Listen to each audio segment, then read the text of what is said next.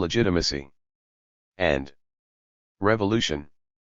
In A Society of Masses, Max Weber, Antonio Gramsci, and The Fin de siècle Debate on Social Order. MFN. Giglioli. Contents. 1. Introduction. 2. Legitimacy and Decadence. Anti-democratic social thought in France. 3. Legitimacy and Reason of State. Vilfredo Pareto. 4. Legitimacy and Modernity. Georges Sorel. 5. Legitimacy and the Philosophy of History. Antonio Labriola. 6. Legitimacy, Charisma, and Disenchantment. Max Weber. 7. Legitimacy, Alienation, and Totality. Antonio Gramsci. 8. Conclusions. Bibliography. Name Index. Subject Index. 1. Introduction. The set of questions surrounding the concept of legitimacy, the peculiar centripetal dynamics that keep a polity together, or, by disappearing, shatter it to pieces, is possibly the most important with which a study of politics may concern itself. As Isaiah Berlin quite correctly remarks, the fundamental question in politics is why a man should obey another one, since force alone cannot guarantee universal compliance with rules, but everyone stands to gain from regulated social cooperation. The reason legitimacy is understood to be a central problem in political thought is precisely the perceived indispensability of motivations in favor of obedience, because the willingness to obey authority logically puzzles us at the level of individual rationality, even as we perceive its necessity for the smooth functioning of social interaction as a whole. Interest in issues with a recognizable bearing on legitimacy has been recurrent in the history of Western political thought. Indeed, beginning at least with La Boétie, the question of the grounding of political authority can be seen as the dominant preoccupation of what we have come to think of as the classical tradition of political theorizing, from Grotius to Hobbes, from Locke to Montesquieu, from Rousseau to Kant. Proponents and opponents alike understood 19th-century liberalism to issue directly from this tradition and to offer a systematic and comprehensive answer to the question of political legitimacy.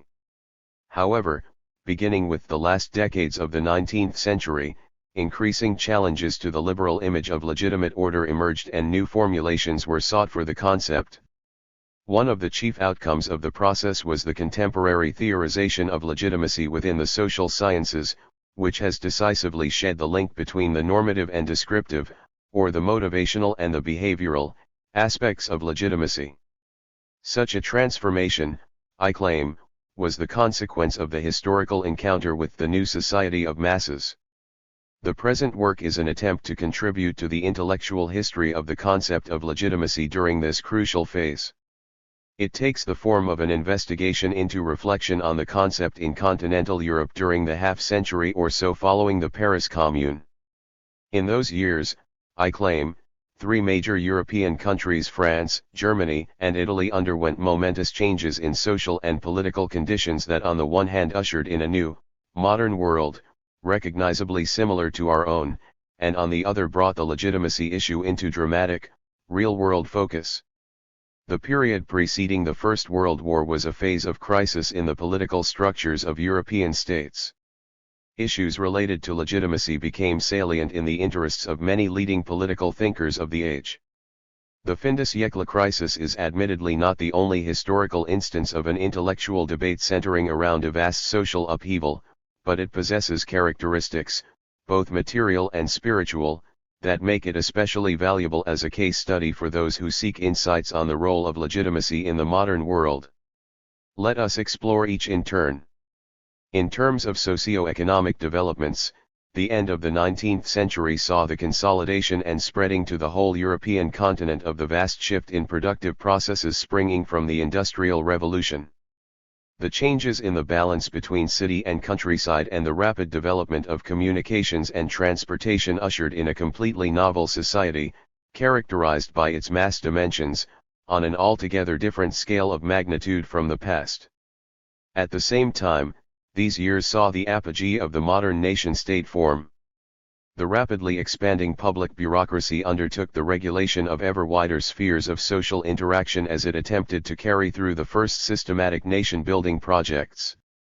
If the civilization of machines was attaining unparalleled heights of wealth and material comfort, proving the extent to which social collaboration could multiply individual endeavor, the state was demonstrating similar advances in physical power, internationally as well as domestically. Both industrialism and government bureaucracies, however, required for their functioning an ever-increasing amount of discipline from the individual subject to their control. The society of masses was a physically and psychologically invasive order. The political crisis of the fin de siècle proceeded precisely from the search for the means to justify such an invasive but unprecedentedly successful order. The central decades of the 19th century, the heyday of Victorianism, had witnessed the triumph of such a rational, immanent justification of authority in the form of classical liberalism.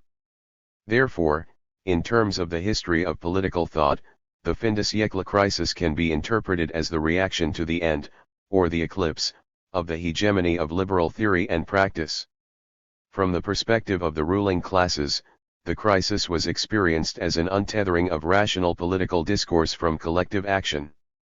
The metaphor of the social contract, with its double implication of free choice of obedience and rational obedience to one's own choice, no longer seemed relevant to modern conditions. The calculating reasonableness of the utilitarian individual appeared as the product of a more and more far-fetched moral anthropology. Indeed, for the period before World War I and with a century's hindsight we can speak of a historical hiatus of the microeconomic reference in the interpretation of politics. What was to be done with those who rejected what were understood as the rational forms and modes of politics and government? The age of progress had also been obliged to face such dilemmas, as the encounters with Luddism and the colonial other amply attest. Nevertheless, the fin de siècle signals a qualitative shift in this confrontation that becomes systematic inasmuch as the disciplinary requirements of mass society do not allow resistance to modernity to be safely marginalized, either politically or intellectually. Point 2 As a result, a very idiosyncratic shift takes place in the intellectual conceptualization of politics. Throughout the history of Western thought, irrational behavior was considered an empirical fact, to be deplored or stigmatized, but signifying in itself nothing more than the unavoidable imperfection of the material world, unworthy of further interest as such. In the period we are concerned with, on the contrary, the actual collective behavior of the newly politically relevant masses is taken to be a meaningful and valuable object of analysis in its own right. The sources of collective beliefs are investigated without explicit reference to the normative standards they are to be measured against. It is the methodological revolution that stands at the origin of modern social science. Yet, normative questions or, rather, policy issues dependent on the normative attitudes and preferences of the masses, were of the utmost importance to the political environment in which fin de siècle thinkers operated. For those who, broadly speaking, supported the status quo, the problem of concrete collective behavior was largely conflated with the attitude toward reason of state. This was the traditional ancien régime technique 3 of rule, realist in its assumptions and flexible enough to conceive of strictly non-rational popular enthusiasms and expectations. The problem became the regime of publicity to be afforded to these techniques, or, in other words, the self-reflexive effects of this type of knowledge on the body politic in a mass constitutional system. For the intellectuals in the revolutionary camp, the empirical puzzle of mass behavior in the fin de siècle was different. It involved a widening gap between socio-economic conditions and political action. While socialist movements developed and institutionalized across the continent, the horizon of decisive revolutionary transformation seemed to recede indefinitely. The failure of any historical automatisms to materialize in turn led to a contentious debate on the concrete aims of socialist politics. In other words, posing the question of legitimacy raised awkward issues for the materialist theory of revolution of Marxist socialism. One potential solution to the impasse was the foregrounding of normative arguments, or, otherwise put, the introduction of some form of a Kantian conception of ethics into socialism. This was the path taken by currents of Austro-Marxism for and by Carlo Rosselli's liberal socialism in the interwar years. In the period under consideration, however, it was a minority position. The more characteristic posing of the dilemma revolved around the issue of historical determinism with respect to the spontaneous initiatives of revolutionary enthusiasm, leading to competing theorizations of political vanguardism. From a narrative point of view, the present project can be understood as an inquiry into certain aspects of the intellectual and political background to two early 20th century theories of legitimacy, elaborated by Max Weber and Antonio Gramsci. These theories, it is claimed, were the outcome of a process of conflictual redefinition of the concept of legitimacy, itself tied to particular social and political circumstances. The fin de siècle generation began a debate on the status of legitimacy in society that ultimately led to the formulation of descriptive theories in contrast to the normative treatment the topic traditionally received. Legitimacy had been an evaluative term, it became much more of a neutral, descriptive one. The rest of this introduction will sketch the chronological progression by which I claim this transformation took place. At the outset, it is worth noting one characteristic of the debate that we are to chronicle and its outcomes. The group of theorists herein analyzed was certainly not the first to puzzle over the foundations of political order, or to do so under the shadow of imminent radical change. After all, the age of revolutions was already a century old in the 1870s, and, indeed, the 40-odd years leading up to World War I were a comparatively peaceful time for Europe. In the early 19th century, the term legitimacy had been the purview of a very different tradition of political thought. De Maistre, Bonald, Lamennais, and Donoso Cortés had made extensive use of the concept, so much so that they collectively came to be identified under its rubric. The key shift in perspective that separates the legitimists and their concerns from the fin de siècle legitimacy debate is the abandonment of the metaphysical foundations so crucial to the earlier group of theorists. The resulting theories of Weber and Gramsci are fully immanent portrayals of social order or, to speak clearly, atheistic views of society. It is by no means clear that, together, they exhaust the possibilities of this approach so that, as some have claimed, their rejection should imply by necessity a return to God in political thought. On the other hand, it is doubtful that an acceptance of either theory could be made compatible with a strong conception of the providential role of political power in history and, thus, with the Versöhnung of religion and politics. The proximate origins of the fin de siècle legitimacy debate can be found, at the level of theory, in certain Tocquevillian admonishments as to the fragility of the liberal order in the face of the rising tide of egalitarianism and, at the level of political life, in the long-term consequences of the pan-European liberal debacle in the revolutionary upheavals of 1848. The ideal of peaceful change that haunted continental liberalism in the 19th century appeared all the more chimerical in the wake of the political event that stands as the terminus quo of the present study, the Franco-Prussian War of 1870 and the Paris Commune. Its outcome shaped the contours of the legitimacy dilemma both for the supporters and for the opponents of the liberal bourgeois status quo. The French party of order directly experienced the consequences of the legitimacy deficit of the previous regime, humiliating military defeat and domestic social chaos. Given the nature of the national emergency, it was seen as imperative that the new republic benefit from the support of as wide a national constituency as possible, for the internal divisiveness of Napoleonic imperial rule was taken to be one of the key factors leading to the disaster of 1870. Similarly, the lesson of 1871 was a harsh one for the revolutionary workers' movement. The ferocity of repression clearly demonstrated that under modern political technological conditions the institutions of the state were both capable and willing to defeat popular uprisings in a purely military confrontation. A cycle of revolution begun more than 80 years earlier finally drew to a close. No longer were regimes to change as a result of Parisian journées révolutionnaires. It would seem that the Gramscian revolutionary war of movement was already doomed in the West well before 1922. The political future lay in large-scale, long-term mass organization. In the wake of defeat, the French intellectual scene was dominated by the twin figures of Hippolyte Taine and Ernest Renan. Rather than focus on their theories of nation and revolution taken in isolation, we will be discussing general characteristics of the Parisian cultural landscape as a whole, inasmuch as an entire generation sought the answers to the burning questions of social order and stability. The contrasted history of the Third Republic in its formative decades seemed to prove the practical failure of doctrinaire liberalism.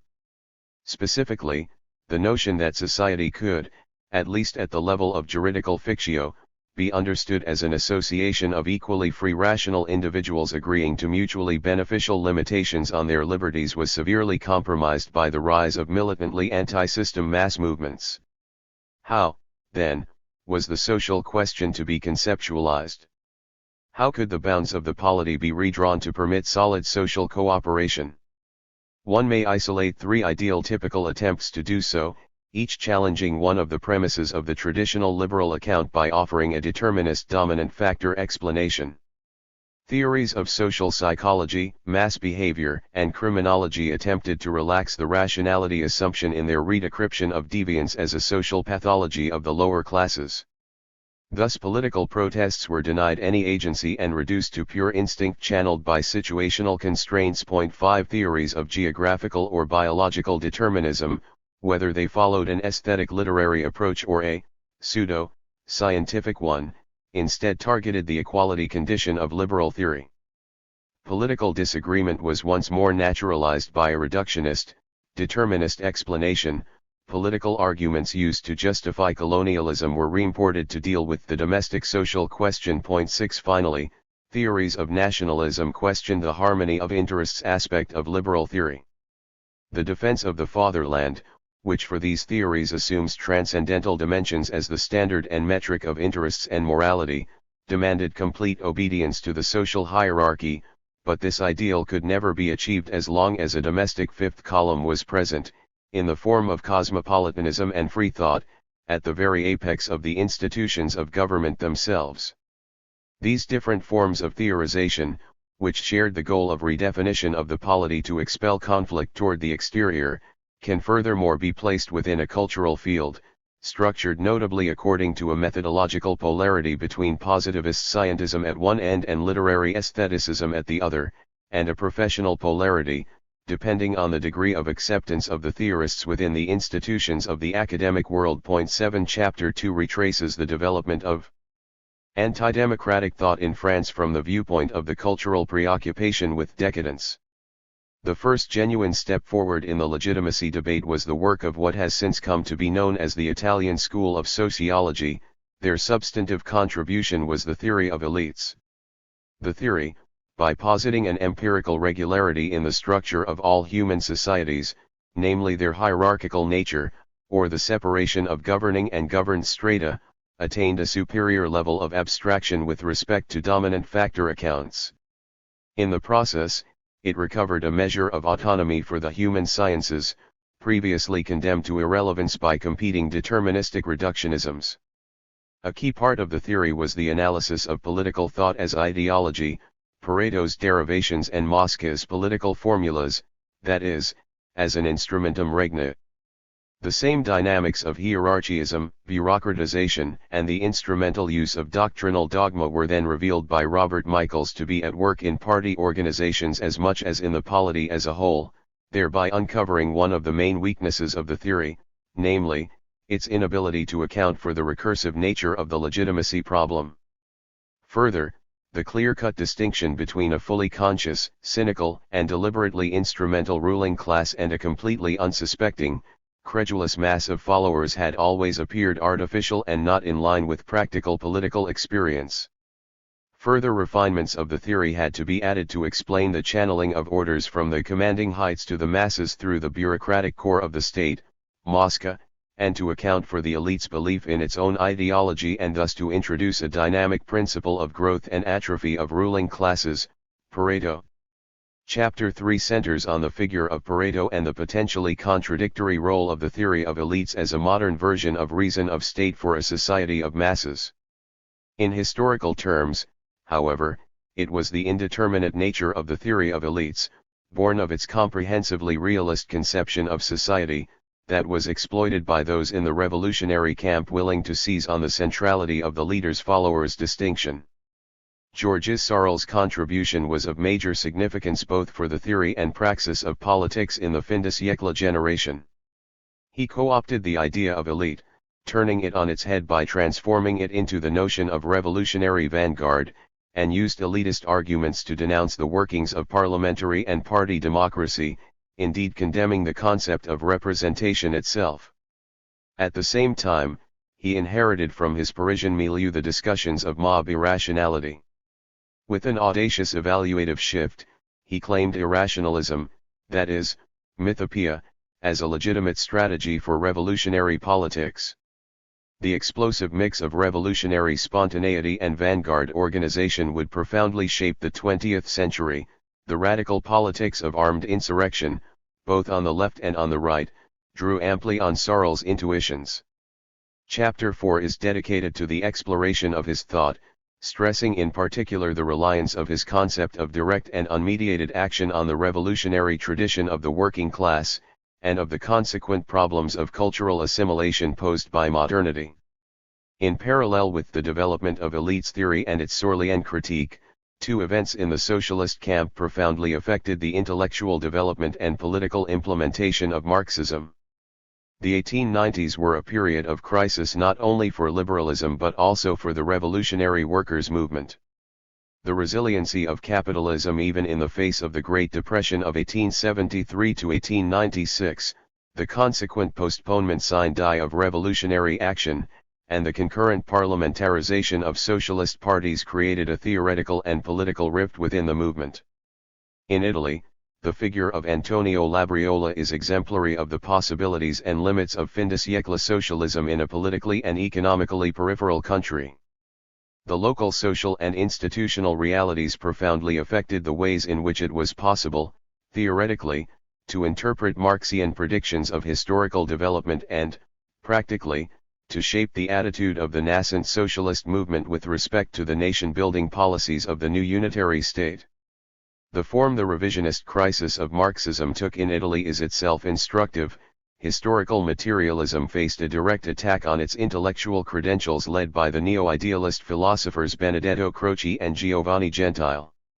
Such was their cultural success, that in the early years of the 20th century it could be argued that Italy's encounter with socialism had already been played out to its conclusion entirely within the realm of philosophical speculation.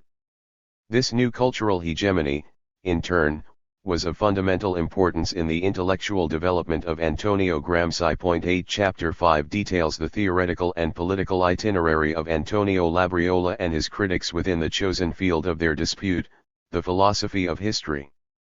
The endpoint of this project of historical reconstruction is the development of a contextual understanding of Weber's theory of legitimacy and of Gramsci's concept of hegemony, to which the two final chapters are respectively devoted.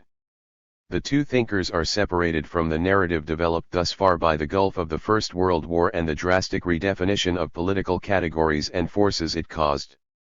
Nonetheless, both theories bear an organic connection to the foregoing debate and use categories forged by previous thinkers to interpret the new conditions brought about by the conflict and its aftermath.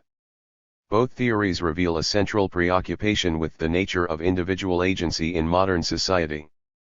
The issue of agency was a Nietzschean legacy to Weber, and was analyzed in the context of the modern process of Entsäuberung and of the risks of dehumanization connected with the rise of bureaucratically organized collectivities whose adaptive power, from an evolutionary perspective, was quite independent from the value attached to them by participants. Weber took into account the criticisms of collective rationality of the dominant factor theorists. Indeed, his sociology can be seen as a redefinition of the locus of rationality, which is transformed from an emergent property of the social whole to an individual or group strategy with advantageous consequences. However, the pursuit of such a strategy requires exceptional, almost extraordinary, characteristics if it is not to be turned to short-run private advantage, which cancels out its aggregate social effects and eliminates its world historical significance. It is, in fact, a vocation, with all the theological connotations of the term.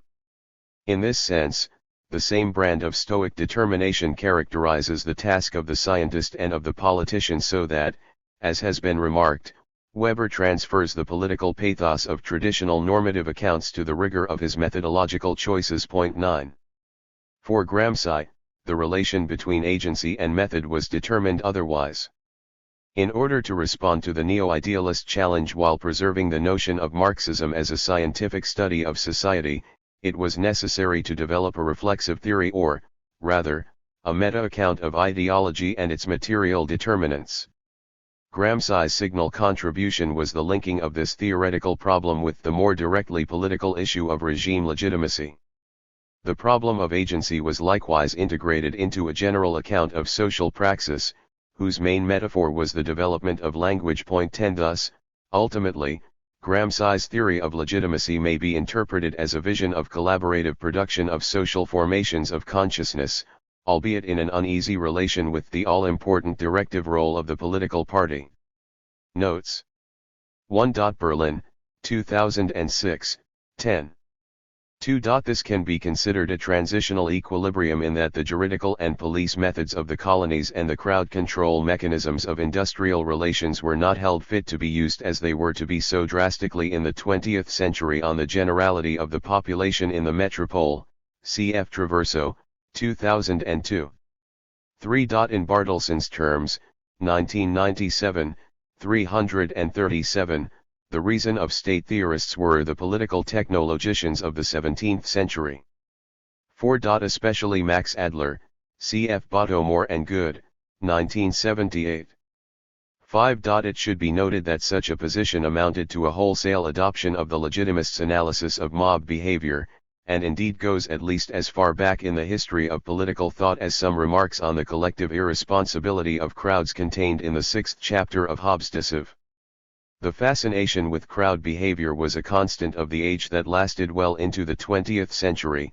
The culmination of the literary genre is Elias Canetti's Masse und Macht, 1960, itself the work of 38 years of research. 6. See Traverso, CIT, Antiquif, 20022. 7. On the sociological notion of field, see Bourdieu, 19982.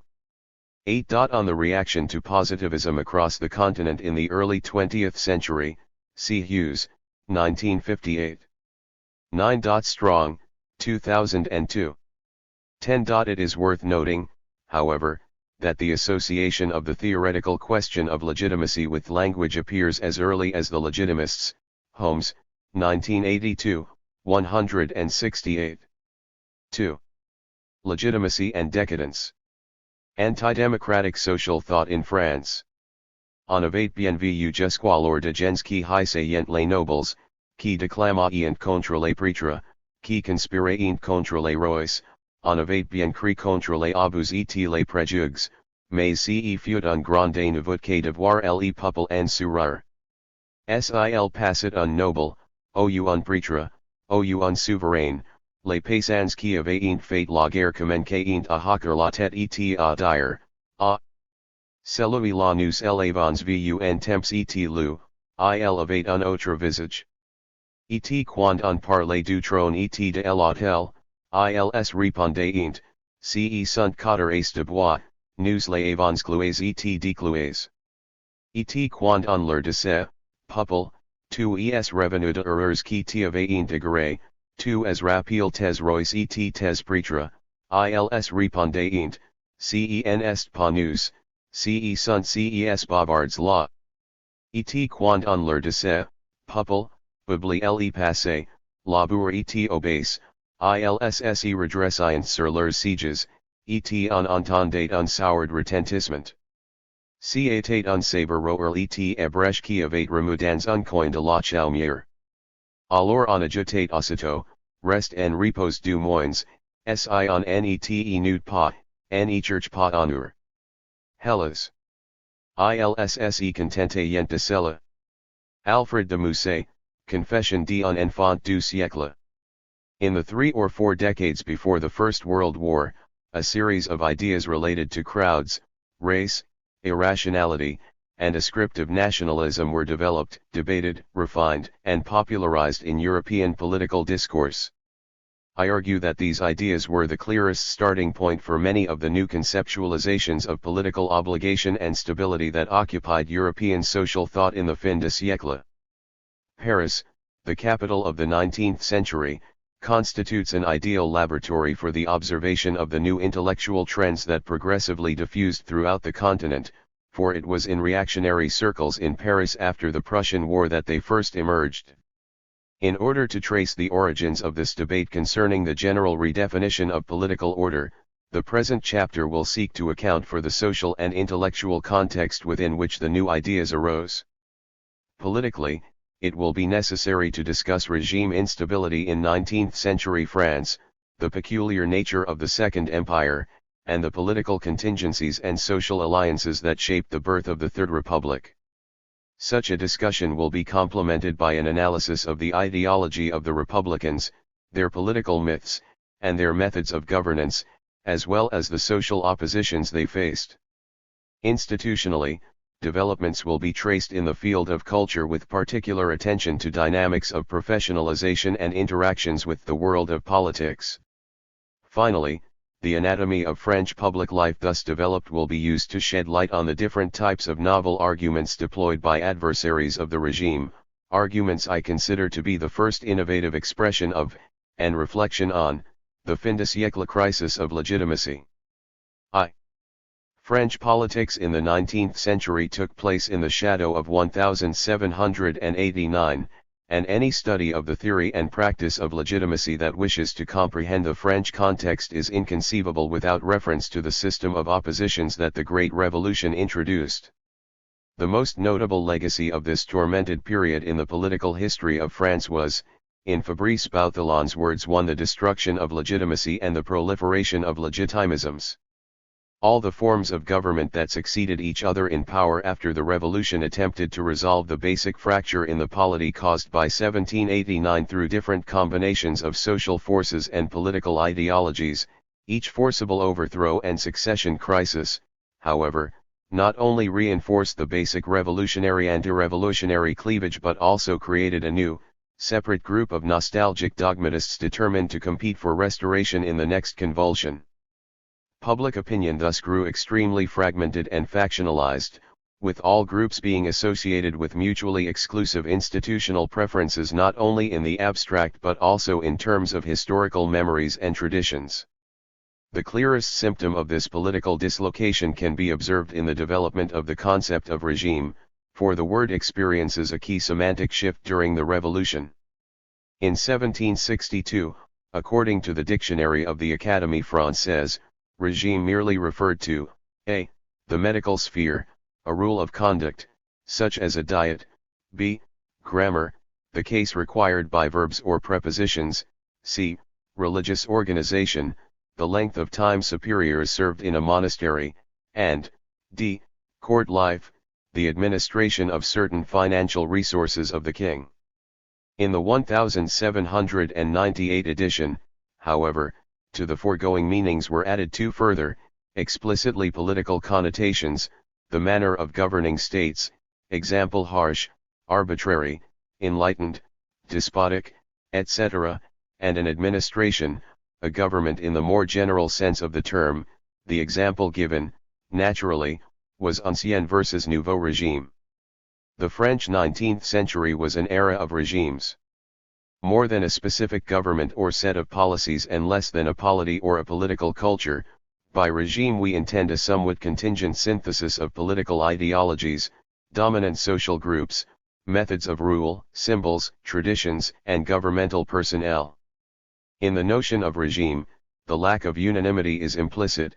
It is a system of politics that cannot elicit generalized allegiance or avoid significant anti-systemic opposition. Regimes thus maintain an aura of impermanence, a certain fragile, transitional quality. They succeed in consolidating and transforming themselves into national systems of politics or else remain constantly exposed to the risk of overthrow at the first crisis point. To the issue of duration, that is to say the problem of peaceful, legal succession, therefore assumes paramount importance in political life in an era of regimes and regime changes, and can weigh heavily on both the strategic choices and the day-to-day conduct of governments. The issue concerned Republicans and monarchists of all persuasions equally, given the fundamental rift in the moral unity of the polity.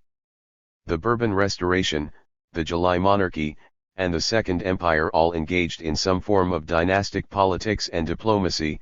3. The Republican equivalent was the systematic recourse to forms of administrative pressure in order to guide electoral results. In all cases, the central political problem remained the elusive search for a lasting settlement, the resolution of the latent civil war. But how was this stable state to be attained? Through a strong government or through reconciliation? The social and theoretical significance of the Second Empire within the history of political regimes in 19th-century France is altogether strategic. The sui generis nature of Louis Napoleon's political system resists easy characterizations, as the well-known theoretical difficulties Karl Marx encountered in analyzing it illustrate. 4. Some distinctive properties may nonetheless be isolated. Both the Orleanists and the Republicans typically justified their rule on the basis of teleological arguments ultimately derived from the idea of progress. For the July Monarchy, the goal was the advent of constitutional liberalism and representative government on the model of the Glorious Revolution of 1689, a successful foundation achieved a generation after a bloody and inconclusive revolt. For the Republicans, more abstractly, the driving force of history was the secular march of freedom. Bonapartism, however, did not represent a similar belief in the irresistibly progressive nature of political regimes. Its seizure of power was not presented as a focal moment in the history of mankind, but more prosaically as the resolution of a constitutional impasse that had crippled the Second Republic ever since the events of June 1848. The Bourbons in 1815, at the other end of the spectrum, had appealed to divine right and had been restored to the throne by the common consent of the powers of Europe. Their legitimacy derived entirely from a sentimental if not always effective identification with the ancient traditions of the realm. The Second Empire, on the contrary, maintained a much less straightforward relationship with the past, although the Napoleonic myth doubtless played a major role in the regime's identity. The memory of the First Empire was so intimately tied to the personal charisma and military achievements of its founder as to invite invidious comparisons almost by necessity and set an impossibly high standard for emulation.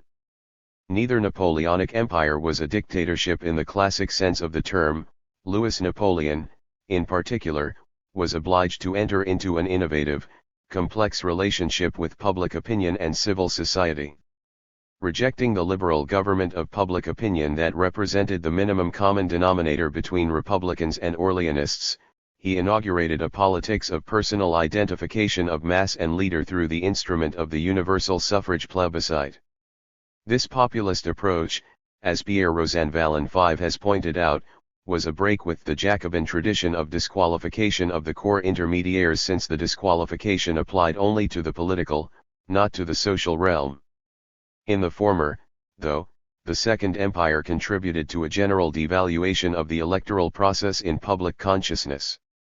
The Second Empire presented itself as a legitimate movement, thus clearly marking its distance from the project of a Catholic retrenchment against modern society as had been advocated by the ultracists and monarchist reaction more generally.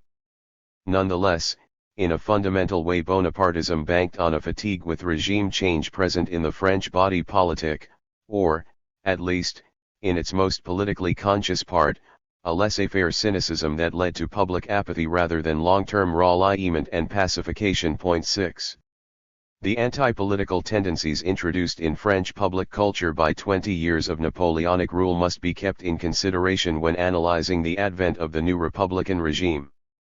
The narrative its supporters later wove, from the Journée Révolutionnaire of September 4, 1870 to Gambetta's government of national defense, cannot hide the fact that, at its outset, the Third Republic appeared thoroughly anticlimactic, for at least two sets of reasons. On the one hand, it was the heir and the product of military defeat.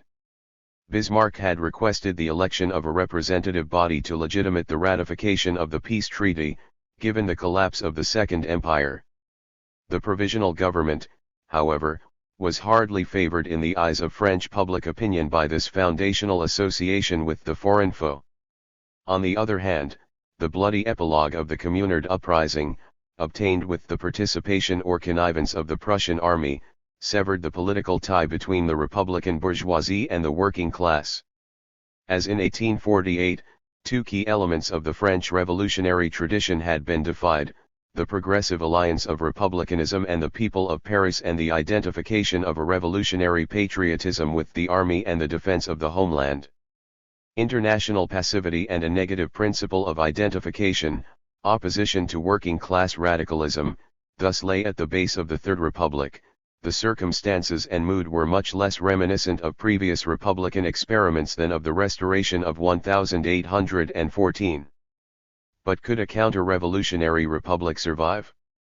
The new government of France did not have to face an anti-systemic opposition in its first years only because the shaping of the institutions themselves was the main locus of conflict between ultimately incompatible constitutional preferences. The majority in the Assembly of 1871 was monarchist, and the Restoration failed only due to divisions between Bourbon loyalists and Orleanists, aided by the intransigence of the heir apparent. In the face of the constitutional impasse, the Republican Party managed first to impose its institutional preferences in principle in 1875 and then to defend them successfully in the MacMahon crisis of 1877. Nonetheless, the Third Republic bore the mark of the compromises that had permitted it to come into existence. The lack of a unitary constitutional document attests to this foundational uncertainty.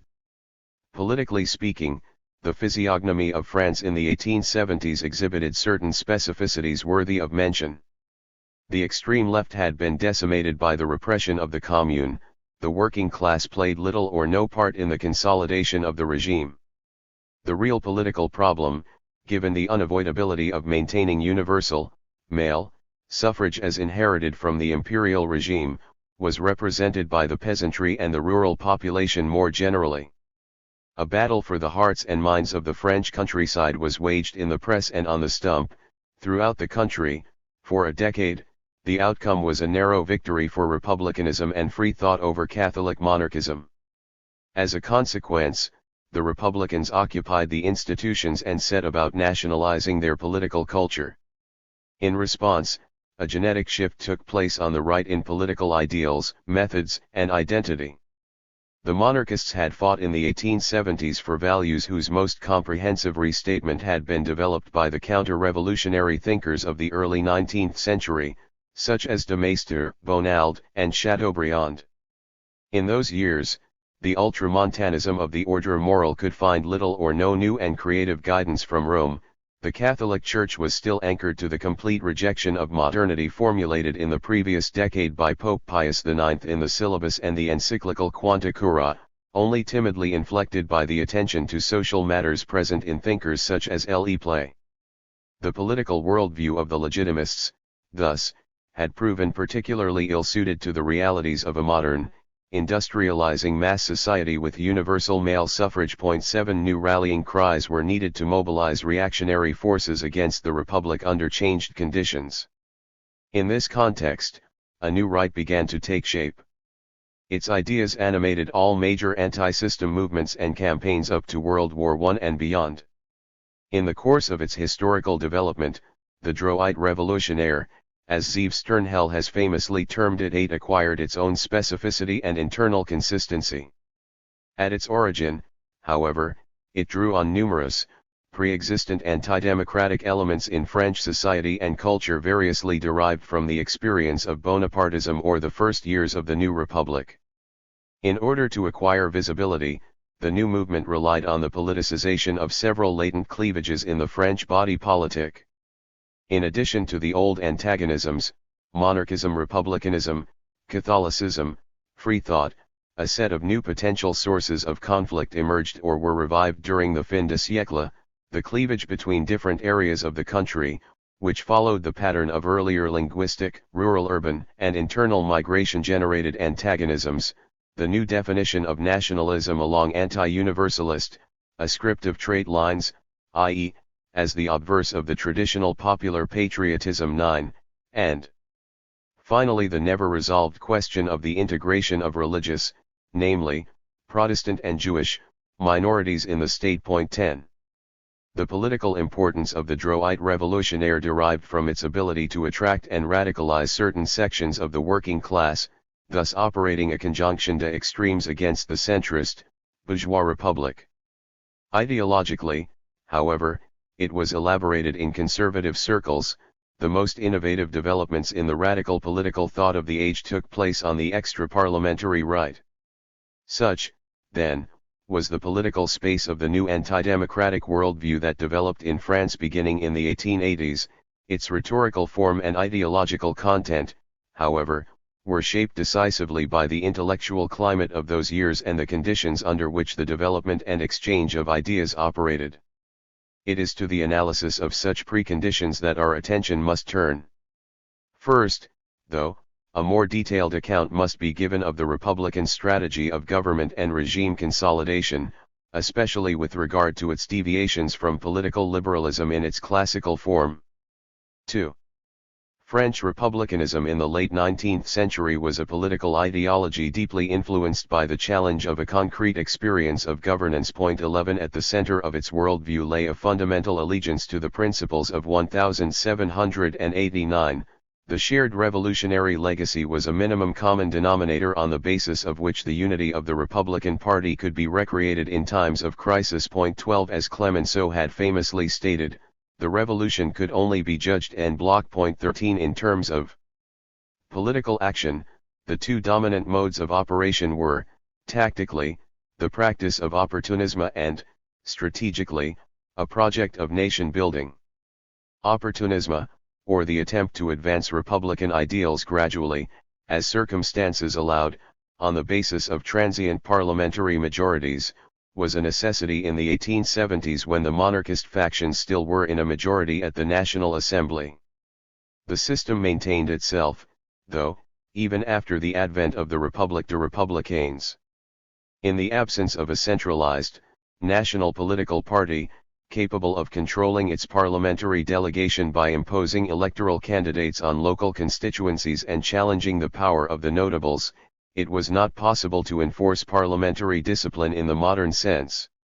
Given the traditional Republican constitutional preference for an executive administratively strong and centralized but politically subordinate to the legislative power, a politics of pragmatism was the only available alternative in order to stem the continued strength of the anti-system opposition.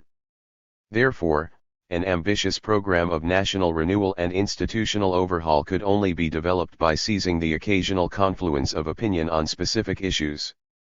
In establishing their political goals, the supporters of the new regime drew on the lessons learned from the failure of previous Republican experiments in French history.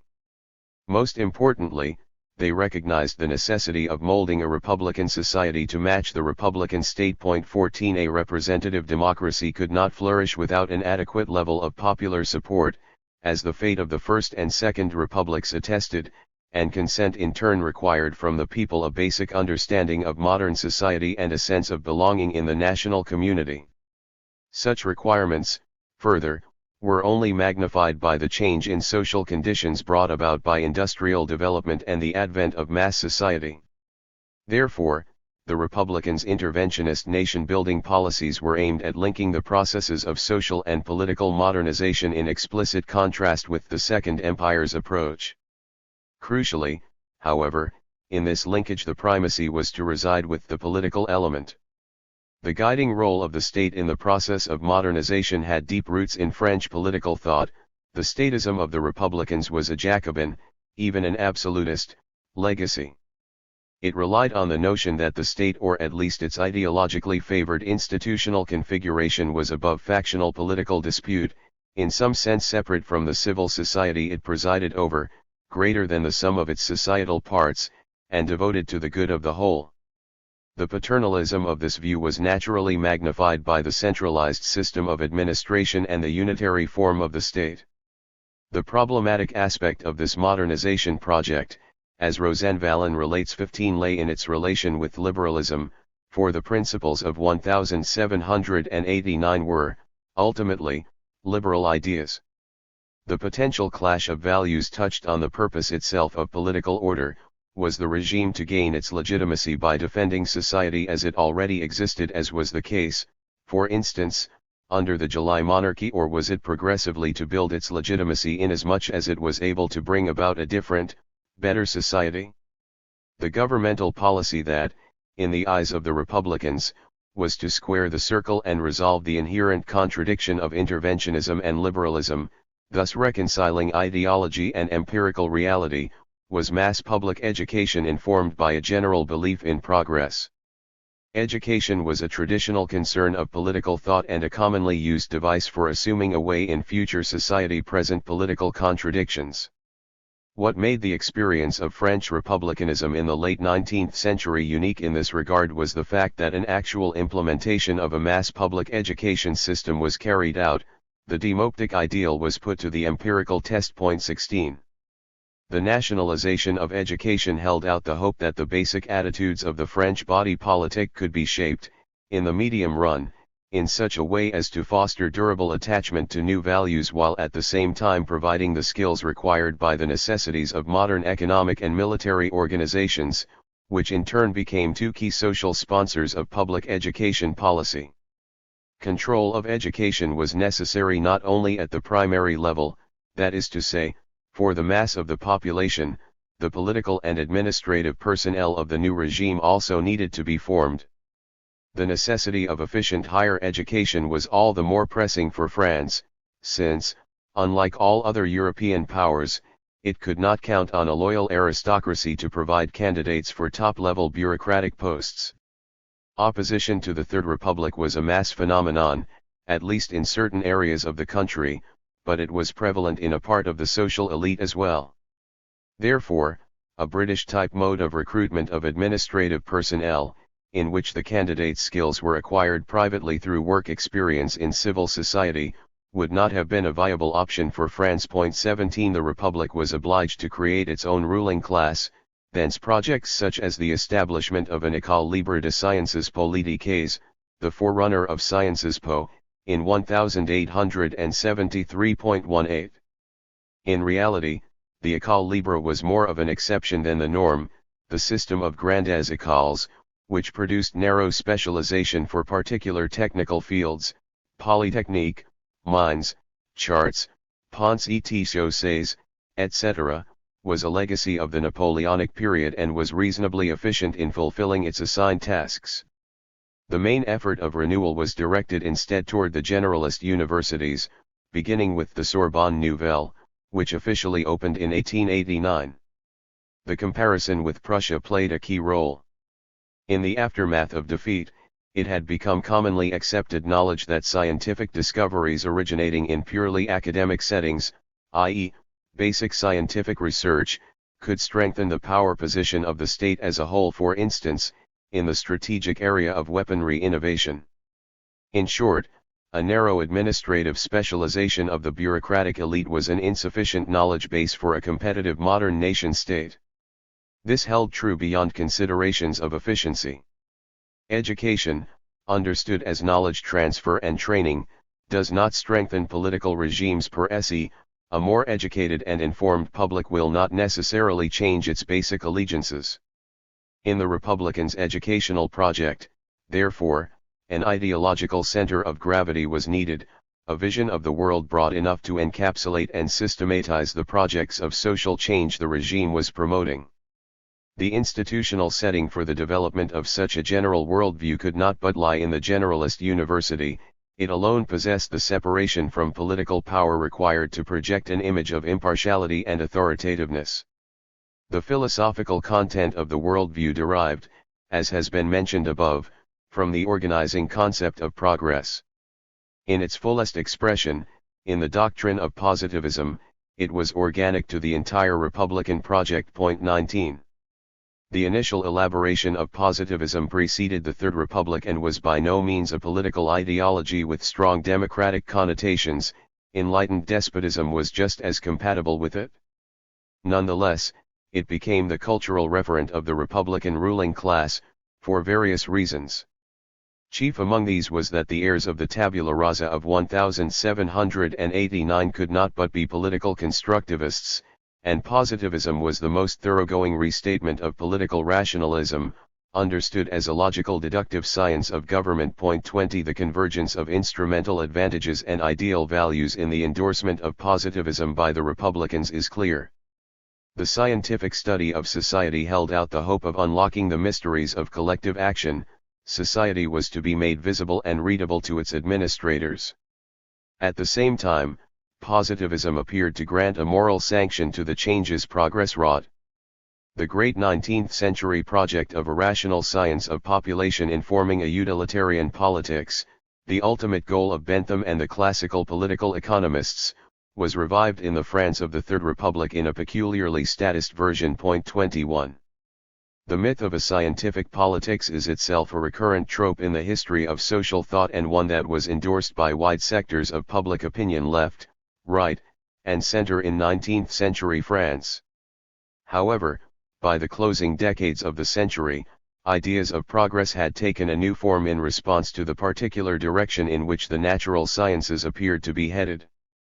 We have seen how, at the political and mass psychological level, the Second Empire had appeared as an inexplicable scandal for linear teleologies of political regimes. But the idea of linear development was under fire theoretically, as well, by the fin de siècle. The concept relied on a Cartesian epistemology of individual agency, calculability of actions, and readability or transparency of results. This framework was questioned from the point of view of both the actor and the environment.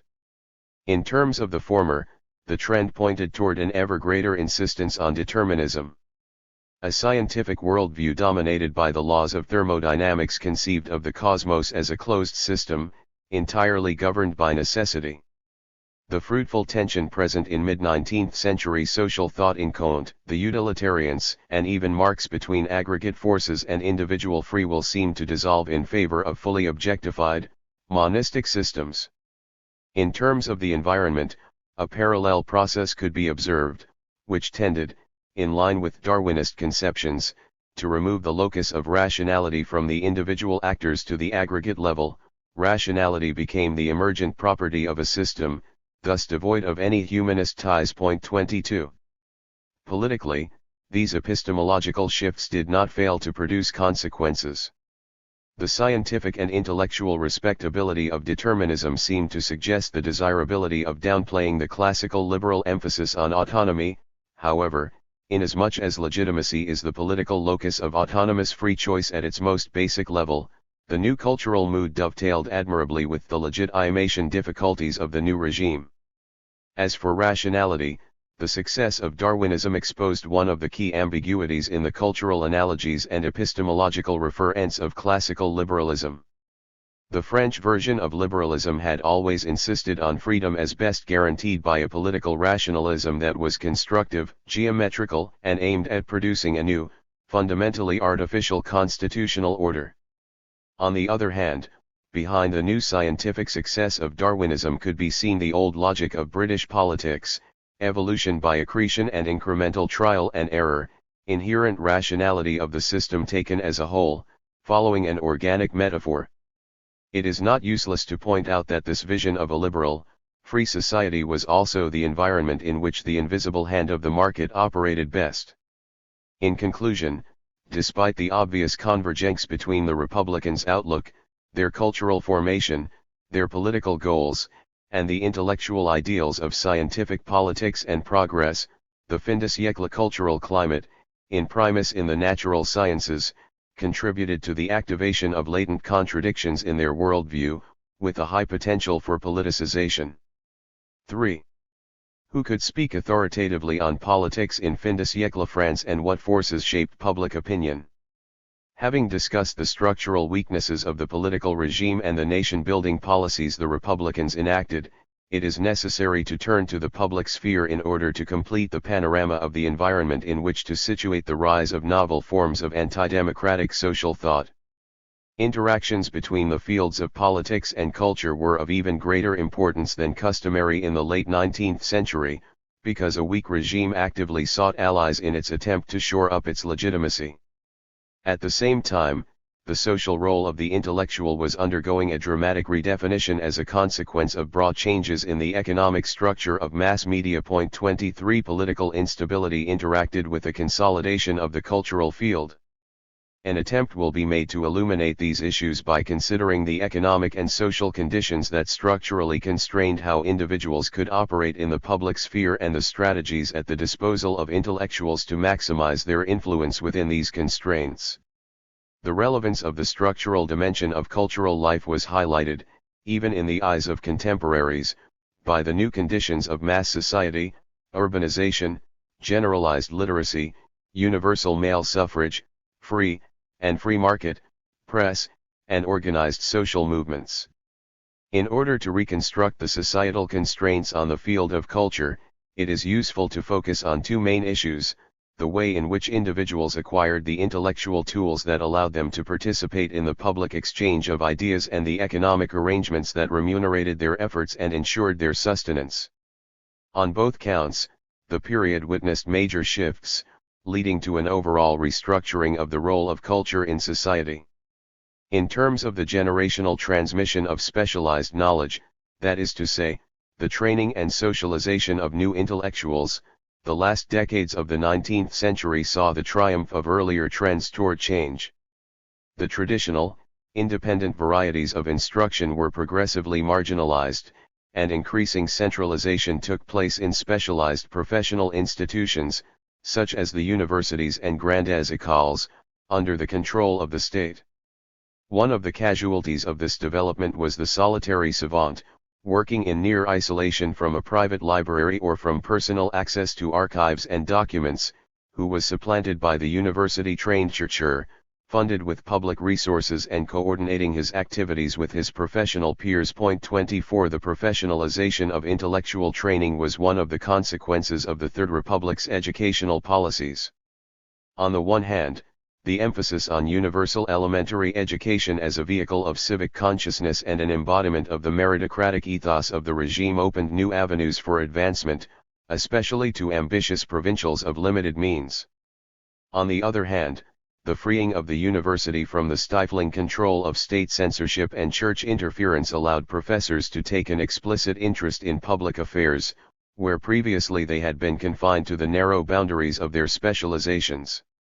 The substantive steps toward academic freedom were driven, in part, by the objective convergence of the traditional ethos of the Republic of Letters, i.e., the boundless and impartial search for truth, with the positivist and Kantian emphasis on the public good that defined Republican ideology. The regime was able to enlist the support of the bulk of the profession at 25 while guaranteeing the plurality of viewpoints in academia that, in turn, supported the authority and claims of impartiality of the professor's intervention in public affairs.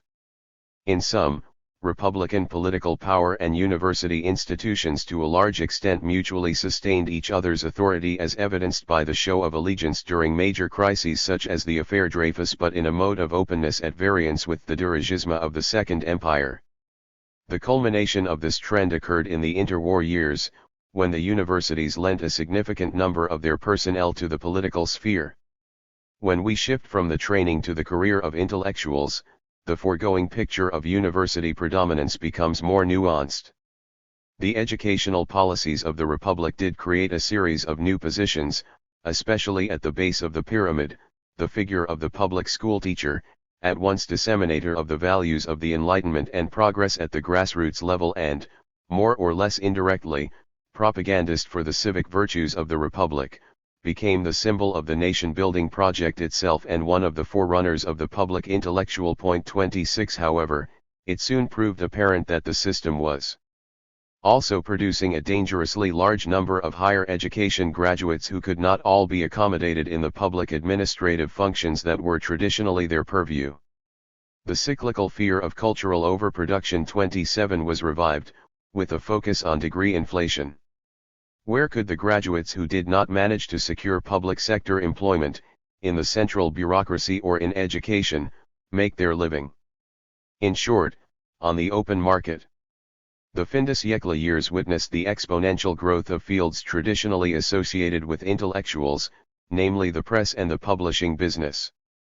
The lifting of imperial censorship, the injection of capital, the consolidation of the industries, and technological progress in typography contributed to produce a multiplication of the printed word. Internal diversification in turn stimulated a larger demand from an ever-widening readership as the culture of print penetrated into the day-to-day experience of the working classes. 28 The market, however, was not a panacea for intellectuals. The laws of demand and supply could be just as constraining on individual creativity as official control, and the industry did not escape the global economic crisis of overproduction in the 1880s.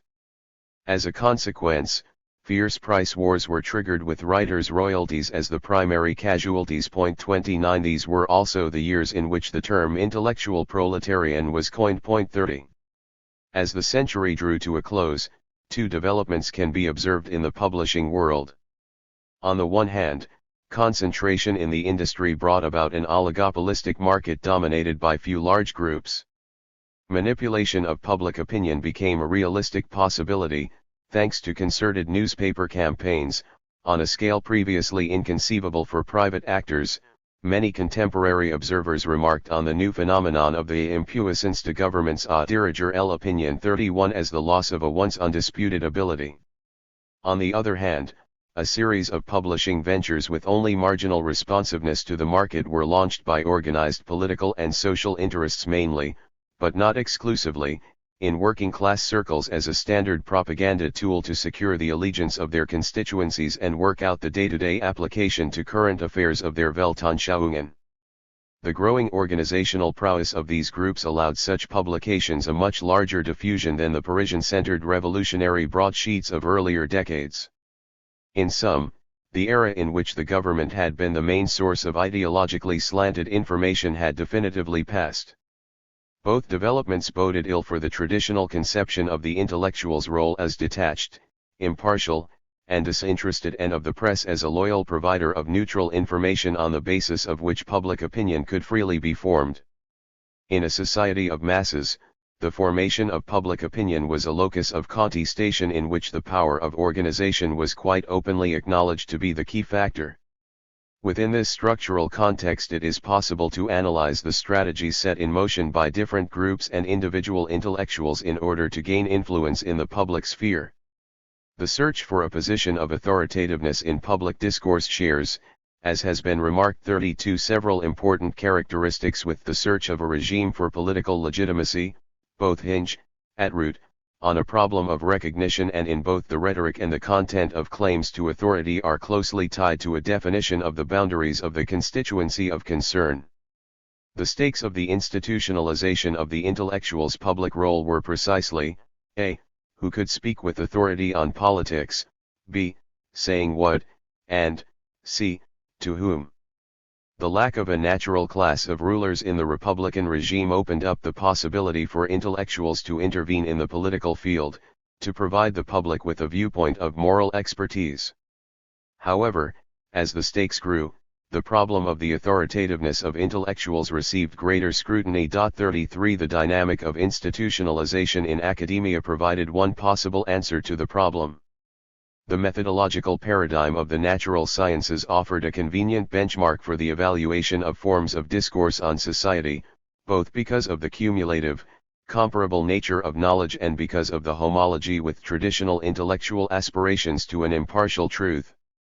The locus of contestation thus shifted to the definition of the specific features and content of scientific and academic knowledge of society. The methodological controversies of the age, as for instance the one between the Durkheimian school of sociology and its adversaries, can to a degree be read in this context. Academia, though, as we have said, did not monopolize the intellectual field. The mass market provided a different measure of influence for discourses on politics, which powerful economic and social groups had an interest in exploiting. It is important to note, however, that the conception of public opinion as the vox populi and the consequent equation of diffusion with authoritativeness was only one way of conceiving of the issue.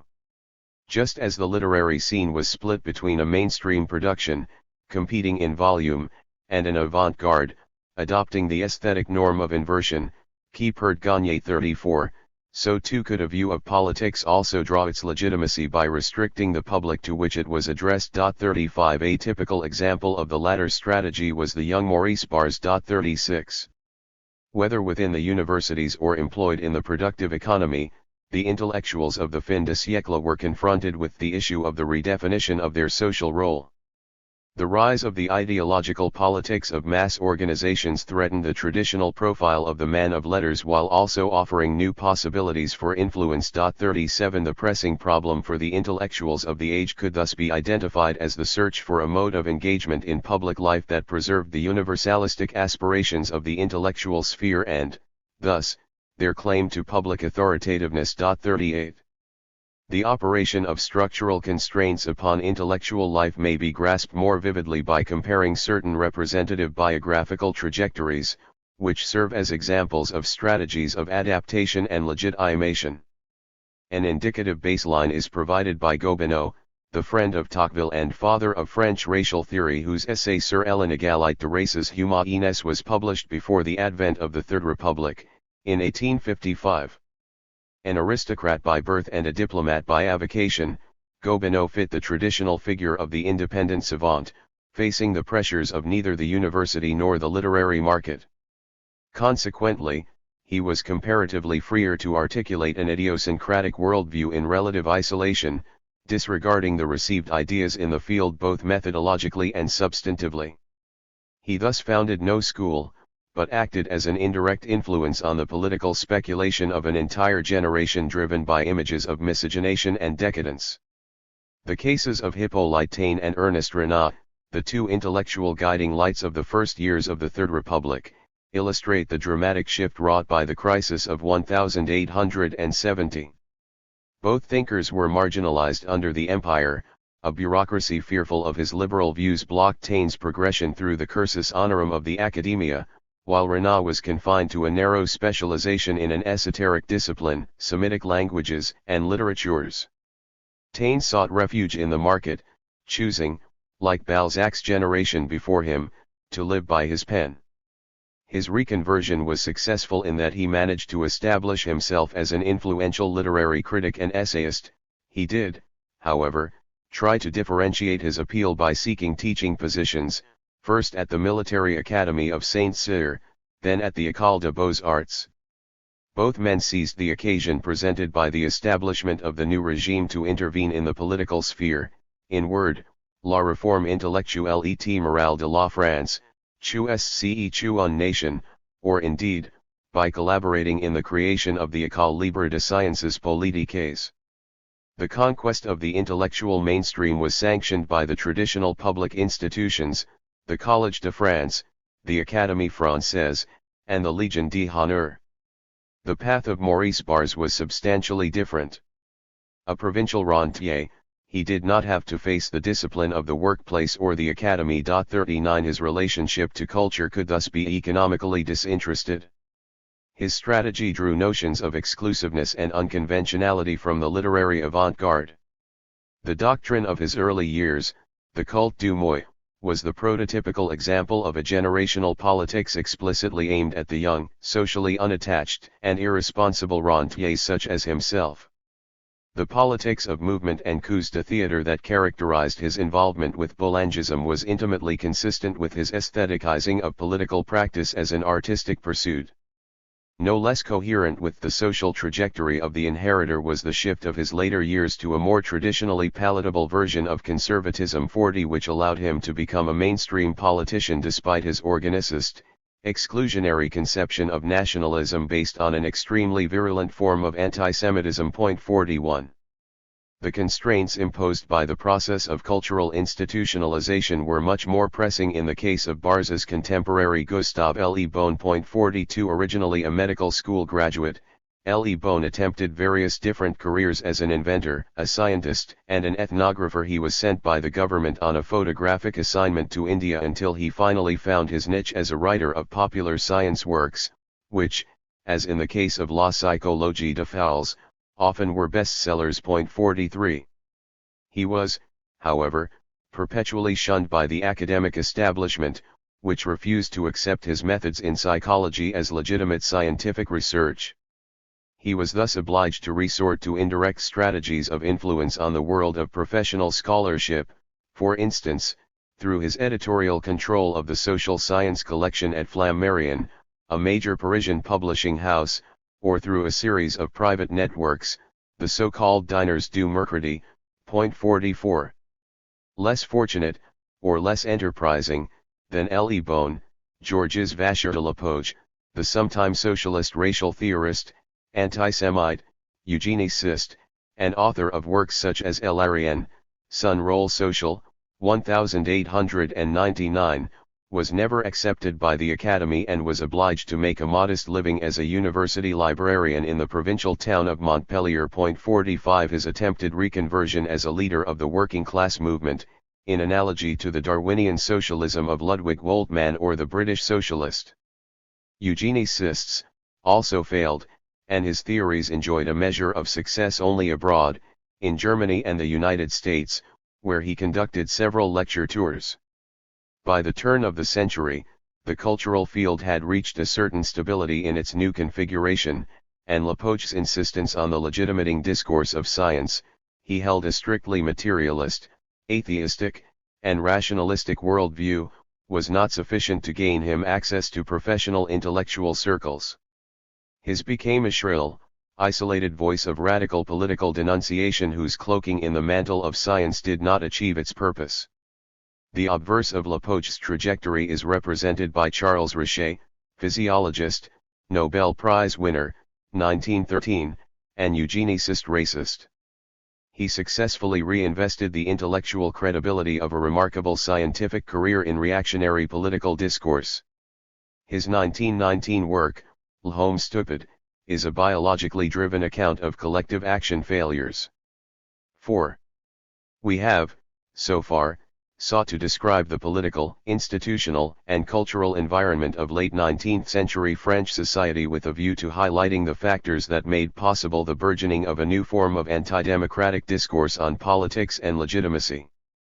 We have mentioned the many cleavages of the French body politic, the contested origin of the Third Republic, and also the theoretical deficit that hampered the efforts of the ordre moral in the 1870s. We have seen how the many successive leaders of the Republican governments used the powers of the state to spread their values throughout society in a vast program of nation building, the affordances such policies created, and the antagonisms they aroused. Finally, we have detailed how these conflicts impacted the social standing of culture and how they interacted with market forces in the media world to produce the new figure of the public intellectual, as well as detailing which intellectual currents could be associated with republicanism, which commanded independent authoritativeness, and which aspects of the dominant political worldview presented contradictions that could be exploited by the opposition. In the present section, we turn to the analysis of the manifestations of this opposition in social and political thought. Decadence and democracy.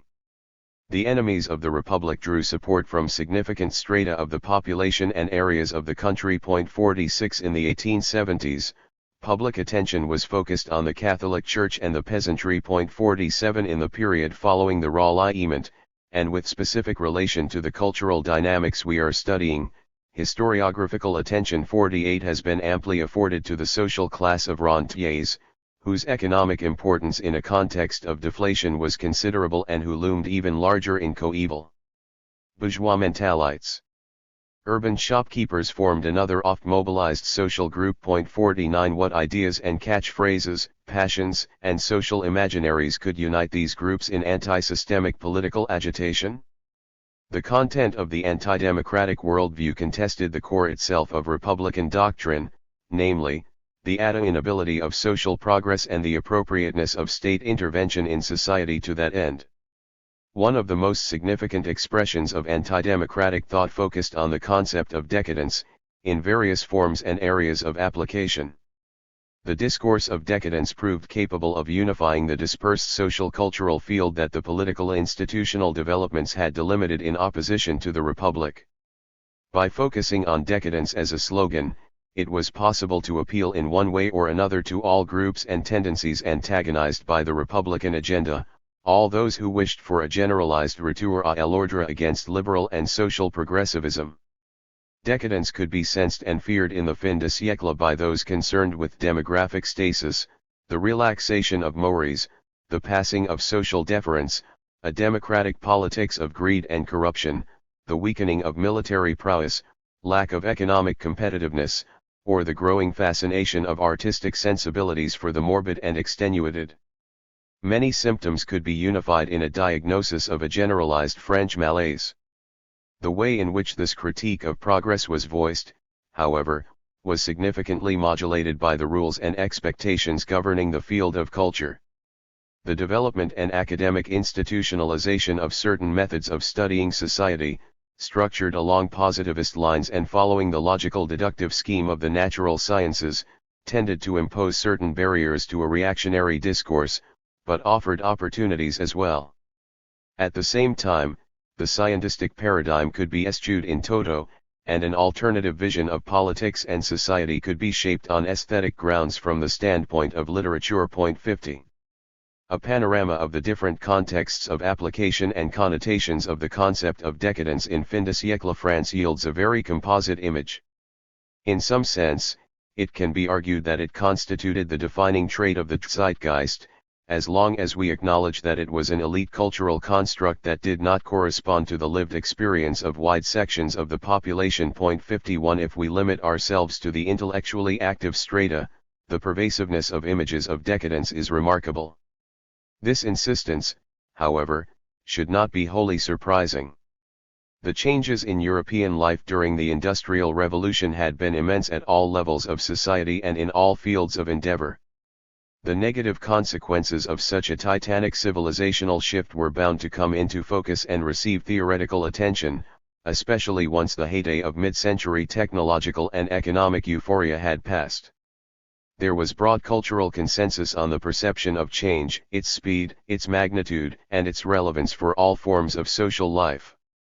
The myths of progress and decadence, then, can be seen as mirror image attitudes in the face of change. From this viewpoint, the elements of contestation emerge readily. A cultural trope exhibits the property of applying to different, independent environments. In the natural sciences, social change could hardly be said to drive the shift toward analyses of decadence. Nonetheless, several tendencies emerged in the last decades of the 19th century that indirectly called into question the optimistic tone informing the scientific research of previous generations. Two of these tendencies, in particular, had a wide social echo and were thus co-opted, more or less faithfully or elegantly, by political discourse. In physics, the notion of entropy, derived from the second law of thermodynamics, offered the wider public an image of a closed universe, whose energy was progressively dissipating, as a materialist alternative of ultimate decay scarcely more heartening than the traditional Christian narrative of apocalypse. Meanwhile, in the life sciences, the Darwinian theory of evolution was being applied to cases of degeneration of organs and species. 52 In addition to the lack of agency, so bitterly decried by traditionalist religious critics of Darwinism from its outset, it now appeared that the theory did not promise an ultimately positive outcome even at the level of the entire ecosystem.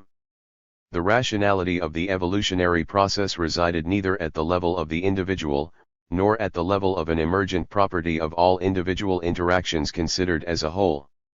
Consequently, progress as evolution was not inescapable but, rather, contingent and essentially stochastic. One aspect of the intellectual fascination with decadence that carried over to the human sciences was the questioning of rationality and its pertinence to human behavior. These ideas originated from confrontation with the cultural other, especially in colonial encounters, and thus were the driving force behind the development of anthropology. By the end of the century, however, the notion of the irrational had escaped from the boundaries of a mere developmental conception of human civilizations into the cultural mainstream. The confrontation between rationality and its other had been, so to speak, detached from its social dimension and internalized by each individual. The risk of a return to pre-rational barbarism did not only face society as a whole but also the single personality. The development of psychoanalysis was the most notable intellectual product of these concerns, but less scientifically respectable and more socially salient alternatives were provided by the occultism and spiritism fad of the fin de siècle. With Bergsonian philosophical intuitionism, these cultural preoccupations received a new reinterpretation in which the connection between progress and rationality itself was called into question. 53 It is, however, in a more applied science, the study of criminal behavior, that the most politically relevant innovations took place. Criminology was an orthodoxly positivist endeavor in its methodology, however, because of the particularities of its subject matter, its scholars were obliged to take a somewhat more nuanced view of the idea of progress. 54 Criminologists could not realistically claim they could bring about a society completely rid of crime. Indeed, they were faced with a seemingly ineradicable remnant of the population who could not be dissuaded through the appropriate shaping of incentive structures. Relying on individuals' hedonistic calculus did not appear sufficient, ultimately, to deter crime. Criminology was thus insensibly pushed, in the course of the 19th century, toward a damage limitation approach. It was through criminology that the methods and concepts of quantitative anthropology and phrenology were reimported into the metropole and introduced to the domestic political milieu in France. Society risked decadence because of the individual irrationality of the members of dangerous classes and their social actions, mimicking in their behavior the lower level of civilization attained by primitive people. Phrenology was to some extent rescued from the disrepute into which it had fallen in mid-century in the context of this new intellectual attempt to establish a quantitative dimension for social pathology. This way of thinking about the decadence of societies was made topical in France by foreign policy humiliations, from the Treaty of Frankfurt to Fashoda, domestic political crises, financial scandals such as Panama, anarchist propaganda by the deed around 1892-4, attempted coups such as Deroldes in 1899, a profound demographic decline, and the long deflationary economic downturn of 1873-96, all of which tended to converge in an age of anxiety. It was given a comparative dimension by the renewed interest historians devoted to the fall of ancient civilizations. 55 particularly in its prototypical case, the Roman Empire. 56. The arts were definitely not immune to the contagion of the idea of decadence. The literary environment in France presents a particularly apt field of inquiry given the quantity and quality of scholarly research on the topic, the importance of French letters for European culture more broadly, and the series of elements, constitutive of French cultural specificity, that came together in the shaping of these intellectual impulses. A reminiscence of Romanticism was present throughout European literature, in the form of nostalgia for the ways and traditions of pre-modern societies that were being swept away by the onslaught of modernization. In France, however, Romanticism had turned at an early stage toward a contemplation of life's shadows, the sick, the deviant, the squalid, the sinful. At least since Musset's time, French letters had been fascinated by the idea of evil. Decadentism as an artistic movement thus involved an exhaustion with civilization and a vertigo of decay, a conscious assumption of aristocratic roles and mores precisely when and because they no longer held any social dynamism, and an aesthetic identification with the twilight of an era whose fate was sealed. 57 This outlook, most memorably expressed in Huysmans et Rebours, 1884, required an elitist attitude. As has been remarked, 58 writers borrowed the behavioral traits of the aristocracy. From such a crisis of culture, as Nietzsche had lucidly perceived, there could be two outcomes only, either the extinction of the decadence and the rule of the bourgeois last man, or the palingenesis of the decadent into an expansive, aggressive new aristocrat. 59. No cultural treatment of decadence in the fin de siècle could hesitate between these two alternatives. Tarrying with decadence could only ever be a transitional solution. Ultimately, every discourse on decadence could only be the preface to a call to arms. 60 In a way, embracing the elitist dandyism of the decadentist movement served as a marker of aristocracy in and of itself. Only the few understand what society is losing in the great industrial transformation, so it is to these few that the responsibility must fall to preserve past greatness, reinstate it, or develop it anew. On the other hand, the few were able to perceive these social tasks because of certain characteristics that already set them apart from the undifferentiated mass. The determination of these characteristics of the anti-decadent personality takes us already into the political sphere. In sum, the unifying trait of anti-democratic thought in fin de siècle France was the attempt to provide new grounds for limiting access to the political process by means of an analysis of the failures of individual and collective rationality in action, which, unless countered, were destined to lead, in the context of the vast social changes caused by the advent of mass society, to decadence and the end of civilization. 61. Precursors. The first instance in which ideas of decadence, opposition to democracy, racial theory, and real-life politics came into contact in an environment shaped by the Industrial Revolution was in the intellectual reflection on the defeat of 1870. Given the magnitude of the event and its consequences, participation in the debate was widespread. 62. For our purposes, we can limit our analysis to two thinkers, Hippolyte Taine and Ernest Renan, whom contemporaries widely considered to be the leading lights of the Parisian cultural scene of those years. Renan's pamphlet on intellectual and moral reform 63 is a particularly apposite example of the various cultural influences of the period. For Renan, France's capital sin during the Second Empire had been atomization. Her defeat in the war against Prussia stemmed from a society-wide failure of organization, from the army to the political system to diplomacy to primary education. 64 The virtues of the enemy were not extraordinary. Prussia had simply had the patience and perseverance to carry out a long-term national strategy that dated from the aftermath of the defeat of 1806. Conversely, the task awaiting France was an emulation of her rival by matching the Germans' skills. The central theme, then, in the intellectual and moral reform, is the reinstatement of discipline within French society. In Renan's ideal polity, the institutional system favors the rise to power of an intellectual elite, a true meritocracy that will make efficiency and excellence the goals of the state.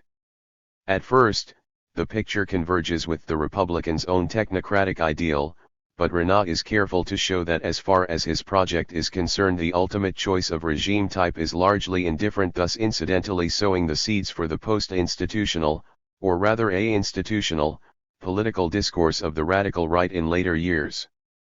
This indifference to the clash of ideologies that had informed the entire political history of 19th-century France had some antecedents in the ambivalence traditional liberals felt for the choice between constitutional monarchy and representative democracy.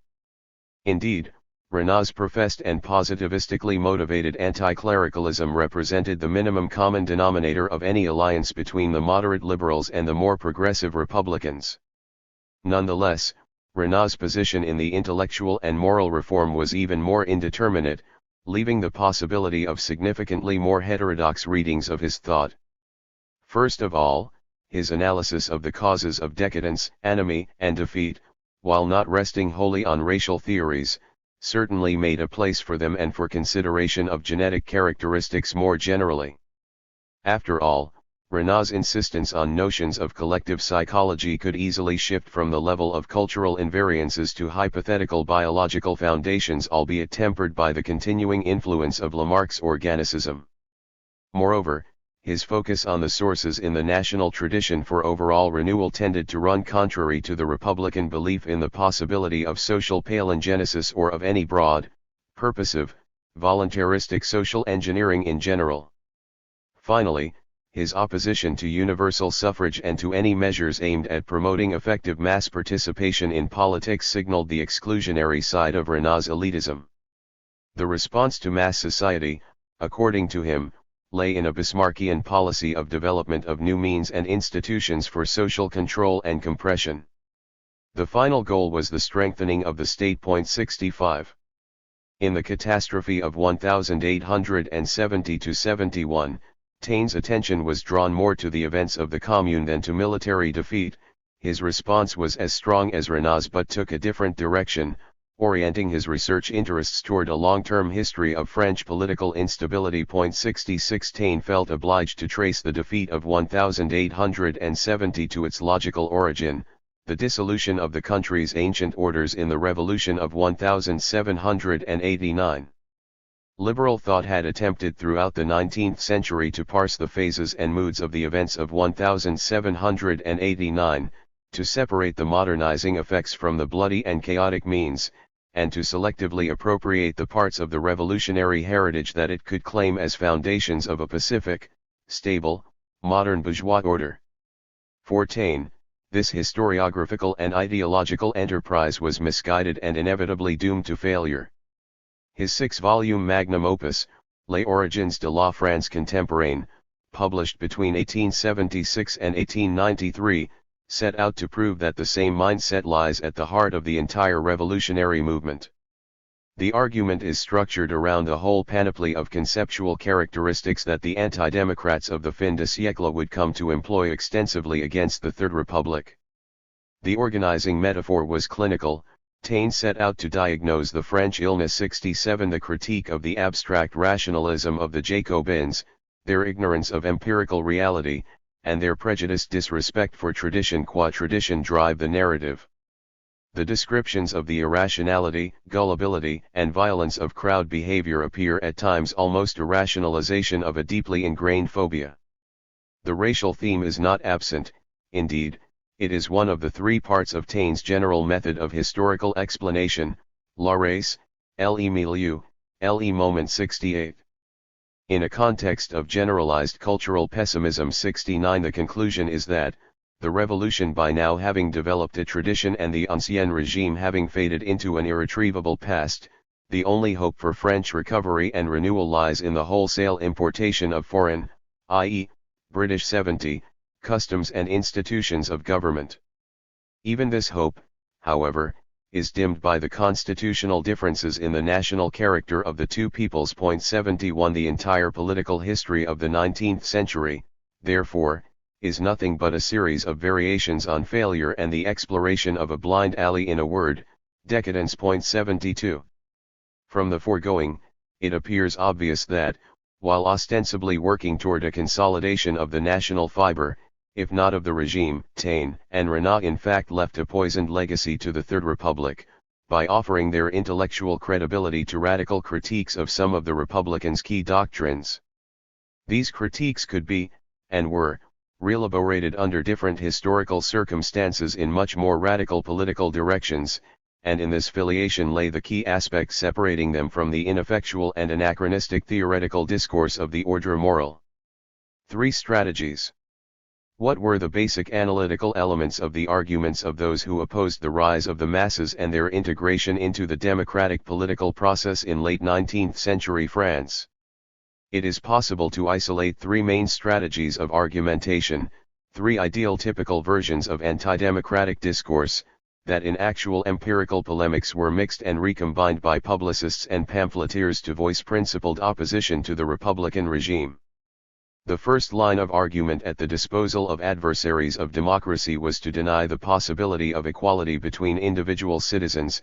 It would be, the idea ran, nonsensical to assume formal equality as a regulatory ideal of political and social life if insurmountable barriers separate the levels of achievement attainable by different human beings. If empirical social reality undeniably was and always had been one of separation and inequality, perhaps certain specific characteristics immanent to the groups of differentially favored individuals dictated such an outcome. What gave the traditional argument regarding the inequality of talents a newfound force was the linking of such differentials, not with moral traits, example sloth as a characteristic of the poor, but rather with genetic features. The medical and biological sciences were thus used to justify the social status quo beyond any possibility of modification on the part of the political system. The details of the ascriptive factors involved and their intergenerational transmission varied. Another group of marginals, the mentally ill, were targets of similar studies and theories. The entire movement drew strength and authoritativeness from what it perceived as largely parallel advances in the scientific field of genetics, most notably, the rediscovery of Mendel's laws on the hereditary transmission of somatic traits after 1900. Full-fledged biological racism was only the most explicit formulation of a worldview with a much wider intellectual appeal. In order to offer a descriptive challenge to the premises of liberal individualism, though, it was not necessary to appeal to a strong notion of biological inequality. A second line of argument was available to oppose mass political participation by relying on a critique of the rationality of collective behavior. The approach was subtler because it did not require a blanket reductionist claim but could rather be said to target an emergent, situational property of certain environments. The idea that occasions of collective effervescence disrupt individual rationality and produce unpredictable collective action was not new to political speculation. An analysis of mob action was already central to the Legitimists' interpretation of the French Revolution. What was new in the fin de siècle approach was the belief that such events could be observed and understood as cases of social entomology, as it were, in isolation from any moral or metaphysical considerations. Types of influences on crowd behavior, such as triggers, excitants, solvents, and so forth, could be determined almost experimentally, or so the social psychologists claimed. Ideas that were part of the cultural zeitgeist, such as the influence of the subconscious, could be transposed to the group level. The result was an infantilized image of the crowd as an entity with no more than vestigial powers of rational decision-making, always suggestible and prey to unforeseeable mood swings indeed, strongly resembling the traditional paternalistic representation of the working class. 73. The third type of anti-democratic argument is somewhat different from the others. Instead of questioning the equality of citizens or their ability to utilize their rational and critical faculties in the public sphere, it attacks the convergence of interests axiom of liberal theory. The idea is to deny the viability of a polity defined exclusively on the basis of universalist ideals. According to this radically anti-constructivist worldview, it is not possible to define the boundaries of a polity, the rules of exclusion and inclusion of the political community, at will. On the contrary, any political entity that is to exhibit a general will, that is to say, a minimal capacity to operate as a unit, both in internal legislation and in relations with other sovereign entities, must necessarily be conceived of as an organism. An organism is defined by its internal differentiation, in other words, any heterogeneity must serve a purpose. However, the argument runs, this is manifestly not the case in real-life societies, which exhibit many instances of heterogeneity that are but a source of strife, a waste of resources, and a burden. Therefore, the most apt biological parallel to describe such cases is not internal differentiation but, rather, parasitism. By defining society on the basis of adherence to abstract philosophical principles, liberals have in effect exposed the social organism to contamination by pathogenic parasites, groups with no allegiance to the community, who will exploit the system of liberal liberties to further their own interests at the expense of the harboring collectivity. Social life could then be recoded as the struggle of a conscious minority to exploit a largely unsuspecting majority by means of occupation of the commanding heights of the economy or the bureaucratic machinery. It is scarcely necessary to mention that this anti-democratic interpretation of mass society could be adapted to fit any type of group, ascriptive, elective, or a mixture of the two. A symptomatic case, Gustave Le Bon. Many were those, whether engaged in abstract philosophical speculation, artistic creation, or partisan pamphleteering, who attempted to give voice to the section of the French public that opposed the Third Republic and its core values, utilizing one or more of the argumentative strategies we have discussed. Among these, however, Gustave Le Bon can be seen as the most comprehensive embodiment of the new anti-democratic worldview. His works are emblematic of a new position in the debate on the conditions of public life peculiar to the fin de siècle and thus of the possible strategies of political order and legitimation in a society of masses.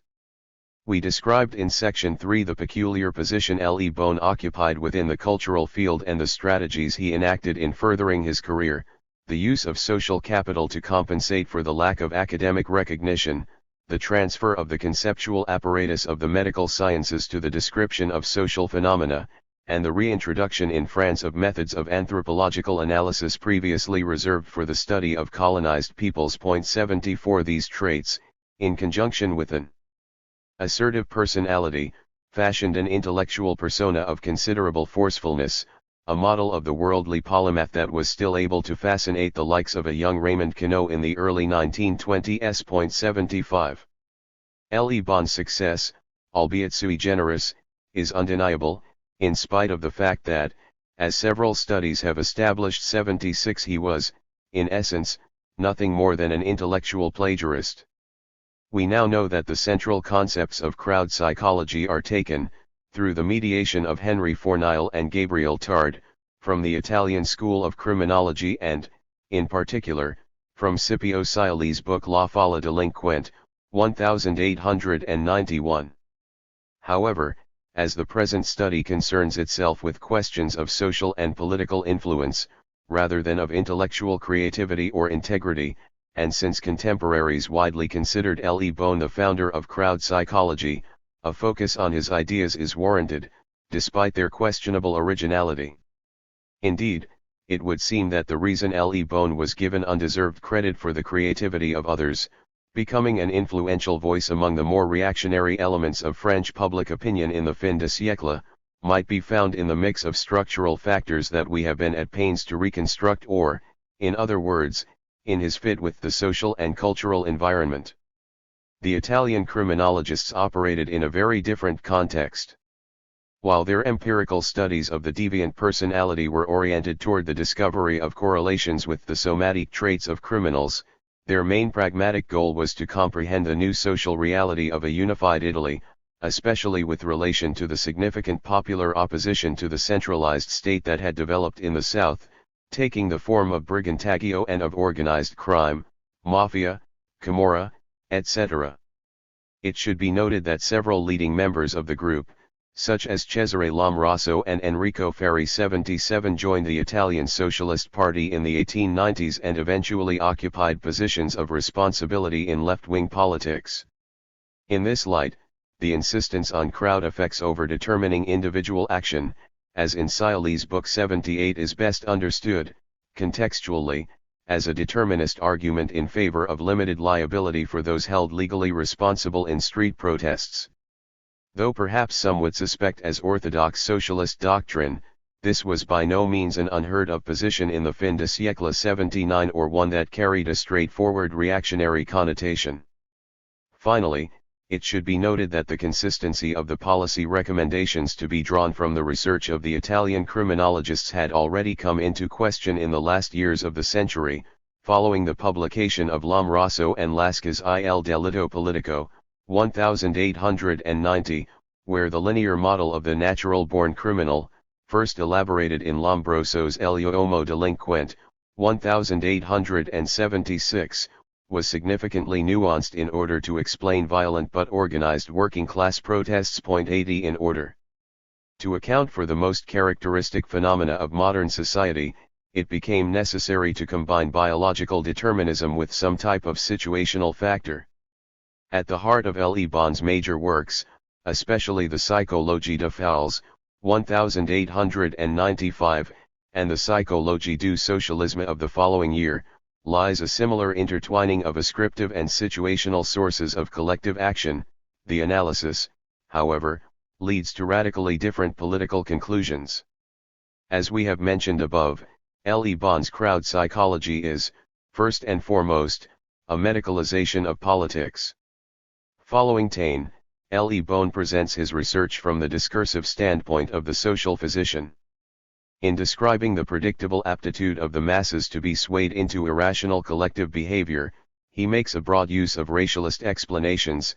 According to Le Bon, there are empirically detectable races of individualists and races of followers. 81 His concept of race historique, however, straddles, with characteristic vagueness and insouciance. 82 The biological historical divide. Thus, Le Bon can draw together two different types of sources for crowd psychology. The biologically worded part of the argument, as we have seen, is taken from the Turin criminologists and their sources reaching back to early 19th century phrenology and to forensic anthropology, all mediated by the social Darwinism that so permeated the zeitgeist.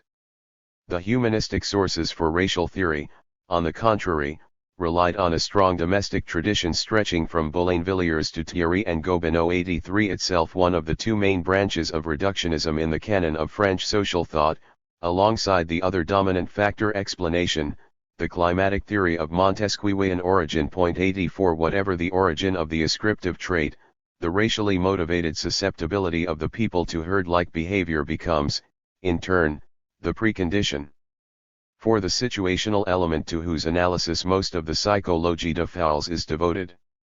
The principal inspiration for this final element of crowd psychology largely derives, as has been documented 85 from medical research on hypnotic suggestion then being pursued by several French clinicians and most notably by J.M. Charcot at the Salpêtrière in Paris. Above and beyond the intellectual genealogy of crowd psychology, the political conclusions Le Bon drew are of the utmost interest for the purposes of our account. In synthesis, the construction of crowd psychology can be seen as the attempt to mobilize the popular phantasms of past revolutions in order to address the symptoms of the social question within a comprehensive, scientistic theory that, at the same time, excluded the possibility of treating the masses as possible political interlocutors, thus completely discounting their interests, desires, and ostensible demands. What emerges can only be termed an autistic conflict sociology. The reductionist explanation empties crowd behavior of any possible communicative content. Le Bon's crowd psychology is thus at the same time a very simplistic form of politics as an empirical science grounded in observation, treating collective rationality as an empirical variable, and also a decisive step toward the new debate about legitimacy that traversed the continent in the years before the Great War. Le Bon's portrayal of human action in groups entails a significant inflection of the paradigm of Homo economicus. Crowd psychology steps decisively beyond classical political economy by exploding the assumptions of individual utility and preference aggregation, at least within the confines of significant aspects of collective activity and public life.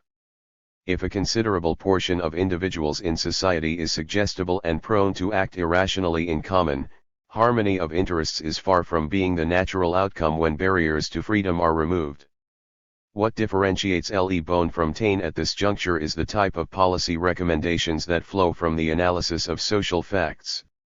While Le Bon partakes of the intellectual atmosphere of decadentism, his tone is hardly the bleak cultural pessimism embraced by Taine. On the contrary, the attitude that suggests itself once the conclusions crowd psychology reaches are accepted is one of realpolitik and careful risk management. Faced with the irrationality of crowds, the reasonable statesman will strive for a long-term policy of damage limitation and control whose tactics belong to the storied European tradition of arcana imperi.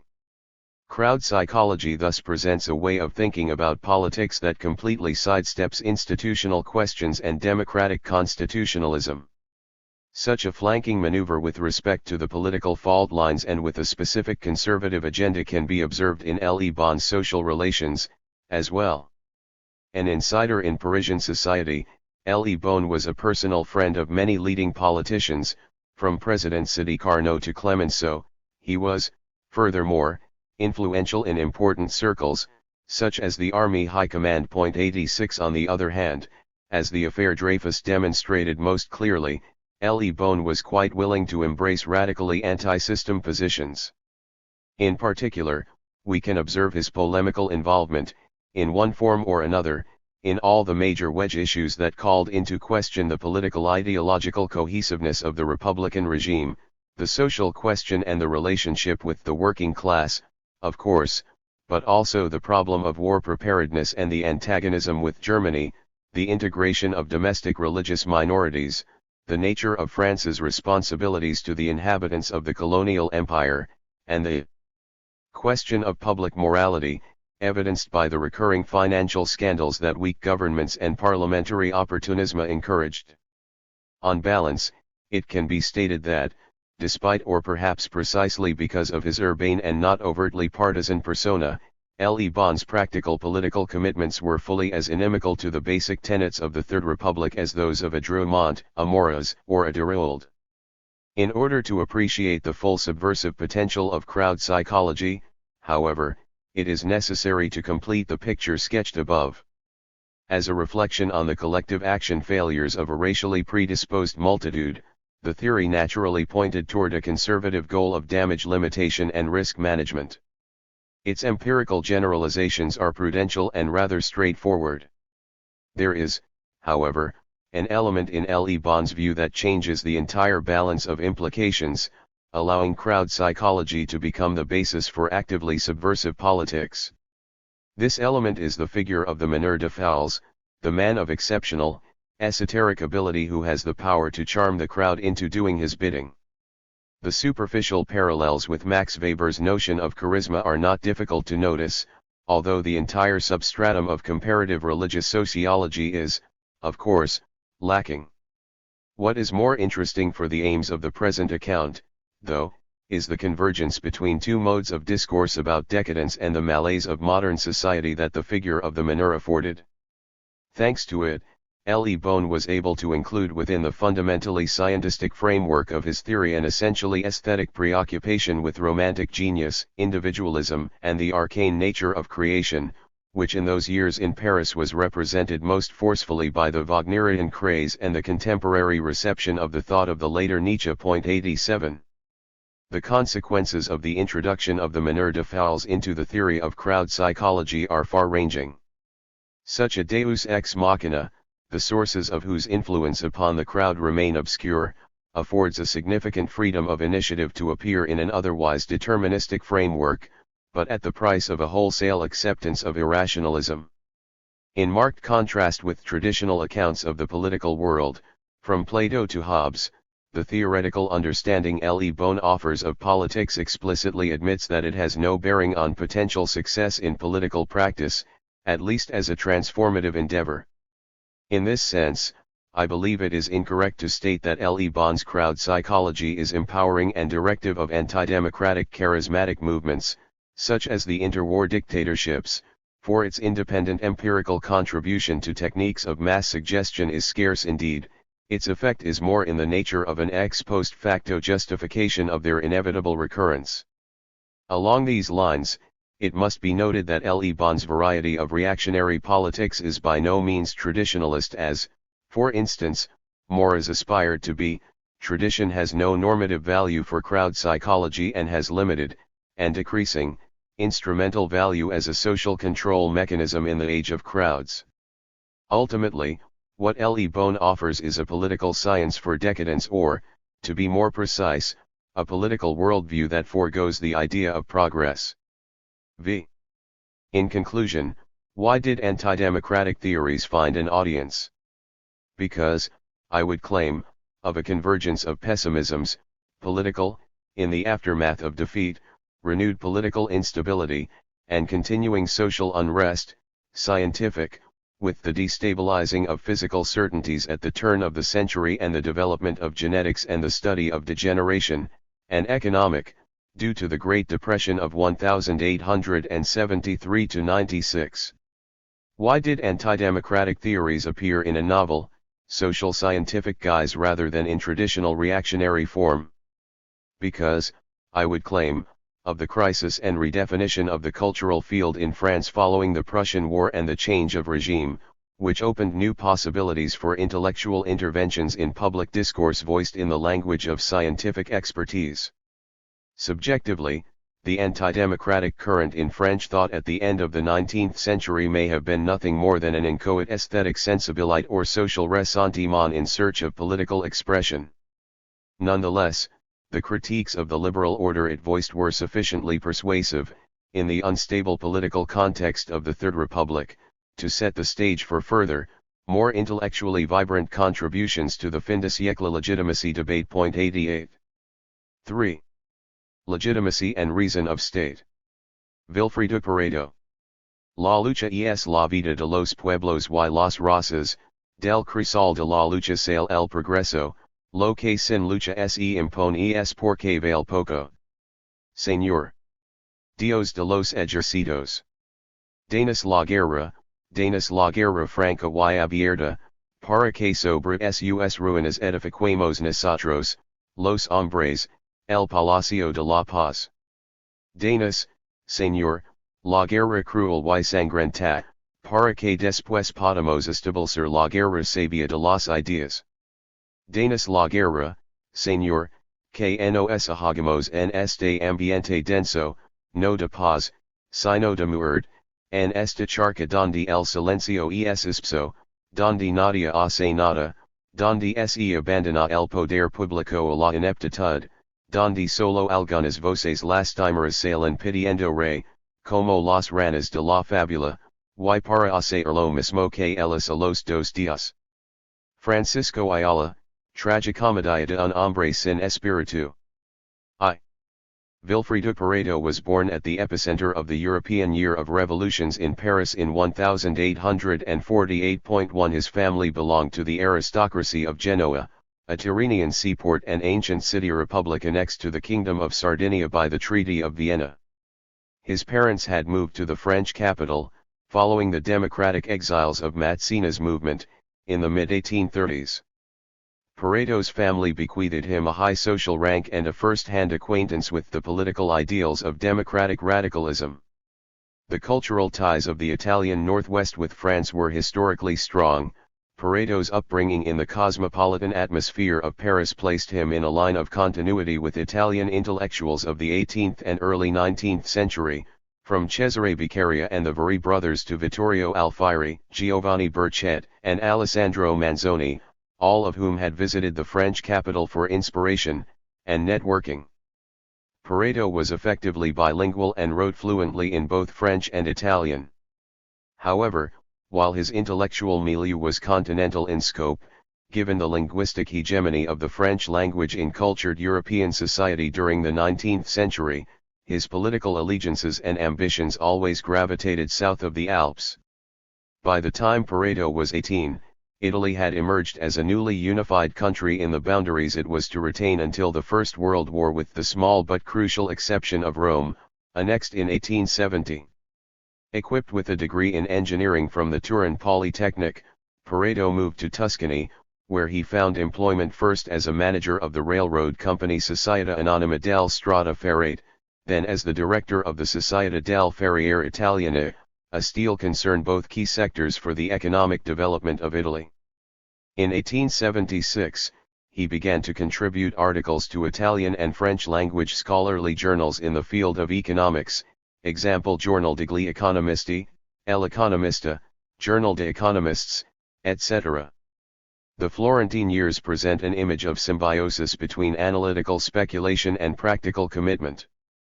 Pareto was no mere homo theoreticus, he was at the forefront of the economic modernization process in a strategic industry. 2. Pareto expected that his intellectual competence and technical expertise would gain him recognition in the public sphere as well. He was, therefore, deeply disappointed at the failure of the political system to welcome him into the positions of responsibility to which he felt entitled.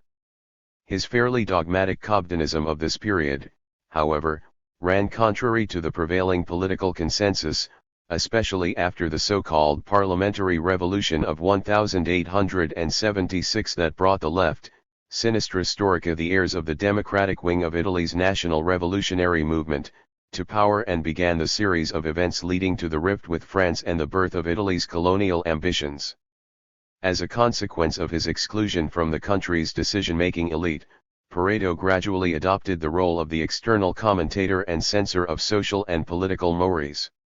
He undertook intense and controversial newspaper campaigns against protectionism, cronyism, and inefficiency in public administration, in which he denounced the bankruptcy of the Italian ruling class, accused most notably of failing to fulfill the hopes and ideals deriving from the unification movement, Risorgimento. Some of his causes célebres, in addition to free trade, were his opposition to Italy's growing military expenditures, colonial adventures, and Prime Minister Crispi's Gallophobia. 3. In other words, Pareto was a vociferous outsider in post-unitary Italian politics.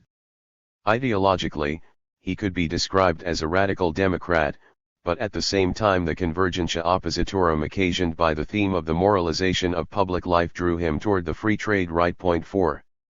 His polemical commentary on coeval Italian public life displayed the salient qualities of his character, as La Furla has described them. 5. A dry capacity to mock, a forceful intelligence, and a patient, persistent pessimism.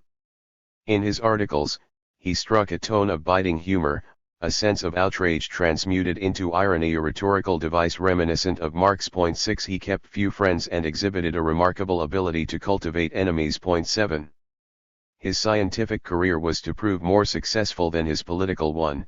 The most important event in his life occurred in 1893, when he was called to take up Leon Walras' chair of political economy at the University of Lausanne. 8 The following decade would witness the production of his most important economic work on topics ranging from income distribution to the theory of general equilibrium.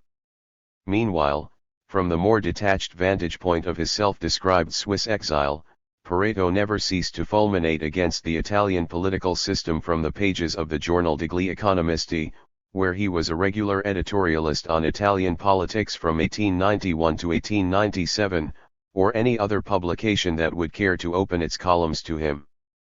In 1906 Pareto abandoned the teaching of political economy 9 and in 1911 he retired from the University of Lausanne altogether and moved with his imposing personal library to Villa Angora in Seligny on the outskirts of Geneva. 10 There he lived out his days until his death in 1923, a reclusive rentier in near total solitude, surrounded only by his cats, the hermit image that has come to be associated most readily with him. It was in Seligny, by and large, that his sociological works were conceived and written. Although Pareto never held public office, his engagement with political life was one of the most important aspects of his intellectual biography. Even as an engineer, Pareto always was in a position to consider the social consequences of choices relative to economic production and infrastructure development. The power of attraction current events exercised on him, his desire to know, to understand, to judge, and to divulge his opinions never abandoned him. He felt that by right of birth and intellectual prominence he belonged to the ruling class, and his haughty, aristocratic character demanded that he hold an opinion, and speak his mind, on all matters of public policy with no compunction for the sensitivity of the topic or the image he was thereby projecting of himself in the public eye.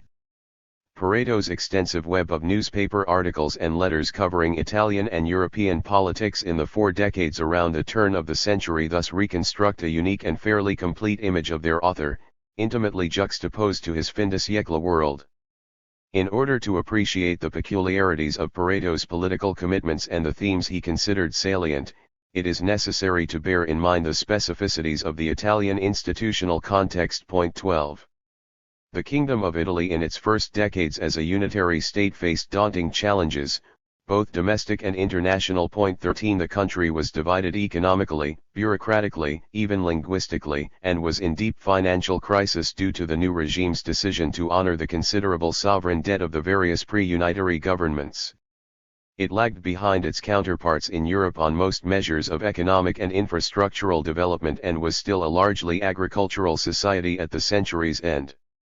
It had debilitating rates of illiteracy, unemployment, population growth, endemic morbidity, and child mortality, and was thus a mass exporter of labor, both to neighboring countries and to the New World, the United States, Argentina, Australia, etc. 14 At the same time, it was called to act on the international scene in an increasingly competitive economic and diplomatic environment. The global economic stagnation of 1873 to 96 undermined the commitment to free trade of most continental powers and spurred the expansion of European imperialism in Africa and Asia. In sum, Italy was a developing country on the fringe of Europe, obliged by the demands of domestic and international politics to undertake contemporaneous nation-building and colonial expansion projects that put a severe strain on its scant resources. The political system was not the country's best asset for tackling the challenges of modernity.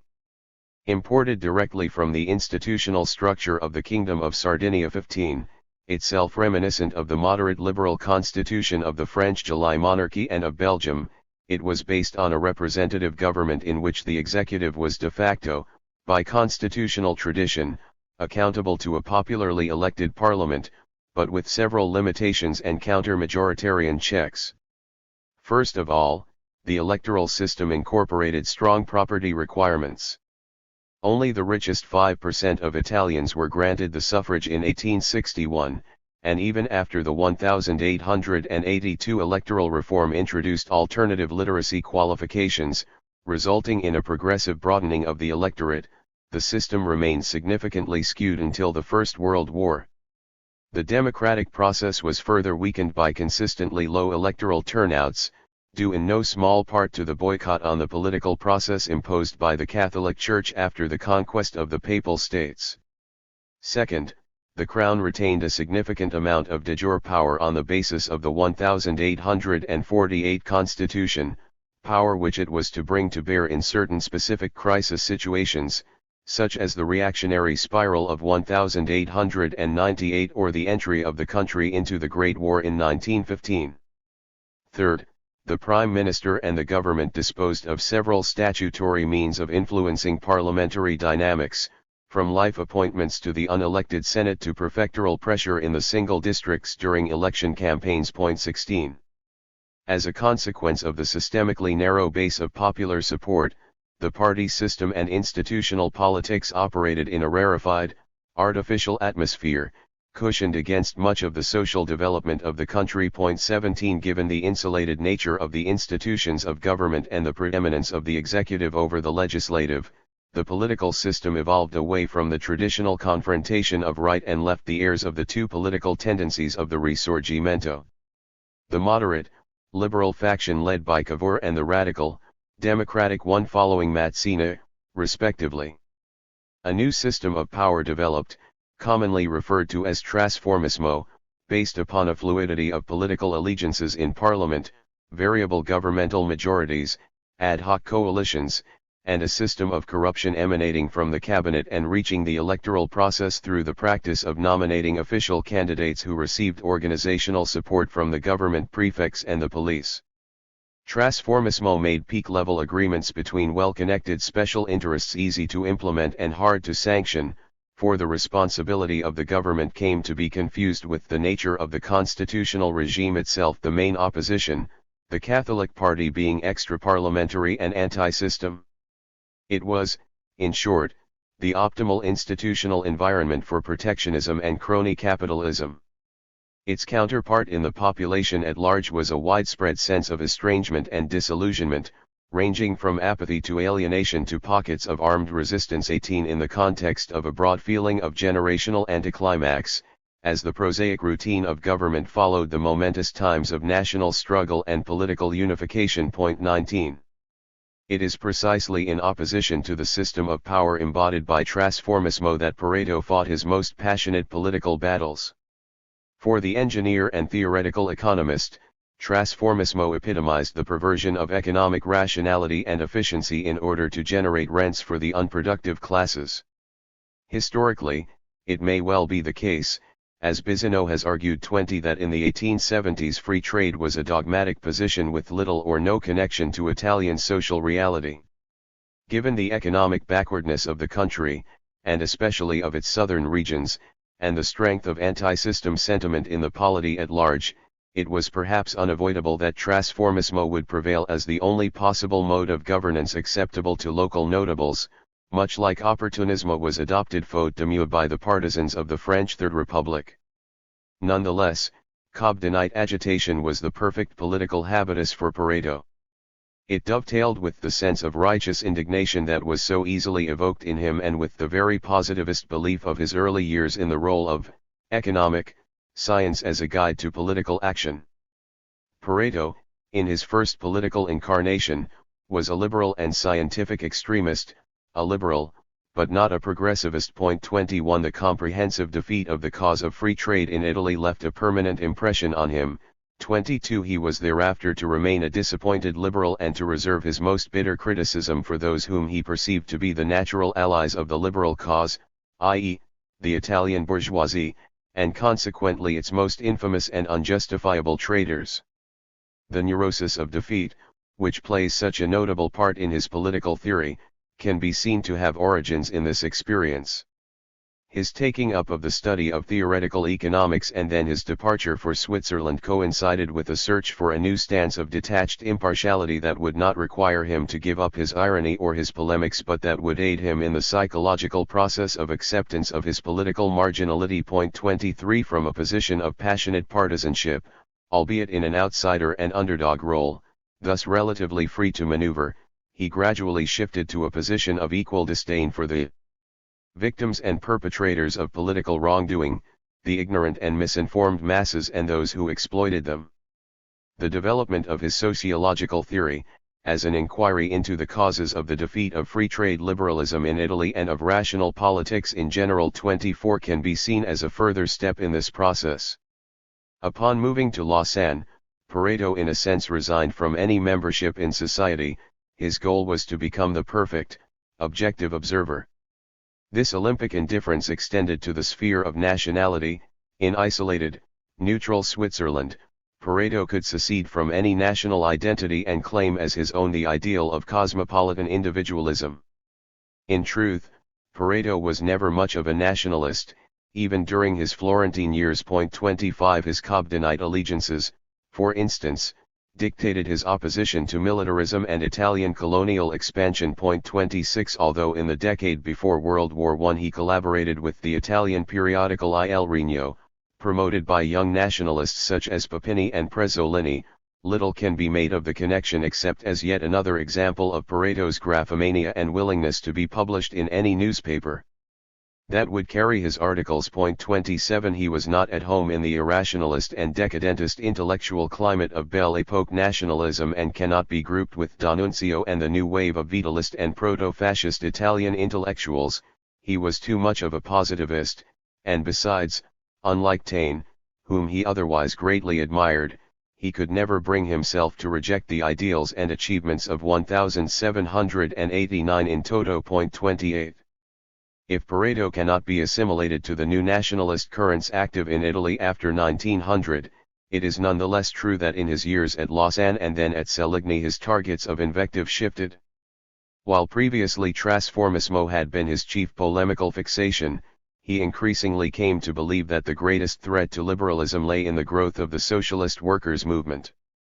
His earlier critique of representative democracy, coupled with his lambasting of Marxism, placed him objectively in the same camp as the French and Italian revolutionary right. 29 But his intellectual itinerary was markedly different.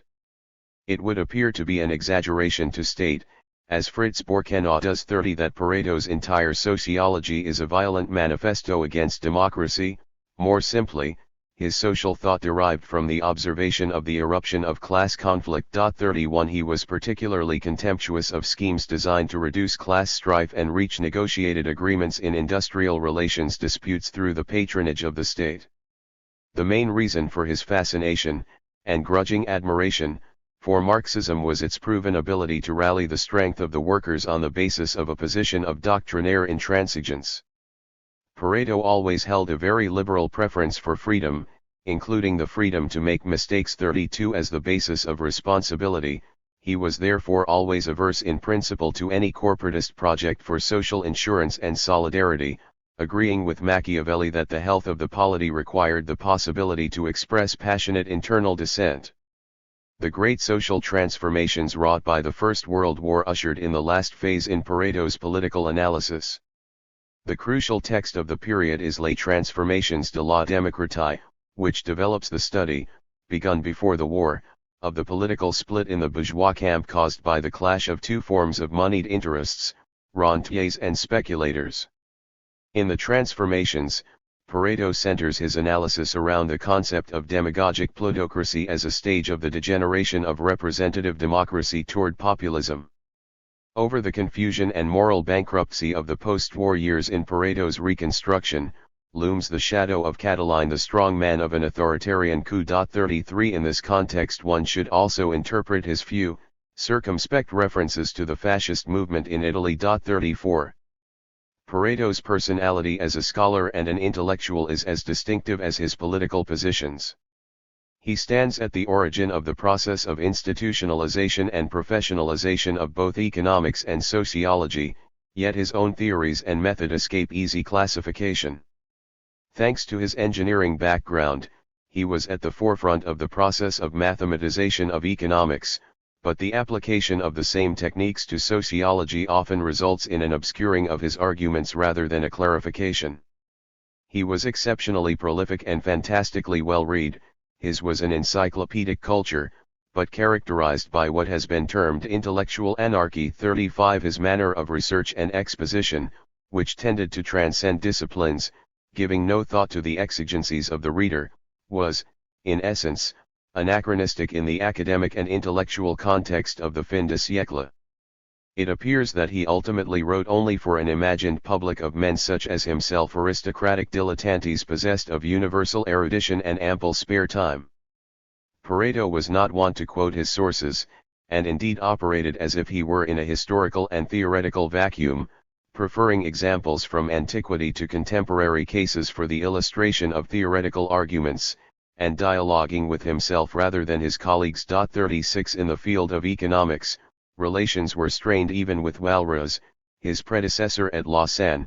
His only real confidant was Maffeo Pantaleoni, the leading neoclassical Italian economist, who had encouraged Pareto's initial forays into the discipline. 37 In political science, he had a long-standing quarrel with Gaetano Mosca. 38 Over the intellectual paternity of elites theory. 39 He knew and appreciated Georges Sorel, but their collaboration was fairly minor. 40 In sociology, his preference for French over German culture led him to ignore such contemporaries as Sombart, Tönnies, Simmel, or Weber.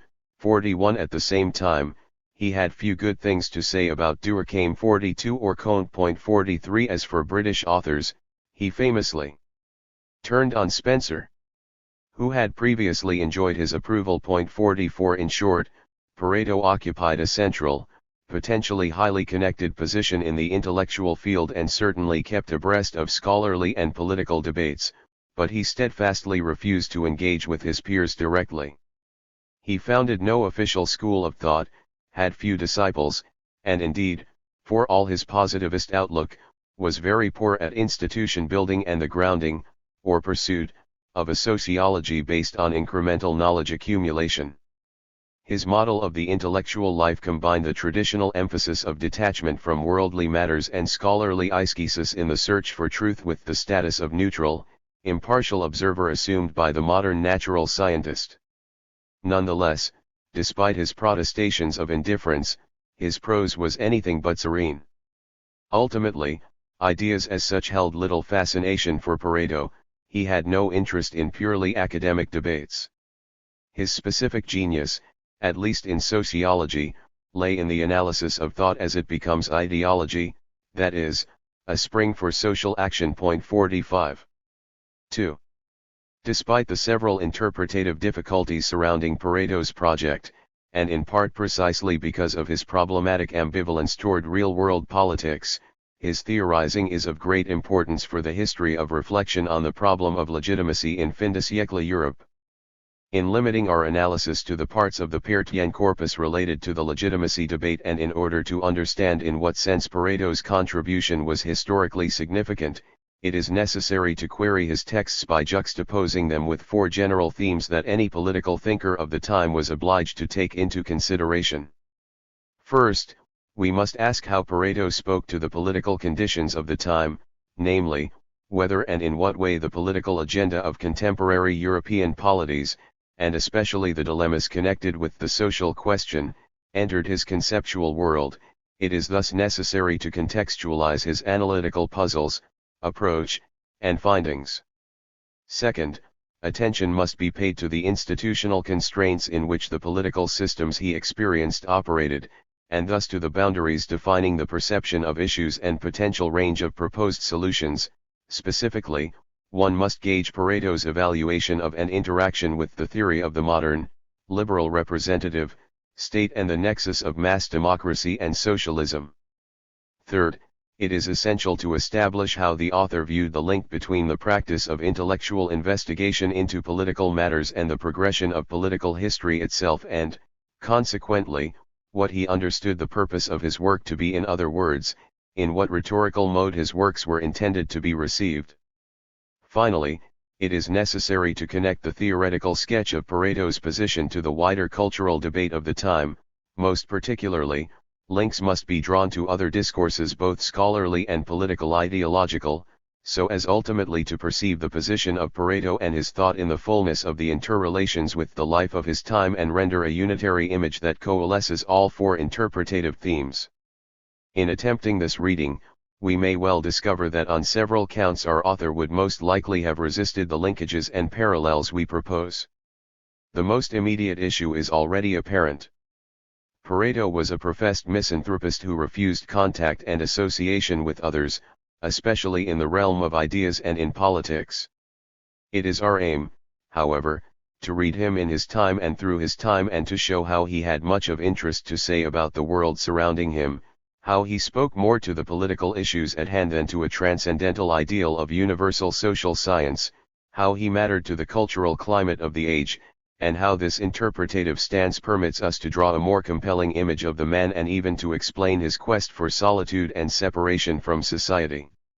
In order to read Pareto against the grain, we will therefore be obliged to solicit the theoretical texts in conjunction with the correspondence and biographical details, make reference to general political affairs, and unearth the links with coeval social thinkers. In the present section, following an introductory methodological consideration, we will offer a critical exposition of the essentials of Pareto's social thought, touching first on the preconditions and axioms he moved from, namely his anthropological convictions and the general philosophy of the historical process that undergirds his work, and subsequently discussing his analytical claims in political theory, traditionally divided into the psychosocial doctrine of residues and derivations and the dynamic account of elite circulation. The third section will then be devoted to an evaluation of Pareto's proposed solution to the riddle of legitimacy, its theoretical and political reception, and his place in the overall narrative of the fin de siècle debate. Scientific methods and rhetorical strategies.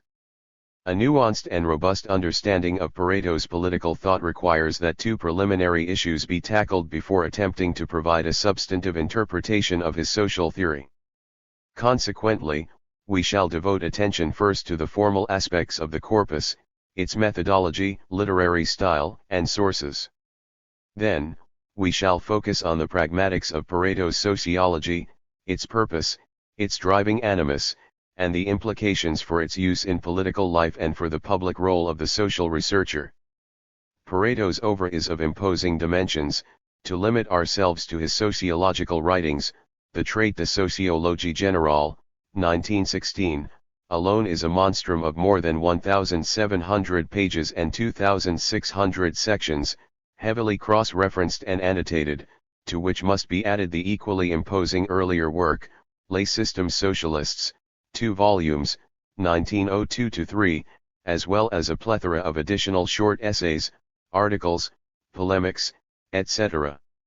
In the secondary literature, from Aaron to Bobbio 46, much has been made of Pareto's ease of writing and prolixity, as well as the lack of readability of his major works, not so much because of their obscurity, as for their sheer unwieldiness. The reasons that induced Pareto to opt for this mode of communication can best be understood at the intersection of his methodological commitments and his public intellectual strategy.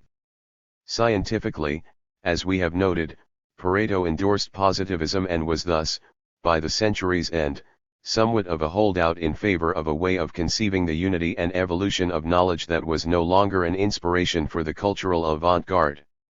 The abandonment of the guiding idea of social progress, the linchpin of the mid-century positivists' Weltanschauung, had not extended, for him, to a questioning of the systematic and incremental nature of knowledge and intellectual endeavor. He was objectively closer to the mind frame of narrow technical specialists, such as engineers or economists, than to coeval social theory or political philosophical debate. At the same time, Pareto's sociological writings can be seen to originate in a desire to complete the study of society beyond the limits of economics in seizing the realities of political interaction. The result, from a methodological standpoint, was unique and remarkable. The sprawling expanse of the trait embraces yet implicitly subverts the canons of scientism. The first noteworthy element is the elaborate and hypertrophic use of taxonomy. There is something vaguely Spinozian in the belief that all forms of human interaction can be encyclopedically catalogued, analyzed, and reduced to a limited number of psychologically grounded predispositions. On the other hand, the orderliness and theoretical parsimony of the Ethica more geometrico demonstrata are absent from the trait. The multiplication of cases, instances, categories, and subcategories seems to acquire, in Pareto, a purpose of its own until naturalistic description trumps explanation as the driving force of the theorization. The flourishing of taxonomies is in part explained as a specificity of the scientific method in its application to the social world. The research environment of the social sciences, as is well known, hardly ever offers the possibility of devising controlled experiments. Pareto's response to this forced deviation from the canons of the scientific method derived from the natural sciences is to substitute experiments with a massive quantity of examples, purposefully drawn from the most far-fetched and esoteric of historical contexts. For Pareto, any knowledge of society can be acquired by inductive means only. Consequently, he sets out to provide this mode of investigation of reality with as much raw data as he can muster.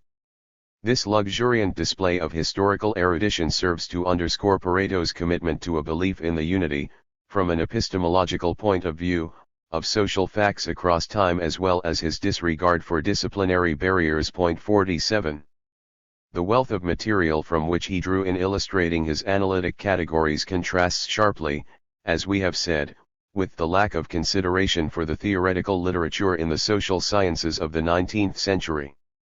Pareto writes as if social thought was in need of a new foundation of immies, disregarding all previous efforts. 48. As is to be expected, however, after all, Pareto has been termed an intellectual sponge. 49. The cultural movements, debates, and innovations of his day find a subterranean life within the corpus, documented by many excellent contributions in the interpretative literature. 50. An insurmountable limit to Pareto's intellectual engagement with his peers, however, was posed by his penchant for interpretative suspicion and his preference for analyzing thought less on its own grounds than as a symptom of, typically nefarious, political, economic, or moral intent.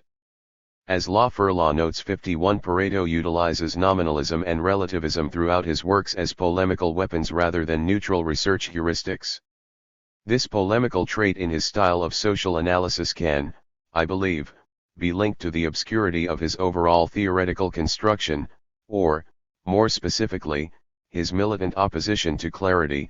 52. The reason can be found if we shift to the level of pragmatics. The deciphering of the elocutionary force of Pareto's sociological work can be attempted by paying heed to his notion of the role of the intellectual in public life.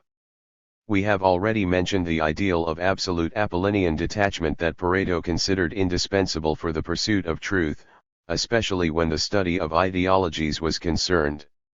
Furthermore, we have noted the origins of this attitude in the disappointments of Italian politics, and its limits, for instance, with regards to the pre-analytic preference for confrontation over accommodation in social disputes. 53. Given this commitment to impartiality, different readings of the Peirtian project in sociology are possible, from the study of universal history as a school of resignation and world weariness for the wise, to the anatomy of Moors as an intellectual revanche through irony against a corrupt and pedantic world. 54. All, however, converge on a stark conclusion in terms of the utility of the social sciences. The process of explaining social reality is not homologous to the process of initiating social action, indeed it is its opposite, given the effective basis of most human beliefs and values and, therefore, actions. 55. An inescapable condition of the quest for knowledge of the social realm is thus the relinquishing of any ambition to change it. 56. In other words, the notion of a theory that, while remaining a theory oriented by truth, i.e., not a political ideology, still, by the mere fact of its enunciation reflexively changes the reality it purports to explain, fundamentally escapes the bounds of Peirtian positivism. The Peirtian position of the intellectual, therefore, requires an acceptance of the split between theory and praxis. 57 It should be noted in passing that this stance contrasts with the notion of the instrumental value of political knowledge as techne, maintained by the raison d'etat tradition of political philosophy, with which Pareto is often associated. 58. On this, infra. Pareto's striving for an ideal role of the observer in an impossible outside in turn takes on the semblances of a discursive legitimation strategy. Pareto seems to be engaging in what can only be described as the politics of Cassandra, and his stylistic and methodological choices converge to this end. Why did Pareto make his trait so fundamentally unreadable? Arguably, his obscurity originated in a view of intellectual life as an occupation of the privileged, a tradition of reclusive, esoteric pursuit of the effectual truth. Pareto uses Machiavelli's expression in which the importance of teaching and the transmission and popular diffusion of learning is devalued. From this view stemmed a basic unwillingness to engage on a level of discourse where he would be forced to accept a two-way exchange, thus legitimating his readership as equals. Pareto instead offered endless complexity and scorn for those who do not understand in place of maieutic argument. His attitude is that of an aristocratic and mocking pre-Socratic philosopher, a Heraclitus for the modern age. Thence, the reading of the trait as a Flaubertian Sodicea 59 with as its counterpart the author's pervasive fear of being associated with the genus vulgar. 60 The anxieties generated by this project of a social role for the intellectual as an unassailable fortress of distinction and privilege against the democratization of the modern world operating in all other spheres can be observed throughout Pareto's work. Overall, however, and rather damningly for someone who took himself so seriously, the effect on the structure of Pareto's trait of these opposing agendas, positivist social science, social escapism, erudite odium, vilification of popular political beliefs, discovery of the hidden realities of politics, defense of the traditional, elite role of the intellectual, etc., is unconsciously parodic with respect to traditional genres of social writing and especially of the positivist treatise. Pareto's magnum opus is a great work of human ingenuity, yet one which is constantly and not always successfully challenging the reader to take it seriously. Rationality and reason-giving. The anthropological view that characterizes the trait has been most aptly defined by Raymond Aron 61, according to whom Pareto saw man as déraisonnable et raisonneur, that is to say, non-rational yet perpetually seeking and offering reasons for his behavior. Stating this fundamental tenet of Pareto social psychology invites three orders of questions: a genetic one, relative to the origin of the idea in the author's intellectual development and speculative trajectory; a disciplinary one, relative to the scope of the regularity observed and its consequences for the object and direction of Paretian social inquiry; and finally, a contextual one, relative to the similarities and dissimilarities with other theorizations of non-rational behavior proposed during the fin de siècle generation. Let us examine each in turn. Vizino believes he can discern a general trajectory in Pareto's works leading from scientism to conventionalism to descriptivism to relativism and ending with a non-utilitarian theory of power. 62 The initial positivist ethos of his engineering education is first qualified by an agnosticism as to the ultimate sources of value, which characterizes his economic thought, the emphasis being, behaviorally, on observed choices from which preferences can be inferred within a broad framework of means. Ends rationality. 63 It is then further challenged by the supposedly self-sabotaging aggregate behavior witnessed in the political battles on free trade, to be finally toppled by the disparity between words and deeds that Pareto sees as pervasive in the political sphere. The result is a dethronement of the role of interests, at first only objective interests, then even self-declared ones, in the explanation of social action. Thus, some commentators have seen Pareto's sociology as a giant detour or case study to examine a major exception to the laws of political economy, while others have seen his move towards sociology as an overall paradigm shift in search of a new general narrative of human action. This point of interpretation aside, it is interesting to notice how the de-emphasizing of utilitarian motives interacts with political commitments. It would appear prima facie that if the motive force of politics is not to be found in the clash of predetermined interests, the scope for political activity and the creation of new movements and coalitions will be correspondingly broader. A non-utilitarian politics would not posit automatic, preordained, objective cleavages and confrontations and would thus offer greater chances for creative intervention. This, however, is not the illocutionary intent of Pareto's theory, for the development of his sociology corresponds, as we have seen, to a sense of profound disillusionment with political life and a desire for separation as the only stance conducive to scientific research. The early Pareto understood political engagement in a Cobdenite mode as a rallying and education of the masses. The practical and theoretical crisis of this ideal conjures up a political world dominated by demagogy and misdirection.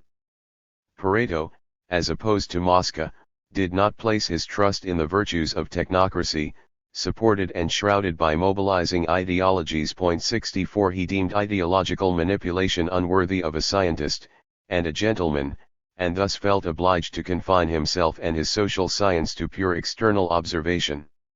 It is noteworthy, furthermore, that this process of analytic deconstruction of utilitarian politics originates, for Pareto, in a critique of language. 65 A scientistic attempt at disambiguation in order to develop a sociological vocabulary immune to the polysemy that seems to create so many gratuitous misunderstandings in both political theory and practice ultimately leads to the realization that a purely descriptive, logico-mathematical expression of political ideas would be useless and not representative of any phenomenon of import in the political realm.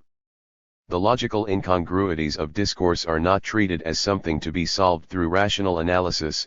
On the contrary, they become the explanandum, and the purpose of the intellectual exercise shifts to the interpretation of the social function of these discourse formations, wholly abstracting from their truth or contradictory nature. 66. Moving to the theoretical consequences of the focus on irrationality and reason-giving, it is important to note that the basic psychological mechanisms at work in Pareto's political economy persist in his sociology.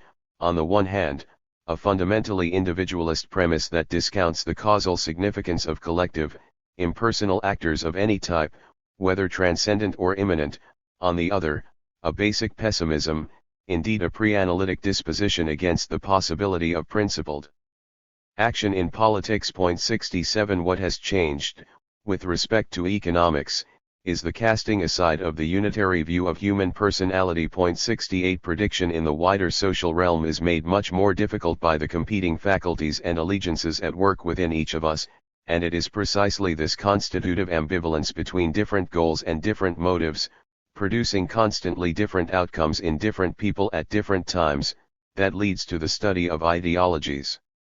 Also, since all social action produces a need for justification, the stability of recurrent discourse patterns comes to substitute the predictability of means-ends rationality.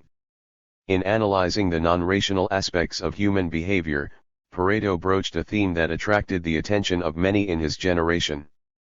What we have said about the stages in its development and its interrelations with the rest of his theory, however, allows us to set Pareto apart from alternative accounts developed in the fin de siècle. In terms of the relationship between the individual and the mass, Pareto did not agree with Le Bon that some form of instinctual behavior overtook otherwise rational individuals when placed in a crowd setting. The Peirtian analysis of non-rationality and justification is not a situational one. With Freud he shared the notion that the progression of civilization brought with it a growing anxiety with regards to the impulses that necessarily escape rationalization. 69 After all, his study of ideology is precisely an account of the growing difficulties of justifying social action and political beliefs in modernity.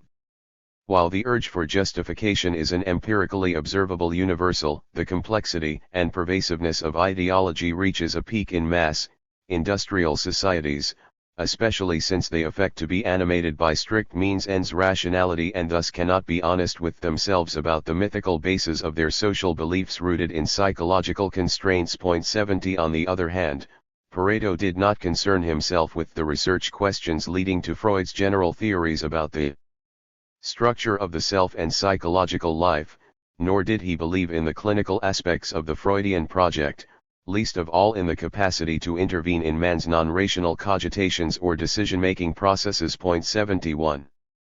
With the sociologists, such as Durkheim and especially Weber, he held in common a fascination for religion as a social phenomenon. 72 Nonetheless, Pareto refused Weber's methodological project of Verstehensociology and never attempted to recreate the internal moral universe of the historical characters he was concerned with but, rather, mocked them from the outside. He held a dualist, Comtean approach to social phenomena, grouping all non-rational actions whether effective, symbolic, ritual, traditional, or simply mistaken due to lack of knowledge or attention in the same category and refused to engage with them on their own terms. 73 Obviously, Pareto shared none of Weber's cultural angst for the social consequences of the disenchantment of belief. He was secure in the knowledge that ideological justifications, being an indispensable part of human interaction, will always be recreated in one form or another and, conversely, that the dominant group will always, in some measure, be conscious of their instrumental value. The idea of the basic irrationality of social conduct is complemented by a view of history along the lines of cyclical continuity. Pareto borrows the conception of political time of the ancients, Polyby and Anakyklosis, and of Machiavelli. The recurrence of political affairs cannot be said to be a theory, for Pareto takes it as a starting point, an axiom of his analysis. His commitment to social science required that he focus on the aspects of society that present themselves as invariances, and Pareto believed he had found just such elements in the ideological structure of motivation and justification of action, i.e., residues and derivations, and in social heterogeneity, i.e., the existence of elites and their circulation. His sociology, therefore, is centered on these two themes, and the entire apparatus of examples and cases is oriented toward demonstrating their permanence in human affairs. No effort, that is expended in trying to disprove them. The recourse to ancient history, to distant and little-known cultural contexts, is in line with a positivist rejection of historicization. 74 For Pareto, all history is politicized. 75 For society has always functioned according to certain basic mechanisms, and the truth and end of society is always to be found in its power structure.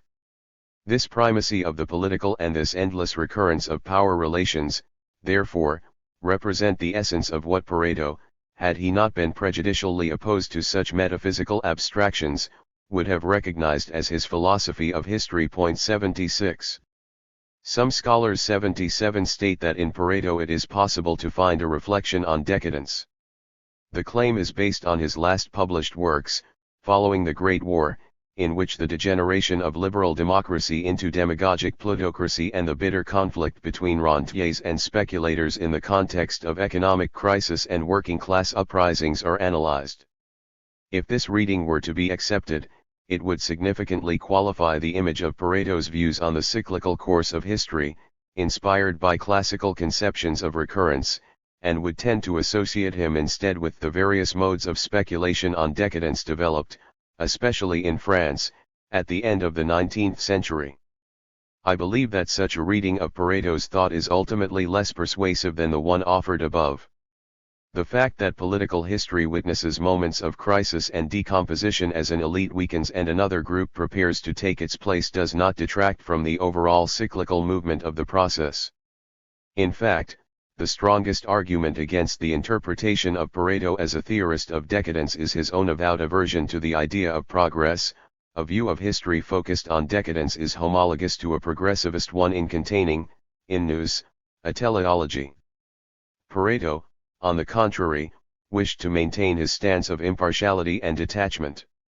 The conclusion Pareto remains loyal to is that if we are able to abstract sufficiently from the identity of the ruling class, its methods of governance, its ideological justification, we can rest in the knowledge that society will always be organized as a power pyramid and that periodically those at the top will be substituted, in a variety of possible ways, by other individuals and groups. 78 The strength, wealth, or happiness of the population at large or of the elite, the accomplishments of the civilization as a whole, the criteria, that is, on which it is customary to judge of progress or decadence, simply do not enter into the purview of the theory and remain, therefore, marginal elements for a correct comprehension of Pareto's contribution to social thought.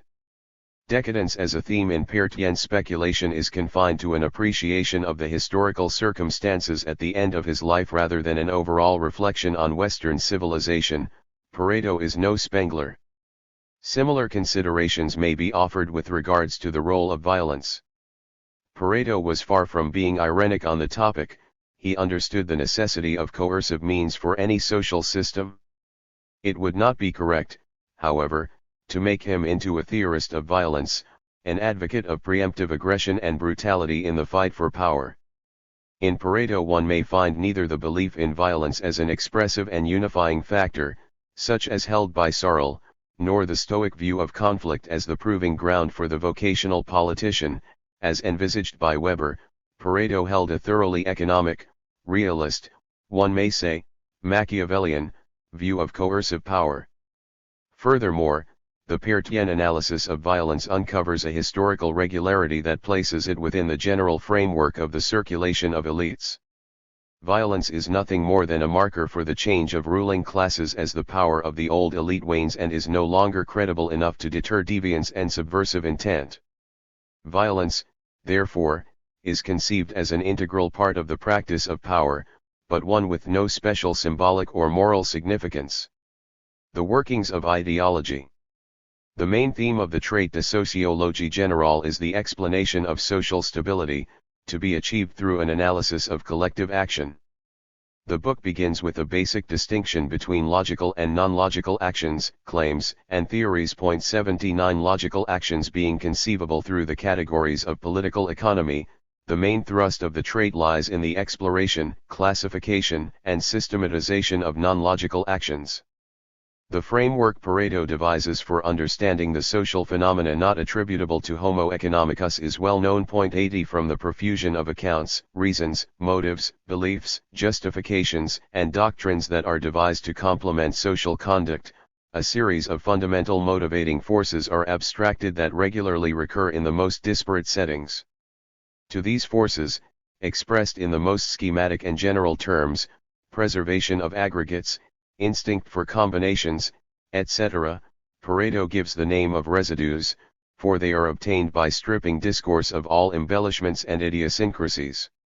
Residues are the true motive forces of action, but they are not observable on their own nor are they classes of empirical facts, they are posited as general categories of human motivation. They are thus understood to be immutable in a sense, the building blocks of human nature, at least with respect to the social aspects of personality. What is observable, and changes over time following cultural contexts, are the various forms of derivations, that is, the general types of justification empirically offered by individuals and groups to account for their actions. Given these definitions, Pareto's theory operates as follows. It claims that its extensive list of derivations, potentially extendable to any present or future ideological discourse, can be obtained from a combination of influences from different residues. The ideational side of political analysis is then connected to the realist theme of power by positing two further points. The first is the basic empirical fact of social heterogeneity or, in other words, the constant division of societies according to inequalities in power between a large, undifferentiated mass and a governing elite. The second is the claim that at different points in history different residues will be preeminent in society as a whole and in particular in the elite, thus giving rise to different kinds of derivations, that is, ideological discourse. The variation in the balance of residues also accounts for the dynamics of the system, since the prevailing of certain motivational forces, humanitarianism, pacifism, world weariness, etc., predictably cyclical, brings about the weakening of the ruling elite and gives an opportunity for new social forces to surge from below and attempt to take its place. Alternative avenues of change are possible. Dissension may grow within the elite due to a superabundance of conflictual residues leading to the ruin of a ruling class without the actual presence of a threat from below. In this case, the most likely scenario for change is that of a foreign takeover. Finally, a harmonious balance of innovative and conservative, altruistic and egoistic residues can lead, for a time, to stability and an orderly renewal of the elite through peaceful co-optation of the best and brightest from the lower classes. In any case, inequality in the social distribution of power and the periodic substitution of the wielders of authority are the ultimate truths of politics. 81. This, in extreme synthesis, is the argument of the trade. The theoretical construction invites commentary on a series of points. We have already noted how the focus on unconscious and non-rational behavior was consistent with a salient cultural preoccupation of the time, and how Pareto borrowed from Freud, Marx, and Nietzsche, among others, the use of an interpretative canon based on suspicion and the ambition to unmask hidden desires and motivations. We have also mentioned how political rule in Pareto's world can never be consensual and thus must resort either to force or ruse. Once again a Machiavellian image is evoked, that of feline rulers imitating lions and foxes. 82. Pareto sees conflict as a basic characteristic of society, and it is not clear to what extent his position ceases to be descriptive and enters normative territory.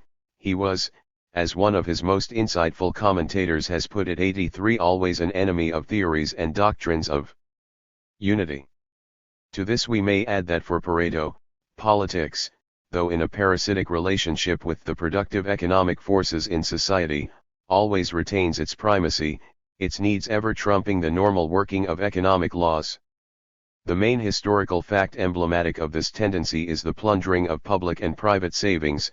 According to Pareto, there is a remarkable cyclical nature to the tendency of governments, in all historical circumstances and of all political persuasions, to expropriate capital in order to finance themselves.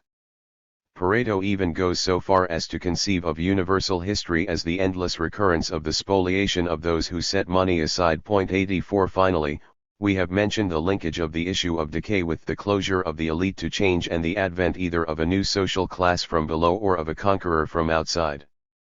Pareto took into consideration the existence of external constraints on the political life of modern states that figured so prominently in the political theories of contemporary social Darwinists, especially in Britain and Germany. He did not, however, share the pathos of these accounts and their implicit call to arms and to unity, and hierarchy, in defense of national civilizations. By treating internal and external threats to the elite as equivalent and equally possible, he reaffirmed his sovereign impartiality and indifference. There is no overall decay in the realm of politics, only ever-changing equilibriums, from which wars, revolutions, revolts, and coups may only briefly deviate, as shocks instrumental to a recomposition of the status quo. With regard more specifically to the doctrines of the theory of elites, it may be observed that Pareto's focus was somewhat different from that of his most famed co-doctrinarian. Gaetano Mosca's main thrust was descriptive. The class politica was depicted in its constitution and operation, including the key aspect of ideological and organizational linkage with the all-important group of mid-level, bureaucratic officers charged with irradiating the elite's power and keeping the masses in line. Pareto, in a way, took this functioning of the political machinery for granted, while attempting to develop his theory at a broader level of trans-historical generality that transcended the specifics of bureaucratic and institutional interactions. His interest was focused on the universal narrative of the transformation of basic psychological motivations into ideological formations of power. A significant interpretative problem is presented by the relationship of elites theory with racialist thought. In the Italian cultural context, racialist and proto-racialist ideas were disseminated in academia, especially through the mediation of the Italian school of criminology, which grounded its positivistic study of deviance in somatic traits. 85 The reference to race in Italy, however, did not have the immediate political significance it carried in coeval France or Germany, mainly because of the absence of a tradition of racially grounded social stigma and the lack of sizable ethnic or linguistic minorities. The fact that there was no biologically grounded sense of national identity in Italy, given the long centuries of foreign domination and invasion and the consequent mixing of populations, was also undoubtedly a factor. Racialist thought could thus take on a generic anti-peasant, anti-proletarian, dangerous class connotation, itself liable to be transfigured into at least nominally benevolent educational/evolutionary proposals. In any case, the link between social science, on the one hand, and biology and scientific theories of evolution, on the other, was always quite weak. With regard to elites theory, race was an issue in relation to elite membership. Both Mosca and Pareto, following the zeitgeist, made some allusions to the common racial substratum that must characterize members of the ruling class. In Pareto's case, the hypothesis is that different types of human beings carry different propensities to act according to various residues. The rise and fall of elites, therefore, would also become a natural history of the cyclical changes in the racial composition of the ruling class.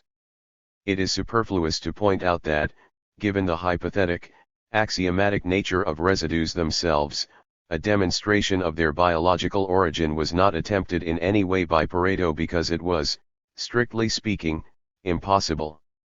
Further, the issue escaped the bounds of Pareto's disciplinary interests, for he believed, as we have noted, that the internal determinants of residues were the purview of psychology, not sociology.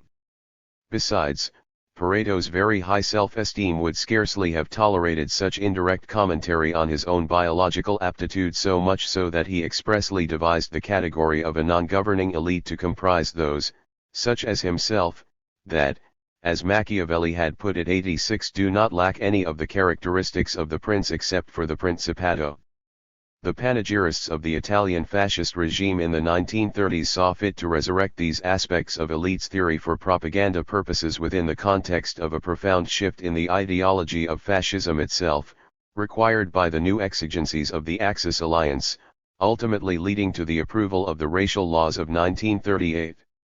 However, most contemporary commentators have not followed this path and, from a purely analytical point of view, the racial aspect appears entirely detachable from the body of elites theory. Stability, governance, revolution. The profile of this pure form of political science centered upon the twin concepts of equilibrium and cycle 87 raises its own questions, especially in its relation to the tradition of raison d'etat, which we have already had a chance to mention in connection with the instrumental goal of the theory, its technical utility for governance clashing with the positivist spirit of detachment and dispassionate search for knowledge. The distance between Pareto and the likes of Guy Chardin, Node, or even Treitschke, becomes apparent when we realize that his political theory offers a reason of state without a state. The classical realist doctrine had arisen in the late 16th and early 17th centuries in parallel with the establishment of the modern concept of sovereignty. 88 The theorists of the Counter-Reformation de-emphasized the question of the ultimate sources of authority, in part in an effort to abstract from the explosive issues of confessionalism that had plunged most European polities into civil conflict. They thus concentrated on a wholly empirical and pragmatic technique of power and governance whose only concern was to manage the dangers of popular discontent or external encroachment. These, in turn, were treated as completely naturalized events, i.e., devoid of any agency, whose internal modes of justification were fundamentally irrelevant. Raison d'etat was not an autistic political theory, being based precisely on a strategic relationship with political adversaries, both domestic and foreign, but it nonetheless lacked any space for a moment of mutual recognition. Furthermore, the asymmetrical stance of the political observer as private counselor of the prince was taken as a given. Pareto, in his fin de siècle historical context, on the contrary, directed the same anatomical gaze, symmetrically, toward mass and elite, domestic and international politics. His was a non-denominational mock politic. 89. Raison d'etat theorists could enjoy the luxury of ignoring the normative side of the power-obedience nexus, relying instead on societally diffuse conceptions of divine right or alternatively on new developments in the constructivist understanding of political obligation, i.e., the classical theories of natural rights. Pareto stands at the end of the historical trajectory of classical liberalism. The cycle of natural rights thought, in its democratic national incarnation, had effectively reached its conclusion in continental Europe with the failure of the 1848 revolutions. Consequently, Pareto's realist assumptions regarding power take on a wholly different connotation. Law was quite right in considering Pareto's political thought in general as the anti-Locke, that is to say, the systematic destruction of the idols of liberalism. 90 The image Pareto sketches of the political world does away radically with the categories of liberal thought and, most importantly, denies any force to the traditional normative accounts of political obligation. The disenchantment of the political sphere is so complete that, on the basis of Paretian social theory, we are left with no principled reasons to support, but conversely, no reasons to oppose the present or any other possible social order. It is not without interest to note a parallel between Pareto's conclusions in political science and in economics. The entire concept of Pareto efficiency in the economic sphere can be understood as a demonstration of the conventionality and lack of justification of the initial distribution of goods among members of society from an efficiency standpoint. Economics can only indicate how a subsection of exchanges may be mutually beneficial. It has nothing to say about the consequences of broad reallocations involving redistribution. Pareto insists 91 on the agnosticism of economic science with regard not only to the ultimate source of value, but also to primary accumulation through the creation of property rights. There is a definite homology between property and power, both cannot and need not ultimately be justified, nor are they rightfully assigned to any particular individual or social group ex ante, yet they are indispensable elements of any human society, and their transfer always implies the potential for strife. As is readily apparent, only the thinnest vestige of Humean prudence renders the social theory, from which any veneer of normative argument has been stripped, conservative rather than subversive. The revolutionary potential of these ideas was to be developed clearly in the reworking of the notions of non-rational mobilizing myths and activist, radicalized minorities affected by Georges Sorel. 3. From an analytic point of view, the elite's theory account of social stability appears problematic in a number of ways. The key issue in any realist explanation of power, such as the one developed by Pareto, is the problem of recursivity. In the context of large human aggregates, where sheer numbers overwhelm any possibility of basing dominion on individual prominence, physical or intellectual, if it is fear of organized repression that guarantees obedience and conformity, what force, at the limit, keeps the repressive structure cohesive? Mosca paid closer attention to the workings of power transmission and authority delegation within the bureaucratic machine than Pareto, but both offer the same ultimate reason for the stability of the hierarchical system. Ideological discourse derivations solidify the attachment to the regime of those who would otherwise have no practical interest in its continued existence. The resulting image of society is one dominated by a polarized dichotomy between an ignorant and susceptible mass, blindly following its chimerical beliefs, and a skeptical, utilitarian elite, discreetly pulling the strings of symbolic manipulation in the background. 92 In short, the elite maintains itself in power not only because it can coordinate better and easily reach internal consociational agreements at the expense of the rest of society, but also fundamentally because it is more adept at pragmatic, means-ends rationality in politics than is the mass. The analytic distinction, present in several racialist French thinkers such as Le Bon, between a small subgroup in mass society, whose behavior approximates the traditional homo economicus of political economy and classical liberal theory, and the large majority of instinctual barbarians, 93 makes a reappearance in the purportedly neutral format of Paretian social science. This theoretical construction, however, suffers from imminent contradictions. The extension of the rationale of elites theory to subordinate social aggregates, such as political parties, carried out most notably by Robert Michaels, underscores the plurality of power relations that make up the social world. The initial global dichotomy is threatened by the replicability of the ruler-ruled paradigm at all levels of society. This plurality, in turn, calls the epistemological division of believers and skeptics into question.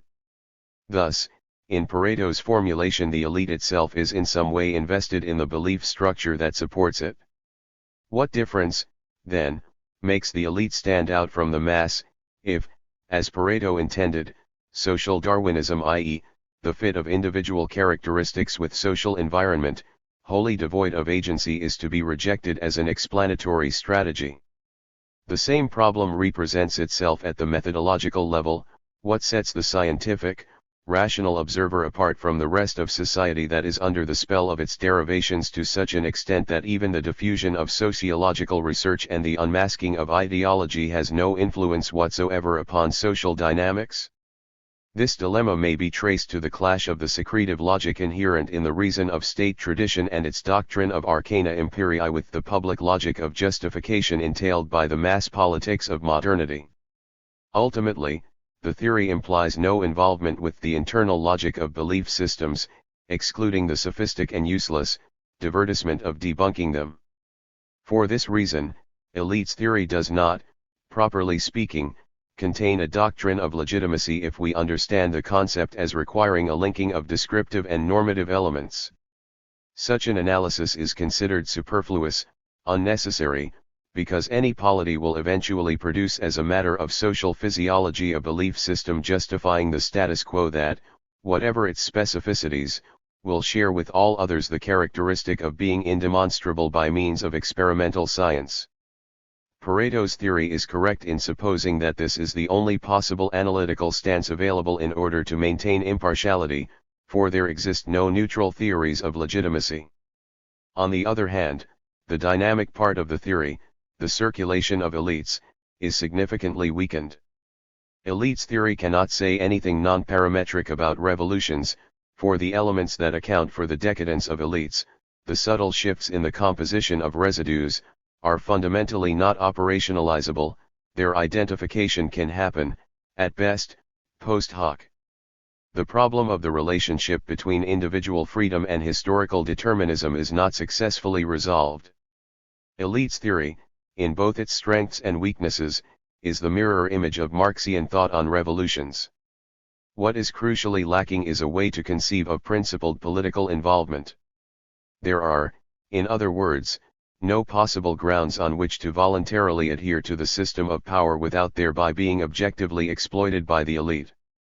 This aporia is in turn linked to the elites' theorists' basic concept of power as something that is held, enjoyed, and kept a commodity, rather than an ability to act, a faculty, or a project. It is positional rather than enabling and transformative. The unsatisfactory aspects of Pareto's account of legitimacy do not detract from the importance of his personality in the historical debate of the continental fin de siècle. Elites theory occupies a meaningful place in the exchange of ideas on the rise of the working class in the political systems of the main European states during the generation preceding World War I. The critique of classical liberalism and its representative institutions was voiced from within the bourgeois camp but lost most of the heavy racialist baggage it had in Le Bon's thought and in the accounts of the French theorists of decadence. Pareto's relationship with socialism, both as a social theory and as a political movement, was emblematic. He could not, by nature of his social position, ever consider becoming a supporter or fellow traveler of the workers' movement.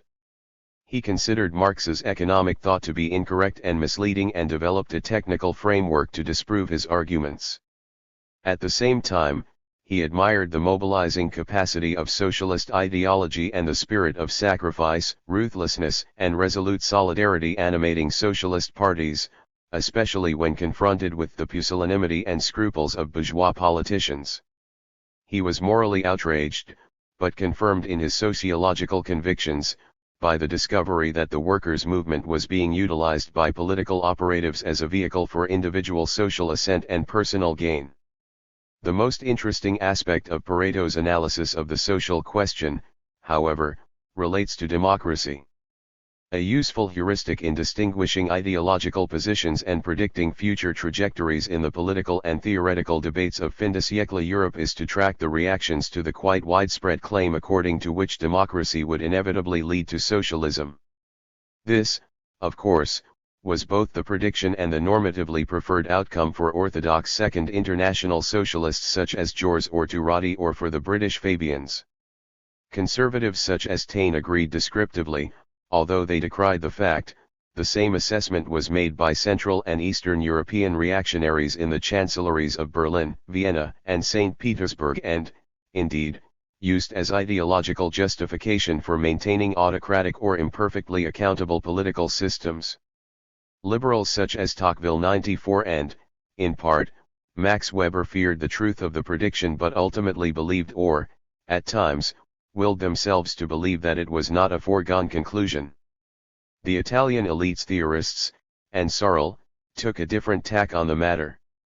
In order to explain the empirical failure of the parliamentary route to socialism, they maintained the descriptive truth of the causal link between democracy and socialism but went on to argue that the present regimes in no way were, and in no way could become, systems of government true to democratic ideals, and that consequently no transition to socialism was to be expected.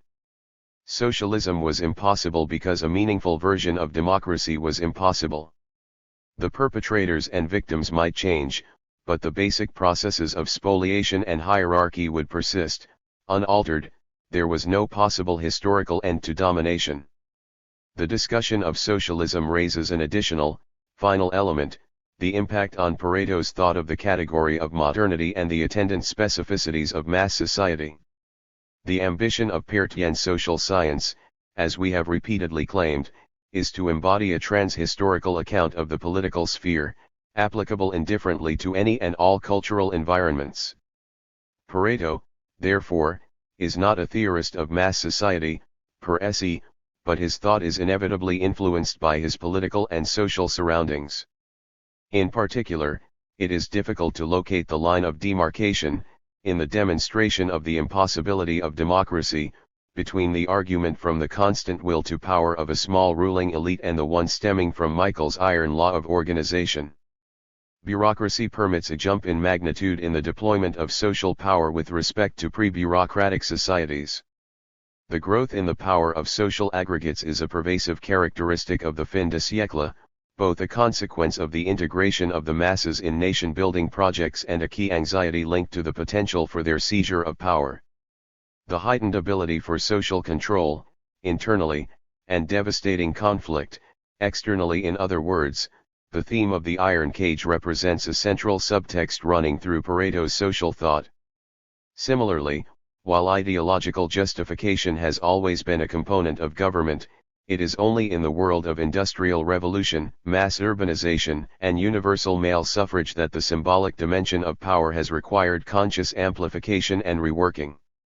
What Pareto considers ideological beliefs in politics, i.e., the natural harmony of interests, the general will, the right of self-determination, a future classless society, etc., however, are truly scandalous only when one believes that in other spheres of interaction modern man has abandoned the idols and fetishes of a dark past and has entered into an age of scientific enlightenment. Therefore, Pareto's approach to political modernity can be understood as a critique of the present performed by means of illuminating the continuities with an inglorious and superstitious past. In conclusion, Pareto's sociological doctrine aims to tell the truth to power and the truth about power. It is, however, a strange truth to tell. Completely ineffective by definition, it is at the same time the most reassuring message for the ruling elite and the most subversive for the ruled masses. It denies any grounds for legitimacy by refusing to countenance any rational reasons for obedience. At the same time, it predicts the continuing power of a small, exclusive ruling group as an empirical regularity of politics, but only as long as the, essentially non-rational, arguments justifying its rule manage to hold the people, mysteriously, under their sway. 4. Legitimacy and modernity. Georges Sorel. Aber die Stadt let weiter, als Stachen, durch nix als den Menschen, den Statter, den Urban seiner Überlieferung, der das menschlich groß und würdig dies ist, das Erfolg und Misserfolg, Reichtum und Armut, grosser oder kleiner ihren Wert weder beeinträchtigen, noch überhaupt betreffen.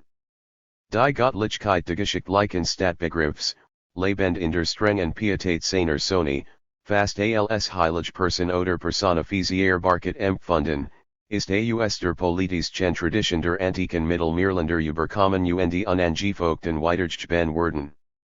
Der Volks-Landes- und Staatsbegriff ist, im Vergleich mit ihm, Fast theory und Rhetorik.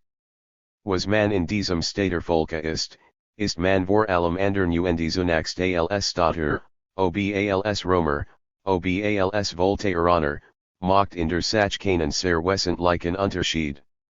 Rudolf Borchardt, Volterra. The first distinctive fact with which the scholar attempting to contextualize Georges Sorel's theoretical work is struck is that for more than half his life he did not write about politics. Until his retirement in 1892 after a 25-year career as a government engineer, Sorel published little, and none of his early work shows an involvement with contemporary politics or Marxist theory.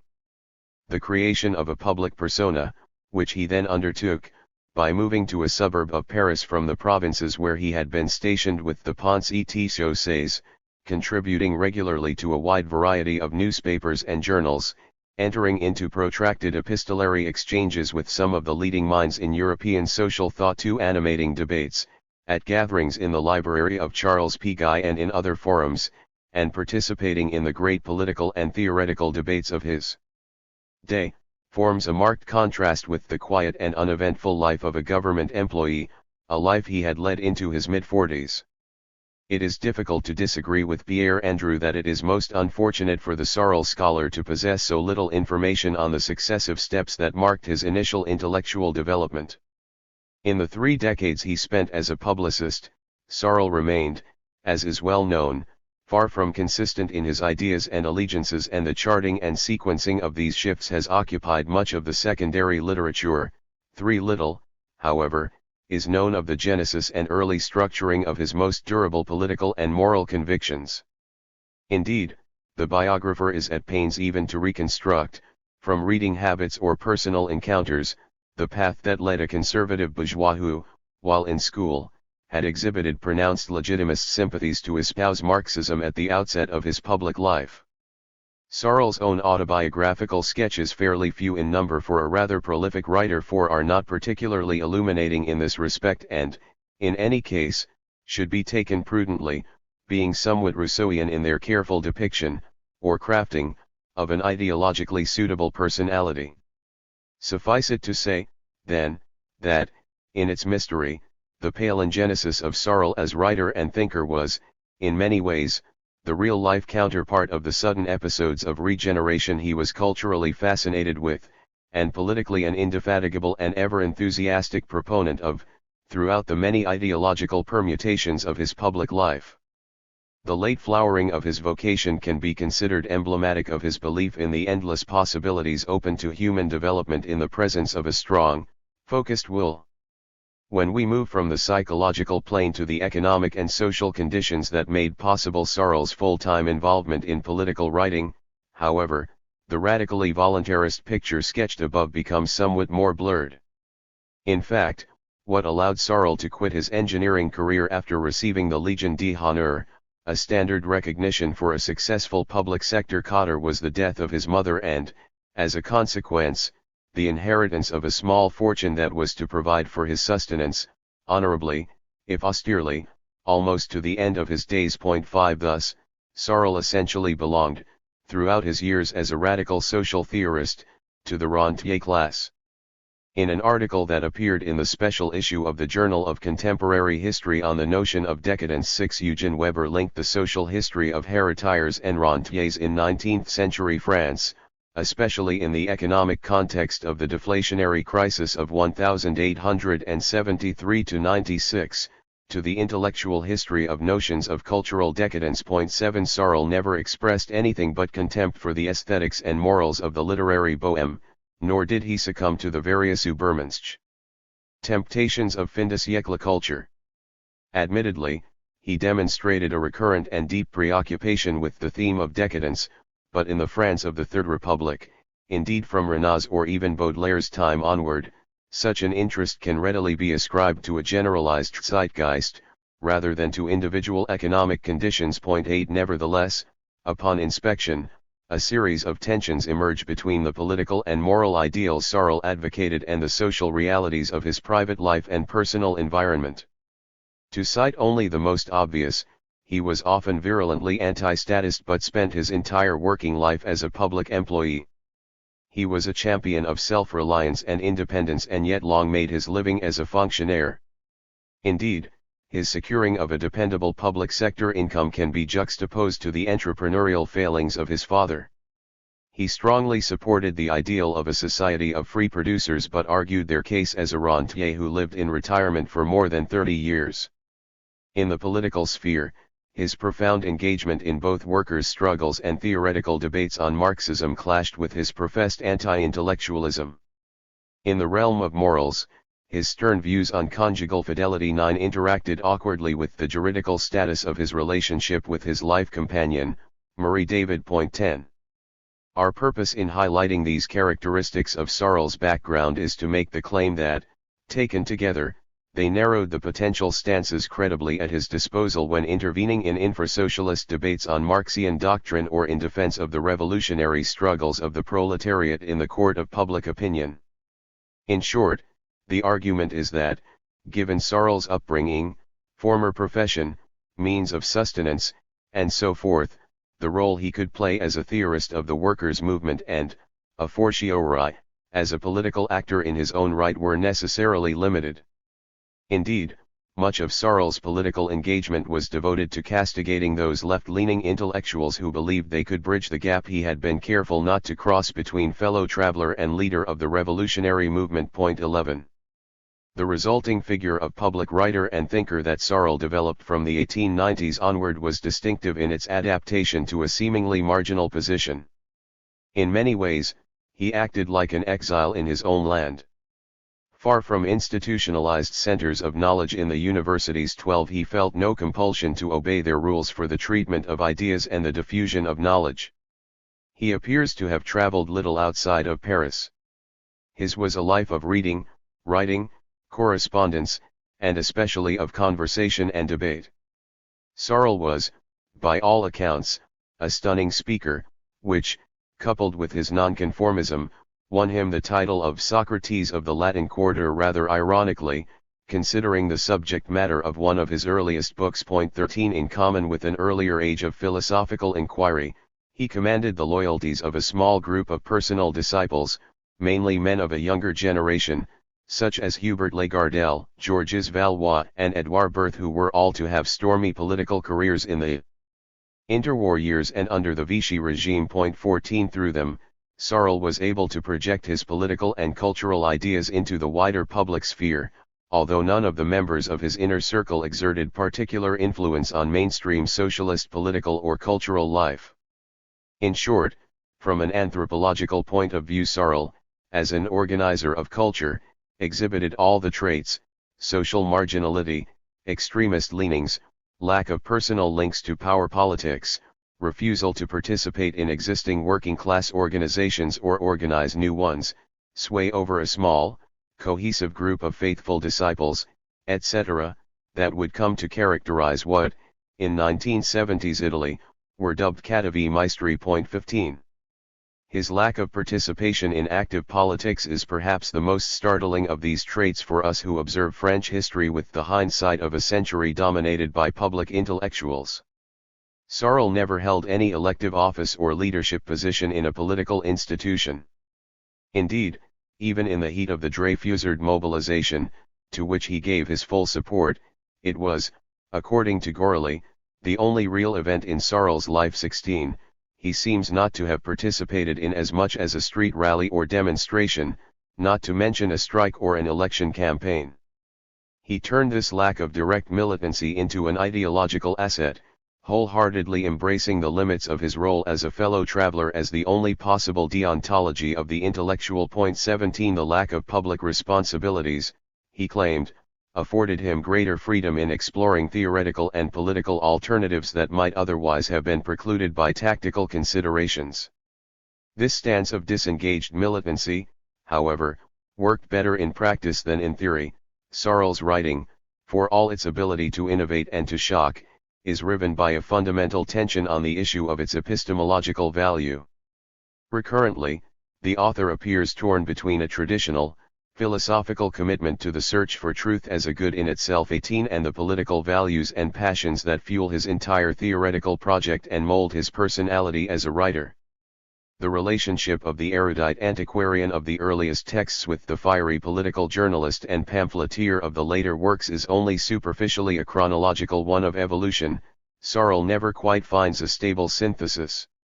At times his tone is strikingly similar to, almost a prefiguration of, a later generation of French radical writers in the interwar years, a Selenian torrent of withering invective against all aspects of institutional life in France under the Third Republic. His polemical vis is directed indiscriminately against a hydra with many heads, philanthropists and sociologists, parliamentary socialists and opportunists, humanitarians and intellectuals, politicians and parasites of all stripes, up to the very personification of Nemesis, Georges. 19. In a very different mood, however, Searle could appear almost professorial, detached and remote in the minutiae of historical reconstruction or philological argument, resembling the founding fathers of the disinterested, value-free social science we most commonly associate with such figures as Émile Durkheim or Max Weber. The dual nature of Searle's literary production is reflected in the vastly differing coeval interpretation of his work. Pareto and Croce 20 could hold Searle in high esteem as an original and unconventional social theorist, while not sharing his politics, but Lenin and Mussolini saw him chiefly as the inspiration for a real-life political movement, revolutionary syndicalism. Searle the activist and Searle the philosopher could not be reduced to unity. The dynamic compromise between these two voices is perhaps best crystallized in the Proudhonian definition Searle adopts for himself in the dedication of the Matériaux, un serviteur des intérêts du prolétariat. Searle's position at the intersection of the political and cultural fields is so fraught with incongruities in part because the fields themselves were undergoing a profound modification in parallel with the contested and highly controversial emergence of the social role of the intellectual from the crisis of the affaire Dreyfus. 21. In turn, it is not possible to understand the birth of the social role of intellectuals in isolation from the general course of political history in France, especially with relation to the establishment and consolidation of the Third Republic. A wider view of the underlying social conditions uncovers the purely semantic nature of many misunderstandings in the interpretation of Searle's thought, notably with regard to the concepts of liberalism, revolution, republic, and modernity. It is important to note that the social groups that mobilized in defense of the Republican regime at the time of the affair were, in many ways, at the same time the initiators and the beneficiaries of the nation-building process that had taken place in France with accelerating speed during the last quarter of the 19th century. 22 The engagement of the great names of the Sorbonne and the Academy in political debate was a novelty of the turn-of-the-century years, but this elite phenomenon, in a moment of crisis, was without doubt much less important in terms of the cultural history of France than the steady stream of ideas that had been propagated for decades by a vast array of teachers, functionaries, prefects, judges, etc., striving to centralize and modernize the country at the grassroots level. The social role of the public intellectual was born in a cultural context that was already familiar with the figure of the policy intellectual, a politically engaged, socially proactive government employee or managerial cadre. 23 Spreading the gospel of the new republican regime in the provinces. The social function of this group was all the more crucial given the relative weakness of the form of government that emerged from the French defeat in the Prussian War and the trauma of the Commune. The Third Republic represents the first historical occasion in which French liberalism was allowed to govern stably without the tutelage of a monarch. The liberalism of the Third Republic, however, was sui generis, inflected by the French revolutionary tradition, the specific historical circumstances in which the political system had reacted to the continent-wide liberal crisis of 1848, and the continued resistance the regime encountered in large sectors of the polity, taking the form most notably of a series of culture wars with the Catholic Church. 24 As a result, the legitimating discourse of the Third Republic differed substantially from prototypical, British, liberalism, mainly because of the complex process of co-optation and rebranding of the Jacobin heritage undertaken by the governing elites. Among other things, Republican ideology influenced industrial relations. The Rousseauian emphasis on national unity and the general will tended to undermine the social acceptability of violent industrial action and confrontation, both on the part of the unions and of the employers, while conversely justifying the principle of state intervention to arbitrate and, ultimately, to settle labor disputes and social conflicts authoritatively. In parallel, the abstract Cartesianism of official culture lent plausibility to humanitarian schemes for the resolution of the social question, with strong reminiscences of Saint-Simonianism and utopian socialism in its more statist varieties. Objective factors encouraged this shift away from the laissez-faire attitude of the mid-19th century. On the one hand, industrial concentration and the advent of oligopolistic competition, driven in part by the rise of protectionism, challenged the truisms of classical political economy regarding the separation of state and market. On the other hand, the need for social concord was made urgent by an unstable international environment, in which colonial competition and military tensions recurrently threatened to precipitate a general conflict among the great European powers. If the French ruling class at the turn of the century was following its European counterparts in searching for a negotiated solution to the class struggle, an attitude that elicited in some observers, such as Pareto, Weber, and even Nietzsche, strong denunciations for what was perceived as a failure of nerve of the bourgeoisie, the situation of the working class was much more fluid.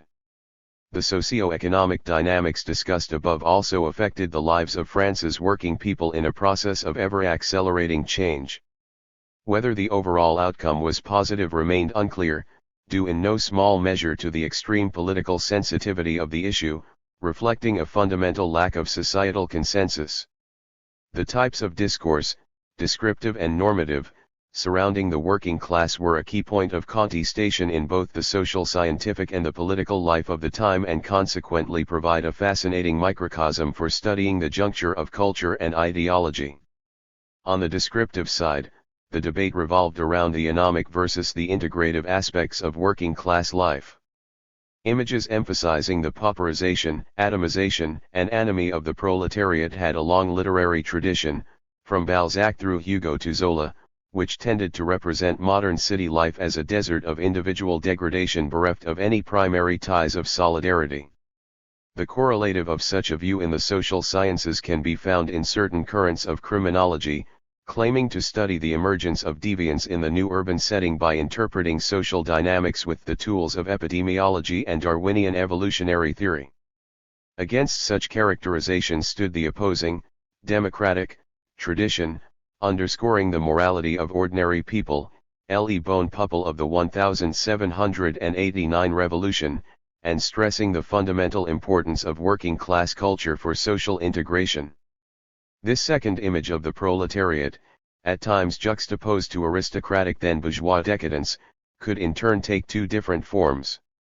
Conservative, generally Catholic, social thinkers, example Lamennais or Le Play, stressed the traditional origin of popular beliefs, customs, and values.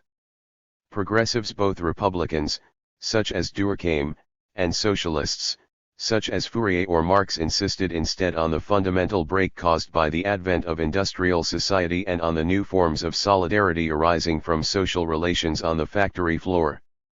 The debate on the sources of working-class culture was, in turn, related to the modernizing role of the working class in the economic process. The issue was to determine whether the working class was essentially dynamic, at the forefront of the development of industrial society, and struggling for an ever greater rationalization of the production system, or if instead it was, at heart, Luddite, seeing its interests in the resurrection of some version of pre-modern corporatism in a context of economic and technological stagnation. Conversely, it remained unclear whether the development of industrial society would lead to a gradual absorption of the working class into the rest of society, through a general leveling of social mores, or whether, on the contrary, increasing mechanization would render the working class obsolete and transform it into an economically, and politically, insignificant underclass. In short, the question was not only whether the working class supported modernization but also whether modernization would support the working class. Given these fundamental disagreements on the nature, values, interests, and future prospects of the proletariat, it is not surprising that there should also be a lack of unanimity on the normative side, regarding the strategic political choice facing the working class, separation from or engagement with bourgeois society. Although this choice, like most political issues, was binary, it is important to understand the interlocking structure of the underlying descriptive debates in order to perceive the originality of Searle's response to the entire question. Paying attention to the structural constraints and affordances dictated by Searle's role in the cultural life of his time and the wider socio-economic context, such as developed above, in conjunction with the biographical origins of his literary interests at first, nothing more than the harmless odium of a provincial employee, directed at a series of disparate antiquarian themes 25 will help to illuminate, or so I would argue, many interpretative problems regarding Searle's writing style. This, in turn, will aid our comprehension of his thought and its political meaning. Searle always claimed to be an autodidact in social thought and, while this may well be a gross underestimation of the quality and influence of his formal education, it affords us a view of his self-image vis-a-vis the intellectual establishment. In terms of the choice of subject matter in his writing, two opposing dynamics can be seen to operate. On the one side, a variety of far-flung themes capture Searle's imagination in the early days when writing is still a part-time hobby, as we have mentioned, historical and religious problems, mainly, but in a variety of different, and distant, contexts. On the other hand, his subsequent occupation as a publicist obliges him to speak on many disparate topics connected with current affairs, politics, and culture, often through the medium of book reviews or prefaces. Neither of these genres of writing required a highly systematic intelligence, and it would seem that Searle felt perfectly comfortable with the lack of overall form and consistency in his literary production. In fact, it appears that he valued his writing mainly as a heuristic tool, a personal guide to the working out of social reality. The synergy between these two types of writing can be seen in the fact that he never conceived of his contributions to socialist publications as mere militancy but always as an independent attempt to seize the truth of social reality. Furthermore, the variety of his interests alerted him to the importance of viewing political life as embedded in a larger cultural whole. The literary form his political theory most often took was the short essay on topics of present interest 26, chosen because of their relevance to a broader range of questions. His style can appear at times startlingly uneven and structureless. Its author's aim, though, was always to express his mental processes in their development, exploring the contradictions of reality, trying on different new theories and ideas in order to stretch them as far as they could go, and omitting the discursive fillers and commonplaces. 2. In the previous section, we have attempted to map the variety of factors biographical, political, and economic that influenced the development of Searle's political thought in its historical context. In the present section, we build upon those foundations in tracing the anatomy of Searle's theories concerning our broader topic of interest, the concept of legitimacy in a society of masses. The spontaneous generation of order. What is a legitimate government according to Searle? This is, perhaps, the most basic question that can be asked of a political theorist on the topic, yet one of the most complex for a Searle scholar to answer, on various counts. First, Searle is much more involved with the analysis of illegitimacy and its revolutionary remedies, so any definition of legitimacy may only be derived a contrario. Second, Searle believes the problem cannot be posed in terms of the formal qualities to be possessed by the carrier of legitimacy. There is no abstractly legitimate equilibrium, only more or less stable historical configurations. Third, such historical configurations, for Searle, are based on aggregate beliefs, which, in important ways, escape the logic of purely material social relations, such as the balance of power produced by clashing individual and group interests. Beliefs may change over time, giving rise to cycles of legitimacy, crisis and revolution, but it is much more in the nature of Searle's project to determine how they change rather than why, because in these matters understanding is always already action, as well. Point 27. Given these aspects of Searle's approach to legitimacy, it is perhaps best to begin the exploration of his thought by considering the main example he offers of legitimate order. The image employed by Searle for the ultimate goal in the process of social development and revolution he supported is the Society of Independent Producers. 28 In many ways this entity is a reformulation of the Marxian concept of a society without classes, the communistic end state obtaining after the transitional moment of the dictatorship of the proletariat and the liquidation of bourgeois social relations. In particular, Searle claims that the seeds of the new society, its interpersonal relations, its spirit, its moral force, lie in the existing praxis of the consciously revolutionary part of the working class. The crucial, qualifying characteristic of the Society of Independent Producers appears to be the presence of spontaneously generated institutions. The balancing of the two elements is fundamental. Without institutions, no significant social movement is conceivable. Richard Vernon correctly points out that in this respect Searle was very far from being a libertarian or an anarchist. The individual will is weak, and history advances only through collectivities. 29 On the other hand, Searle is consistently and radically opposed to all types of formal organization imposed on members from above and outside and not organically developed within the group itself. 30 Incidentally, we may remark that such an interest in spontaneously generated institutions is congruent with the particular bent of Searle's concern for ethics. Much has been made of Searle's own explicit assertion, in a letter to Croce, that the key to his life work was his interest in the historical genesis of morality. 31 It should be realized, however, and many passages in the corpus can be referred to in support of this interpretation. 32 That for our author the great puzzle in the historical genesis of morality does not involve the idea of justice but rather the practice of altruism, not how people develop rules that allow them to live together but how they evolve ties that make explicit rules superfluous. If a society of independent producers is Searle's image of legitimate order, and if it is so because of the presence of spontaneously generated institutions, the resulting theory bears many analogies to a Hegelian conception of the ethical life of the community, a situated social order, whose internal consistency seems organically to drive its legitimacy. The correlative of Hegelian historicism is, unavoidably, its relativism, that is, the absence of formal, abstract standards for appeal outside the historical process itself. Searle, however, was not keen to follow historicism on this point. 33 And he was hardly attracted by moral relativism in the private realm in the case, for instance, of conjugal fidelity. It must be noted that Searle's theory of legitimacy, such as it is rooted in the present, in struggle, and in the promise of deliverance, not in trans-historical speculation.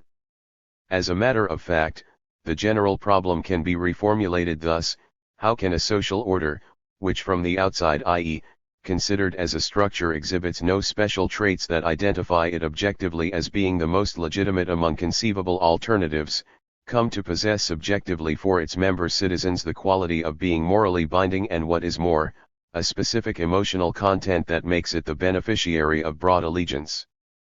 Such an issue subsumes many key social theory dichotomies.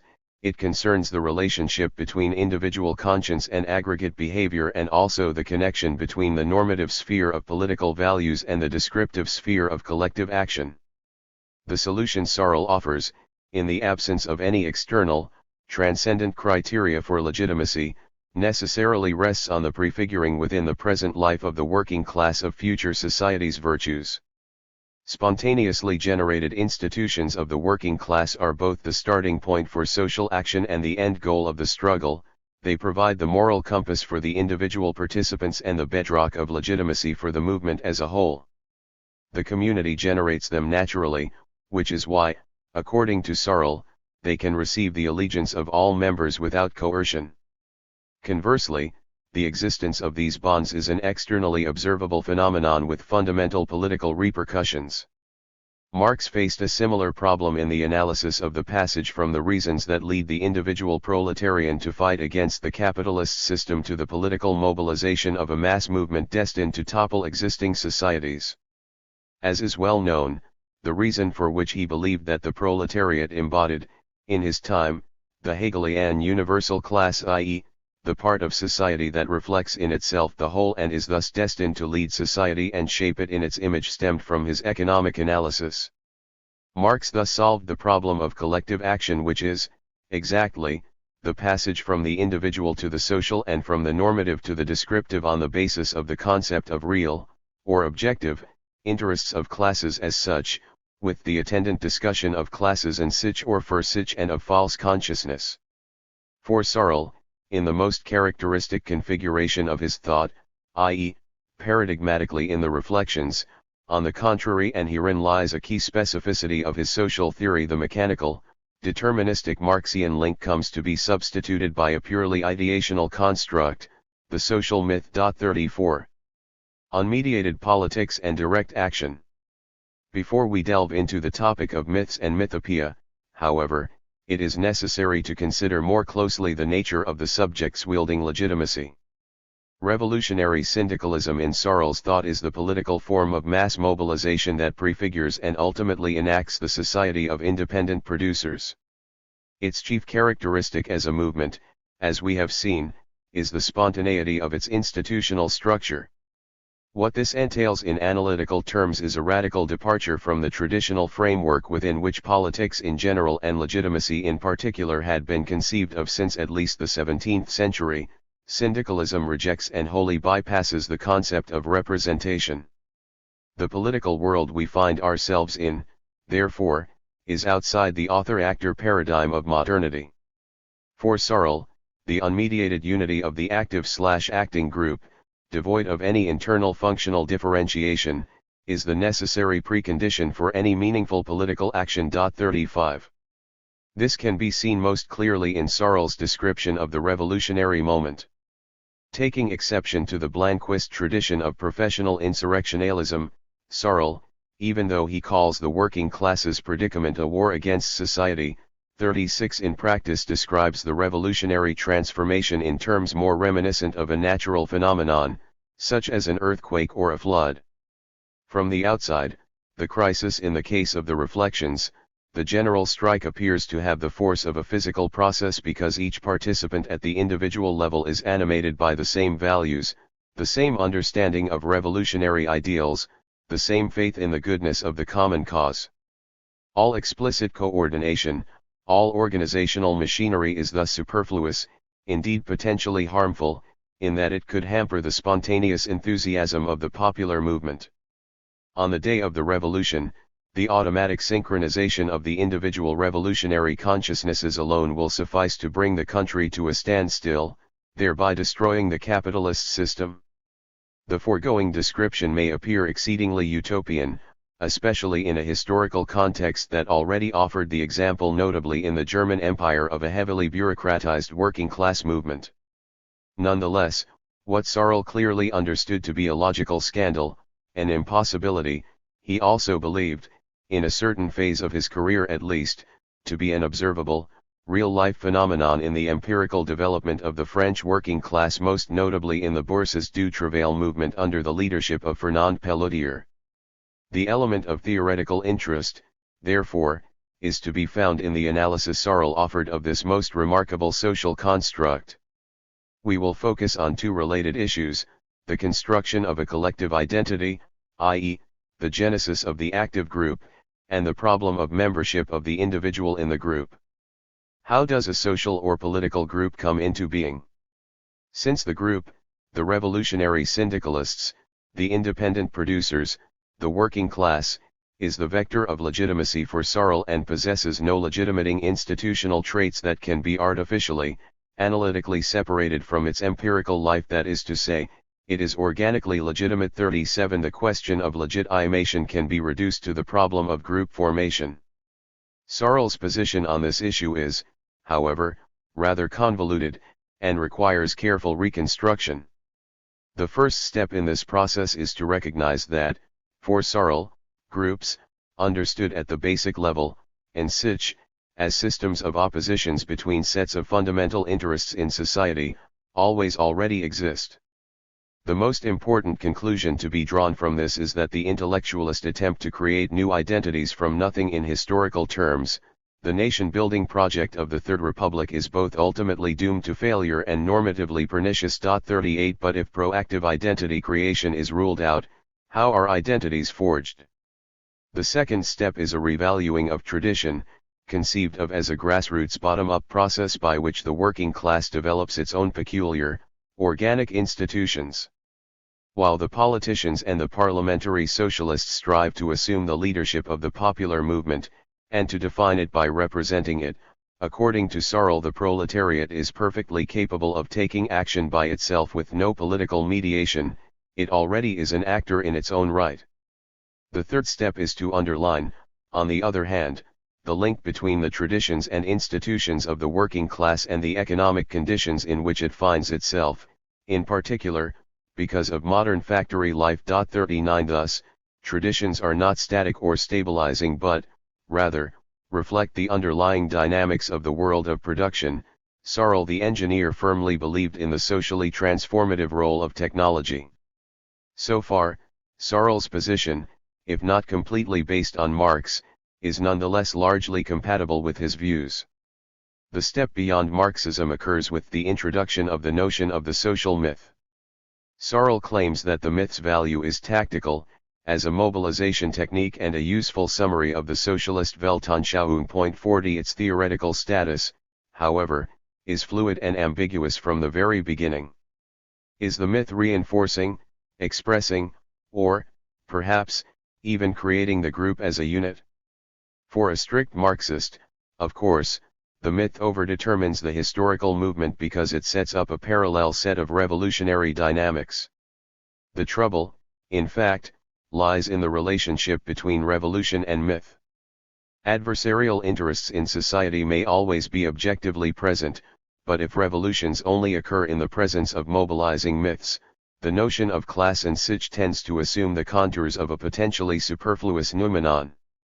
This is certainly the interpretative path taken by the 20th century, totalitarian, epigones of Sorleanism, as well as by a significant part of the scholarship. 41 It should be stated clearly, however, that in the reflections hardly anything is ever said about the creation of myths, much less about the political actor or actors who would have it in their power to dictate them. 42 Rather, many examples are given of particular historical configurations in which social myths enabled collective action by operating, in Thierry Paquot's incisive formulation, as declencheurs d'epopées. A closer look at one of such cases will yield insights into our second concern, that of membership of the individual in the group. The passage on the soldiers of 1792 in the Reflections deserves being quoted at length. On arrive à un résultat satisfaisant en partant de traces Curie uses analogies qui existent entre les qualités les plus remarquables de soldats qui firent les guerres de la liberté, celles qui engendre la propagande faite en faveur de la grève générale et celles qu'elles ont doit réclamer d'un travailleur libre dans une société hautement progressive. Pendant les guerres de la liberté, chaque soldat se considéré comme étant un personnage ayant à faire quelque chose de très important dans la bataille, au lieu de se regarder comme étant seulement un piece dans un mécanisme militaire confié à la direction souveraine d'un maître. Les batailles ne peuvent donc plus être similes à des jeux d'échecs dans lesquels l'homme est comparable à un pion, elles deviennent d'accumulations d'exploits héroïques, accomplices par de individus qui puissent dans leur enthousiasme les motifs de leur conduite. S'il en voulait trouver dans ces premières armes, ce qui tenait le de l'idée postérieure d'une discipline, on pourrait dire que les soldats étaient convaincus que la moindre défaillance du moindre de troupes pouvait compromettre le succès de l'ensemble et la vie de tous ses camarades, et que les soldats agissent en conséquence. Cela suppose qu'un ancient nul compte de valeurs relatives de facteurs de la victoire, en sorte que toutes choses sont considérées sous un point de vue qualitatif et individualiste. Le même esprit se retrouve dans les groupes ouvriers qui sont passionnés pour la grève générale, ces groupes se représentent, en effet, la révolution comme un immense soulèvement qu'on peut encore qualifier d'individualiste, chacun marchant avec le plus d'ardeur possible, opérant pour son compte, NESE préoccupant que de subordonner sa conduite à un grand plan d'ensemble savamment combine. Ce caractère de la grève générale prolétaire n'est, maintes fois, signal etil n'est pas sans effrayer de politiciens avides qui comprennent parfaitement qu'une révolution menée de cette manière supprimerait toute chance pour yeux de s'emparer du gouvernement. 43. These remarks are congruent with our interpretation of Searle's interest in ethics as an analysis of the historical development of altruism, one also might say virtue in history.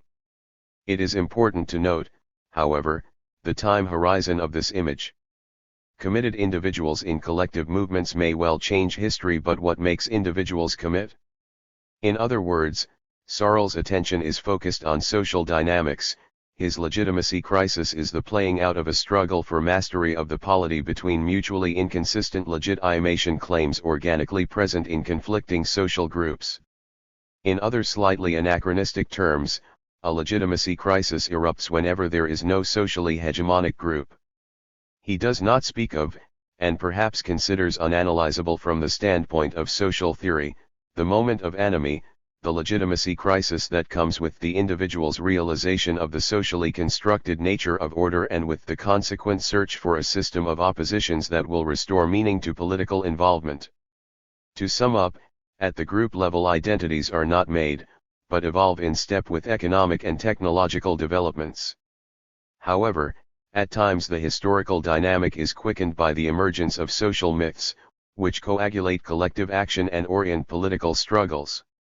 Myths, as we have said, are the theoretical scandal but also the empirical norm, the factor that permits the linkage of a theory of permanent social oppositions with a praxis of long periods of quiescence punctuated by sudden revolutionary convulsions. Myths, of course, cannot therefore be gainfully analyzed 44 or, indeed, predicted through theory. Or, to put it differently, it is the territory where political thought shades into political action. 45. This is due to the fact that myths work as the subjectively motivating force for individual participation in the collective movement. 46. The same mystery surrounds the springs of motivation of the individual's calling to politics and the aggregate effects of such a calling. Separation and war. With regard to the locus of legitimacy in Searle's social theory, two further issues remain to be discussed: the internal and external relations of the group. We have mentioned the anti-statism, anti-formalism, and aversion to representational arrangements that characterize Searlean politics. What, then, of the relationship between the revolutionary movement and its leaders? Certainly Searle did not believe that institutions of leadership could be completely foregone. After all, it was a well-established principle of working-class politics that organization was a necessary means to counteract the greater ease of coordination and concentration of material resources at the disposal of the ruling class. How, then, to avoid oppression at the hands of the very instrument of emancipation itself? For Searle, the best guarantee of popular control over working-class institutions was to make leaders as similar to the led as possible. Leaders who emerge from industrial struggle possess a natural ability to elicit obedience and allegiance from others because they engender spontaneous trust born of ease of identification. The chief practical conclusion is that working-class organizations should be separate, class-specific entities that do not aim to form alliances, enroll a part of the middle class in their ranks, or participate in bourgeois political life but, rather, strive, in isolation, to overthrow it. For such a reason the intellectual champions of socialist politics who issue from the bourgeoisie cannot but be condemned by Searle in the strongest terms. Intellectuals can be fellow travelers, not actors, much less leaders, in working-class struggles. This objective boundary of membership forms the limit, and the complement, of the process of individual awakening of consciousness in relation to social myths previously discussed. Above and beyond class homogeneity, though, Searle envisages a further mechanism guaranteeing the consistency of the revolutionary movement. For syndicalism to be viable as a political strategy of deliverance, its ideals and methods must be diffuse, dispersed throughout the group. Being a politics of identity, syndicalism lives first and foremost in the hearts of its militants. This radically decentralized political ideal shares elective affinities with Rousseauianism in the emphasis it places on the need for individual virtue in order to obtain desired collective outcomes. It is moreover in stark opposition to the Jacobin centralism of the Third Republic in its search for local, case-specific, bottom-up solutions to organizational problems. Perhaps most interestingly, it points toward a theoretical alternative to the militarization of the class vanguard that Lenin would come to advocate while not relying passively on the bureaucratic machinery of party and trade union, as German social democracy was wont to do. A decentralized, spontaneous politics requires responsible individuals. Through this lens, we are in a position to perceive the reasons for the characterizations of Searle's thought as individualist or even liberal. 47 Searle decried the increasing reliance of the working class on schemes of social welfare as a symptom of decadence. He saw them as a corruption of the moral fiber of the workers brought about by ill-conceived or self-interested humanitarian schemes, themselves intended to paper over class antagonisms as a means to an elusive social peace. 48 When Searle attacks these arrangements, he sounds the note of individual and group responsibility. If the legitimation of the working class rests upon its network of traditions and institutions, and if such a network is generated by the transformative experience of work under modern factory conditions, any social reform scheme that tries to distance the workers from production or to compensate them for idleness is ipso facto an attack upon the cohesiveness and purposefulness of the class itself. 49 He takes seriously the claim that the proletariat is, by virtue of its economic position, the future of civilization, and aims to make of it precisely the opposite of the Nietzschean characterization, that is to say, a class totally devoid of ressentiment, whose strength makes it shun accommodation while at the same time allowing it to be magnanimous in victory. Such is Searle's warrior ethics for the aristocracy of the working class. From what has been said, it appears evident that Searle should not be mistaken for a nostalgic communitarian. 50 Impersonal relationships have a place in the social arrangements he favors, and, in fact, the world of the factory would in most empirical aspects remain unchanged in the future society of independent producers. Indeed, Searle always showed much more respect for the entrepreneurial spirit of the bourgeoisie in its heroic age than for any manifestation of the institutional life of the state, be it political, juridical, or bureaucratic, even when it seemed to produce tangible benefits in the day-to-day life of the working class. The ideal of rigorous separation is the cornerstone of the external relationship of the legitimacy-generating group with the rest of society. The boundaries of legitimate order are by definition coextensive with those of the myth-sharing community and cannot exceed them. No ties of political solidarity can therefore obtain in the polity as a whole. This conclusion is made all the more inescapable by the fact that the only social myths Searle takes into consideration are mobilizing myths, adversarial myths that lead to strife within the polity, to the search for change as a form of deliverance from the oppression of present, unjust political arrangements. Nor can Searle's theory easily be turned in a socially integrative direction, adapting it to myths that aim at the unification of the community, for example, for nationalist goals of international power politics. 51 Mythical politics, for Searle, is a politics of direct action.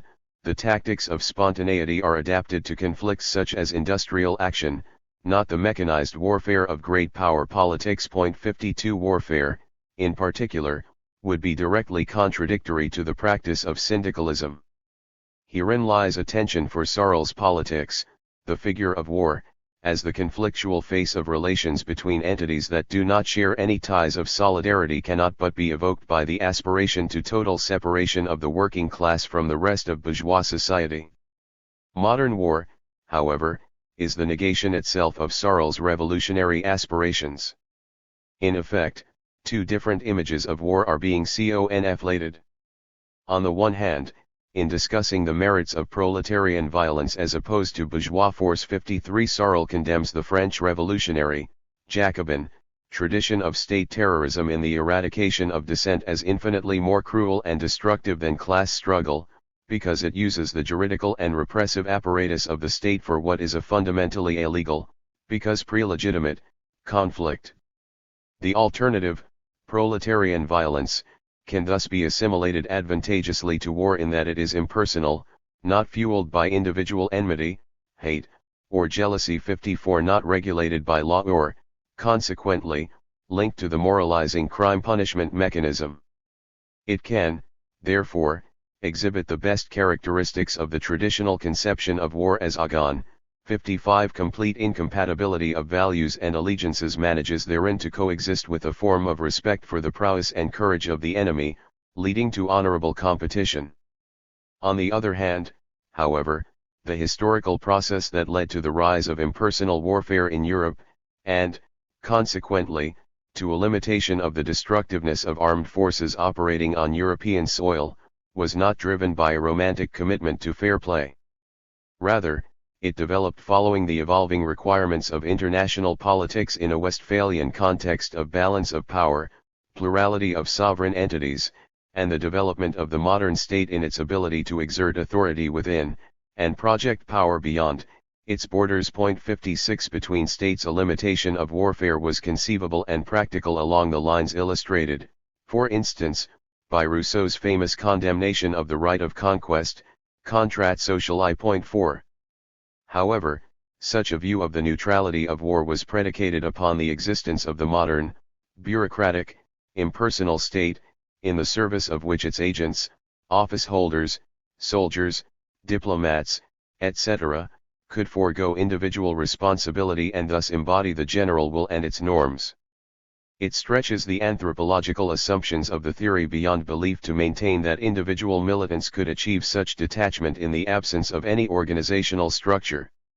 Cycles of revolution, myths of deliverance. As we have seen, the introduction of the myth as a necessary ingredient in the revolutionary process radically changes the sequencing of the Marxian theory of social action. The myth's function is to vivify the working class, transforming its spontaneously generated institutions into tactically effective instruments for political action. The result is an agon between irreconcilable class interests. 57 The mechanisms of parliamentary politics and the legal infrastructure of the state are brushed aside by the confrontation of homogeneous, mobilized social forces, the true carriers of legitimacy. For Searle, the capital sins in politics are apathy, compromise, and hypocrisy. As we mentioned at the beginning of this section, he is therefore entirely focused on the moment in which interests, identities, and basic values clash. His involvement with end states is entirely derivative. For such a worldview, accommodation and reflux into the private sphere is a worse outcome than crushing defeat, and the link between the two can never be acknowledged. Consequently, the element of interest in Searle's contribution to the theoretical problem of legitimacy concerns the moments of crisis, uncertainty, and conflict. It is undeniable that in his writings there appears a certain aesthetic preference for moments of decision, for situations of strife, for choices that are self-denying, even self-sacrificing. 58 This is Searle's most moralistic and anti-political coterie, a valuing of struggle for its own sake, and its correlative, the attack on all schemes for social peace. 59 Only social movements embody legitimacy. They are not, however, merely the foundation of a just order, a necessary moment of discontinuity to be confined safely to a distant, heroic past, the memory of past revolutions, example the Third Republic's institutionalization of 1789, is never sufficient to justify the mediocrity and hypocrisy of the politicians once the new order is in place and the participation of the masses has waned. 60 Thus, the attainment of revolutionary tension, the moment of mobilization and enthusiasm is Searle's paramount goal. Syndicalism had the potential to be a solution to the conundrum of legitimate order because the future society to which it aspired was already present in existing class institutions. The society of independent producers would then be an apolitical world. It is only a question of eliminating the social parasites who exploit the state for private advantage, a theoretical residue, no doubt, of the social thought of French utopian socialists such as Searle's beloved Proudhon. 61 It is often stated that legitimacy, as a political and not merely a theoretical problem, is only ever visible by its absence. Legitimacy crises are the only moments in which it is meaningful to inquire after the political allegiances of individuals. At any other time, their actions and the aggregate result, the existence of a social order, are fundamentally overdetermined by the existence of social control mechanisms for the taming of structural deviance. Deterrence functions normally, and the problem of social cooperation, quis custodiet custodes ipsos, is largely avoided. By, normatively, rejecting the legitimacy of any such stable political order, though, Searle takes this episodic view of legitimacy further. For him, legitimacy as a phenomenon only occurs as a double when two different value systems, two Weltanschauungen, clash. Whenever the balance swings decisively in one direction, tension decreases, mobilization fades, professional politicians regain control, and stability ensues. Searle captures the process in one word: decadence. The succession of myth-driven mobilization, legitimacy clash, and disengagement has known many historical iterations, as Searle is well aware. Syndicalism can only be a tentative, aspirational solution to this recurrent dynamic. Substantively, if not explicitly, the philosophy of history to which Searle appears to subscribe has foregone Marxian teleology. In its place stands what may be termed a neo-Polybian view of history, a cycle of decadence and mobilization, stasis and revolution. The general pessimism of this outlook 62 is nonetheless tempered by the belief in the unforeseeable nature of the sudden surges of virtue that temporarily put a halt to decline. 63 Despite the recurrence of these moments, it is licit to ask of Searle, if history is cyclical, what is the meaning, the ultimate purpose, of individual involvement and sacrifice in collective action? In response to this cardinal doubt, Searle is at his most stoic, almost proto-existentialist. The chances of success, he tells us, are broadly irrelevant to the choice of the individual in favor of political engagement. 64 All political action takes place between the material determinants of the balance of power, in all their objectivity, and the mobilizing hope for future deliverance. 65 Ultimately, the fight against all odds, the last stand, doomed to defeat, is the ideal locus of the moral qualities that compose Searle's conception of the political good. As David Beetham has noted, despite all his tactical realism, Searle remains a proponent of the politics of ultimate conviction. 66 It is thus not difficult to perceive in what sense Searle was radically subversive of another key category of political modernity, duration, and why he could find common ground, though admittedly their alliance was fraught with ambiguity. 67 With Edward Bernstein on the basis of the slogan Das Ziel ist nichts, die Bewegung ist alles. 3. A storied tradition runs through Western political thought. Although often a minority view, it has decisively contributed to shape the shared understanding of many political categories common to European societies. It is a tradition that considers virtue to be a fundamental driving force in social life. It claims that a healthy polity needs engaged citizens, even if mobilization were to lead to strife, because apathy is a worse evil than public competition. It believes in freedom as an ideal of independence from the arbitrary dominion of others, not as the absence of all societal constraints. It is thus wary of license and of the passions.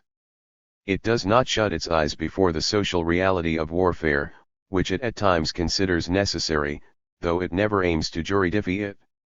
Indeed, it does not put great stock in transcendent ethical norms in general, although it has a deep respect for law as the organic creation of a historically situated collectivity and for the spiritual manifestations that lead individuals to search for meaning beyond their private interests. It typically is a pessimistic tradition because it tends to be articulated in times of crisis and decadence.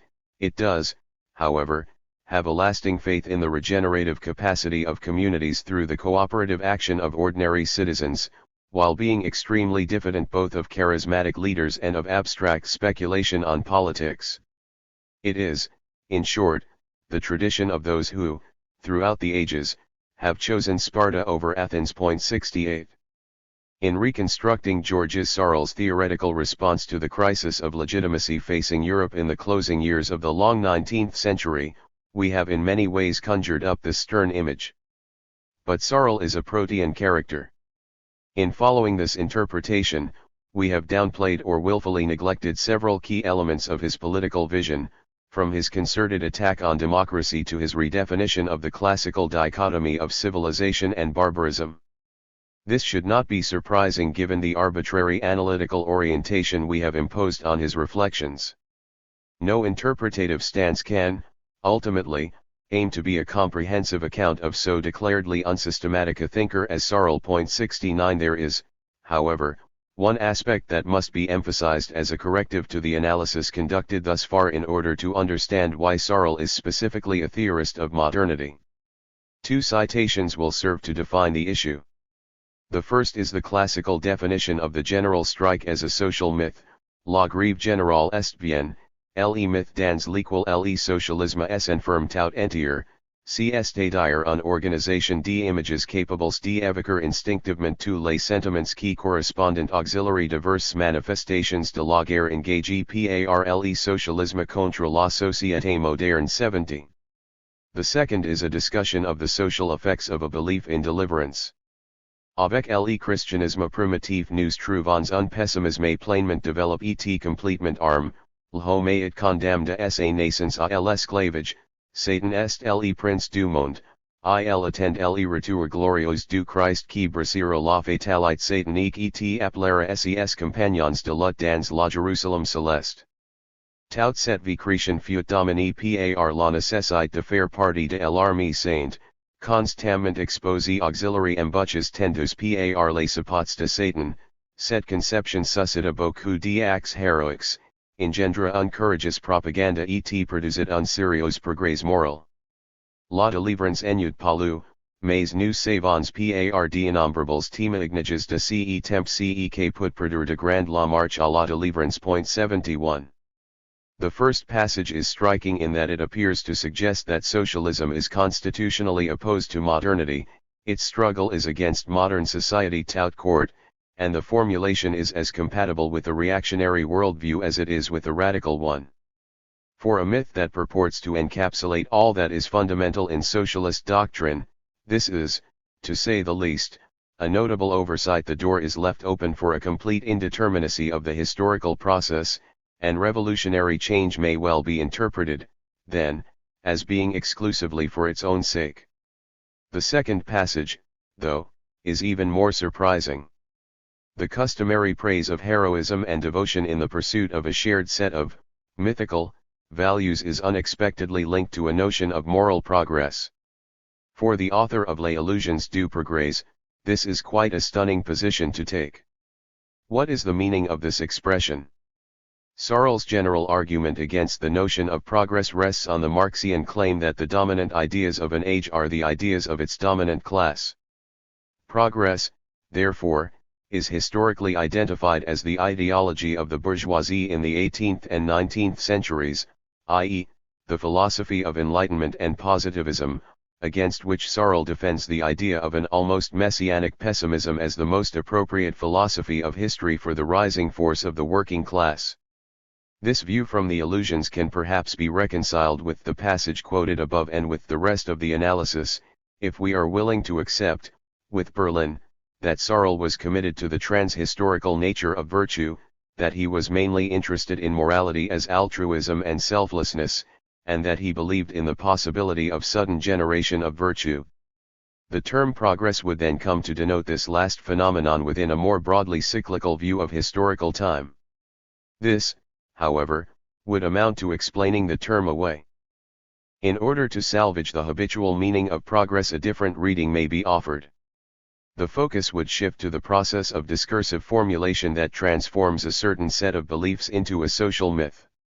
The formal occurrence of mythopoeia may be cyclically recursive, but the content of mobilizing discourse is not, and, inasmuch as a historical memory of past myths is preserved, the Nouvelle Tanchaung must react critically to them, whether it embraces, modifies, rejects, subverts, sublates, or transcends the past. This collective form of creativity does indeed seem to have a progressive nature, although, as the passage reminds us, the constitutive role of struggle, including the disappointment of messianic hopes in the formation of collective consciousness, is unavoidable. This is the form of progress that renders politics possible, the creation of new effective principles of legitimacy. As a consequence, great emphasis comes to be placed on the conditions that permit a fit between social conditions and mobilizing discourse in order to produce an effective myth. This leads us back to the problem posed by the first passage: why must the myth of the general strike engage the proletariat in a war against modern society? Searle believed that a fit existed between the social conditions of the factory and revolutionary syndicalist myth-making, the particular institutions developed by the French working class in its lived experience of industrial action created an explosive mixture, to which the myth of the general strike finally gave a rallying cry.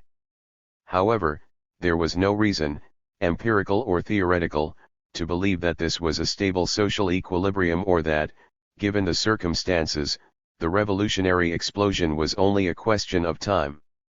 In view of the societal debate over the future of the working class, Searle sounded a note of urgency for the revolutionary mobilization of the workers. The germs of embourgeoisement, democratization, co-optation, compromise were already at work in the polity. In more general terms, the peculiar social position of the working class, at the center of the production process but still marginalized in terms of consumption, was threatened by the development of the capitalist system itself. Searle believed, consistently with his general viewpoint, that the traditions, mores, and institutions of the working class could not survive the corrosive, individualizing effect of consumerism. Further, he perceived modernity as the historical time in which tradition could no longer be generated in the authorless, collective fashion of the past. Against the risk of indefinite decadence in the future, and unwilling to countenance an institutionalization of anti-systemic cultural production, such as Gramsci's Principe Nuovo, Searle incited the workers, in vain, to seize the day, for, c'est à la violence que le socialisme doit les hautes valeurs morales par lesquelles il apporte le salut au monde moderne. 72. 5. Legitimacy and the Philosophy of History. Antonio Labriola.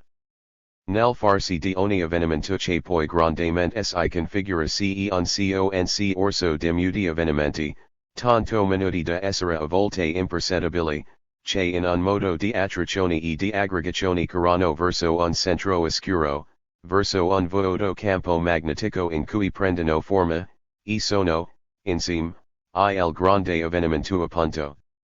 In questa forma, nella forma che insieme assumono, nessun matuto avvenimento e incidental, fortuito, le parti, sia pur molecolari, trovano necessità, e quindi spiegazione, nel tutto, e il tutto nelle parti.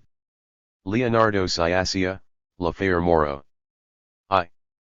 The 1871 Treaty of Frankfurt was followed by more than 40 years of peace in Western Europe, a period that was to come to an end only with the Sarajevo assassinations of 1914.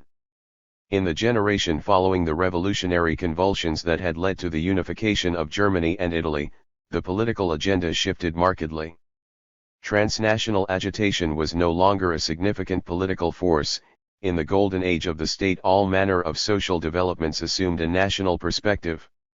Nation-building projects, notably targeting mass education, compulsory military service, tax collection, and trade protectionism sprung up across the continent.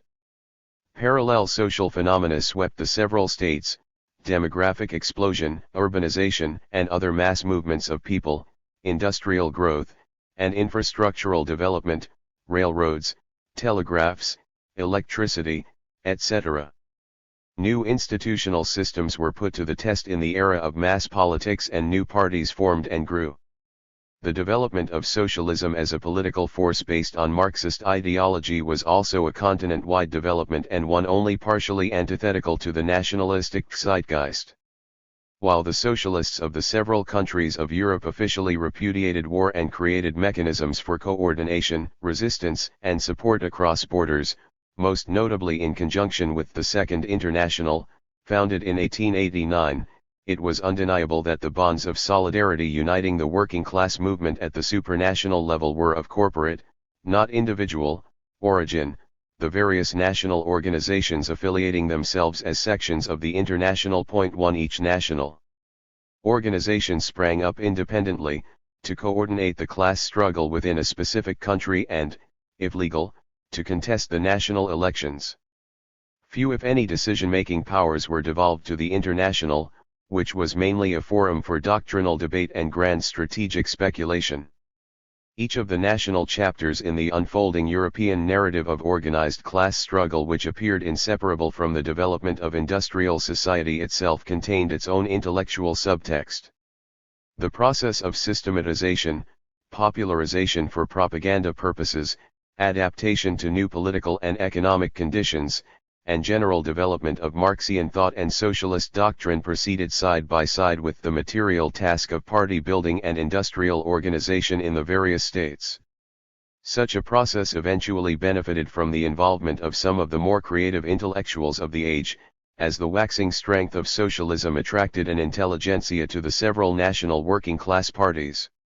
The exchange of views within and among the socialist movements took place in an atmosphere of relative pluralism, for no national party enjoyed the unquestionable preeminence that would allow it to claim an interpretative or strategic monopoly. Point 2. Even the role of the German SPD, by far the oldest, largest, and best organized of national movements, was limited to that of a primus inter pares.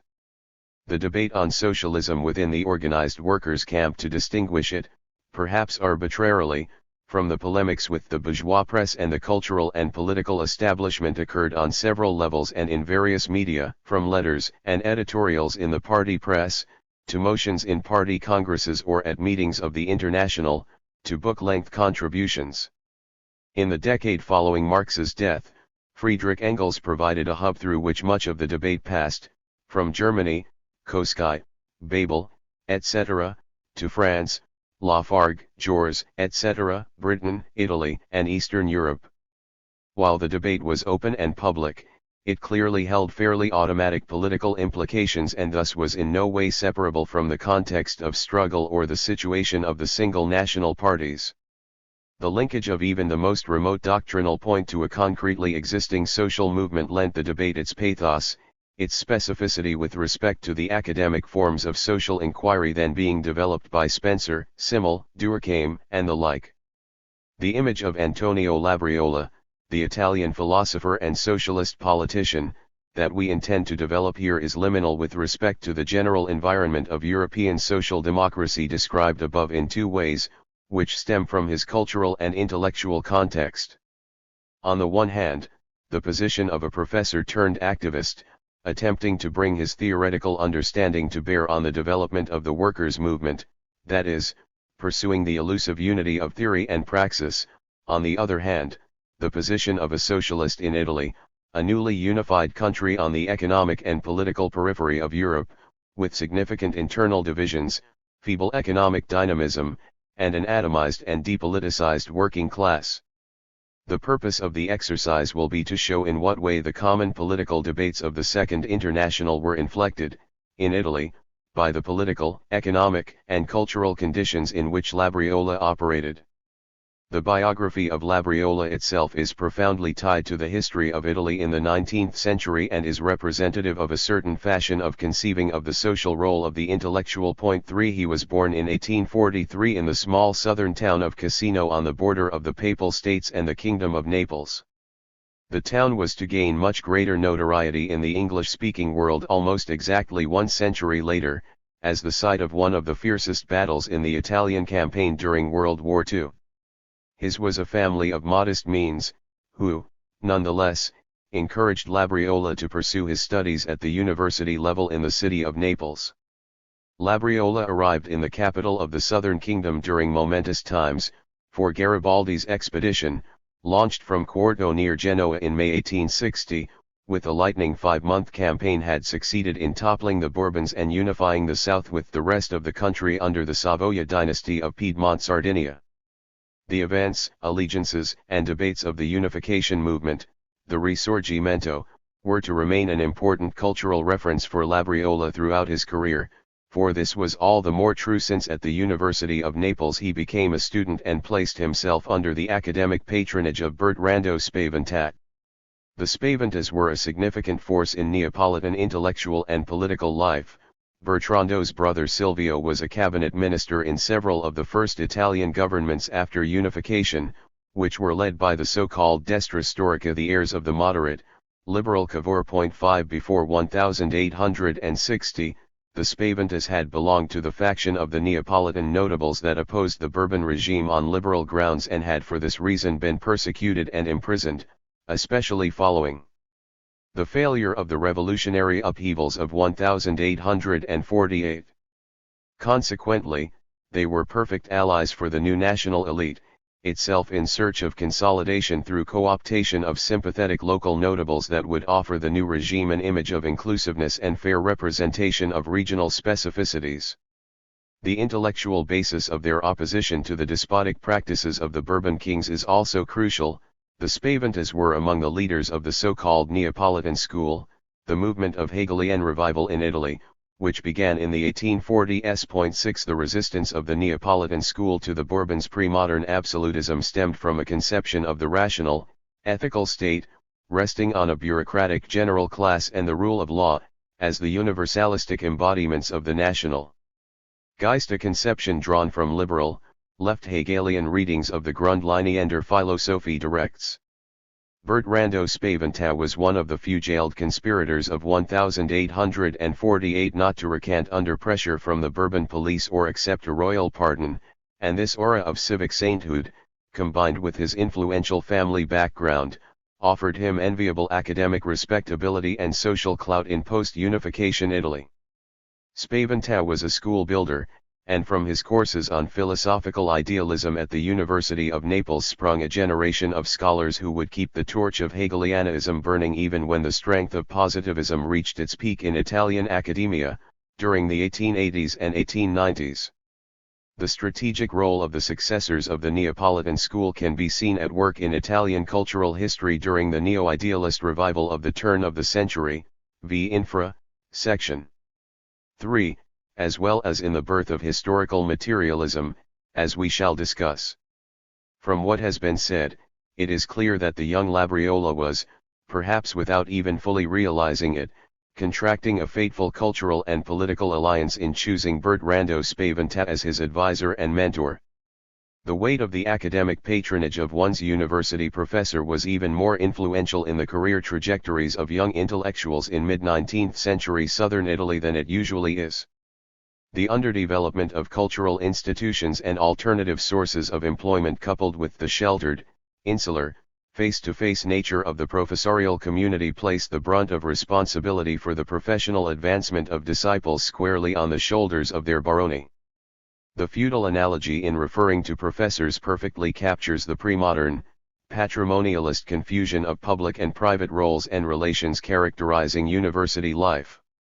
It was thus that Labriola, having completed his studies, was for 2 years a clerical employee in the local police office in Naples 7, a post that Silvio Spaventa had obtained for him before a more suitable place could be found, first in secondary school teaching and finally in the form of a philosophy chair at the University of Rome. Labriola's move to the nation's new capital, where he was to reside uninterruptedly for more than 3 decades, from 1873 to his death, was a major turning point in his life. Beginning with the Roman period, it is possible to speak of a fully formed intellectual personality, emancipated from any residual intellectual subordination to his former teachers, and thus to begin tracing the cultural and political trajectory that eventually led him to embrace Marxist socialism. Labriola's public persona was quite distinctive. A forceful public speaker indeed, much more at ease in this medium than in writing aid, he possessed something of a Socratic penchant. On the one hand, a startling physical appearance, coeval sketches and photographs depict a flamboyantly dressed man, whose keen eye and knowing smirk suggest a vivid, ironic, iconoclastic personality, far indeed from the conservative rigor that dominated Italian academia and public life at the time, and in fact much closer to Scapigliatura. 9 On the other hand, Labriola took his teaching extremely seriously, as a moral as well as a professional duty. This avocation transferred well from the university classroom to the political sphere, For Labriola's initial steps as an engaged public intellectual consisted of a series of conferences on historical materialism held in workers' circles and fraternal associations. It has been claimed that such a preference for didacticism and magisterial relations stemmed from a fundamental incapacity to debate intellectual issues with peers. This characteristic, it may be added, was determined in turn by a basic feeling of isolation on multiple levels, as a member of the lower middle class in an elitist cultural institution, as a post-Hegelian amidst positivists 11 and later as an engaged, committed socialist among purportedly apolitical bourgeois social scientists. We may ultimately trace this aspect of Labriola's social position and psychological outlook to his university years, shaped, as we have seen, by a form of training and transfer of knowledge stressing the hierarchical relation between professor and disciple, shielded both from interaction with other students and from contemporary currents in the wider cultural world. The incapacity for dialogue among equals with different views was manifested in a salient quality of Labriola's public persona, itself almost parodic of the traditional figure of the Latin man of learning. 12 The polemical verve, the quick temper, the easy susceptibility, at the limit almost a tendency toward deliberate equivocation of others' positions, and, in any case, a pronounced difficulty in separating, or distinguishing, substantive from ad hominem arguments. In sum, Labriola himself recognized that he possessed il temperamento degli uomini estremi. 13. How did Labriola become a socialist?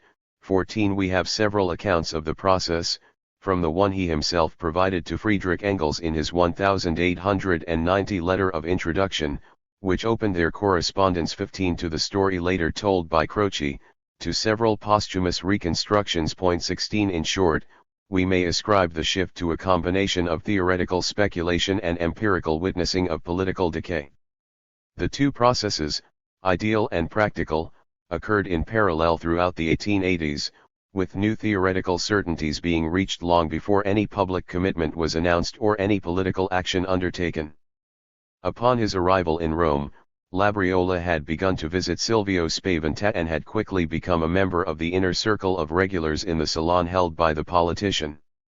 In the mid-1870s, the men of the destra storica were progressively losing influence over the political leadership of Italy, as the country's elite began to include rising commercial interests that rivaled for power with the old agrarian ruling class.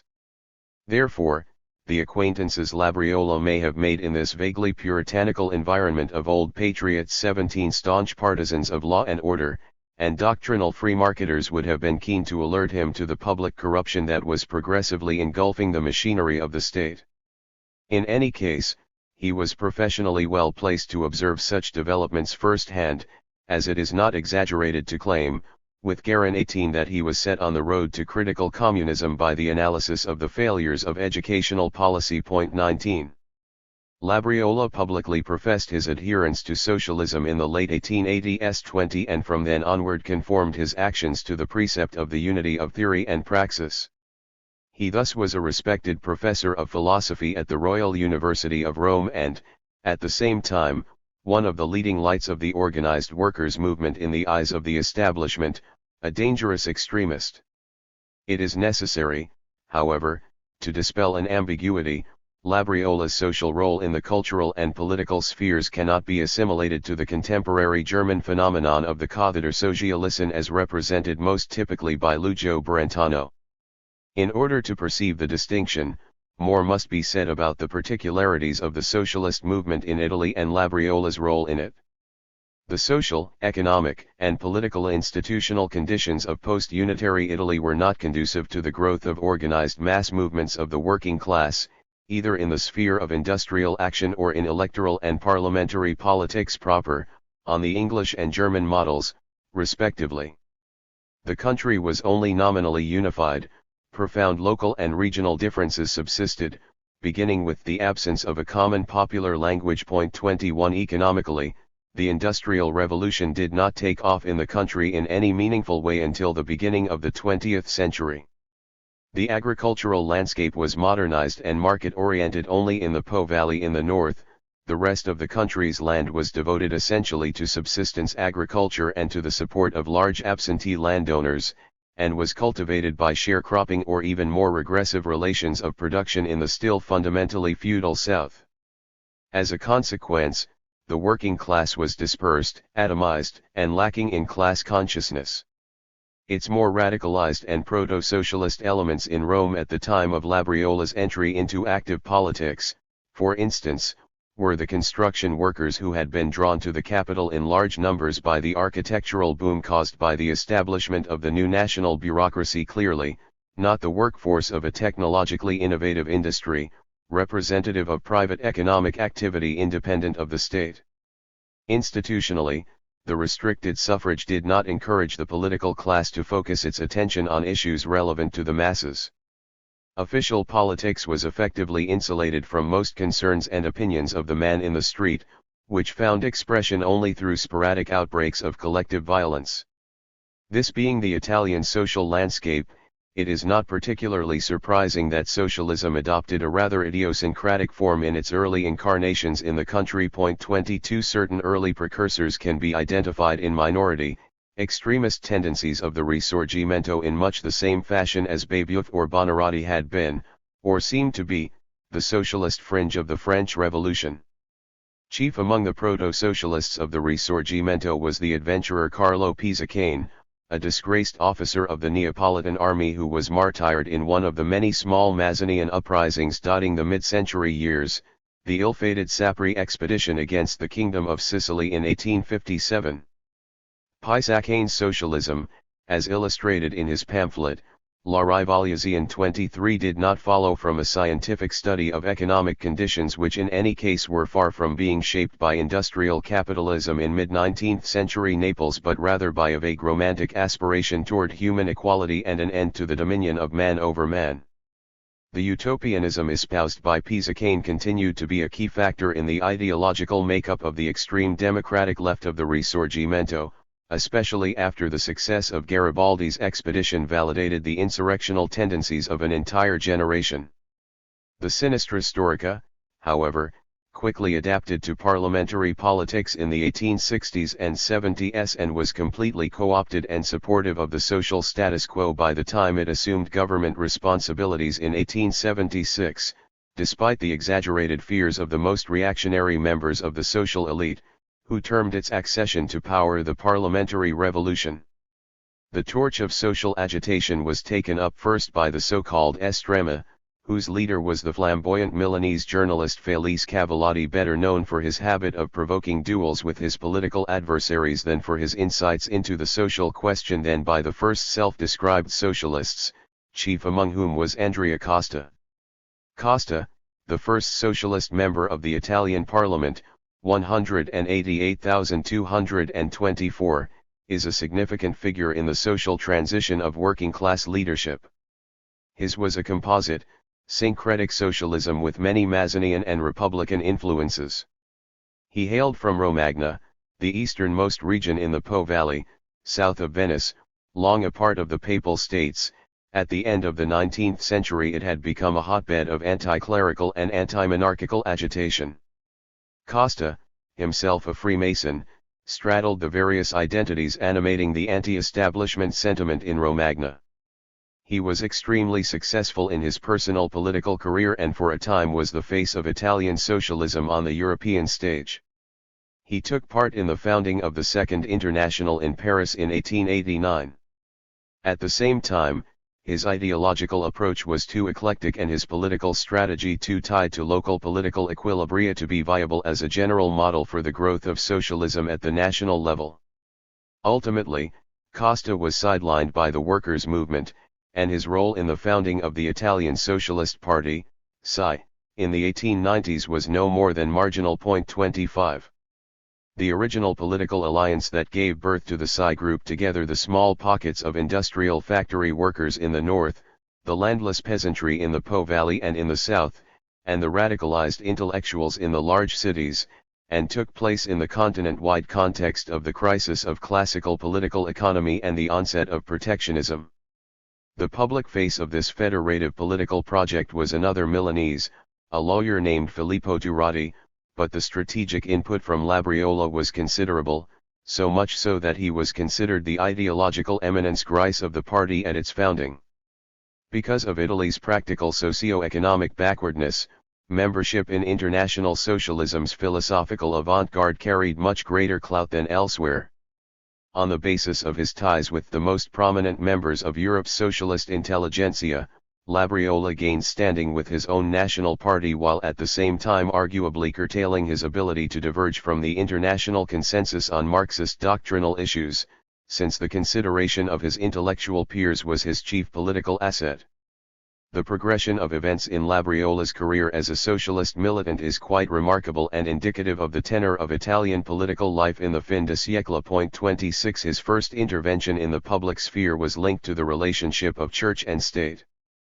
Following the occupation of Rome, in September 1870, the papacy had refused to negotiate a modus vivendi and had broken off all relations with the Kingdom of Italy, calling on the faithful to boycott the political process. 27 Beginning in the late 1880s, however, some conservative politicians, alarmed at the rise of politically assertive working-class movements, potentially infranchisable due to the spread of primary public education, started exploring the possibility of recovering a part of the Catholic vote for the preservation of order and property. The main quid pro quo, given the impossibility of admitting explicitly pro-Vatican politicians into the cabinet, was to come from education policy. Long the purview of the Church, especially at the secondary and university level, following unification it had become, as mentioned above, one of the key institutions in the secularist, nation-building effort. In 1887, a surprisingly direct opening toward the traditional positions of the Church on the part of a senior political figure, Ruggiero Bongi, was echoed by parallel signs of goodwill from the Catholic hierarchy. At this juncture, Labriola's intervention was strategic. With a strongly worded public speech in defense of academic freedom from any form of outside pressure, political or clerical, he provoked the inevitable show of support from the liberal intelligentsia, the press, and the establishment, and the consequent denunciations of fanatic irreligiosity and persecution from the Church. The regressive alliance of conservative bourgeoisie and Catholicism within the pale of constitutional politics had been thwarted for a generation. While the academic freedom affair shows Labriola exploiting his professional status in order to precipitate a coalescing of interests in the bourgeois camp objectively favorable to the progressive cause, his next intervention in public life was aimed at a more specifically socialist objective, the organization of a rally in Rome to mark the first International Labor Day on May 1, 1889, in memory of the Haymarket Massacre. The riot that ensued, and the police harassment that followed, including the suspension of Labriola's university course, placed him firmly on the political map of Italian left-wing radicalism.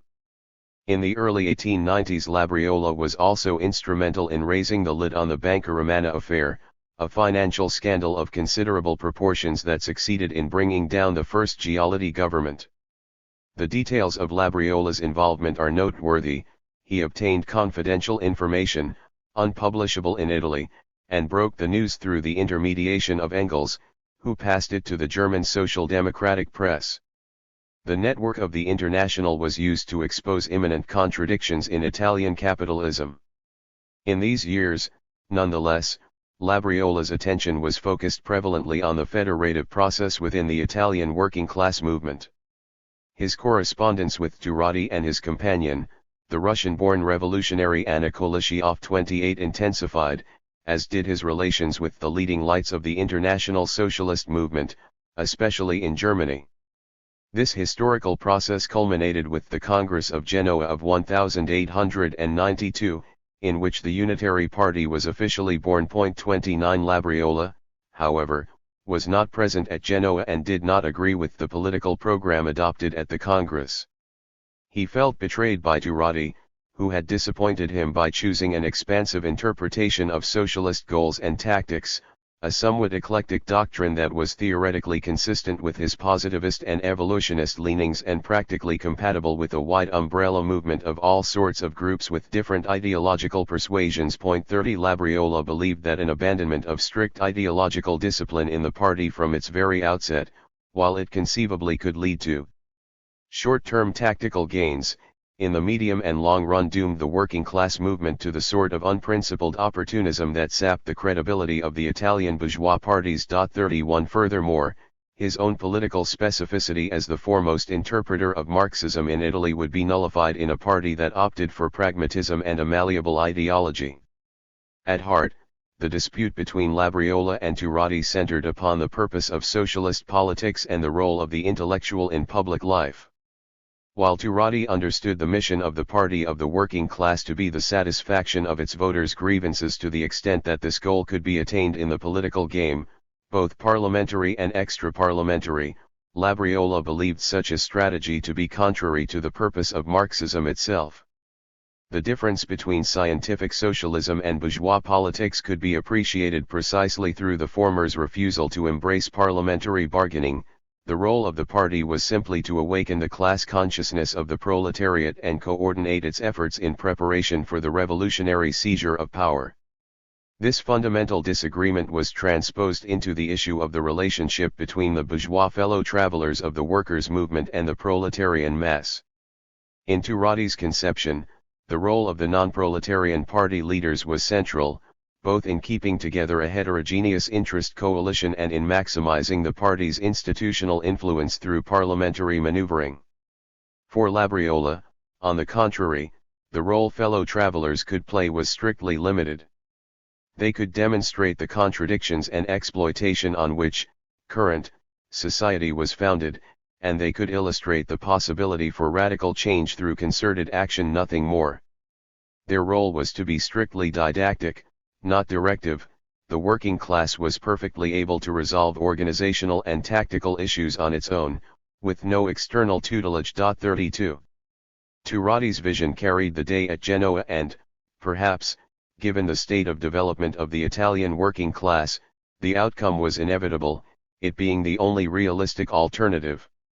Nonetheless, in the wake of political defeat, Labriola became convinced that what was lacking in Italy was a general philosophical background for the working class movement, a theoretical frame in which to place the debate on socialism. Although he continued to comment publicly on current affairs in the press, most notably on the Aigues Mortes incident 33 and in defense of the revolutionary movement of the Fasci Siciliani, 1893, he opted to retire from active politics in order to devote himself fully to theoretical Marxism. Thus were born, in the course of the 1890s, his main contributions to political thought. 2. Understanding and analyzing Labriola's social doctrines is not a straightforward endeavor. The form and nature of his theoretical texts quickly cause the would-be critic considerable problems. The main body of work that has guaranteed him a place within the tradition of socialist thought is a collection of 3 short compositions, In Memoria del Manifesto dei Comunisti, 1895, Il Materialismo Storico, Delucidazione Preliminare, 1896, and Discorrendo di Socialismo e Filosofia, 1897, collectively known under the title Saggi sulla concezione materialistica della storia, Essays on the Materialist Conception of History. They were published in Italy by Benedetto Croce and in French translation by Georges Sorel. 34. The 3 texts are quite heterogeneous, both in terms of purpose of composition and of themes and methodologies. The first essay commemorates the upcoming 50th anniversary of the publication of Scientific Socialism's seminal document Marx and Engels' Manifesto of the Communist Party. Labriola takes 1848 as a key turning point in the history of modern class struggle and attempts to reconstruct the atmosphere of the European Year of Revolutions in order to shine light on the context from which the manifesto's call to arms of the proletariat originated. The second Saggio is the most rigorous and organized of the 3. While the first was, largely, a historical reconstruction, the Delucidazione is a thoroughly theoretical work on the philosophy of history. It strives to defend the materialist conception of life, considered to be the heart of the scientific claims of Marxism, against competing accounts of the historical process developed by bourgeois academics of various persuasions. Its aim is to prove the self-sufficiency of Marxism as a philosophical system and a Weltanschauung.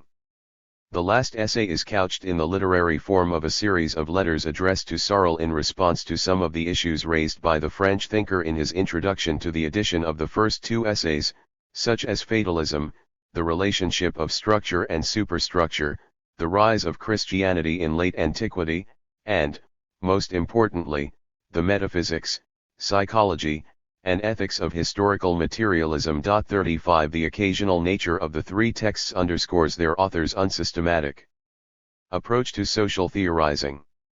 In addition to being unsystematic, Labriola's texts are not particularly notable for their originality.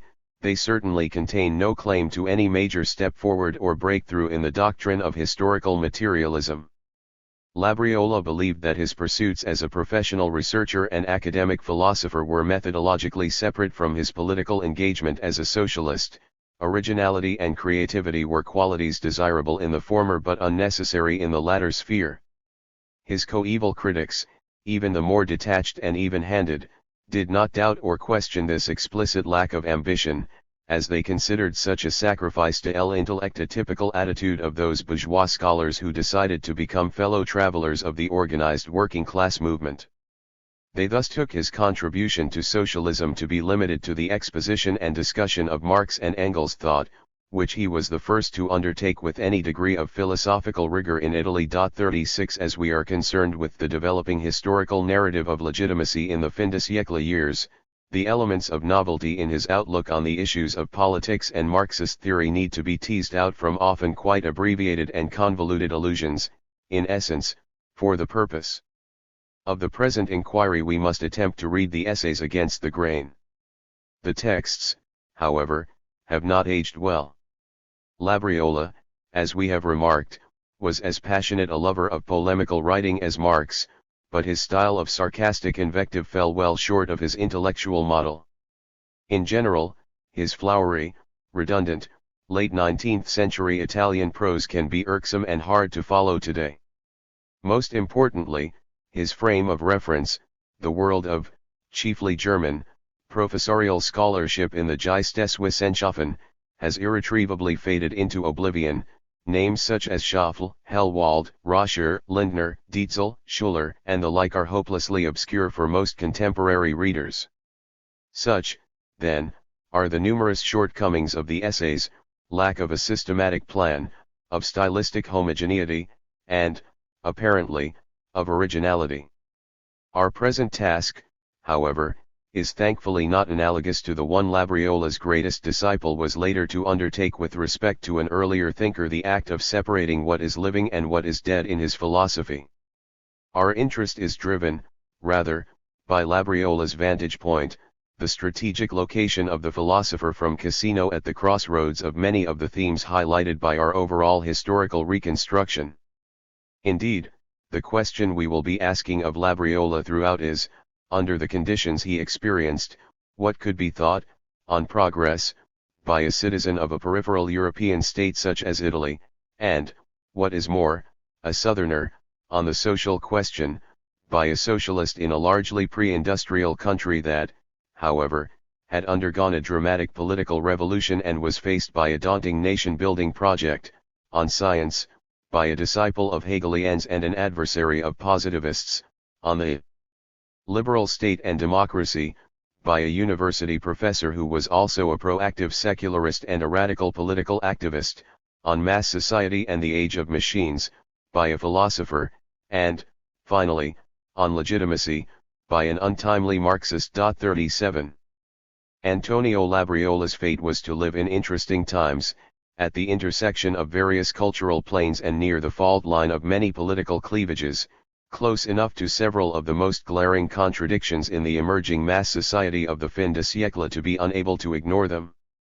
To this convergence of sensitive issues must be added the, by no means insignificant, fact that it was precisely through the critique of historical materialism, as presented in Labriola's essays, that Benedetto Croce, Giovanni Gentile, and the neo-idealist movement first gained their ascendancy in Italian cultural life. 38 Such ascendancy progressively developed into a hegemony that was to last for a full half-century, a complete occupation of the national mindset, the like of which no other modern European country experienced.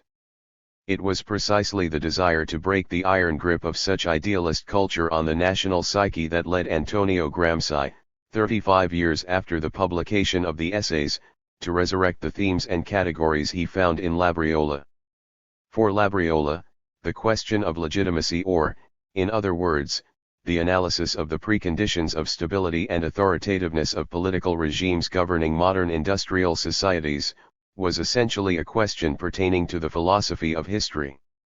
Political power is a key explanandum in history, though not the only one, and revolutions in the distribution of such power dictate the rhythm of historical development. To understand the sequence of consolidations and crises in the social relations of obedience is to grasp the heart of the matter. Labriola's essays revolve around this theme, his main theoretical interest being the attempt to show how historical materialism, in which all of Marxism is contained, 39, is the new and definitive philosophy of history, 40, that is to say, in what sense it is the best possible account available of social change. It is to this quality of Marxist thought, which provided universal history with ultimate meaning, 41, that Labriola owed his intellectual allegiance to socialism. The new form of knowledge contained in the doctrine of historical materialism is thus immanent in the deeper, more nuanced understanding of the historical process it offers.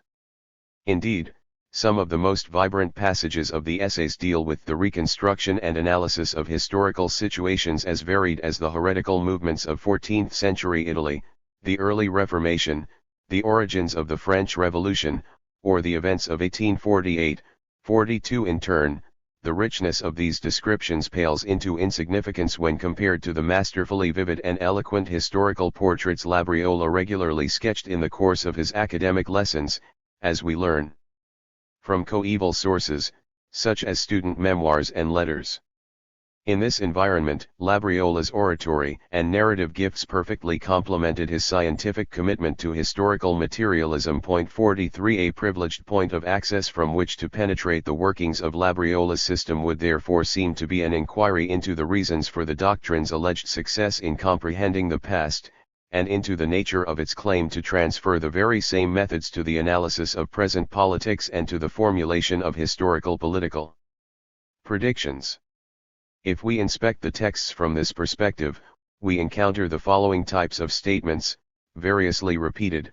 The reason for historical materialism's explanatory force is to be found in the fact that it is not simply a movement of ideas, it follows the rhythm of things, of reality itself. 44 In other words, the theory and the world objectively function in the same fashion, they progress along the same lines. In this sense, historical materialism is the triumph of realism over against ideology. 45 As close as thought can come to things in themselves.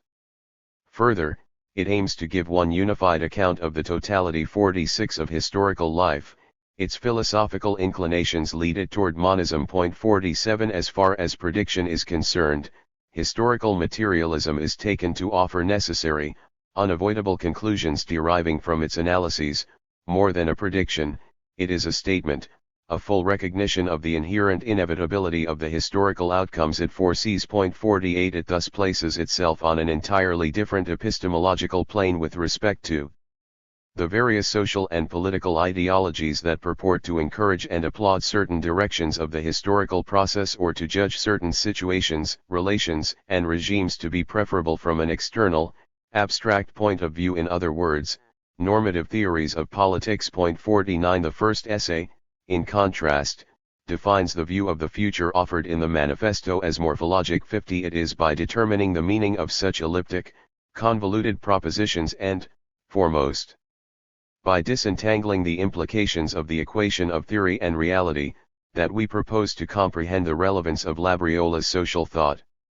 At the heart of these claims of explanatory power lies what Labriola variously terms the genetic or epigenetic method or conception, the particular approach he developed to the scientific study of man and society, which he believed to be fully congruent with Marx and Engels' methodology of historical materialism. 51 In discussing the genetic method and its extension to all domains of knowledge, we come to the main contribution of our author to the philosophical development of Marxism. Although this central idea is discussed in various forms by many of the major commentators in the secondary literature on Labriola 52, the most insightful exposition of its implications occurs in what today is a half-forgotten work, Augusto Guerra's I El Mondo della Sicurezza, Artigo, Labriola, Croce. 53. The main advantage of Guerra's approach over that of the other commentators lies in the parallel instituted between the application of the genetic method to the study of civilizations, as can be witnessed in the essays, and the earlier version of the same methodological ideas, which Labriola utilized nearly 2 decades before, in the 1870s, in academic philosophical works on epistemology and pedagogy. 54. The speculative details or the ultimate plausibility of Labriola's epistemological views shall not concern us here. For our purposes, a brief overview of the argument shall suffice. The philosophical problem Labriola tackled in his early studies concerned the nature of the self and the explanation of human action. These two issues were linked by the overall position of radical immanentism, which Labriola drew from various sources, but mainly from Spinoza and Herbart. 55. Human action, accordingly, was to be explained without making recourse to ephemeral external entities, such as the soul, but rather as a determination effected by the interaction of various motives or reasons. These motives and reasons were ultimately grounded in the needs of the individual, which both fueled the drive to action and were redefined and specified by motives and reasons. On these immanentist premises, the fact of taking action could not but assume the form of necessity. Stronger motives must by definition outweigh weaker ones in the determination of purposive conduct, and each individual outcome is fixed and in principle given all needs, motives, and reasons knowable and predictable. Consistently with these beliefs, Labriola held that the idea of free will was fundamentally contradictory. The standard case of an indifferent decision, a moment in which the individual feels free to choose either of two equal options, two opposite paths to action, example, shall I drop this pencil on the table or on the floor, was for Labriola merely an abstraction from which no meaningful generalization could be drawn with respect to human activity in real life. When choices matter and when action is purposive, i.e., not random, motives predictably determine behavior. 56. Guerra terms Labriola's position a reasonable determinism, for it eschewed the indeterminism, or blind chance, that he believed to be the agent of last resort in any version of the idea of free will, while at the same time eluding the mechanistic fatalism of extreme determinism. Crucially, Labriola refuted extreme determinism, i.e., an explanation of the internal processes leading to human action analogic to physics' account of motion, because he believed that single acts of volition and action in turn retroact on the individual's motives and reasons, and that the stratification of successive modifications to the set of motives at the disposal of each actor is ultimately constitutive of character and of the self. Reasons and motives are not embodied in physical entities in the brain. He is not a biological reductionist, but are concepts. 57. And, what is more, concepts engaged in a dialectical relationship with actual life experiences. This dialectical process, therefore, lies at the center of the development of human beings and their potentialities, and distinguishes the human realm from inanimate nature. Adopting a developmental perspective, in turn, implies the centrality of pedagogy for the human sciences. Two key consequences derive from this developmental, or genetic, view of the self and of individual character, with respect to freedom, and to ethics. 58. We have seen that for Labriola freedom could not reside in the will. It made no sense to explain volition in terms of an entity to which it was demanded in toto. He wholeheartedly endorsed Leibniz' dictum in nullius potestate est vel qui velit. 59. It was thus only at the level of action conceived in its totality that it was relevant to speak of freedom, in other words, the ability to do or not do what one wants. But, as the original impulse toward action initially arises through human needs, the attainment of ever greater freedom rests on the maximum, pedagogical, development of the capacities of the self. In short, freedom is seen as a learning process, where the enrichment of the quantity and quality of the different types of motives and reasons that determine action allows them ever more faithfully to represent and to shape the needs they serve. 60. Thus, the will comes to be seen in its manifestations as a neoformation, as epigenesis. 61. Of the stages in this progressive growth and education of the self toward freedom, the example offered, significantly, is that of myth. The account of the world that superstition affords primitive peoples through theoreomorphic gods, for instance, defines and specifies a primal need for the understanding of nature and its forces, and thus serves to orient individuals' actions and, consequently, to shape their mindset. The same need, however, would best be served by reasons and motives informed by superior, i.e., more objectively accurate, descriptors of the physical world, for instance, by the discoveries of the natural sciences, which, in their cumulative growth, constitute the essence itself of progress. 62. Labriola's ethical views follow a similar path.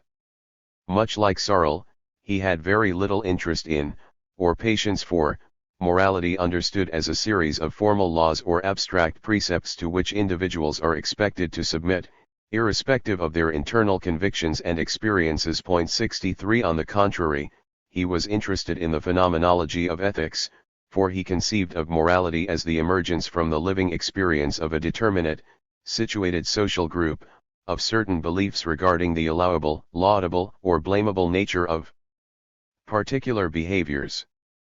Drawing on his theory of action, Labriola could then claim that ethical norms were nothing but a further set of reasons and motives within the stratified self, so that morality could be reduced, in polemical opposition to the absolute, a priori nature of the Kantian imperative, to a question of pedagogy. 64. It is at this juncture in the development of his ethical thought that Labriola could make the shift from microcosmos to macrocosmos that propelled the genetic method into the social realm. This analysis of totality, which aimed to give a full, unitary explanation of phenomena by reduction to simple forms, among which relationships of necessity hold, in order then to reconstruct the whole as a dynamic equilibrium, in which the parts continually interact with one another and the whole, and influence and are influenced, so that movement and the process of becoming are the key reality of the world, could be applied to collective forms of consciousness, as well. This was because the description of the formation and operation of the self as a sedimentation of motives, fueled by needs and affected by its own actions and experiences, was as suitable to individual identities as to collective ones. The fundamental parallelism between mind and society, one of the most ancient topoi of political theory, was thus endorsed by Labriola, though within a theoretical frame that owed more to the worldview of Heraclitus than to Plato. The structure of Labriola's social theory, in addition, borrowed heavily from Vico, as well as Hegel. The verum factum argument and radical historicism loom large in the genetic conception.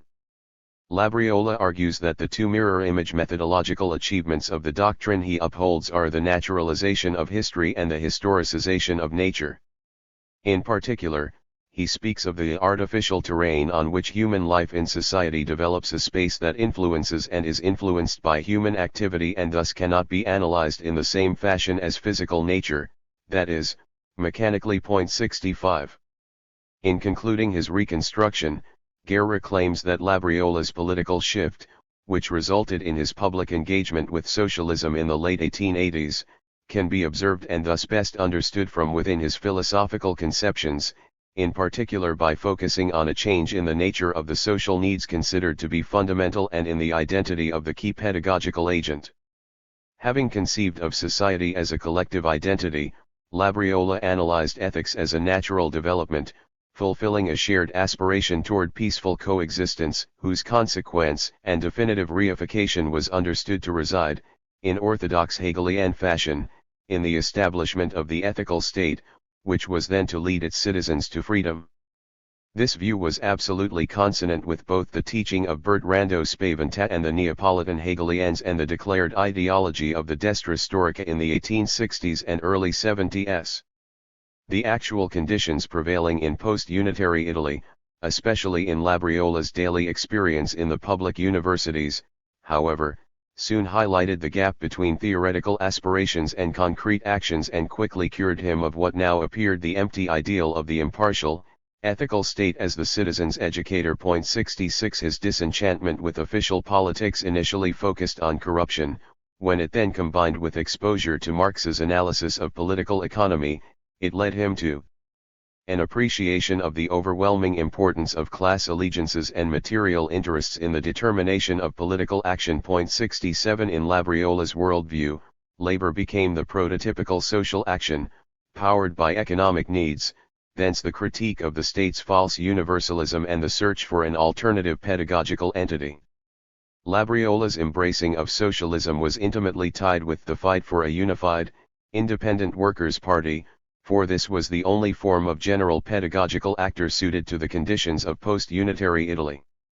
In the final analysis, Guerra's account can be seen to dovetail with Croce's famous reminiscences of his erstwhile professor's conversion to Marxism. 68 While offering a more detailed and theoretically minded description of the internal necessity directing his specific intellectual trajectory. Of particular interest with respect to the issue of the scientific status of historical materialism and the relationship with Vico is the question of experimentalism. Again, Labriola institutes a series of parallels between thought, learning, and understanding, on the one hand, and work as the key building block of social life, on the other, as the following quotes make clear. What is decisive in this transition from naivete to a critical stance is methodical observation, and, even more than observation, the purposeful and technically accurate experiment. By experimenting we become collaborators of nature, we deliberately produce what nature itself produces. Through deliberate experimentation, things cease to be merely rigid objects of vision for us, since on the contrary they come to be generated through our own guidance. Thought ceases to be a precondition, or a paradigmatic anticipation of things, and instead becomes concrete, because it grows with things themselves, and grows with them progressively insofar as we learn to understand them. Deliberate and methodical experimentation ultimately persuades us of the following simple truth: even before the birth of science, and in all human beings who never attain science, internal activities, including the use of natural reflection, are like a process of growth, driven by needs, of ourselves in ourselves, that is to say, the generation of new conditions, successively elaborated. In this respect, as well, historical materialism is the conclusion of a long development. It even justifies the historical trajectory of scientific knowledge, by positing such knowledge to be adequate in quality and proportional in quantity to the capacity of labor, that is to say, the correlative of needs. 69. To think is to produce.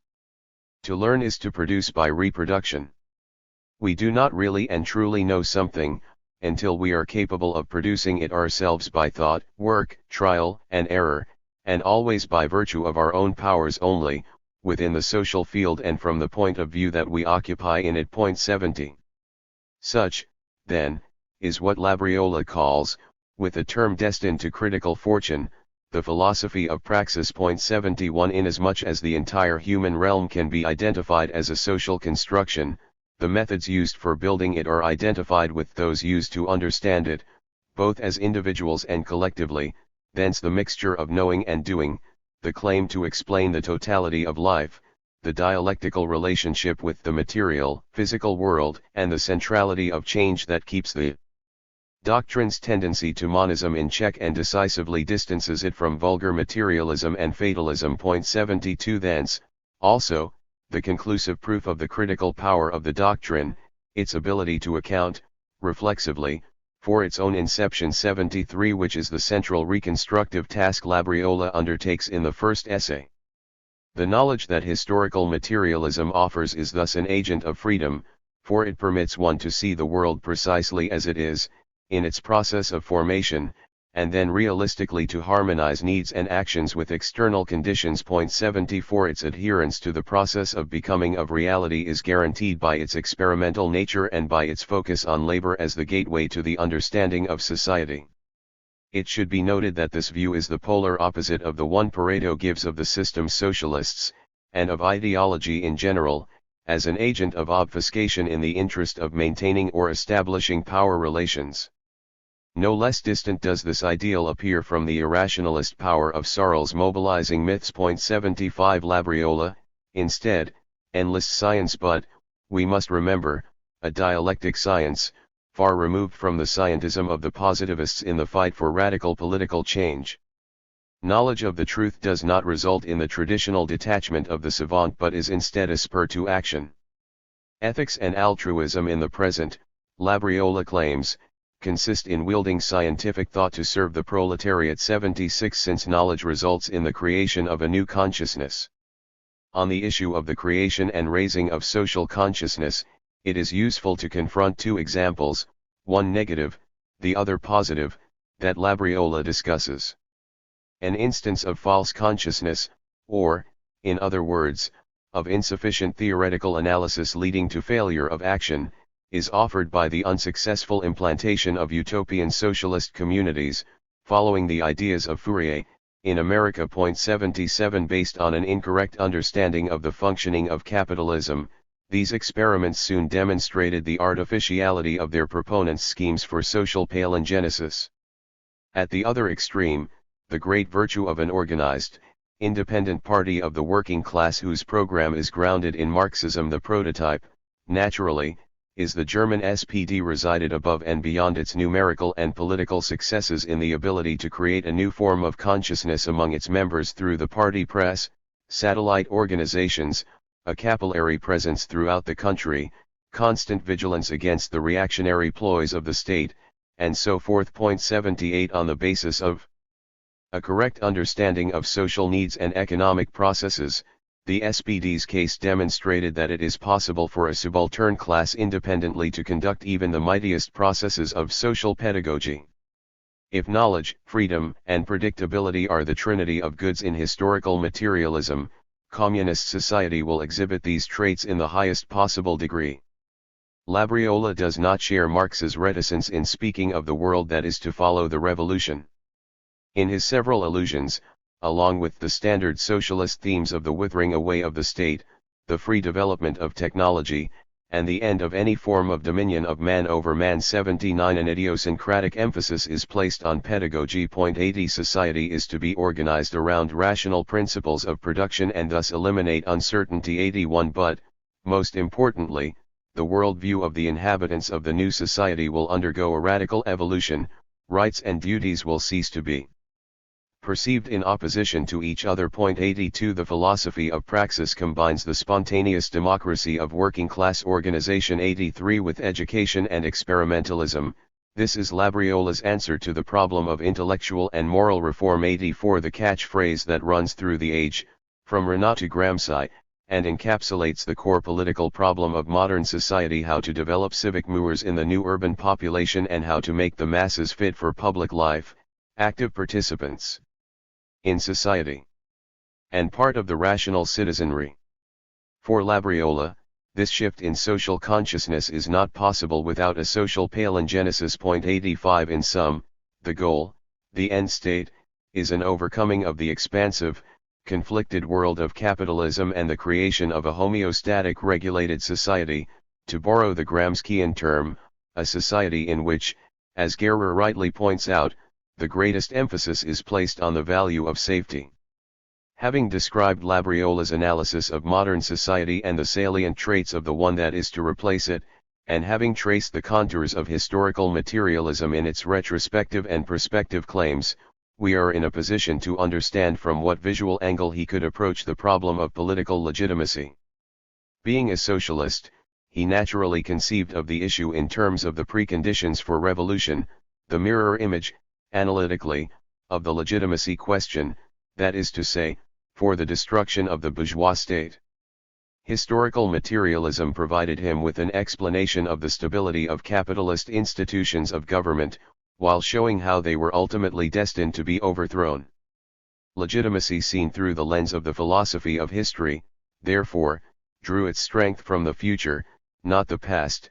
The goal of a new classless society is functionally the opposite of the traditional liberal imagery of a foundational moment. Labriola's account of the state is standard and absolutely unremarkable within socialist theory, in terms of its identification with the interests of the economically dominant class, which it serves by operating as the exploitation mechanism of last resort. 86 We may note that, in accordance with prevailing tendencies within the Second International, the preparation for short-term insurrectional action is de-emphasized.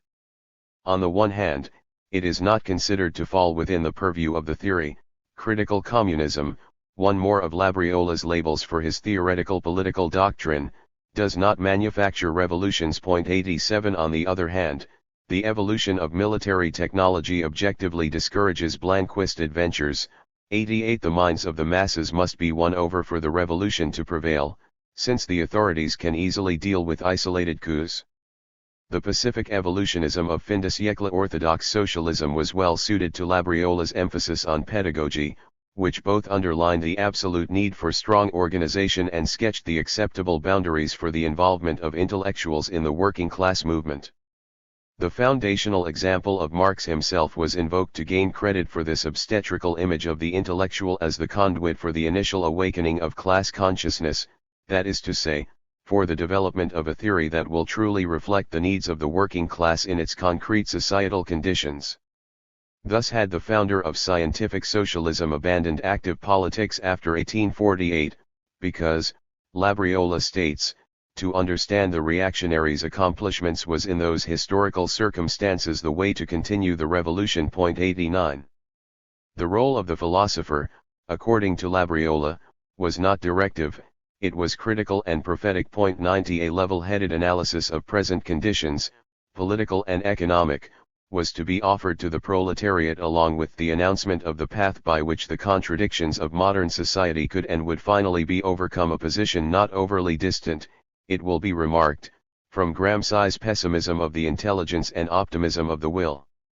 Although excluded from any type of power within the working class movement, any philosopher king's temptation, this critical and prophetic function was by no means marginal. Even before the official beginning of the crisis of Marxism, Labriola had become convinced that a long period of retrenchment awaited international socialism and the organized labor movement, a retrenchment that was to be even more pronounced in the core states of the capitalist system than in Italy. 91 In this light, his retreat into theoretical matters begins to appear a less untimely tactical move. Noticeably absent from the text of the essays, though not, as we know from other sources, from the political preoccupations of their author, were two issues that would be of the utmost relevance in the crisis of Marxism debate. On the one hand, the economic underpinnings of the historical materialist analysis, in particular the mechanisms leading to widespread proletarization and social polarization, and the tendency of the average profit rate to fall. On the other hand, the questions relative to the relations of domination built into the structure of working class organizations themselves. Historically, these silences had dire consequences for the growth of historical materialism in Italy. The problems raised pertain to an advanced stage of development of capitalism and of the working class movement, which Italy was to face only in the 20th century. When it did, however, it caught the scythe theoretically unawares, confirming it in its myopic immobility and opportunism until it was too late to avoid war and, soon thereafter, dictatorship. It is not by chance that the areas of Marxism Labriola chose not to address, and that consequently were marginalized in Italian intellectual debate, related to economics and the budding science of politics and organization. Italian society as a whole and the public intelligentsia that was its faithful representation were culturally unprepared to face the social question except as a speculative matter, within the confines of philosophy. How such a disposition ultimately favored the neo-idealist reaction at the turn of the century we shall discuss in section 3 below. From an analytic point of view, we shall instead be focusing here upon a tension present in the heart of Labriola's argumentation, a tension related to consciousness, pedagogy, and social development. We have related how, for Labriola, rationalism is the method, education through labor and organization is the path, and safety in a community freed of its structural antagonisms is the final goal, the millennium. The collective dimension is crucial both as a pedagogical means and an end. In contrast, it should be noted, with the type of education Labriola himself received. The imminent necessity of the progression through this scheme is the promise of historical materialism. 92 The rational aspect of the doctrine runs counter to Searle's emphasis on myth. The ties that bind the working class together and propel it to action are supposed to arise objectively from its socio-economic conditions themselves. Herein precisely lies the problem.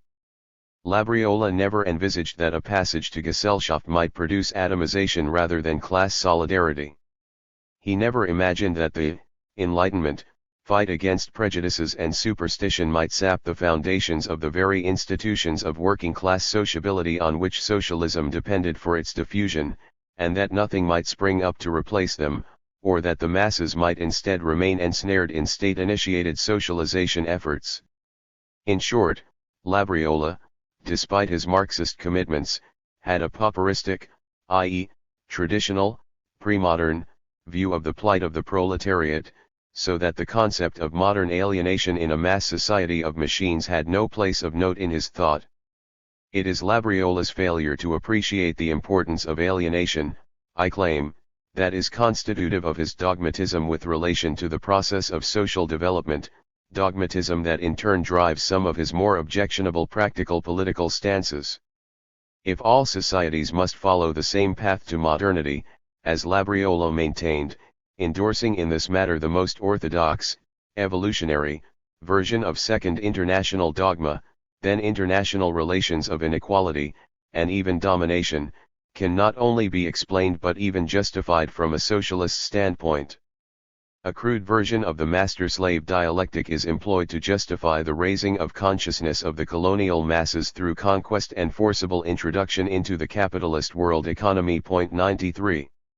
The polemic that most vividly illustrates this position is well known, an interview in 1902 in which Labriola declared his support in principle for an Italian colonial venture in Libya. 94 Several other allusions in his political writings and correspondence allow us to state that his realpolitik beliefs in matters of international relations were consistent and deeply held. 95. The standard explanation of this facet of Labriola's public persona in the secondary literature refers to his lack of a critical concept of imperialism, as later developed by Lenin. 96 Indeed, it may be asked whether his thinking on contemporary international political matters was coherently Marxist and also whether his economic analysis had moved beyond a mid-century world of free trade and perfect competition. 97 We can, however, follow this chain of thought further upstream, to its source. It is his lack or removal of the problem of anomie that is key. Also, it is not necessary to wait for Leninism within the development of socialist thought to be in a position to articulate a condemnation of imperialism. Several orthodox Marxists in the Second International, Karl Koski, for instance, were anti-colonialist. 98. Labriola, however, was an Italian Marxist. In his international political commitments, many unresolved contradictions come to a head, for they were symptomatic of deep problems with Italy's general self-image as a nation, a unitary cultural and political entity. The issue of the structural weakness of the kingdom, especially in the hearts of its subjects, and the fear of anti-national reaction lead to a fundamental ambiguity in the portrayal of the country for the socialists' worldview. Was Italy, because of its multiple conflicted identities, the promised land of internationalist sentiment? Or was it, on the contrary, less blamable than other powers if it engaged in some, minor, colonial ventures, especially in the interest of encouraging and quickening the explosion of the contradictions within the metropole's bourgeoisie? In the arena of domestic public opinion, furthermore, for the socialists to present themselves as the party of the future, it was necessary to demonstrate unconditional opposition to any return to the pre-unitary, pre-liberal past. 99 Therefore, some measure of nationalism, in support of the country's world standing, especially in the face of even more repressive regimes, Austria, Russia, Turkey, etc., could be seen, if not as an unmitigated good, at least as a necessary evil. 100. This ambiguity of Labriola's socialism was adroitly exploited by Croce.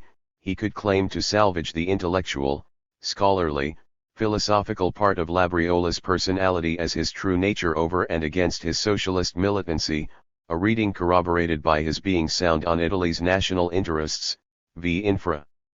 The same ambiguity recurred several times in the country's early 20th century history, offering the intellectual left, if not the official Socialist Party, an acceptable path toward ralliement to Italian nationalism, as can be seen in Pascoli's class struggle between nations theme during the Libyan War of 1911-101, in the democratic interventionist movement of 1915-102, and even in the national consensus surrounding the aggression against Ethiopia carried out by Mussolini in the mid-1930s. 103 Underlying the whole issue is a fundamental fear of the reversibility of progress, the notion of decadence, apparently so far removed from Labriola's solar version of historical materialism, in fact seeps back in through its shadows.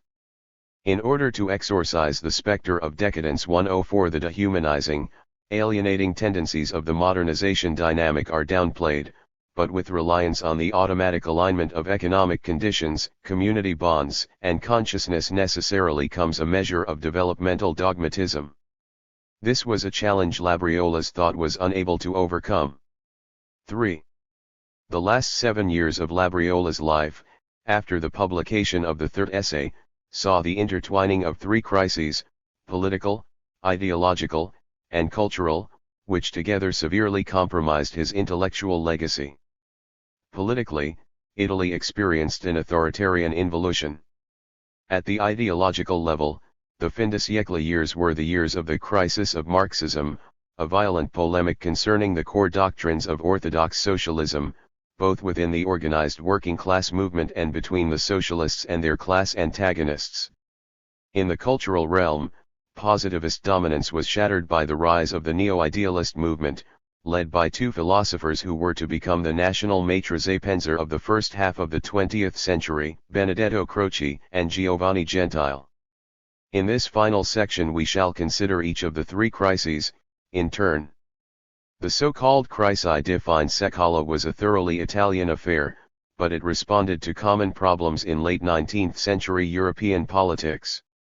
The degrading of parliamentary life and the persistent demands of a disenfranchised working class finally exploded in a regime crisis that seemed to reverse all the democratic advances of 40 years of national political life. The crisis began, as Umberto Levra narrates in his comprehensive treatment of the Crisi 105, with Crispi's fall from power following the defeat at Adua. Crispi, a former collaborator of Garibaldi's in Sicily, had ruled with an iron fist domestically, suppressing the grassroots movement of the Fasci Siciliani in the early 1890s. Nonetheless, his personal charisma, in no small part inherited from his role in the Risorgimento, coupled with the program of national grandeur he pursued, had sufficed to hold the parliamentary factions of the Sinistra Storica together until the Ethiopian catastrophe destroyed his political career. In his term in office, Crispi had expanded the tactics of his predecessor, Depretis, by co-opting single members or factions of the parliamentary opposition on specific issues through a vast web of official corruption. 106 The traditional distinctions of right and left, governmental majority and opposition, began to become blurred as the lower chamber was flooded with deputies of no ideological conviction, ready to follow any leader able to offer them patronage, a group known simply as Ministeriali, or also, ironically borrowing the name of Italy's African mercenaries, Ascari. The only determined opposition in parliament remained the Estrema, including the socialist representatives. The crisis of political leadership following Crispi's demise took on a social dimension when his weak successors, in order to cement their struggling coalitions, decided to end a protracted tariff war with France. From a parliamentary viewpoint, this was a sensible move, as it strengthened agrarian support for the government. The decision, however, created a spike in the price of bread, due to the scarcity effect from increased exports of Italian grain, and unemployment among factory workers, as French competition in manufactured goods made itself felt. The tension in the large industrial cities grew, until a strike in Milan in May 1898 led, thanks to agents provocateurs, to rioting, quelled with hundreds of casualties by General Bava Bikaris, who had declared a state of siege. In the following months, a terrorized bourgeois public opinion accepted severe restrictions on constitutional rights in order to face the Red threat. Many socialist militants, though not Labriola, were jailed or forced into hiding or exile, meetings were banned, and papers were censored. Despite parliamentary immunity, the members of the socialist delegation were imprisoned, harassed, or otherwise prevented from fulfilling their institutional obligations. What had once been a fringe view within the political system, namely that Italy should revert to the letter of its octroi constitution of 1848 and cease to consider parliamentary no-confidence measures as binding on the government 107, now became mainstream, with the support of the court and the acquiescence of many Ascari. Italy appeared poised for a transformation of its political system in the direction of the German Reichs. More important still, the rule of law and habeas corpus were threatened, as the reactionary elements in control of the government proved willing to bypass the legal system in order to carry out their anti-socialist repression. By 1899 it had become clear that the foundations of the Constitutional Pact itself were at stake. When the lower chamber attempted to censure the Pellew government, the king dissolved parliament. In the pivotal elections of 1900, the reactionary project was beaten, but only through a tactical alliance of the socialists with a part of the liberal ruling class, led by Giglioli. 108. The political consequences of the crisis were notable. Giglioli became the center of a new configuration of political forces in which liberal predominance was assured by relying on industrial development, while guaranteeing the working class some measure of autonomy, especially in terms of the right to strike. In Parliament, however, the system of Ascari and public corruption was maintained. Turati's pragmatism was validated by the confrontation, but socialism was stuck in an uncomfortable de facto alliance with the more progressive part of the ruling class 109, who now knew it could count on socialist support in times of crisis, giving the lie to the size intransigent public stance. While Labriola may have felt distant from the events of the authoritarian reactionary spiral, judging the outbreak of street violence to be purely spontaneous, a riot with no revolutionary significance, the crisis of Marxism and the revisionist movement deeply affected the reception of his thought and his place in the political and cultural history of Italy. His very legacy was called into question. Marxist revisionism was a Europe-wide phenomenon inflected by several national specificities. 110 The most familiar to the broader public is the polemic surrounding the theses of Eduard Bernstein on the strategy and goals of German social democracy, originally launched with a series of articles, then collected and published in book form in 1898.111. At the same time, the economic analyses of Karl Marx came under attack from the Austrian school of neoclassical economics. Many bourgeois scholars, Masaryk, Baumgartner, Pareto, etc., claimed to have analytically proven the error of Marxian predictions regarding the inevitable collapse of capitalism, which were already being invalidated by the actual performance of the global economy. Revisionism in Italy, however, assumed a peculiar form, for it reflected the practical and theoretical weakness of the indigenous workers' movement. It was the occasion for a fundamental realignment in the domestic cultural sphere, while having little or no impact at the pragmatic level and occurring in the realm of theory only. The Socialist Party, under the guidance of Turati, was shielded from the crisis by its ideological eclecticism, while at the same time gaining in political clout thanks to the progressive alliance with the constitutional left against the reactionary spiral. 112 Therefore, the brunt of the revisionists' iconoclasm was borne by theoretical Marxism, of which Labriola was the foremost Italian exponent. 113 The story was a family one, for the most incisive attack on the positions of historical materialism came from none other than Benedetto Croce. While the crisis of Marxism debate had other notable participants, such as Francesco Saverio Merlino 114, who mainly echoed arguments drawn from Searle, Bernstein, and Masaryk, it was Croce who was at the center of the movement. The figure of Croce is altogether inescapable in any reconstruction of Italian cultural life in the late 19th and early 20th centuries. Croce was closely related to the Spaventa family. His father was Bertrando and Silvio's first cousin. He thus was exposed to the vibrant intellectual climate of the Neapolitan neo-Hegelians from a very early age. The most important event in Croce's life occurred when he was 17,115 in 1883, an earthquake destroyed the house in which his family was vacationing in Casamicciola on the island of Ischia, killing his parents and his siblings. Croce was trapped for a day and a night under the rubble, and could hear his family members pass away. The traumatic experience led to the loss of his religious faith, but at the same time it forged, after some years of doubt and aimlessness, a personality of Olympian calm, great dignity, intimate self-assurance, and remarkable powers of concentration. Croce emerged from this ordeal as a militantly detached searcher for truth, an intellectual driven by the passion for knowledge, confidently superior to the jealousies and rivalries of the academic profession. In fact, Croce never had to enter the university arena. His family tragedy had left him the heir to a considerable family estate that allowed him to devote himself exclusively to intellectual pursuits.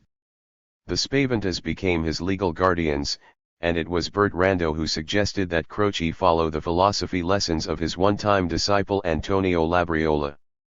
Thus it was that the two men met in Rome in the mid-1880s, the beginning of an acquaintance that was to last, in different forms, for almost 2 decades, until Labriola's death.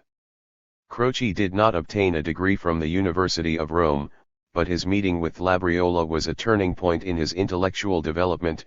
Previously, he had occupied himself chiefly with local Neapolitan history, as an antiquarian erudite, and with Italian literature, especially poetry. His philosophical interests had been focused mainly on aesthetics. The exposure to Labriola's celebrated lectures on the philosophy of history and historical materialism in the analysis of the French Revolution, however, awoke Croce's interest in political theory, his return to Hegel, and a new interest in political economy and scientific socialism. Croce gave himself over entirely to the study of these new fields in the early and mid-1890s. The relationship between Croce and Labriola was never the typical one between student and professor, given the disparity in both financial 116 and cultural capital in favor of the former. As a consequence, Croce neither needed nor sought Labriola's patronage 117 and, in fact, even went so far as to publish Labriola's essays at his own expense. Nonetheless, in the mid-1890s Labriola could believe, or wished to believe, that he had found, in this prodigious scion of a famous aristocratic and intellectual family, a worthy successor, if not a disciple, to both his philosophical and political convictions. In fact, Croce at the time commonly passed for a socialist. 118. It was not to be. Croce, throughout his exploration of Marxism and political economy, had maintained a prudent attitude, a suspension of judgment, and had never participated in active politics. Beginning in the late 1890s, a series of articles began to appear, in which various basic tenets of historical materialism were, at first discreetly, then ever more forcefully, called into question. Under cover of attacking the positivist school of socialism, including men such as Achille Lauro, whom Labriola personally loathed. 119, Croce widened the scope of his criticism. Marx himself and the economic analysis of the future collapse of capitalism were questioned. The characterization of historical materialism as a scientific study of society, whose laws of historical development are binding, was denied.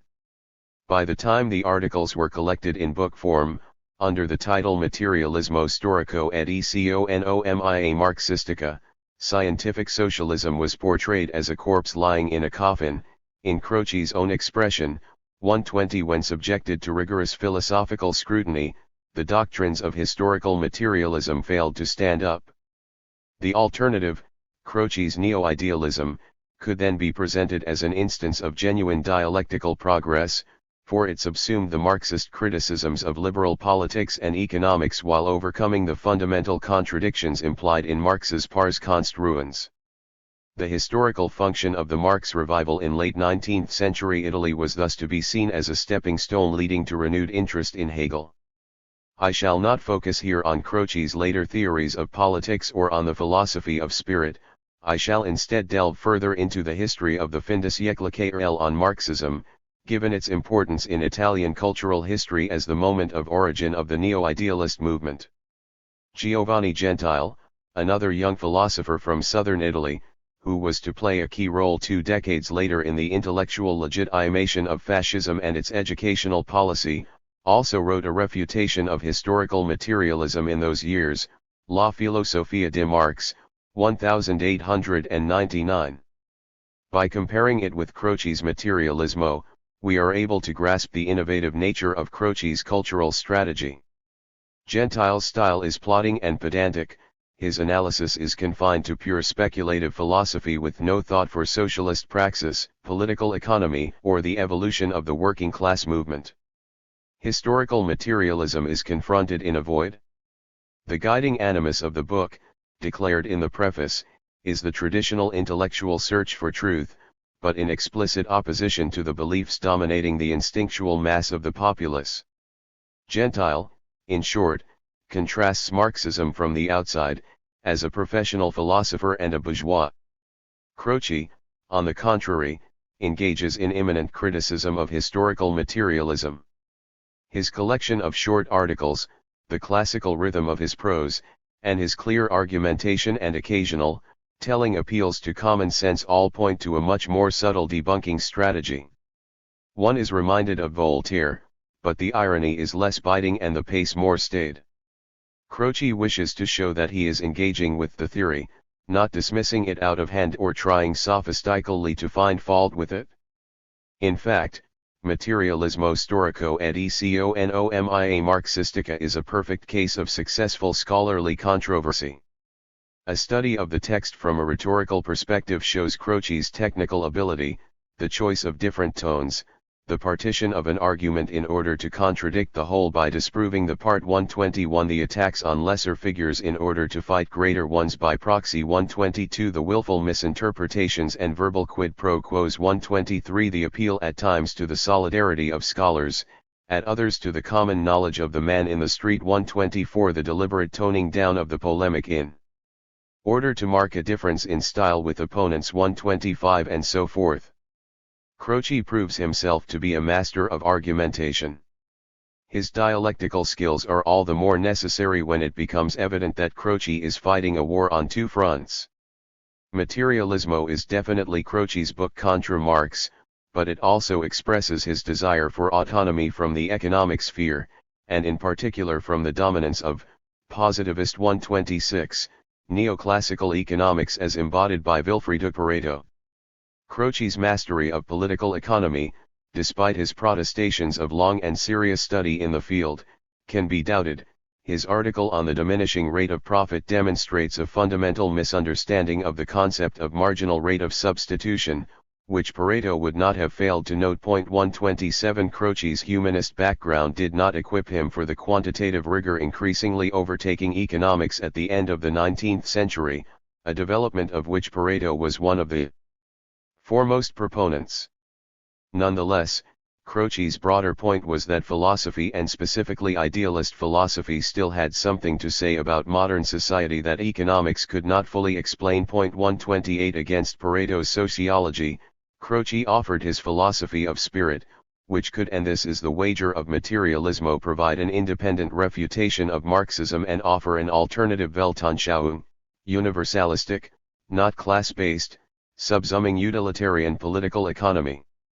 At the turn of the century, Croce's participation in the debate on the crisis of Marxism could still be described as a purely intellectual, philosophical endeavor, and indeed Croce's detachment from current political affairs was an important aspect of his persuasiveness. The coincidence of the debate with the political crisis in Italy lent additional credence to Croce's stance. He could commend the socialists who had fought the anti-liberal, repressive laws while at the same time undermining the theoretical foundations of their political position. Socialist thus became in Croce's prose a term of merit, a badge of political courage, but not a coherent, logical political philosophical choice. Theoretical Marxism was reduced to an interesting methodological approach to history 129 whose practical implications had been overblown.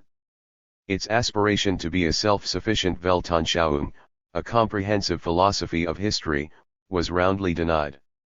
During the first decade of the 20th century, Croce's attitude toward historical materialism did not vary. These were the years of his closest collaboration with Gentile 130, the years in which he launched his journal, La Critica, and the time frame in which, Labriola having succumbed to cancer in early 1904, he solidified his status as Italy's preeminent public intellectual.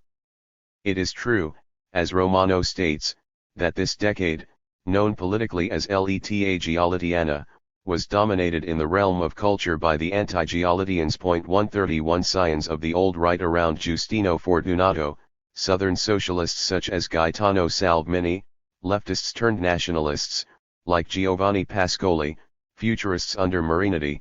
The Florentine literary review La Voce all denounced the lax morality, the corruption, and the loss of idealism of Giolitti's system.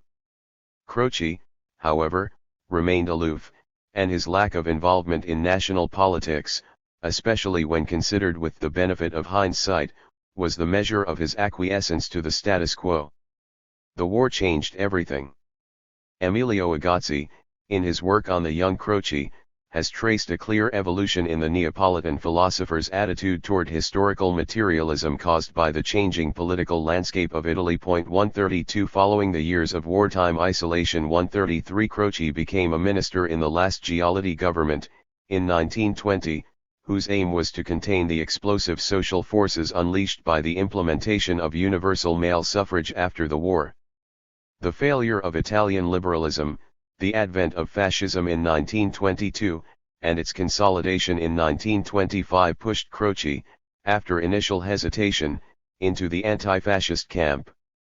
His cultural activity under the regime aimed at a posthumous rehabilitation of Italian liberalism, and the portraying of the dictatorship as a simple incident, a parenthesis in the political development of the country, soon to be overcome. 134.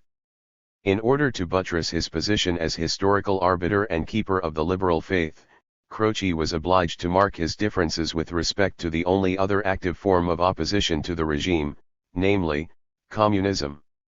His writings from the 1920s and 30s show an increasing condemnation of Marxism, which is no longer seen as the misguided doctrinal basis of a party that can be rallied to the liberal cause if the need arises, but instead as the dogmatic faith of a foreign power, i.e., the USSR, whose goals and interests are fundamentally irreconcilable with liberalism.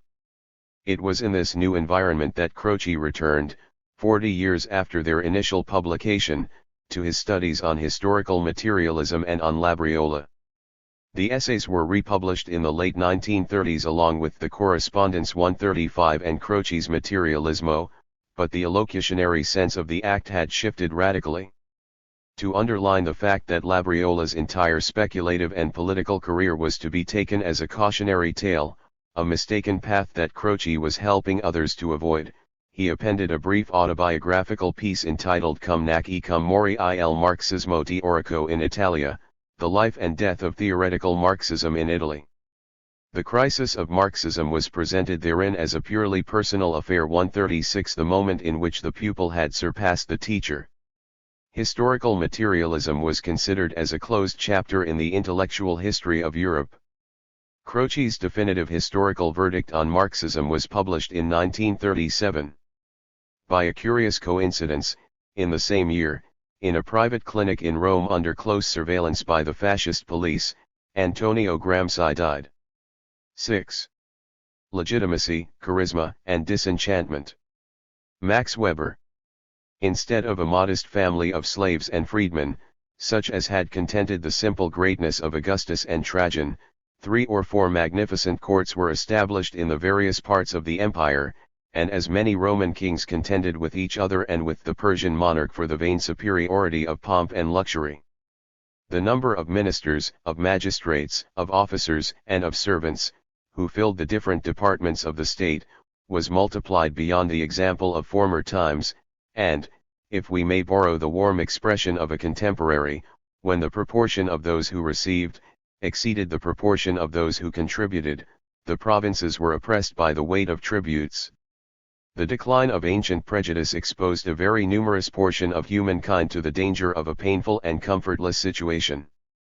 A state of skepticism and suspense may amuse a few inquisitive minds. But the practice of superstition is so congenial to the multitude, that if they are forcibly awakened, they still regret the loss of their pleasing vision. Edward Gibbon, The History of the Decline and Fall of the Roman Empire. The dilemma of legitimacy presented itself naturally to Max Weber, and remained a core intellectual interest throughout his life, amidst the great disciplinary and substantive variety of his scholarly pursuits. Among the leading social theorists of the fin de siècle generation, Weber most clearly and systematically articulated the importance of the issue of legitimacy, its recurrence in history, its various possible forms and the arguments that sustain them, and the implications for material relations of different outcomes. The conceptual categories he forged have proven remarkably enduring, so much so that even today those who attempt to discuss such questions without engaging with his thought typically condemn themselves to a one-sided, naive view. Scientifically, we cannot but be Weberian. 1.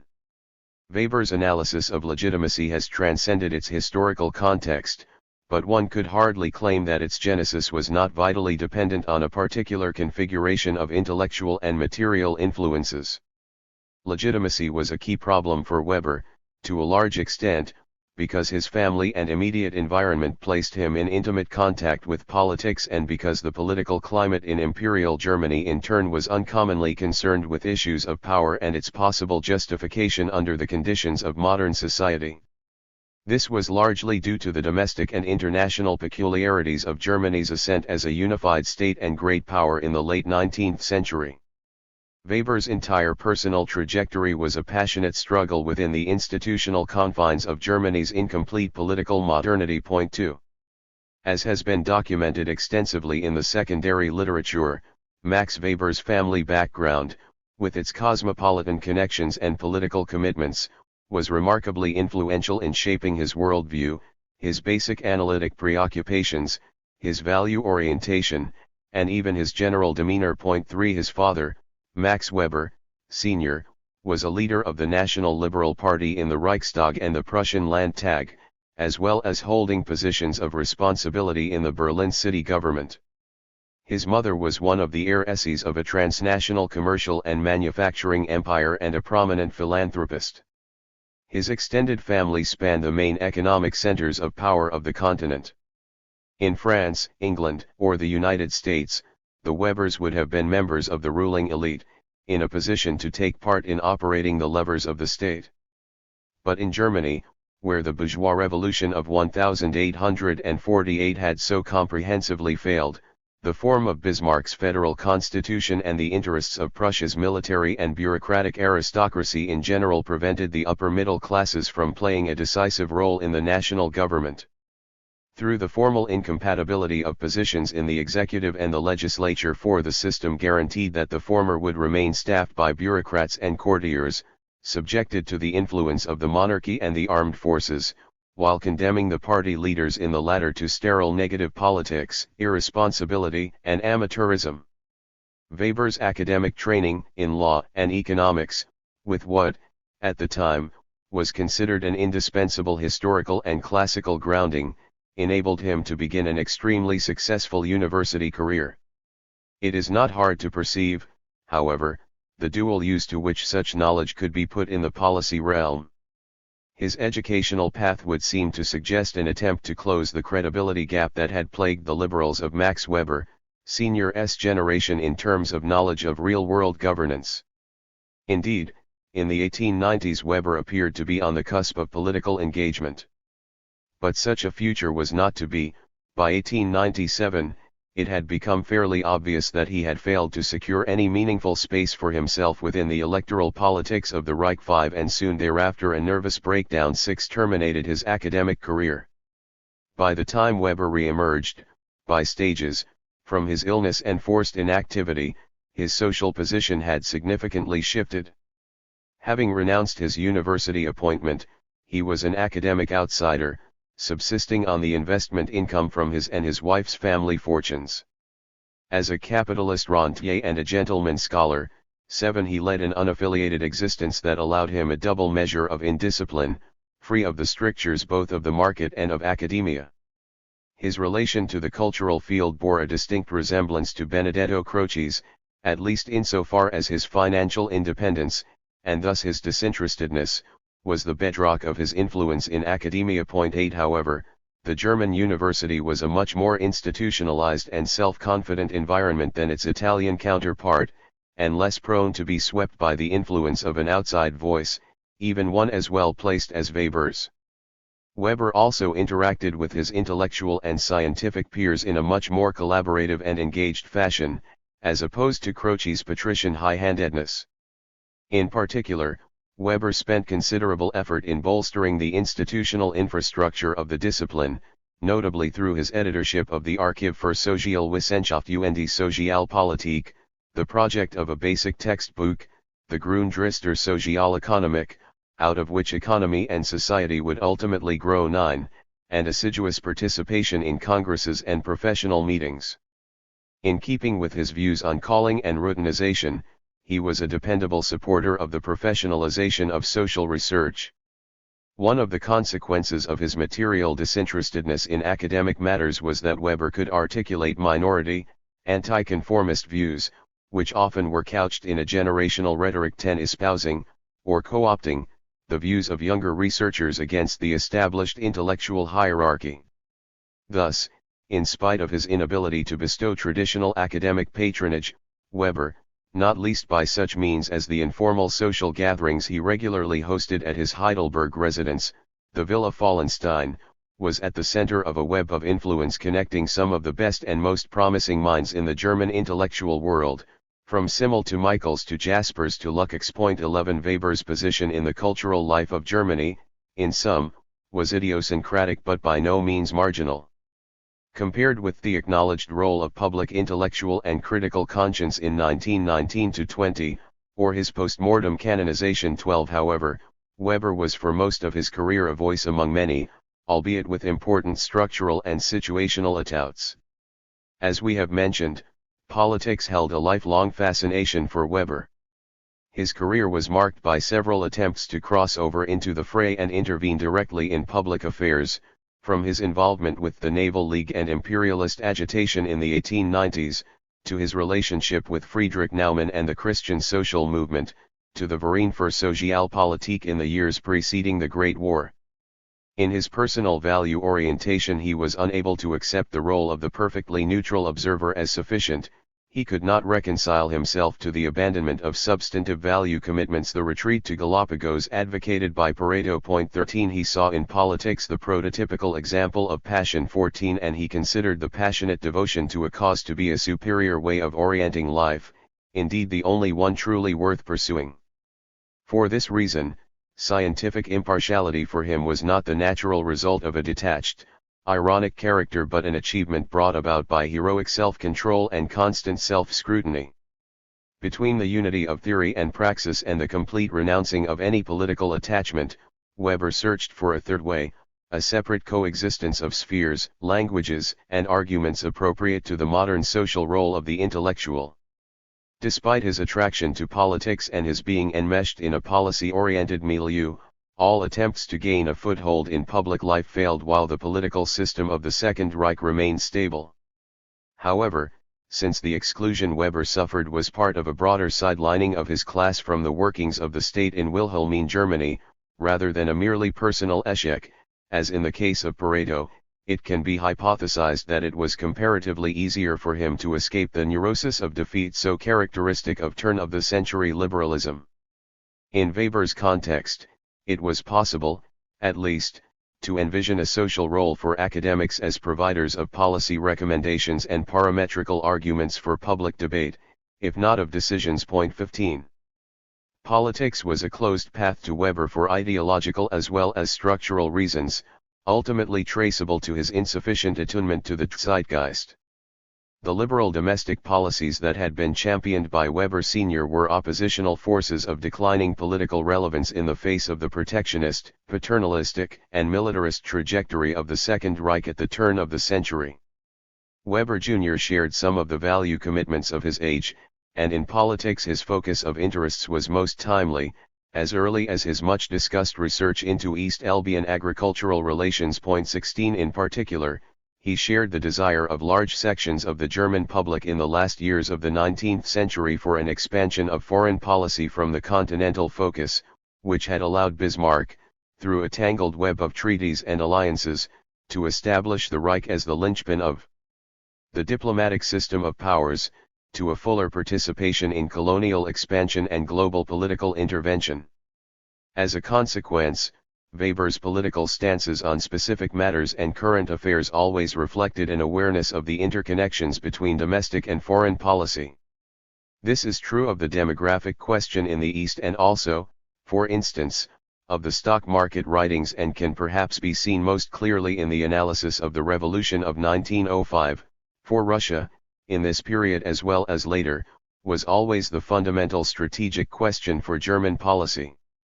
Thus, Weber stood for a strong foreign policy of great power competition, colonial acquisition, and military might, in line with a national imperialist mindset, the likes of which can be found in the public opinion of all major European countries of the time. Weber's commitment to an aggressive interpretation of the role of German civilization in the world was, however, combined with an attachment to a version of cosmopolitan liberalism derived from his family heritage, and in this, his ideas were behind, or ahead, of his times. More than free trade or the harmony of interests, such liberalism focused on pluralism, negative freedom, and self-reliance.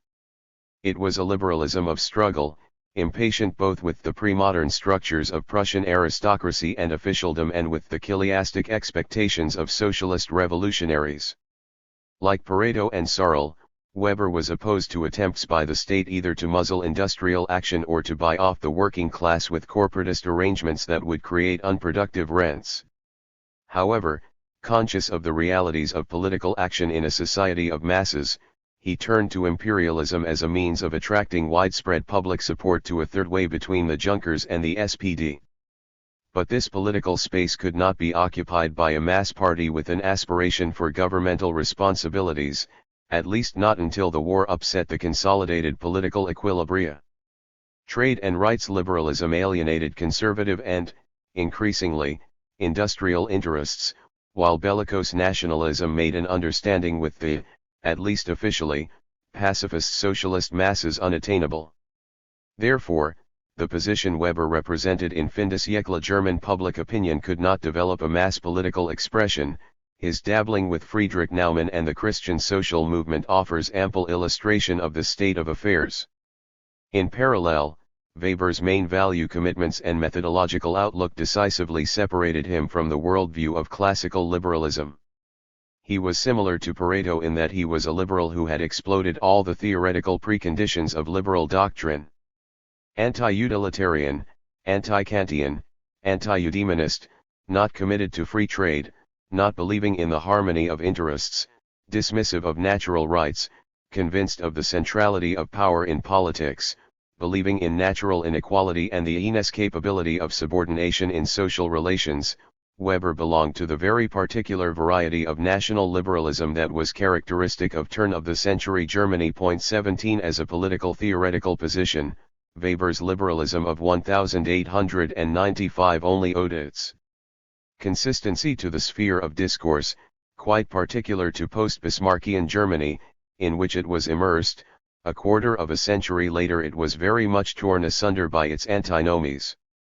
The day of reckoning came with the war and the collapse of the empire. These represented a key turning point with respect both to Weber's ability to influence political reality and to his commitments and worldview. Indeed, without the writings of 1917-20, Weber's political legacy would be profoundly different. It is, therefore, hard to overemphasize the importance for Max Weber's life of the First World War. The great European tragedy, and its denouement, overturned and destroyed the certainties of an entire generation, ushering in an era of insecurity and strife. It made the intellectual and political battles of thinkers born in the 1840s, such as Pareto and Sarl, who survived it by only a few years, well nigh incomprehensible, as their ideas no longer spoke to the practical situation. Weber's intellectual creativity, on the contrary, reached its acme in the war years, only to be cut short by his untimely death. his example demonstrates how the ideas of the fin de siècle were transported, and transposed, into the 1920s and influenced the worldview of Antonio Gramsci's generation. Weber had shared in the spirit of Wilhelmine foreign policy, yet his reaction to the catastrophe and his theoretical and practical activity in the few months between the armistice and his death represent a major development in his value orientation, rendering his experience and thought of much broader relevance and interest. Faced with the collapse of the social and political edifice that had formed the horizon of his practical concerns, his sober yet impassioned stance, as displayed most famously in the 1919 Munich speech 18, was a courageous attempt to deal in a principled fashion with the dramatic dilemmas of modern civilization, as can be done perhaps only at a foundational moment. Seeing the pre-modern imperial institutions that the liberals had fought in vain to change for a generation as one of the major causes of defeat, Weber could don the mantle of Cassandra or of the scriptural prophets of doom. At the same time, he understood the need for leadership, in order to bridge the gap between technical policy making and popular aspiration for redemption and deliverance, and to infuse political realism with charismatic hope, hence the other topical figure, that of the knight-errant, Reck, which always held profound significance for him. 19 In the post-war crisis, the seeds of value pluralism sown by his macro-historical comparative research, especially in the sociology of world religions, finally gave fruit in the form of an appreciation of the existential political consequences of the separate spheres of human endeavor and the separate codes that rule them. For all his theoretical brilliance and ethical rigor, Weber's practical political stance was characterized by what must be understood in retrospect to have been two grave and historically significant failures of judgment. Siding with social imperialist circles in the 1890s, he believed that a strong stand in favor of an expansionary foreign policy could be utilized as a rallying cry against the anti-liberal element of Bismarck's constitution and the Junkers in the name of efficiency and national unity. Such hopes were grievously misplaced. In fact, such a policy played into the hands of the conservatives domestically, alienating the SPD and making the government dependent on extra-parliamentary support, which in turn radicalized its foreign policy, endangering Germany's objectives and ultimately hastening the Great War. 20 Then, in 1919, in the debates over the peace and the new republic, Weber bequeathed a legacy of questionable benefit to progressivism. He advocated the inclusion within the institutional framework of the state of a directly elected presidency, while at the same time providing the best corrosive critique of the doctrinal bases and mobilizing myths of the socialist left and the liberal center. The stage was thus set for purely irrationalist, personalist mass appeals. 21 Above all, he made the touchstone of any great, meaningful progressive politics the adherence to an ethic of responsibility, a singularly disarming attitude when the 20th century was to see, with few notable exceptions, the unchecked rise of the irresponsible right. 2. Legitimacy was a central concern of Weber's, as it was of his generation. Nonetheless, the methodological aspect he gave to his reflections on the topic, as well as his conception of the intellectual's role in society, would seem to render comparison impossible between Weber's position and that of more engaged scholars of the period, such as a Labriola or a L. E. Bohn. Political theory has struggled, in particular, with the Weberian notion of freedom from practical value judgment. In an effort to reach beyond the veil of scientific detachment, Weber so consciously surrounded his sociology with and disclosed the normative heart of his intellectual project. 22. While convincing reasons may be adduced for the psychological or moral origins of the patently conflicted status of neutrality in Weber's intellectual worldview, the reconstruction that will be suggested here attempts to draw on contextual social and historical influences. We intend to highlight the similarities and differences Weber's conceptualization of legitimacy exhibits with respect to that of coeval thinkers immersed in the same historical political environment of the continental fin de siècle by pursuing an interpretation of Weber's views that may be summed up as the attempt to provide a response to the crisis, both theoretical and practical, of classical political economy. Such an attempt, in turn, ultimately resulted in a transcendence of the horizon of political realism and mock politic. Before following this development, however, it is imperative to state in greater detail what is to be understood by the crisis of classical political economy and by political realism. Cobdenite orthodoxy had never occupied in Germany the role it had enjoyed in its Victorian heyday in Britain and France. At the level of theory, the tradition of cameralism and national economy had significantly nuanced the laissez-faire prescriptions and night watchman state model of classical political economy, while, at the level of practice, the late industrialization of Central Europe and the very close link between trade policy and power politics ever since the days of the Zollverein offered an empirical picture significantly at odds with classical assumptions. These deviations from the norm grew and became more visible in Weber's time, as the importance of the Reich's economy increased in relation to the global market and as the theory of classical political economy and the practice of liberal capitalism entered a period of turbulence and crisis even in their western heartland. 23 Giant trusts and cartels, combative labor unions, interventionist states, both socially and militarily, colonial world empires increasingly enclosed by tariff barriers, protracted deflationary spirals, and overproduction sloughs, many elements of the social environment common to all industrial countries in the fin de siècle became increasingly difficult to explain through the conceptual categories of the mid-19th century worldview. The reverberations in the academic field of economics, within which Weber began his career in the 1890s, were intense. Particularly significant was the confrontation with Marxist thought 24 in a series of exchanges ultimately leading to the birth of neoclassical, marginalist, political economy, in which the Austrian school played a major role. These were the years of the great debates over the theory of value, with Baumbacher's famous argument 25 against the third volume of Capital, and the period of the Bernstein debate and revisionism. At the same time, in Germany they were the years of the great SPD electoral victories after the end of Bismarck's anti-socialist campaign. The crisis of the worldview of classical political economy is summed up well in the paradox of these competing and contemporary facts. In terms of analytic theory, Weber was inclined to side with the marginalists and the Vienna School of Economics. He was satisfied with Baumbacher's refutation of Marx's argument about value and about immiseration, and furthermore insisted that, even if socialization could be implemented, it would require such extensive powers to be bestowed on the central bureaucracy for the coordination of production as to void completely the libertarian and anarchist aspirations of the workers' movement. 26 However, this clearly was not the heart of the matter. The marginalists' abstract refutation of Marxist economics was largely moot when one considered social democracy as a real-life political force, as an episode in the history of collective beliefs.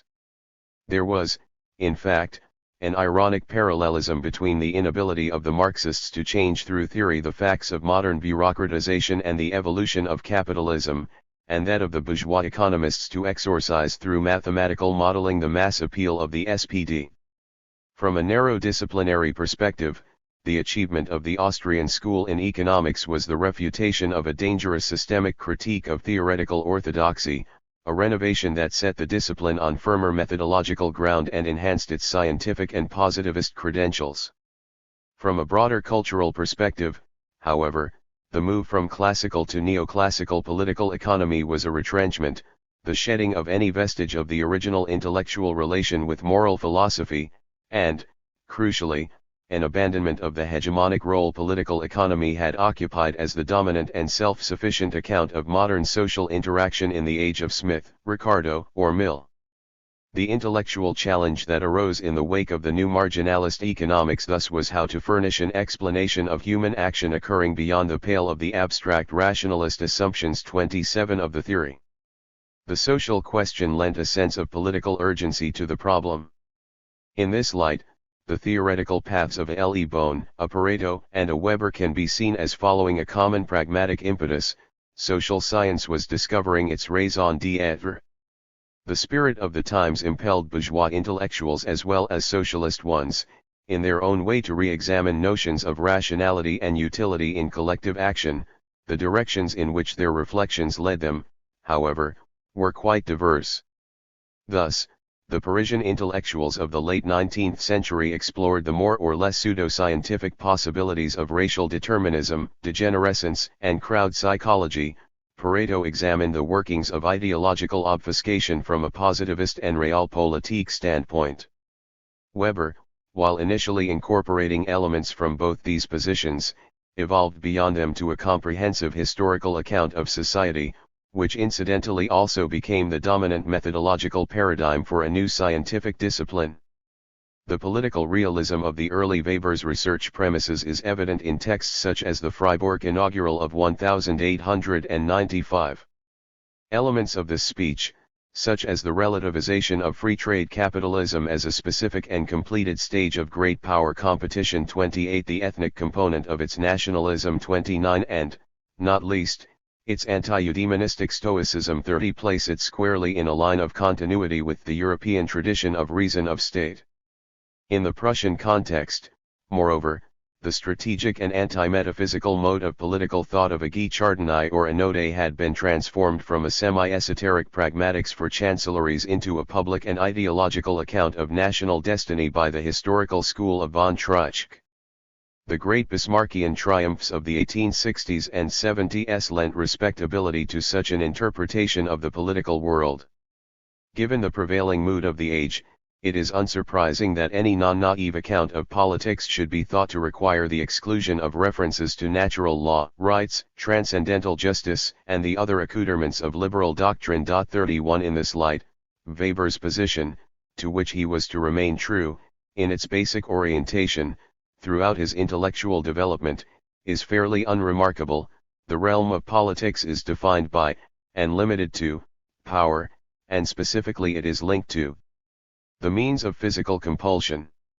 The form of modern politics and society, furthermore, and this is the main thrust of the 1895 lecture, dictates that this striving after power be conducted through the institutions and practices of the military and bureaucratic Machtstaat.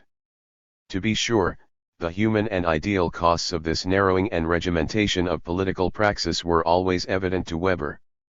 The counterexample of Swiss direct democracy, where the absence of international pressures permits a wider participation of the citizenry in collective decision-making and minimizes the subordination to a disciplinary bureaucracy, is repeatedly presented as a non-disparaged alternative path, perhaps desirable but not available to modern Germany. 32 Beyond a vague sense of cultural melancholia, however, graver antinomies lurked for the political realist position. For one thing, the relationship of domestic and foreign politics remained an area of contention. Even in an era of mass nationalism, it was unclear how the power of the Machtstaat could be a reflexively endorsable political ideal for the directed classes, especially in the absence of formal democracy and the possibility of co-optation into the ruling strata. Ultimately, the pursuit of Weltpolitik demanded complete national discipline and thus a de-escalation in domestic political confrontations that nothing in the preconditions of the theory seemed to countenance. 33 Why should the nation-state be the decisive community of concern?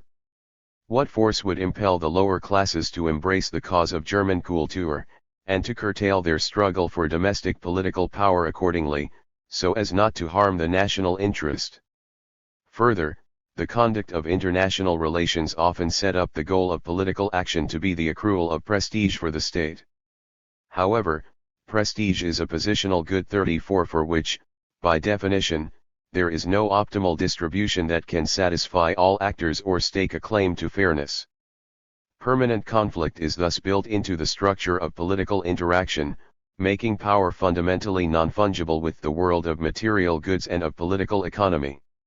If an essentially discontinuous universe of values is introduced, though, on what grounds does the primacy of power as an ultimate goal stand? The realism that anchors Weber's account thus sets specific epistemic problems because, indeed, once politics is conceived in this fashion, two fundamental questions cannot but immediately arise: why obey, and why pursue power? To a very rough first approximation, the former question animated Weber's research into the history of world religions and the typology of forms of domination, while the latter gave rise to the meditations on calling, conduct of life, and personality. Each of these will be addressed in turn in the following sections. Weber moved beyond the dilemmas of political realism by conceiving of the social world as an irreducible plurality of goals and values in which the individual selection of motivations was itself part of the multifaceted political struggle, and as a conglomeration of individual and subsystem rationalities in no way destined to produce an automatic overarching order but rather only contingent power equilibria. In particular, he was compelled to take individual belief seriously, and in this respect we can glimpse the contextual influences at the source of his research methodology. Interpretive, verstehend, sociology would seem to owe its individualist orientation to its political realist origin, but it proceeds to explode the unitary and reductive nature of the latter's understanding of the individual's goals and aspirations, a necessary move in view of the foregoing discussion. In this way, Weber provides a vision of society that offers an alternative to the epistemologies of suspicion inaugurated by Marx and Nietzsche while steering clear of biological reductionist accounts. 35. The standpoint of methodological individualism that Weber adopts, as opposed to the collective focus of Le Bon or Durkheim, entails two paths of inquiry. First, it requires analysis of collective, macro outcomes determined by the interaction of individual preferences, beliefs, and actions, albeit oriented by an intersubjective ethos, etc., which most often produce unexpected consequences. Second, it requires the study of individual beliefs, often in fields different from those in which the action to be explained occurs, in order to reconstruct motivations and expectations of the actors. What then is the status of rationality in Weber's worldview? It can be said that there is a rationality objectively inherent to the social world, which, in a relatively evolutionist fashion, determines the ultimate fate of societies, states, religions, civilizations, and forms of production. The most rational form of a social process tends to win out. The rationality that can be analytically imputed to the selection process has not, except for the very special case of Western scientific culture, been an object of study and a goal per esse, and Weber is dubious about its ability to function as the basis for a conduct of life, at least for the masses. In addition to this systemic logic, an institutional rationality of combinations between subsystems at a macro and long time frame level, it is also possible to discern the practical rationality of actors, the way in which they go about their goals, and, more importantly, the way they make sense of the human condition.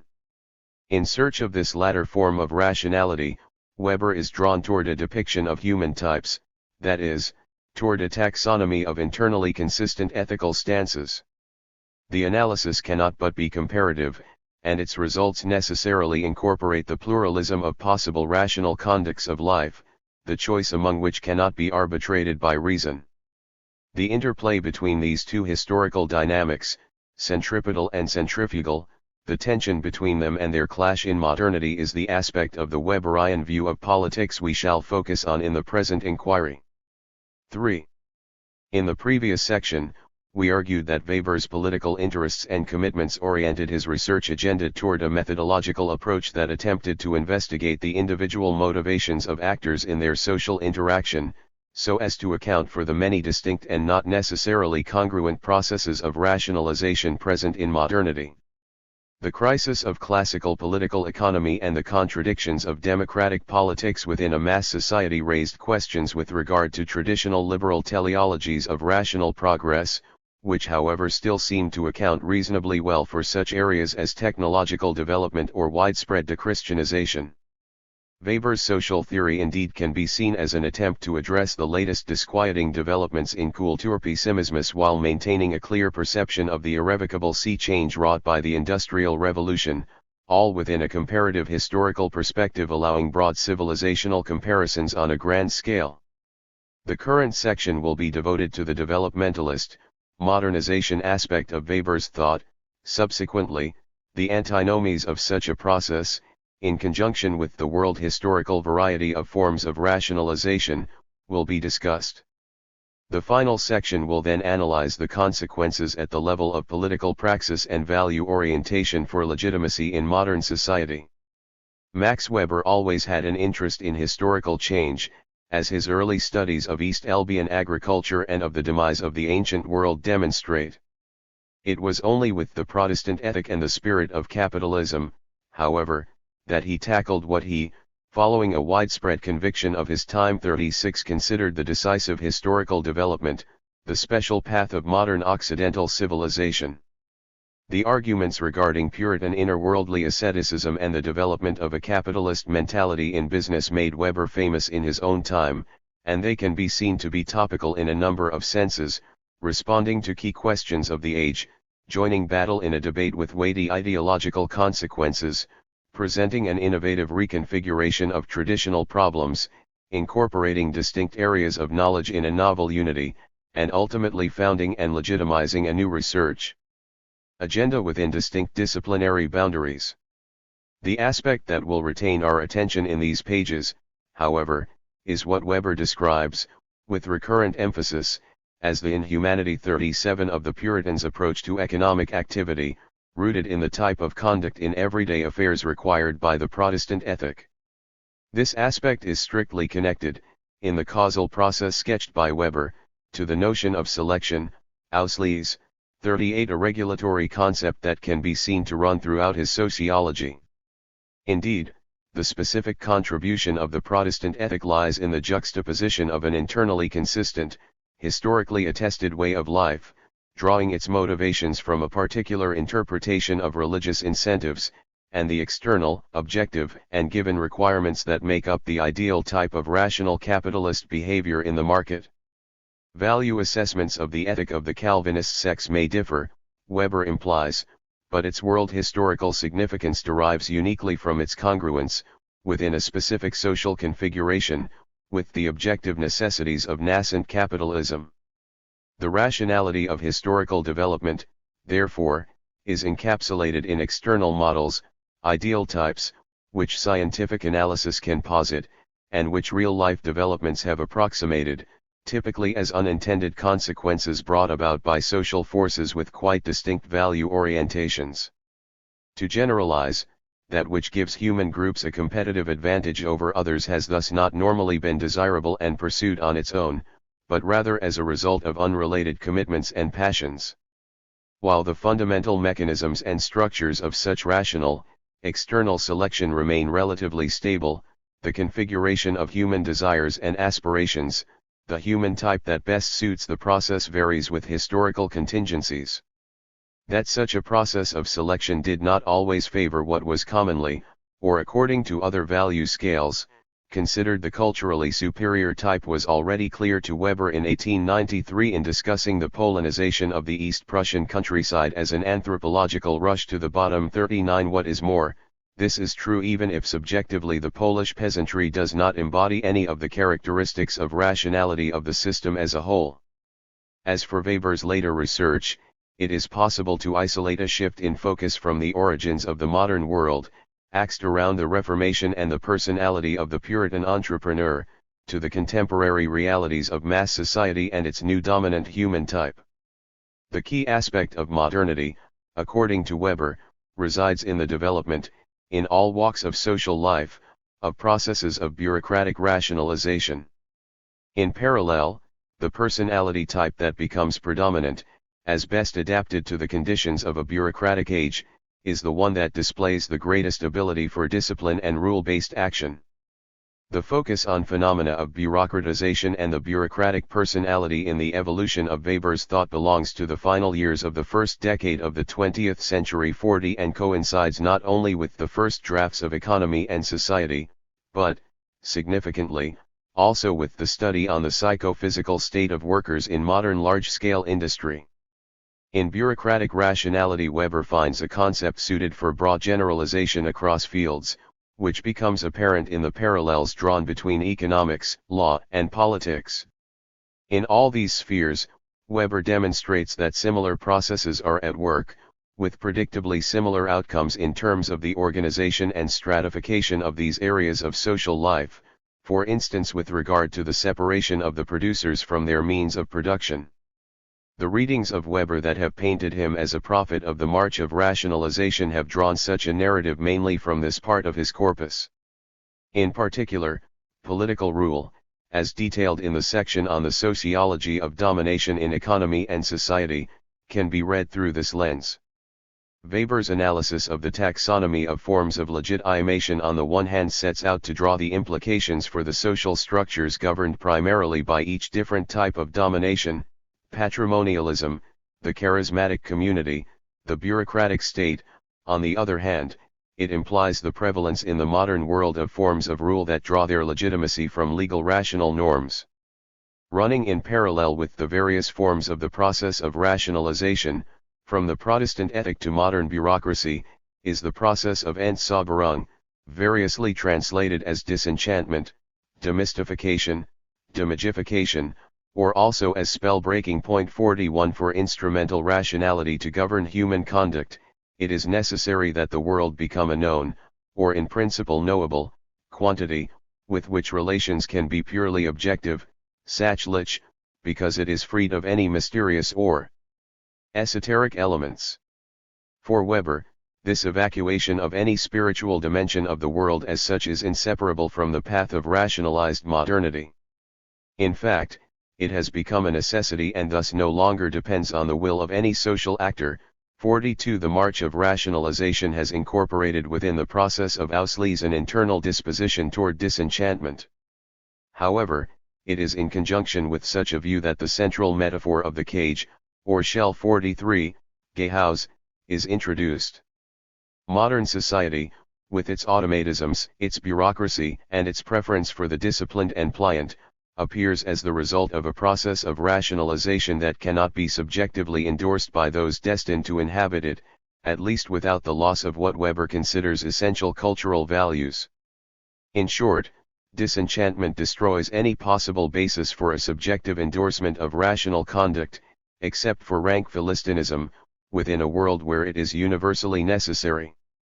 Some commentators have gone so far as to liken the anomic state caused by disenchantment to the Marxian concept of alienation. 44 For our purposes, however, it is most interesting to focus on the antinomies introduced into the theory of legitimacy itself by the corrosive process of Entsäuberung, in particular with regard to the scientific and casuistic attack on the myths of political and legal thought.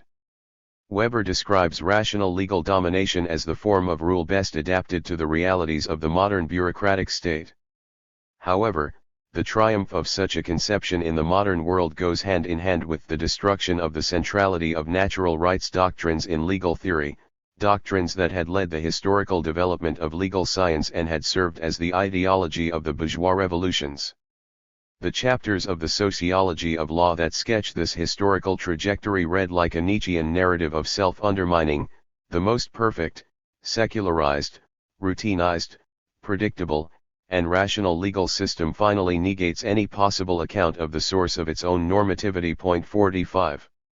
Clearly, with such arguments a point of no return is reached, for the entire edifice of contemporary society and the modern state with its elaborate and pervasive justification is called into question at its root. In a move in many ways reminiscent of Pareto, Weber must therefore escape the vertigo of casuistic debunking of rationalist arguments for order, and account for the real-world existence of legitimate authority. This is accomplished through his study of forms of collective belief. 4. The study of the Protestant sects and the origins of capitalism was the high point of developmentalism in Weber's thought, but at the same time it posed the main theoretical questions, the pursuit of which would lead to the transcending of such a paradigm. If the introduction of Zweckrationalität in all spheres of social life produced spiritual immiseration, through the adaptive affinity of discipline and philistinism, and created practical dilemmas, through the gutting of the substantive grounding of legal systems, the focus on religious ethics afforded a potentially decisive alternative perspective. The research program in the sociology of world religions, which occupied Weber for more than a decade, can be seen to originate from the basic question that motivated the Protestant ethic. In the course of its development, however, and with more evidence in the later monographs on India and especially on ancient Judaism, the perspective is broadened. Ostensibly, the question leading the inquiry is the influence of religious worldviews on economic behavior, hence the extension of the Protestant ethic argument to account for the failure of Western-style capitalism to appear in other cultural contexts with equally promising material environments.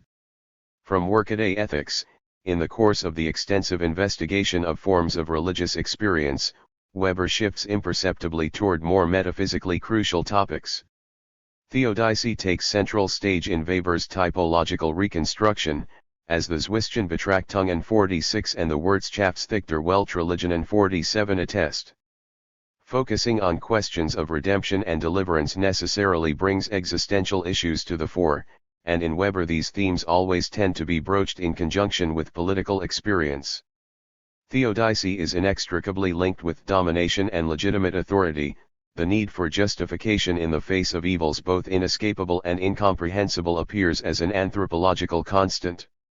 In order to reach such a conclusion, linking together religious ethics and political forms of rule and justification, Weber had to step outside the canon of Western history to which he had confined his research up to this point. The sociology of world religions is, among other things, a decisive confronting of the cultural other. It is on the basis of these monographs on universal history that Weber's fame as a comparativist is largely based. The methodological apparatus of interpretive sociology is put here to the test. The past is not conceived of as a random collection of undifferentiated data, as a straight positivist approach such as Pareto's would have it, but, rather, typologically reassembled in terms of constellations of sense, understood as variations and combinations of the ideal typical constructs the researcher has devised. Weber thus sees sociology fundamentally as providing a terminology for history 48 as striving after conceptual clarity so as to develop the basic categories of empirical analysis. The final product at the level of transhistorical generalizations cannot but be articulated through tendential laws, which incorporate at their center the notion of chance 49 and thus of contingency and statistical variation. This allows Weber to parry the critiques that tend to focus casuistically on single examples and outlying cases. 50 At the same time, it highlights the exceptions that may be worthy of further investigation in the interests of a refinement of theory, as part of a continuing, cyclical process between conceptualization and empirical evidence. But the point of tendential laws is not simply to account for an empirical variation in outcomes that can be seen as probabilistic, as fortuna. It is a precise preservation of contingency, therefore of agency, within the historical process and thus an eschewing of determinism. 51. Weber was brought to this position by the nature itself of his subject matter. He studied world religions as the main historical instance of the creation of comprehensive worldviews. However, when studied on their own terms, that is to say, not immediately in relation to the consequences of their ethical precepts for workaday conduct in the market, the religious systems could be interpreted as providing a new dimension of purposive action, a new basis of substantive rationality. The sociology of world religions can be seen as a relativization of modern rationalism, and indeed in the course of the monographs it is possible to perceive a series of shifts in Weber's evaluation of non-Western moral universes. 52 However, what is more interesting, indeed decisive, is the realization that the different spheres of social existence, whose different scales of values affirm different types of behavior and personality, create different rationales. Their mutual undecidability is the heart of modern value polytheism, for in modernity previously hegemonic and unified Weltanschauungen become impossible to sustain reflexively.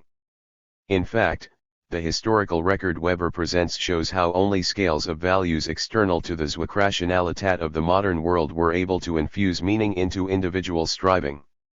The historical exception of the Protestant ethic comes to assume a very different connotation, as the last and most selectively successful of the old religious worldviews rather than the first instantiation of modern rationalism. Even in the present, when the cultural sciences have shown the objective superiority of rationalized and routinized forms of organization, this type of modern rationalism is insufficient to furnish individuals with motives and goals for action. The evolutionary, selective process may be the objective truth of historical dynamics, but it is fundamentally devoid of meaning when considered as a guide, not for behavior, but for the ends of behavior. This peculiarly Nietzschean insight was especially internalized by Weber. 53. By following this interpretation of the function of religion, Weber was joining a large and diverse surge of theoretical interest in spiritual phenomena at the turn of the century, in the company of thinkers as different as James and Durkheim, Croce, and Engels. In particular, it is interesting to juxtapose Weber's ideas on the link between religious ethics, Wertrationalität, and collective behavior with the Sorlian account of social myth and direct action. In both cases, the social function of aggregation 54 and the infusion of meaning in the interest of collective action are combined. The difference, of course, is that the operation of Searle's myth required a more or less purposeful obfuscation of the rational grounds for action, which, pushed to its extreme consequences, implied an assumption, or a pretense, that ideal considerations obliterate in the mind of all participants the consequentialist calculations of ordinary politics. From this viewpoint, Searle's crowds look hardly dissimilar to Le Bon's. This fundamental insincerity is the aspect on which Weber concentrates his criticism of syndicalism in the 1917 speech on socialism, where the movement is portrayed as a romantic fantasy of radicalized intellectuals and unskilled, undisciplined workers. 55 The aspect of collective value orientation and dominant behavior is particularly important for Weber. Both his historicism and his focus on aggregate, long-term processes required him to de-emphasize the importance of the great individual, while at the same time cleaving to his individualist methodological commitments, i.e., the requirement that causal processes be described in ways not abstracted from the actor's recognizable values and motivations. In this sense, even world historical figures are considered only in terms of the symbiotic connection with the masses they led. 56 The insight is generalizable to all spheres of social life. For Weber, it is impossible to create a completely individual style, in any area of endeavor. 57 It is in relation to this essential givenness of values, the unchosen nature of one's historical situation both individual and collective, that Weber speaks of fate or destiny. 58. However, Weber goes further than Searle, to examine the loci of contestation in the production of such social imaginary, as well as the material configuration of forces underlying such clashes. Religious development is also portrayed as the struggle for the symbolic basis of power. 59 A struggle in which individuals and groups have conscious authorship. Once again, the parallels between religious and political justification are apparent. Both the mass and the elite require reasons to embrace the status quo as morally justifiable, and such justification is not merely an epiphenomenon of power relations, for it orients behavior and may in fact operate a reverse chain of causation, influencing the distribution of material forces themselves. Nonetheless, it can never provide complete stability. Any unequal distribution of power, any form of domination, and likewise any metaphysical distribution of life chances always breeds dissatisfaction, resentment, and a desire for redemption from suffering. No legitimacy is absolute because domination is inescapable. 60 Power is inherently unstable.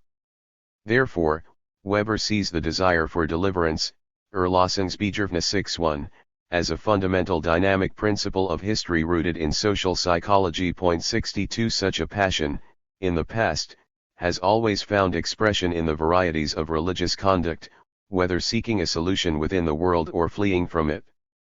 At the conclusion of Weber's historical tour de force, however, the pressing demand of the day 63 becomes to understand the forms and direction the passion for deliverance can take within the horizon of modernity, namely, in the face of the disenchantment of the world. V. In Section 3 we described Max Weber's sociology as a developmental theory organized around the master concept of rationalization in all spheres of life. In Section 4 we presented in a certain sense the opposite case, tracing Weber's thought in the direction of the ineliminable plurality and undecidability of different ultimate goals and value scales and the inherent contingency that is inserted into the historical process by the interaction of such spheres.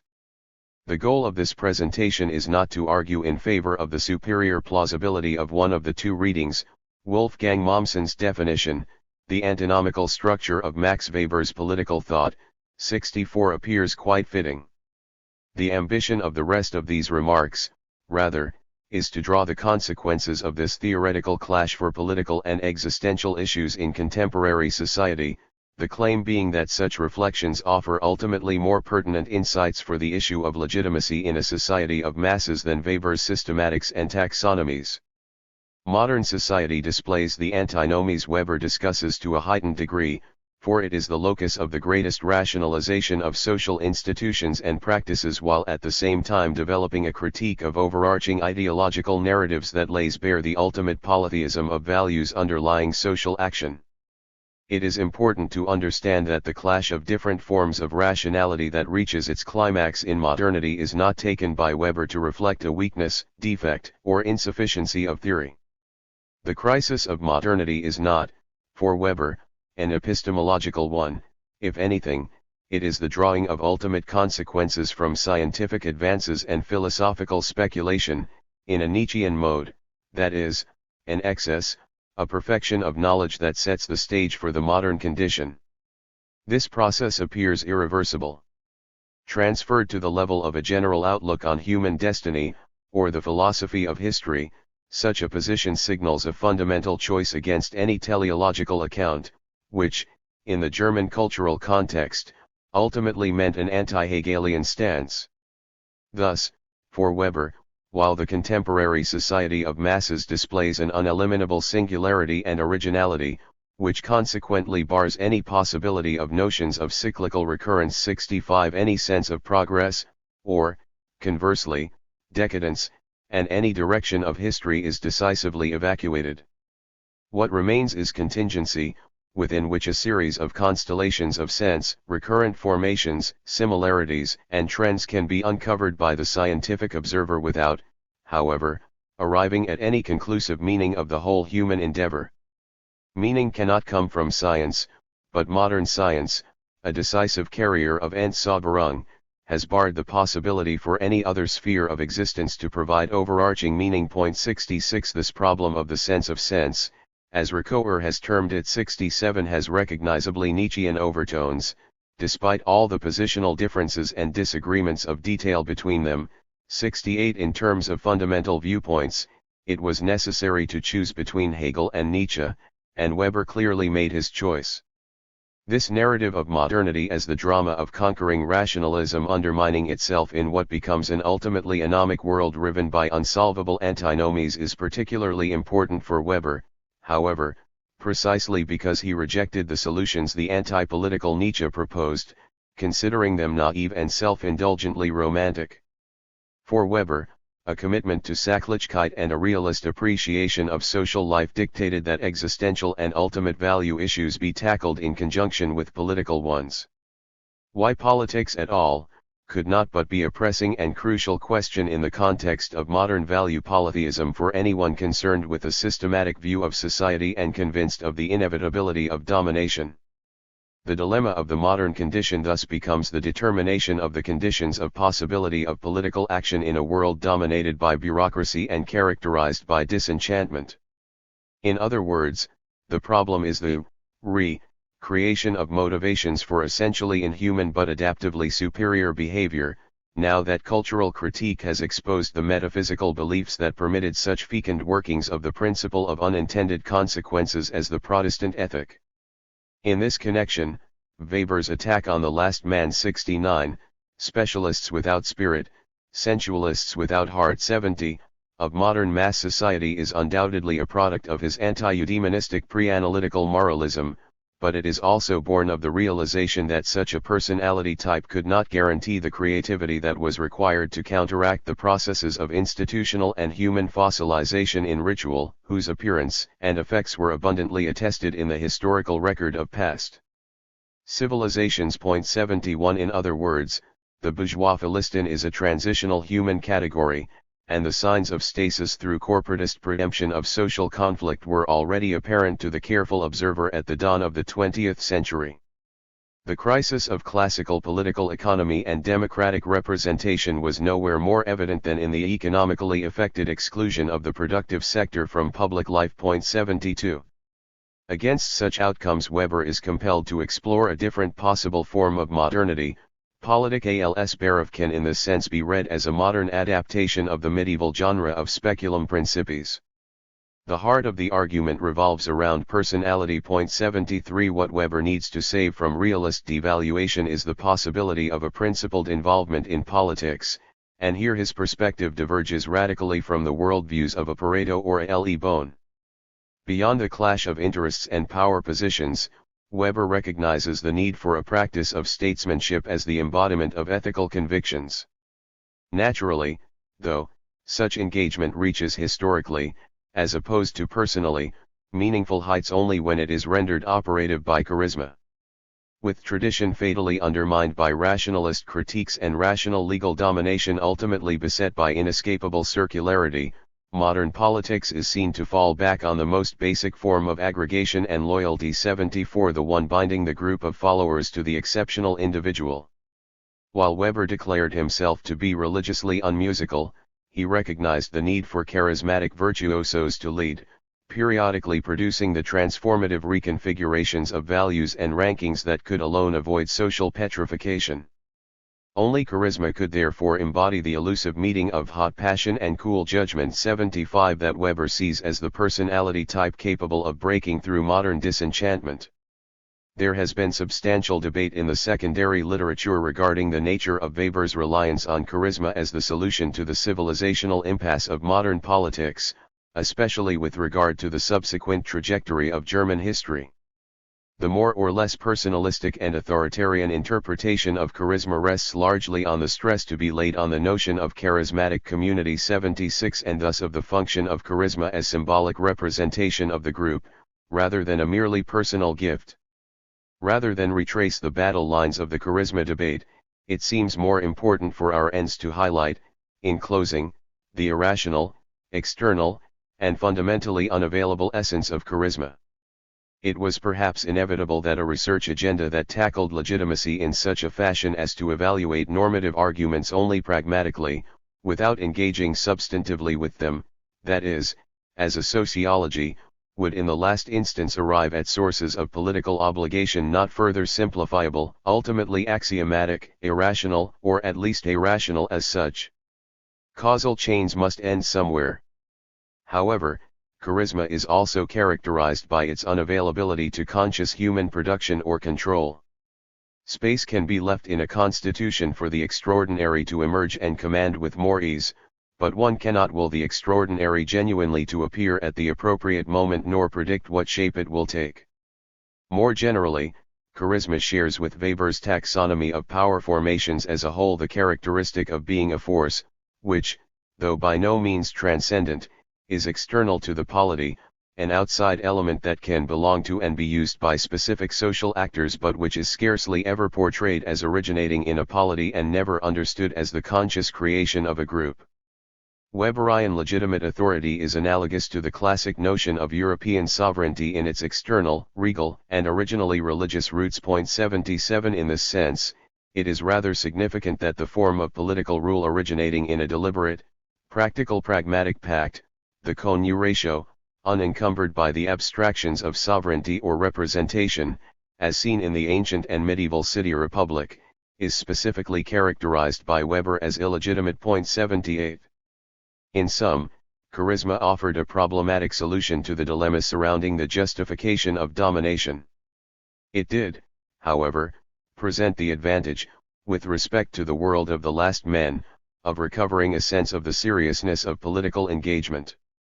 As the more perilous and uncertain path, but also the one most radically opposed to the mentality of epigones, it could not fail to obtain Weber's pre-analytic favor. 7. Legitimacy, alienation, and totality. Antonio Gramsci. The strike lasted 8 months. Both sides bled plenty. The Wobblies had to do their own bleeding. Old Elihu hired gunmen, strike breakers, National Guardsmen, and even parts of the regular army, to do his. When the last skull had been cracked, the last rib kicked in, organized labor in Personville was a used firecracker. But, said Bill Quint, old Elihu didn't know his Italian history. He won the strike, but he lost his hold on the city and the state. To beat the miners he had to let his hired thugs run wild. When the fight was over he couldn't get rid of them. He had given his city to them and he wasn't strong enough to take it away from them. Dashiell Hammett, Red Harvest. The life of Antonio Gramsci was a tragedy in the classic fashion and, like all instances of the genre, it followed an imminent triadic rhythm. Two events, consequently, stand as opposite, yet intimately connected, poles setting the pace of the narrative and its key turns. Both are well known to Gramsci biographers. The first, Turin, the winter of 1911-12. Gramsci was 20, and enrolled on a small scholarship as a first-year student in the literature department at the university. Overcome by abject poverty, ill health, the inclement weather, complete social isolation, and the sheer alienness of the great industrial metropolis, he became so demoralized as to stop talking altogether, to anyone, for several months. The second, Milan, the spring of 1928. Gramsci, 37, was on trial in the parallel military court system established by the fascist regime for political crimes, the Tribunal Speciale per l'Assicurazione dello Stato, as the head of the Italian Communist Party, PCDI. Following Antio Zamboni's attempt on Mussolini's life in Bologna in late 1926, the crackdown had resulted in the imprisonment of the leaders of the party, despite parliamentary immunity. Michel Iskro, the government prosecutor, rested his case with the claim that, with regards to Gramsci, it was the duty of the state to sentence him for 20 years, to prevent this brain from working one. The rest of his existence is encased within this framework. Before, a difficult childhood in rural Sardinia, the hardships of the déclassé family of a petty bourgeois bureaucrat, illness and physical deformity, and exceptional intellectual promise. In between, the rapid shift in his radius of activities, from academia to revolutionary politics, the war and the great season of revolutionary enthusiasm of the workers' councils, the split from the socialists and the founding of the Italian Communist Party, his rise in the Comintern in Moscow and Vienna, and his marriage to a Russian activist, his return to Italy as a member of parliament, and the losing battle against fascism in the waning days of the liberal order. After, the great theoretical flourishing of the prison notebooks. The unifying thread that links the two focal events and marks them as turning points in Gramsci's life is that they were the moments in which, with the greatest clarity, he was confronted with the atomizing forces present in the modern world. In analyzing the theoretical response to the advent of mass society after 1870, we have so far stressed the integrative aspects of the process. Le Bon's crowds, Searle's myths, even Pareto's derivations are expressions of collective action, and the taming of the power of numbers thus evoked was the main theoretical object of the debate. Modernity, however, is similar to a Gestalt psychology image. It also possesses an opposite, complementary face. Perhaps Hannah Arendt put it most eloquently in defining the essence of totalitarianism too as the creation of mass isolation, but the idea has a distinguished pedigree, from Karl Mannheim to the lonely crowd. Gramsci's theoretical outlook was very much integrationist, but in the key moments of his life he was confronted by the specter of modern atomization, whether in the impersonality of the urban experience or the destruction of social ties carried out by the state's repressive force. In the letter from prison to his youngest brother Carlo that describes the 1912 crisis, Gramsci characteristically portrays it, with little emphasis, as an example of adversities overcome and an encouragement not to lose faith and to maintain a steady temper in the face of ill fortune. Nonetheless, for an outside observer with the necessary critical distance from the passionate at times verging on obsessive self-control of his correspondence, this lapse into silence seems particularly significant. His gesture appears all the more central to the formation of his character when we consider the peculiarities of his linguistic condition as a Sardinian provincial, i.e., functionally bilingual between Italian and his regional dialect, and when we recall the nature of his university studies, in linguistics. For Gramsci, language never was, and never could be, neutral, taken for granted, a simple tool. Gramsci's remarkable force of will, one of his most notable traits even in his earliest years, was decisively tested by events and proved equal to the challenge, providing the backbone of his self-identity as it was to remain throughout his existence, and a pre-analytical anchor for his theorizing. His feelings of belonging to his family, his native land, his social milieu and his professional aspirations, on the other hand, were permanently displaced and uprooted. He was decisively oriented on the path leading to the feverish activity of political agitation and headlong involvement in public life that would be interrupted only by his arrest. At his trial, his resolve was called into question once more. In response to this challenge, the nearly 3,000 pages of handwritten notes gave form and expression to an entire conception of the world. Some commentators have remarked that, among the key concepts of Marxist theory, alienation seems absent from Gramsci's works. One need look no further than his biographical conditions, however, to appreciate its centrality. In much the same vein, an author very dear to Gramsci, Niccolò Machiavelli, had once defined himself five historico, comico, et tragico, although only the first and second pertain to his literary pursuits. One of the main interpretative goals of the present chapter will be to trace the far-ranging effects of the impending risk of alienation in the modern world that, I would claim, contributes to structure Gramsci's thought and existence. The historical period in which Gramsci undertook his political career was, with respect to the years that immediately preceded and followed it, one of enormous turmoil, violence, and change, domestic and international. Compared with the Italy of Antonio Labriola, the socialist thinker without a real socialist movement, it was indeed a revolutionary time.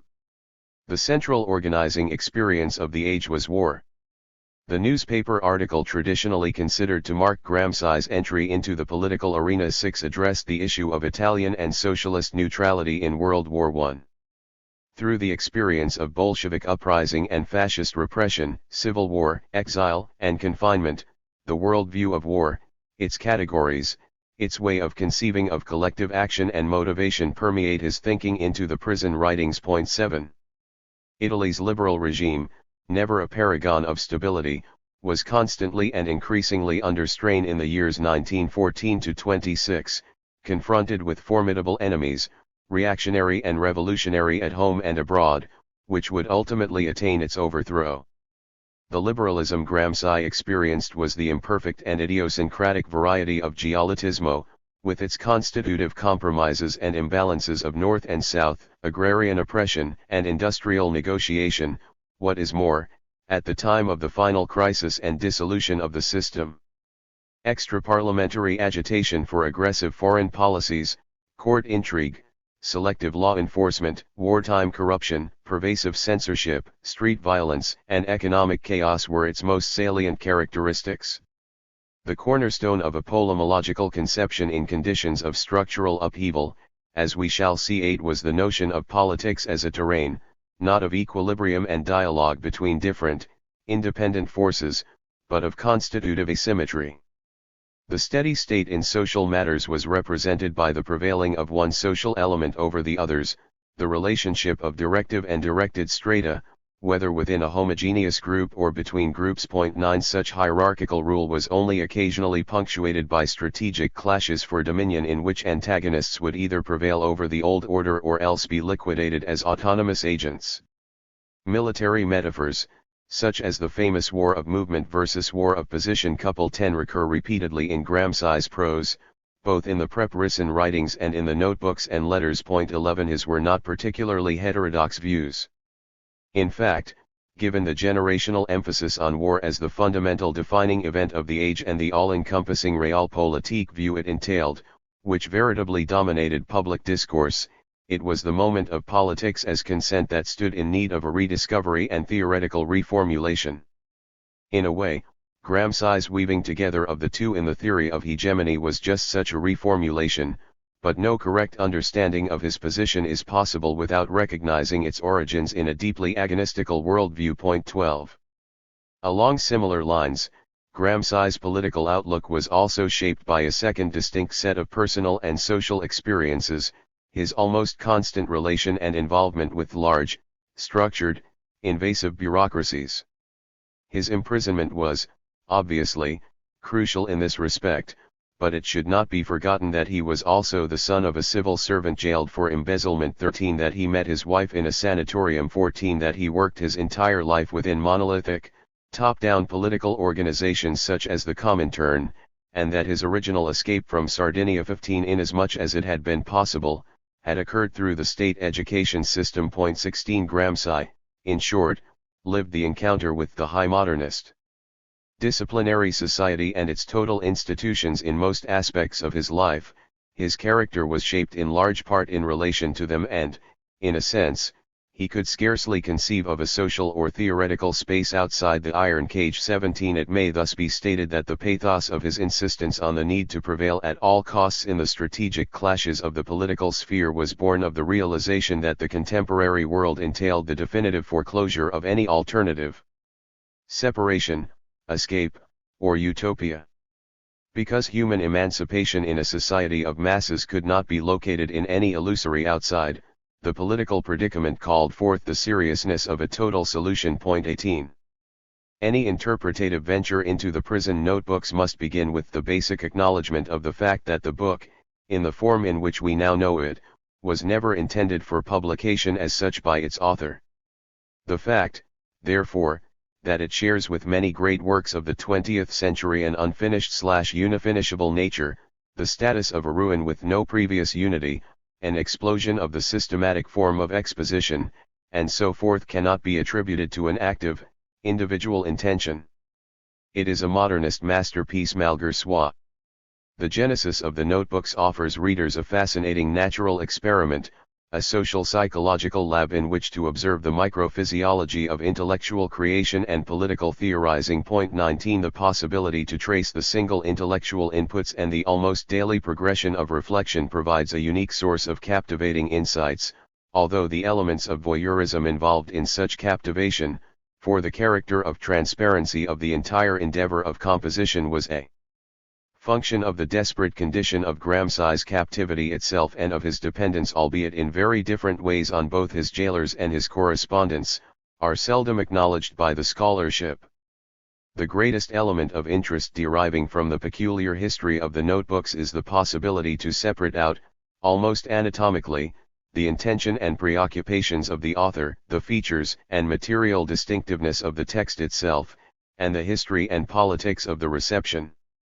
The field of interests Gramsci theorizes in the notebooks can be derived entirely from the political world in which he operated between 1914 and his arrest. 20 Gramsci does claim in an early prison letter that the focus of his intellectual activities will move to a higher level of generality, a trans-historical mode of reflection on the basic categories of politics, a work for Whig. 21 Conversely, a significant tendency of the scholarship emerging in the years since the fall of the Soviet Union has argued for a continuity in the practical political interests of the prisoner, thus attempting to find instances of communication with the Italian Communist Party on burning strategic issues, effected through coded language in the letters. 22 Both ways of reading the evidence hold valuable insights, but are, I believe, ultimately compatible with the claim that the decisive elements of Gramsci's political ideological worldview, including both his pre-analytical basic values and his methodological commitments and habits of analysis,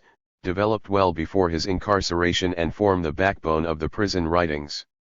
Whether he chose to argue his case at a higher level of historical generalization or whether he applied the insights he gleaned from his experience to new situations arising in the real world, it seems hard to dispute the fact that the basic questions he raised about politics, and the direction he took in order to answer them, were in large part, if not exclusively, the product of the world of the dopoguerra.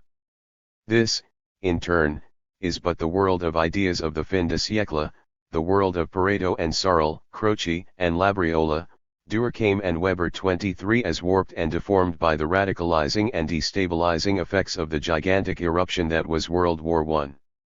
While the notebooks may be seen as the expression of Gramsci's concern with recognizably fin de siècle issues, the power of myths, the nature of spontaneity, the role of intellectuals, etc., such a field of interests and problems does not exhaust the distinctive features of the text. its component ingredients have been preserved for us through the prison documentation of the flow of published and manuscript materials, books, newspapers, journals, letters, to the prisoner. We thus possess an incomparably rich understanding of what Gramsci could have known about the world after 1926 and through what sources he could have known it. Considering the origins of his information about society and politics, which was skewed, no doubt deliberately, toward the comparatively peripheral perspective of a country such as Italy, which was, what is more, severely curtailed in its freedom of the press. 24 The tragic and improbable nature of the entire intellectual project, and Gramsci's surprising ability to articulate his thought at the forefront of the most innovative and creative debates of his time, is all the more remarkable. The Prison Notebooks is a text from the fascist Italy of the early 1930s, but the international events of the interwar era, most notably the Great Depression, are part of its physical makeup, its material content. As for the history of the reception, the notebooks of course began to appear in print a decade after their author's death in a radically different political context, both nationally and internationally. Gramsci intended to divulge his reflections, at least within the circle of the party. In a way this can be considered a natural application of the cultural strategy advocated in the notebooks themselves, a strategy that Togliatti, as his successor at the helm of the PCDI, well understood and shared. Gramsci's untiring, decade-long struggle with the criminal justice authorities to secure his release, without requesting a pardon that would have amounted to political suicide, can undoubtedly be linked with his editorial and theoretical aspirations. Similarly, the plan for the special thematic notebooks, that led to the division into A, B, and C texts in the manuscript 25, can also be interpreted as an attempt at synthesis on Gramsci's part, when his failing physical health began to convince him of the impossibility of fulfilling the original research project in its entirety. Nonetheless, the manuscript of the notebooks remained unpublished, in Moscow, in the care of the party, throughout World War II, and the typical feedback loop between the public reception of a work and the author's ideas failed to materialize. The history of the different readings of the prison notebooks and the intertwining of cultural and political elements of interpretation, in part enabled by the very openness and vagueness of their formulation and their nature as research notes and aide-memoire, is a rich and varied one. 26 but one in which Gramsci himself played no role. In sum, then, it may be stated that the prison writings, this peculiar anti-oeuvre, both untimely and surprisingly relevant to coeval debates, are chiefly characterized by the fact that it is possible to separate out quite neatly what medieval hermeneutics labeled an intentio auctoris, an intentio operis, and an intentio lectoris. In the analysis that follows, we will be chiefly concerned with the first, as we relate Gramsci's thought back to the issues and categories of the fin de siècle generation of theorists of politics, legitimacy, and revolution. 2. Gramsci's contribution to historical materialism and the Marxist tradition can best be understood as a delineation of a distinctive theory of the political realm. 27. Two basic claims about the object, under the conditions of modern society, define the horizon within which the theory is developed. First, politics is pervaded by asymmetry, inequality, preponderance, and rank ordering. Notions of equilibrium, balance, and equality without unity do not belong to the mindset of Gramscian politics. The appearance of their occurrence in political life either masks a deeper, constitutive asymmetry or signals a stasis, a fatal weakness of the system, and as such spells instability and decadence. 28 Second, and intimately connected, modern, society 29 is inescapably integrative. There is no outside, no respite, no separate peace to be attained in modern politics. The constitutive asymmetries established at the center of the system will irresistibly produce reverberating effects throughout it. 30 These two characteristics, for Gramsci, are facts of the matter about the political realm. He uses, before it became a mere term of abuse, the word totalitarian to describe the political reality he confronted, the one within which he believed the man of mass society was obliged to seek his ideals of emancipation, social justice, and flourishing, personal as well as communal. 31. Gramsci's basic worldview, therefore, exhibits elective affinities with Weber's. As politics is dominated indeed, defined by the pervasiveness of unequal, coercive relationships or, to be more precise, by the functional differentiation of directive and directed strata and groups, the key theoretical project cannot but be the exploration of the reasons that ground and justify obedience among those who empirically find themselves in the position of submitting to political commands, and this from the point of view of their culturally situated intelligibility, not a priori. 32. The proximate cause of theoretical reflection, however, is quite different from Weber's. Gramsci's prison notebooks originate in a meditation on Italian history, an attempt to provide an explanation with a broad historical sweep of the failure of the political career brought to a close by the arrest of November 1926, as well as guidance for any future attempt at radical politics in the modern world. 33 The October Revolution had demonstrated that a communist takeover of power in a major European state was a real-world possibility. The rise and consolidation of fascism in Italy, on the other hand, showed that revolutionary dynamics in the post-war world by no means implied a linear outcome. The most spectacular political victory of the working class, confronted with its most humiliating defeat. 34 Indeed, the Italian case was, for the international Marxist movement, a shock similar to what the establishment of the French Second Empire had been for 19th-century liberals and Democrats. A macroscopic empirical anomaly that resisted easy reconciliation with key teleological beliefs. 35 The political and theoretical scandal, from a communist viewpoint, arose precisely from the weakness of the Italian state. The liberal institutions had given way quite easily to the fascist coup. Moreover, the beneficiaries of the implosion of the political sphere had not been the traditional enemies of a united, liberal Italy, the Catholic reactionaries that had fought against the Risorgimento, and that Antonio Labriola so execrated, nor did the system collapse following defeat in a major war. 36. On the contrary, the institutions of the state were seized by a new social group created by the world conflict and not immediately recognizable or interpretable by means of the traditional categories of class analysis. Despite the general chaos and decomposition of the old order, the revolutionary working class had proven unable to wrest power away from the bourgeoisie and had lost even the modicum of political representation and formal liberty afforded by the liberal regime. The Italian Leviathan was weak, as Mussolini's coup demonstrated, but when the workers attempted to imitate the Bolsheviks with the Workers' Council's takeover of factories in Turin during the so-called Biennio Rosso, they ran into unexpected resistance.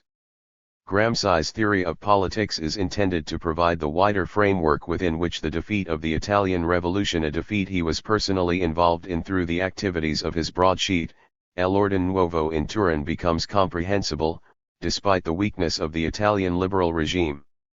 At the same time, it seeks to account for the ideological pliability of the masses, displayed in the meteoric rise of fascism.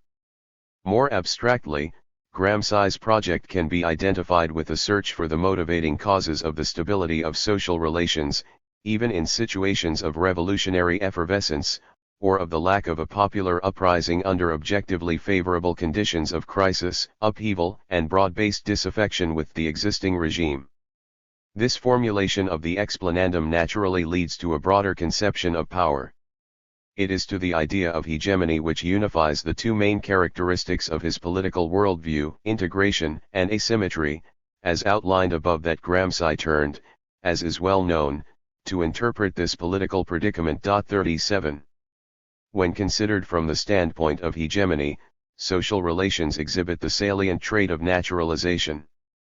Classes of power relations in many different walks of life are not perceived by participants as being amenable to change through purposive action, they are disembodied, subject-less truths about the world that cannot meaningfully be addressed by political choice. 38.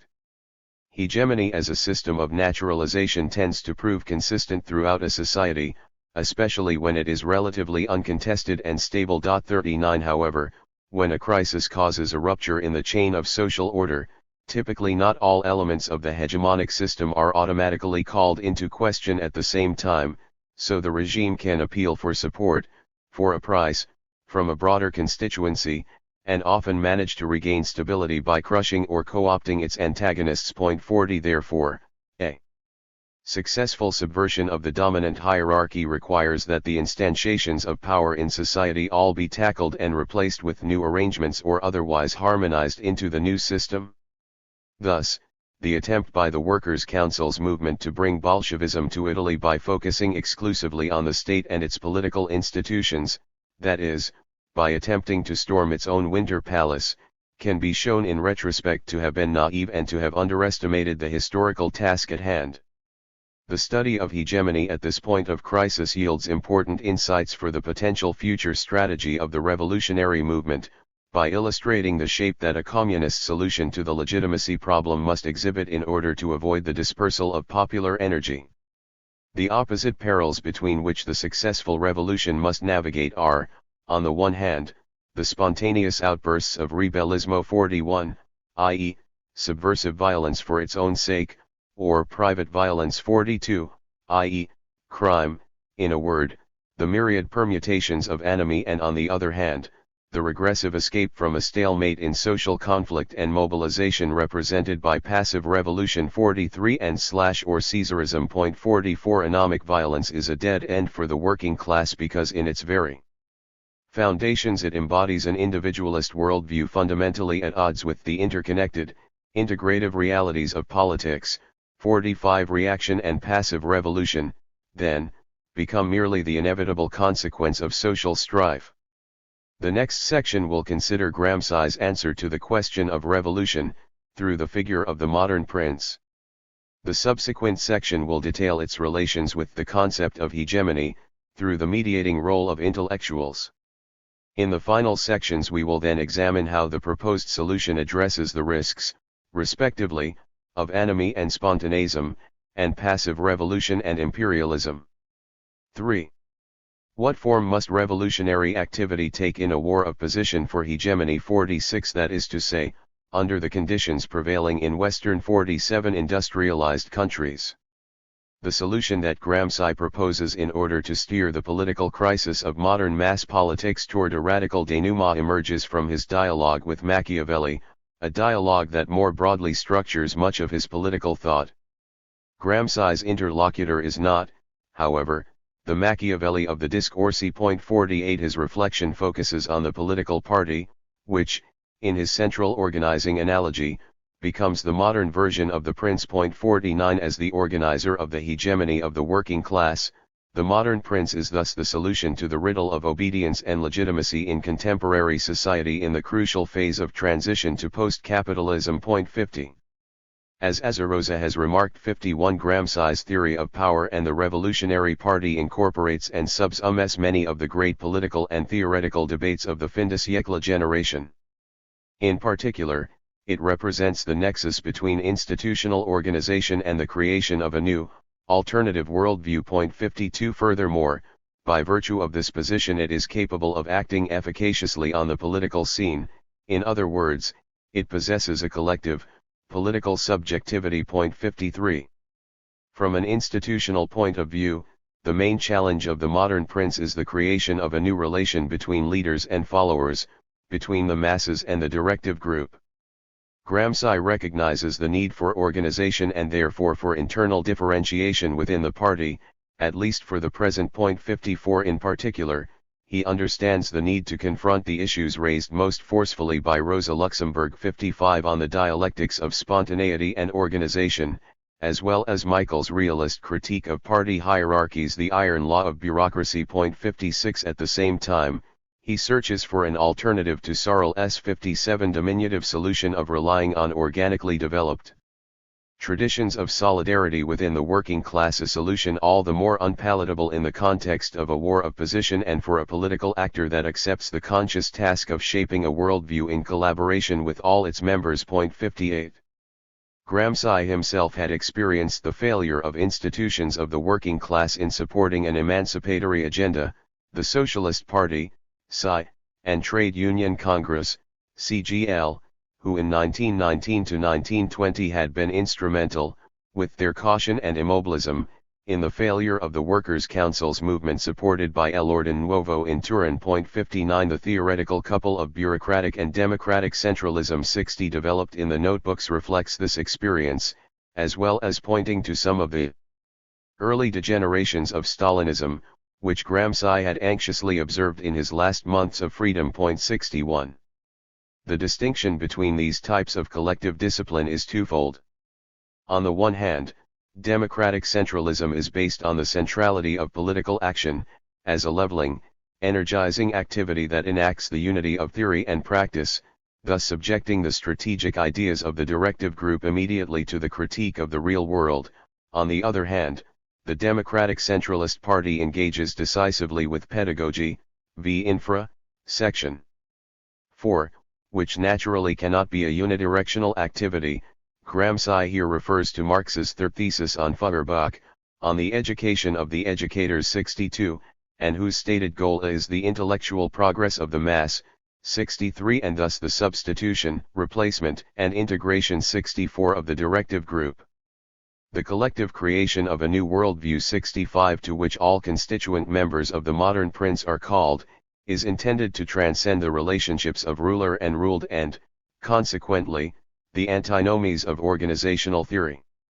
It may be noted in passing, to sum up, that throughout Gramsci's writing on the topic, and especially in Notebook 13, the main thematic notebook on Machiavelli, there is a curious indeterminacy with regard to the referent of modern prince. Three main meanings of the term coexist and at times overlap. The modern prince is a political party, that is, an actual physical and organizational institution. It is moreover a political project, a set of concrete ideas, a strategy for the political action of this organization. Finally, it is also a book about this strategy, or rather a book project that Gramsci envisaged as his contribution to Marxist thought, and by extension the act of theorizing about grand political strategy itself. The unifying strand in this polysemy would seem to point to a conception of the modern prince as a text, a blueprint for the legitimate political institution of the future, which, however, can only be fully apprehended by being enacted, namely, in the unity of theory and praxis. In this sense, Gramsci can claim that the modern prince is a Sorlean myth, a concrete fantasy, Fantasia Concerta, a political manifesto. 66. 4. The challenge of hegemony, as we have seen, is total. It extends to all aspects of social interaction. At the same time, the political party can present itself as a progressive historical subject and carrier of the promise of emancipation and thus establish a legitimate order only if it institutes a new relation of mass and leaders, at whose center we encounter a dialectical pedagogy. 67 At the confluence of these two elements, hegemonic challenge and dialectical pedagogy, is the linchpin of Gramsci's theory of politics, the figure of the intellectual. 68 The definition he offers of the term is extremely troubled and cautious. His proximate polemical target was the idealism of Benedetto Croce and his school. Croce, because of his specific position in the social and cultural landscape of post-war Italy, relied heavily on the traditional legitimation of learning as odium and disinterested speculation for its own sake. 69 Thus strengthening the status markers of the intellectual as a vocational pursuit. In contrast, Gramsci's take on intellectuals, much like his discussion of the political party in general 70 is, in the first instance, a broadening of the term. It is meant to comprise all directive functions in society, and on the basis of this rationale it explicitly defines as intellectuals all the professions and technical supports of modern industry. 71 The position of the disengaged and independent scholar in the Crocian mold, typically versed in the humanities and the classics, emphatically distant from the modern world and any technical, applied knowledge, is thus exposed for its economic parasitism and anachronism. 72 At the same time, Gramsci does not intend to make a strong claim of intellectual utilitarianism or instrumentalism. On the contrary, he defends the pure aesthetic value of speculation and culture and asserts the possibility for the working class to seize the initiative on the debates in high culture, providing a famous example, the sketches of literary criticism on Dante. 73 What he is interested in showing, rather, is the CLAS's subtext to the traditional conceptions of intellectual prestige and independence and its internal status markers based on creativity and immateriality 74 and the eminently material subordination of the mass of traditional intellectuals to prevailing socio-economic relations. Traditional intellectuals are structurally subordinate to the capitalist status quo. Indeed, Gramsci famously defined them as the dominant group's deputies, commessi, 75 as technicians of the legitimacy engine. At the same time, their function is indispensable for the war of position. Consequently, the only possible exit from such a hegemonized position, both for the working class and for intellectuals, is for the former to develop its own, new, self-standing appropriation of the cultural acquis of Western civilization 76 in order to ground the claim that it possesses a truly independent and self-sufficient worldview that is ready to show the way forward for humanity.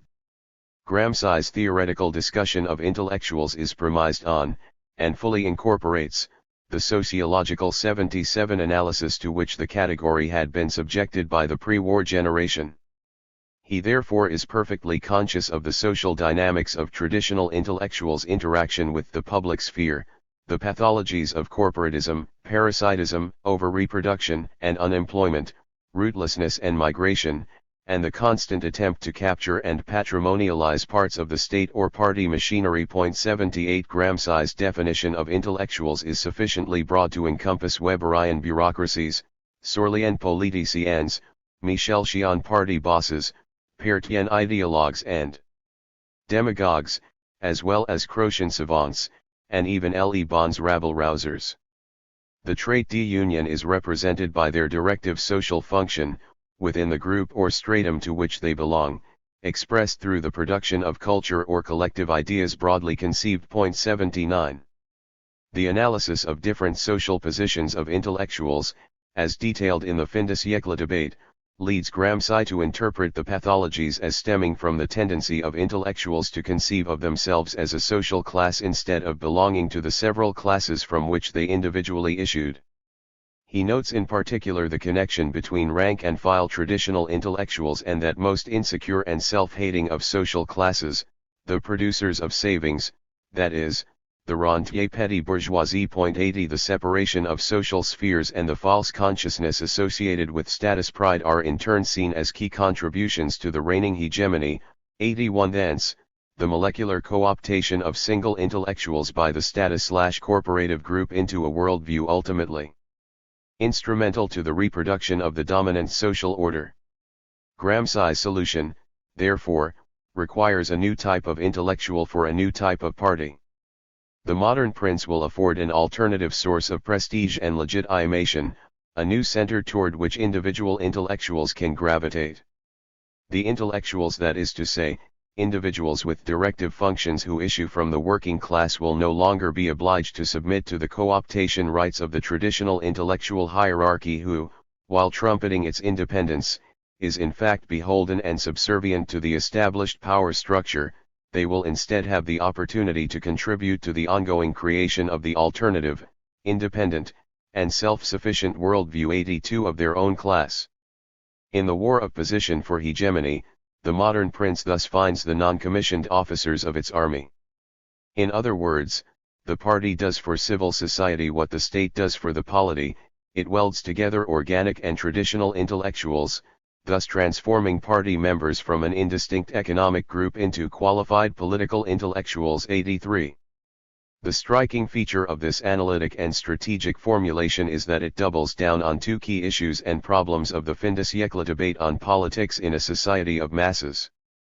The subjectivity of the revolutionary class, the unity of the proletariat, its ability to act purposively given the appropriate circumstances for an overthrow of the bourgeois order had been a key concern and source of anxiety for critical Marxist thought in the years of the Second International. 84 Antonio Labriola is but an extreme case, given the objectively peripheral status of the Italian socialist movement. The entire revisionism debate on Bernstein's theses can be read in this light. 85 In parallel, the social role of the intellectual and its material basis had received extensive scrutiny throughout the period and had occasioned enormous controversy. Zola's intervention in the affair Dreyfus being only the most visible instantiation of a broader trend. The modern prince is offered as a synthesis and solution to both concerns, an expression, an embodiment, and a representation of the active will of the revolutionary working class that establishes a structural relationship and alliance with its organic intellectuals. 86. This, however, is not an end point. Gramsci was not interested in the party per se, but only inasmuch as it was the institutional form of a necessary precondition for truly radical politics in the age of the masses. The final goal is a fundamental transformation of society that, by abolishing the material determinants of domination, will also permit and bring about the intellectual progress of the mass. 87 that ultimately culminates in the sublation of directed and directive groups, the society without classes. 88 If in traditional Marxist theory it was the proletariat who, in order to affirm itself, had to negate itself as a class, here it is intellectuals, and ultimately the party, who are tasked with bringing about a state of affairs in which they become superfluous. For this reason, intellectuals are a transitional social group whose purpose is to lead the way to its own overcoming, when the potential in the claim that all men are intellectuals 89 can finally be actualized. For this reason, furthermore, the categories of power and knowledge in Gramscian politics, while connected, do not merge into unity. Intellectuals are not political leaders, philosopher kings, but rather a subaltern, technical group, in all social formations. 90. In order to enact the party's imperative toward a dialectical pedagogy of the masses in the multiple fields implied by a struggle for hegemony, it becomes necessary to explore the social roots of collective beliefs exhaustively. The precondition of any such exploration is to take seriously the various forms of popular consciousness, even though they may not exhibit the qualities of clarity and consistency of high culture. 91 The notebooks pave the way, by inaugurating a research agenda into folklore, common sense. 92 And in general the world of ideas of subaltern groups. 93 The academic endeavors of anthropology are thus recoded in an explicitly political dimension. The modern prince, through its organic intellectuals, must understand the masses it wishes to organize. The insights to be gleaned from such a social anthropology are wide-ranging, especially given the claim that popular consciousness is an incoherent sedimentation of heterogeneous ideas deposited throughout history by past ideologies. 94 Its analysis can thus yield an understanding of the lasting force of political theoretical positions, albeit in vestigial, incoherent form, even after they have become anachronistic and surpassed in the leading centers of cultural debate. These remnants, in turn, can be behavior guiding, and thus are exploitable by new political movements who aim for a mass following. Of particular interest is Gramsci's analysis of language and the analogies it presents with the creation of popular consciousness. The importance of Gramsci's thought for the linguistic turn in theoretical Marxism, in parallel with a more general evolution in the intellectual history of the 20th century, is well established. 95 Less attention, however, has been given to the biographical path that led the Sardinian revolutionary to link his theory of revolution with the study of language. 96 In fact, Gramsci's interest in theoretical linguistics predated his political engagement, for he was a student of glottology and of regional dialects at the University of Turin. 97 Gramsci was a polyglot. 98 Whose lifelong fascination with language is attested by his constant pursuit of the study of grammar and literature, even in the most dramatic periods of political activity and in jail. 4 of the 33 prison notebooks only recently published for the first time 99 are devoted exclusively to literary translations, and 1 to theoretical linguistics. For our purposes, it is interesting to note the parallels between the world of language and that of political legitimacy, which indeed seem to lead to an extended and remarkably consistent metaphor throughout the notebooks. 100 Both language and political obligation tend to reappear spontaneously wherever human beings live together, indeed so consistently that it can be wondered whether they constitute a precondition of the communal state itself. They are also, however, phenomena that have long been subjected to critical analysis. The community is self-conscious of them intellectually, while at the same time it conforms to them almost instinctually in practice. For Gramsci, both linguistic and political orders are examples of fully immanent, man-made, and, thus, conventional creations. Both, in order to function, require at least some measure of free, uncoerced cooperation on the part of the members of the community. Conventionality, however, implies that any determinate equilibrium, example a particular language or political system, cannot ultimately be preferred over any other per se, thence the importance of the historical dimension of these institutions within the community. 101. Both political order and language can never be considered completely and definitively closed, fixed, and immutable entities because new members always need to be socialized into the community. 102 And in replication or reproduction their constitutive rules are always to some extent fluid, in motion, evolving. At the same time, both systems embody specific, and unequal, power relationships and afford the strong the means to maintain their power and signal their separate status. The mechanisms of change, therefore, are crucial. Of the three main ways in which languages are formed, by custom, through the innovations of great artists, or by the rational systematizations of institutions, such as the Dictionnaire de l'Académie Française, for instance. 103 Gramsci's focus, as opposed to Croce's, tends to be on the first. Similarly, although languages can be changed radically in the short term by violent fiat. 104 It is the progressive development of new forms through the constant praxis of large masses of individuals that provides Gramsci with the key analogy to the political realm and the functioning of hegemony. Underlying and enabling the analogy is a fundamental similarity in the understanding of social action, a voluntarism, a highlighting of the active force of the will. At the same time Gramsci's voluntarism is non-individualist, for the relevant actors are human multitudes, single individuals orient their decisions in response to them and as a function of them. The goal, therefore, is to fashion and to become one's own tradition, together, by accepting the responsibilities implied by the fact of collective authorship of the social world. Therefore, the interest in the culture of the subaltern, through the study of dialects, common sense, and folklore, while in no way complacent or condescending. 105 is not contemplative or conservationist. The tactical aim of the party is to enter in dialogue with the masses on their own terms, but the final goal is a change in collective beliefs and attitudes. 106 A preparation of the subaltern to relinquish his or her status as such. The idea is to eliminate the gap between high and low culture. 107 Without, however, constraining the freedom of speculation of the great intellectuals, as the Council of Trent did for Renaissance culture with disastrous effects for Italy.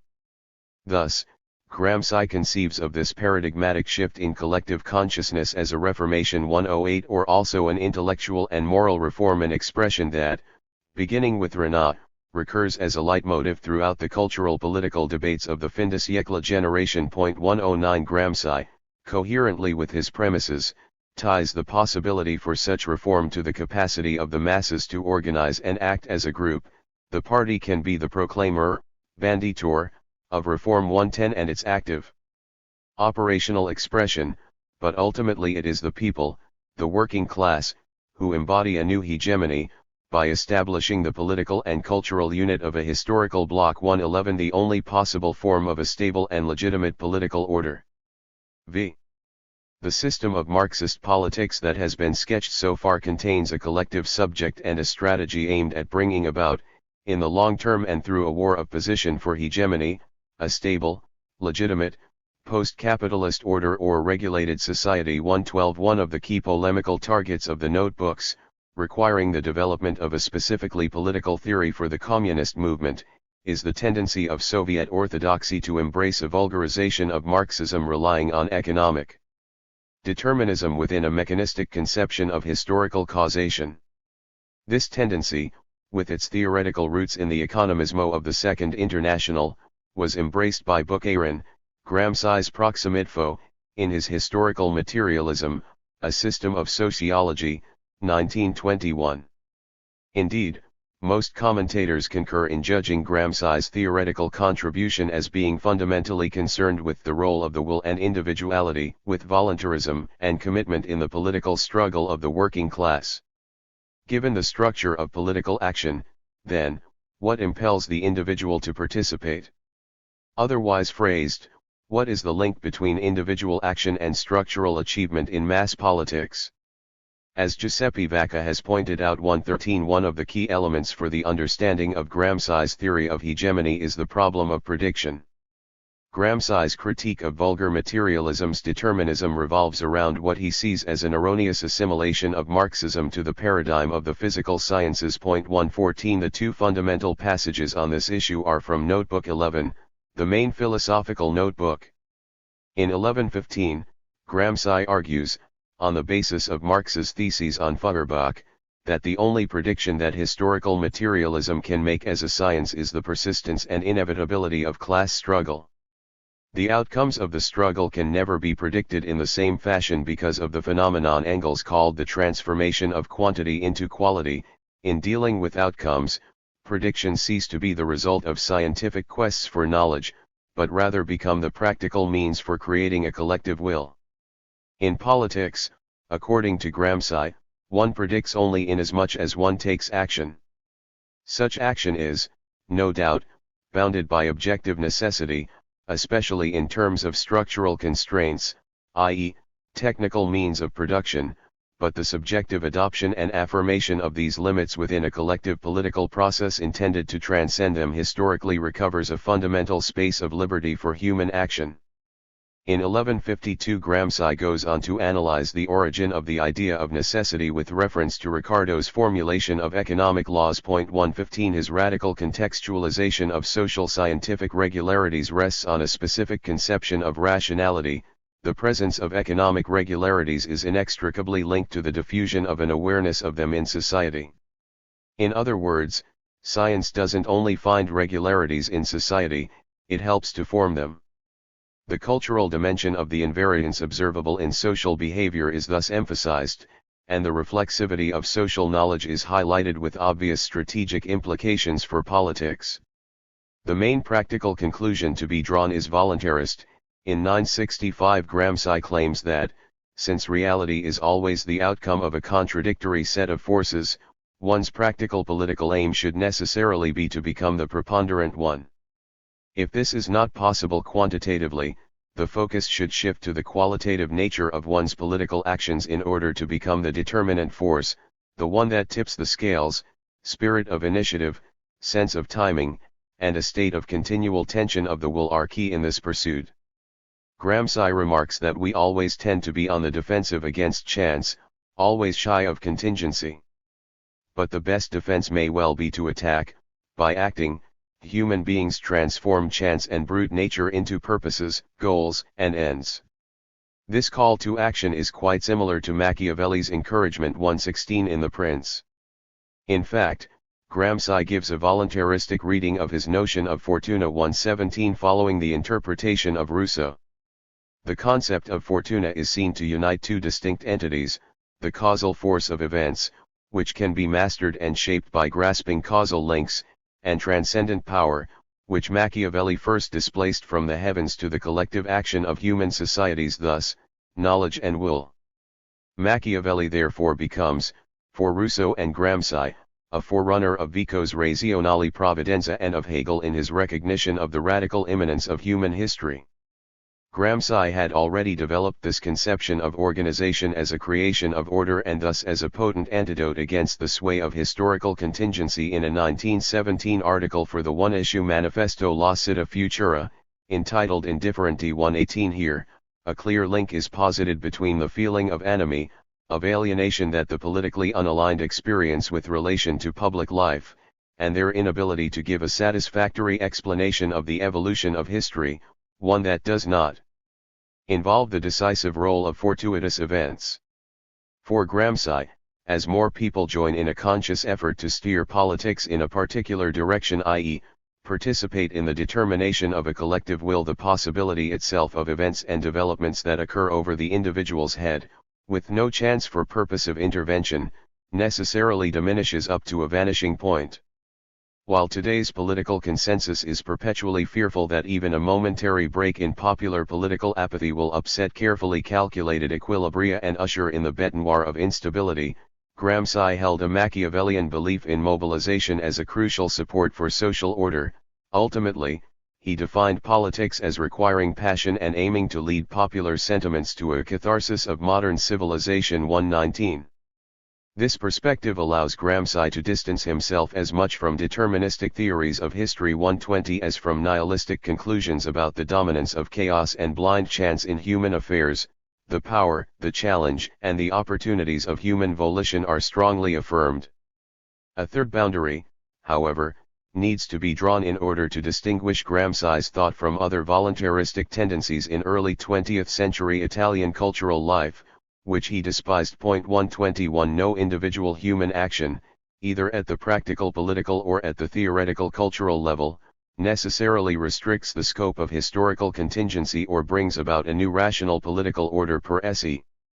On the contrary, any arbitrary positing of necessity, or dover essere, being a vector of false consciousness 122 carries the risk of causing great tragedies and regressive outcomes, a phenomenon Gramsci terms cadernismo. 123 All social activism, to be meaningful, must be grounded in pre-existent social forces and must aim at a progressive transformation of their way of life. 124 In harmony with their historically determined social conditions. 125 The section in which Gramsci discusses cadernismo is also notable for his analysis of the directive role of political vanguards and the possibility of their supersession. 126 The method proposed to pursue this goal is the elaboration of political organizations with an ever wider ability to encompass solidarity, across both space and time, generationally. 127 To this passage one should link the discussion of nature and morality in 1612.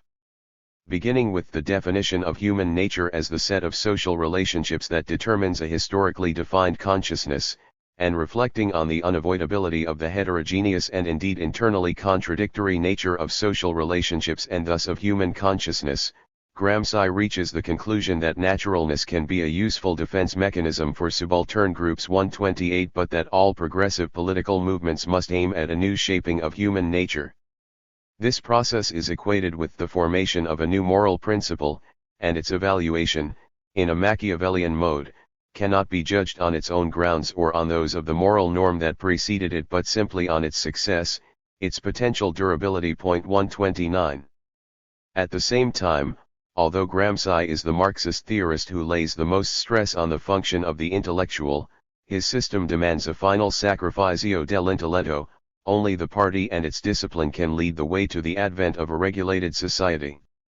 Whether the system of dialectical pedagogy of the masses is enough to preserve the democratic life of the party in the transition to post-capitalism. 130 And whether the goals of the party themselves are compatible with real historical development and are not a form of cadernismo, are ultimately questions that escape the purview of the theory. Engagement is necessary in order to play one's part in politics, to be a subject rather than an object of events, but at the level of worldviews there can be no ultimate sanction of validity, except the course of history itself. The demonstration of the necessity of a new social order in the last analysis only succeeds and is true if it becomes a new reality, if the forces of opposition triumph, Gramsci states.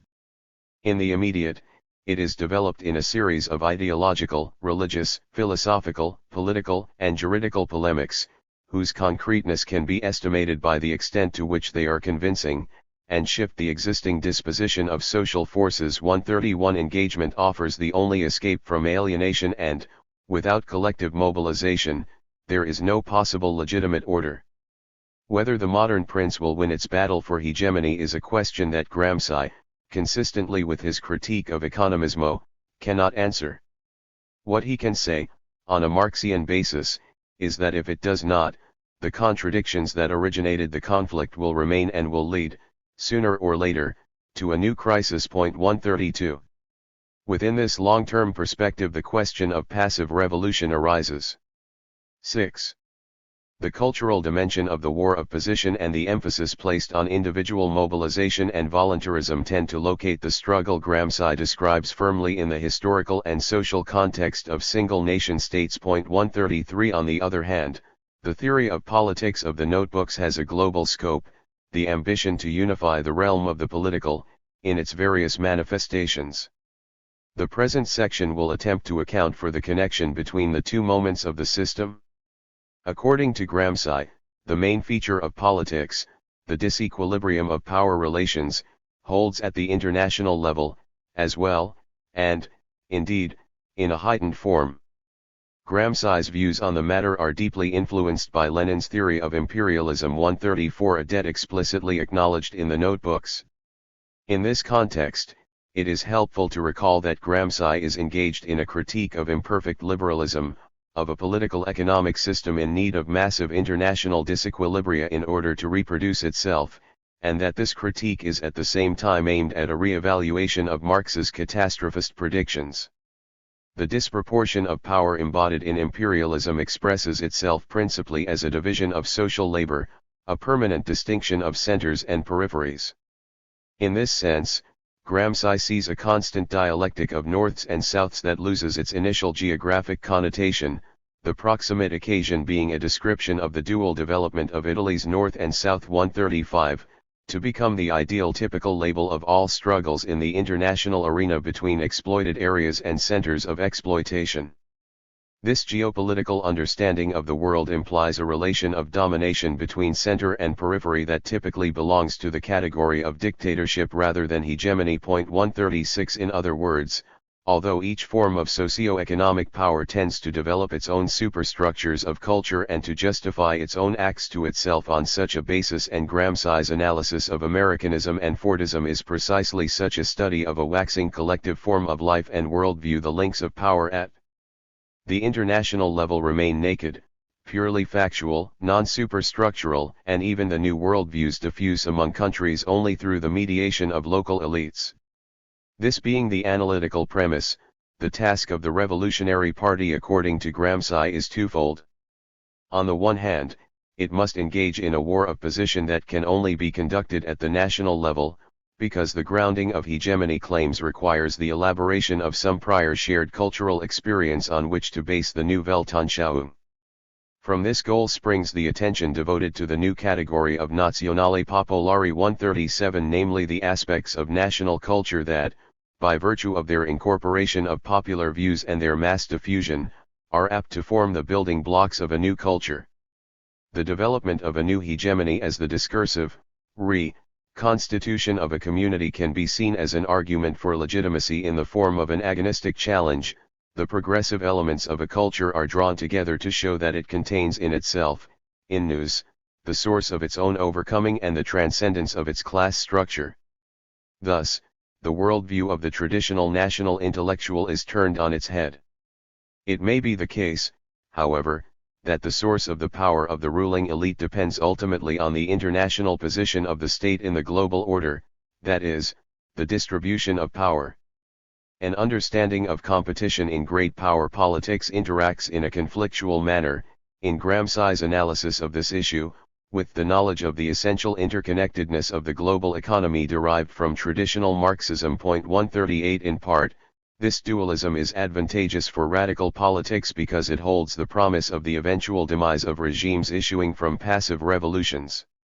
As these are suboptimal outcomes of domestic struggle, essentially stalemates, when the old is dead and the new cannot be born, 139 they cannot develop the potential of the state in its entirety and thus are at a disadvantage in the international arena. 140 Thus, Gramsci does not select fascism, either at the cultural philosophical level, Gentile 141, or at the economic level, corporatism 142, as his main polemical target. The need to forestall and congeal fatal internal contradictions makes fascism ultimately weak and immobile in the global struggle for preeminence. 143 It is on the contrary to capitalism, and to liberalism as its ideology, that Gramsci's attention is drawn, in the form of Americanism and Crockenism, as peculiar as this couple may sound today. It is these forces, in spite of the generalized crisis of the 1930s, that seem to hold the greatest dynamism for the future. So it is against liberal capitalism that the key struggle of the Soviet Union and the international revolutionary movement will be waged. Given the global reach of capitalism, the second task of the Revolutionary Party becomes apparent: to connect the local class struggle, expressed in nation and culture-specific terms, to global developments, and in particular to the international workers' movement. 144. Once again, the key actors in the process are the party's organic intellectuals. Indeed, the task is to link the new consciousness of the revolutionary working class with the best tradition of cultural and political cosmopolitanism. 145. And again, collective action in accordance with a unified intent introduces predictability and meaning, or comprehensibility, into the historical process. Gramsci discusses the negative example of Italian intellectuals after the Renaissance who, because they did not possess a political/cultural center of gravity in their own homeland, such as the courts of the nascent absolute national monarchies, were impelled by material circumstances to search for their livelihood abroad and to emigrate on an individual basis. Molecularly. 146. They, therefore, could not develop a conceptual understanding of their own condition but instead adhered to the regressive, atomizing, and ultimately anti-historical ideology of individualist cosmopolitanism, the actually existing humanism of the Republic of Letters. 147. The addition of an international level to the power equation of politics, and the relative modification of the tasks of the party, appear ultimately to imply a reworking of the concept of progress. Gramsci's philosophy of history operates, at the highest level of abstraction, congruently with a version of Marxian teleology that sees structural conditions as necessary, although not sufficient, elements for revolutionary change. Nevertheless, the tracing of the cultural microstructure of domination, through the workings of a hegemonic system, opens the door to an interpretation of politics as a continuous process of reconstruction and reproduction of consent, a process in which the revolution loses its absolute constitutive and foundational primacy. 148. There appears to be, therefore, no privileged epistemic or moral moment. On the contrary, historical change comes to be the series of attempts to translate or transcribe legitimacy grounds for new social conditions. Hence, Gramsci's historicist interest in tracing the connections between past and present in the cultural and political history of Italy. 149. The task of the revolutionary movement is therefore redefined to afford greater resiliency, but also greater responsibility, since the world of politics is seen to require endless mobilization. In this respect, an extremely topical example is provided by Gramsci himself in his discussion of the historical crisis of social contractarian thought. Under changed social circumstances, contract theory was no longer capable of making society perspicuous to itself, and thus of eliciting obedience and authority or of functioning as the legitimating link between is and ought. Some subaltern groups, such as indigenous people under colonialism or Luddite workers, could be liquidated politically, and, in fact, even physically, when they experienced and rebelled against the inconsistencies of the dominant ideology, without such police action causing a crisis in the central tenets of the worldview for its core constituency. However, progressively the account of reality provided by social contract theory became divorced from actual collective experience. The form of rationality embodied in it was no longer appropriate to prevailing conditions. The modern age saw fewer and fewer challenges to social stability expressed in the form of the Aborigines and the Luddites, as social marginalities. 150. The antagonism became structural, permanent, and public. According to Gramsci, in the age of the masses, a broad-based rationality capable of justifying political order can only be attained by in-depth engagement with the ideas and worldviews of the subaltern masses themselves by placing collective and mutual education at the heart of the legitimation process. 151. In sum, the teleological nature of the Marxist tradition, even in Lenin's activist version, is corrected in Gramsci's absolute historicism by the indefinite perfecting of which the collective social subject, representing the moment of freedom and agency in history, is capable. Within the overall rhythm of change, dictated by the dominance of hegemonies and punctuated by sudden moments of denaturalization corresponding to their crises and struggle. 152 appears the prosaic molecular work of the war of position and the form of character most appropriate to it, revolutionary patience, the even-keeledness of the organic intellectual. 153 Such a process can go as far as contemplating the supersession of the philosophy of praxis itself, albeit as a consequence of the Disappearance of the class antagonisms that form its historical horizon. 154. 7. With respect to the historical investigation we have conducted, Gramsci represents an endpoint in the development of the theoretical tradition resting on the agonistic worldview of a conflict sociology. In particular, Gramsci carries Labriola and Searle's insistence on class struggle and separation to its logical consequence. From such presuppositions, it necessarily follows that legitimacy in the modern society of masses can only be sought within a class homogeneous group. 155 The state can no longer represent a possible frame of reference for the shaping of political life. 156 It must be occupied and, eventually, dismantled. In parallel, the unity of the party becomes but the hypostasis of the unity of the state that the tradition of nationalist democratic thought ever since the French Revolution had so highly extolled. However, the survival of the October Revolution through the turmoil of the Civil War and the concomitant defeat of working-class uprisings in the rest of Europe, that is to say, the political situation prevailing in the interwar world, objectively posed the problem of retaining the state under communist control, for military defense, if nothing else, and governing past class antagonists. Consequently, the inescapable Hobbesianism of Gramsci's political theoretic preconditions, the notion of politics as conflict and the inevitability of the state. Within this framework, he attempted to wage a war on two fronts, trying to bring about the revolution in the West while fighting for the preservation of the best part of the revolutionary ethos in the Soviet experiment of the East. Hence the concepts of regulated society, supersession of the directive-directed dichotomy, and intellectual and moral reform, all referring to the politics of the transition to socialism. His entire analytical construction, then, and especially its heart, the project of a dialectical pedagogy, can be seen as the attempt to imagine one last refuge for humanism, against, beyond, or within the bureaucratic machinery that was enveloping modern society. Such a project recognized the cultural rootedness of obedience and order while at the same time offering the hope for a diffusion of power, indeed an empowerment of the individual. 157 Confronted with the liberal model of politics, it conceives of legitimacy no longer as directed to the undetermined generality of the citizenry, or its stand-in, the representative individual, nor as based on an explicit, conscious, point-like act of accession, a pact that in a foundational moment grounds authority and settles all constituent issues indefinitely.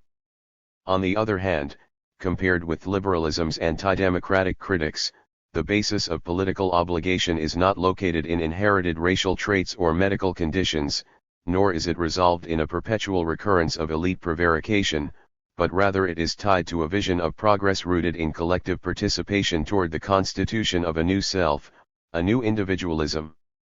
In this demiurgic goal, his political thought rejoins the tradition of revolutionary renewal, which, through Marx and Engels, leads to Hegel and, originally, Rousseau. The mixture of voluntarist conciliarism, party discipline, and long-term cultural politics that Gramsci advocated has never been seen in practice, either as an opposition strategy within bourgeois democracies or as a mode of government in actually existing socialist states. It is possible because it has often been done to dismiss Gramsci's Pars Construens as nothing more than a further chapter in the history of social utopianism. Indeed, it is no doubt reasonable to maintain that it is only as the result of a very particular set of circumstances that Gramsci's theoretical work, as well as his personal and political reputations, emerged unscathed from the depths into which the revolutionary movement was plunged by the Stalinist purges of the 1930s. 158. But this aspect need not concern us here. The broader goal of the present analysis has been to show how a certain form of critique of the foundations of social stability and modern, democratic institutions, which we have traced to the 1870s and shown to share important empirical premises with conservative and reactionary discourse, had reached, in the immediate aftermath of the First World War, the limit, so to speak, within which any revolutionary action was pursuable in modern society. Gramsci's reflection thus fully incorporates the outcomes of the fin de siècle debate on democracy, legitimacy, and power. 159 If Max Weber's thought demonstrated most clearly the antinomies present in modern liberalism within a bureaucratic, industrial nation-state, Gramsci's showed the extent, and limits, of the revolutionary alternative. These two thinkers stand as the twin pillars of reflection on legitimacy in a society of masses, that is to say, in the conditions prevailing throughout the 20th century. 8. Conclusions. The historical reconstruction of the debate on the nature of legitimacy, begun in the reactionary salons of 1870s Paris, has taken us through the world of turn-of-the-century political thought, drawing to a close in the dungeons of fascist Italy. The selection of theorists whose thought has been discussed in the foregoing chapters is illustrative of the variety of positions available in the debate, of the dimensions of contestation, and of the progressive solidifying of opposing positions along the revolutionary-anti-revolutionary fault line. Having concluded the exploration of these contributions, we are in a position to reflect, in closing, on the common themes running through the intellectual exchange and on the direction of its development. The intellectual debts the protagonists of this study incurred with one another, as well as their disputes, have formed the substance of the plot. These final remarks intend to draw out the overarching narrative that can be seen to inform this moment in intellectual history. The burning theoretical and practical issue of the day was the search for reasons that would justify political obedience. Within the context of the age, the sphere and target of these legitimation and delegitimation strategies was the nation-state and its liberal representative political system, under the novel conditions of a society of masses. The social question was the expression used to encapsulate the key fact about fin de siècle politics. The loyalty of the working class to the national bourgeois regimes was in doubt. Under these circumstances, classical liberal accounts of political obligation were rendered increasingly obsolete. The long-established assumptions of political philosophy, the images of a social compact populated by rational actors and regulated by systems of rights and responsibilities, were seen as broadly irrelevant to real-world political dynamics and conflicts. It was generally understood in these years that it was necessary to face the issue of obedience not normatively a priori but rather from the point of view of its culturally situated intelligibility. In other words, it became unavoidable to deal with the actual worldviews of the newly politicized masses. A dramatic crisis in empirically observable political legitimacy spurred social thinkers to move beyond abstractly normative accounts of political order. All the authors we have surveyed, in one way or another, were engaged in the development of theories of action to account for the empirical realities of mass politics. In this endeavor, they all necessarily confronted the relationship between individual motivations and collective behavior and the attendant question of the transformation of normative ideals into social action. The search for the determinants of these collective behaviors took place within the broader framework of the vast and rapid changes society had undergone in the course of the 19th century, which in turn raised the question of the possible or desirable transformations in individual orientations toward politics. The catchword of intellectual and moral reform is recurrent in the political vocabulary of these years across partisan divides, defining the widespread aspiration to a new, generally endorsable set of civic mores for industrial society. The end of elite consensus about the normative status of traditional religious beliefs and, progressively, the end of their social enforcement opened vast possibilities for the redefinition of public ethical standards and their justification. Secularization broadened the spectrum of acceptable arguments about social organization. At the same time, the intellectual focus on the sociological aspects of religion, which we have encountered repeatedly among the authors considered, testified to the cultural fascination with the archetypal mode of transferring normative beliefs to collective action. The passing of the hegemony of organized religion, among other factors, permitted the growth of new forms of social influence. The turn of the century witnessed the birth of the social role of the intellectual. The inquiry into the forms of legitimacy of a society of masses therefore inescapably became, at least to a certain extent, a self-reflexive endeavor. The role of the theorist was part, not only of the explanans, but also of the explanandum.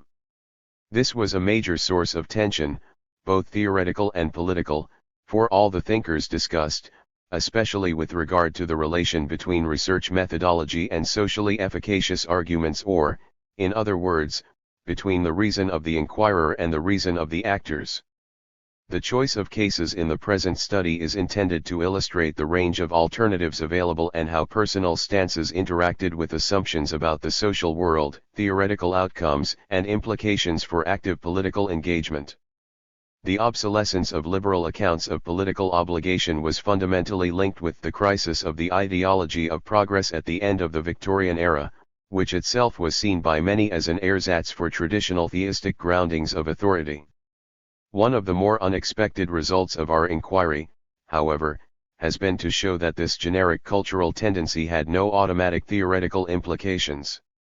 The authors we have considered exhibit widely divergent positions and worldviews, but they are united in their condemnation of an approach to politics through the aesthetic sensibilities of fin de siècle decadentism. The critique of Whig philosophies of history and liberal progress theodicies occurred in isolation from the Daniunzian politics so characteristically associated with this period. In the realm of political thought, an interest in non-instrumentally rational behavior in no way coincided with a methodological surrender to aesthetic intuitionism. The eclipse of the economic paradigm in the interpretation of human behavior led to renewed contestation about what was to count as a science still home. The final outcome, however, was a broadening and institutionalization of the social sciences, based on richer anthropological assumptions, a greater reliance on historical data, and a clearer demarcation from normative and abstractly deductive discourses rather than their abandonment or artistic vitalist subsumption.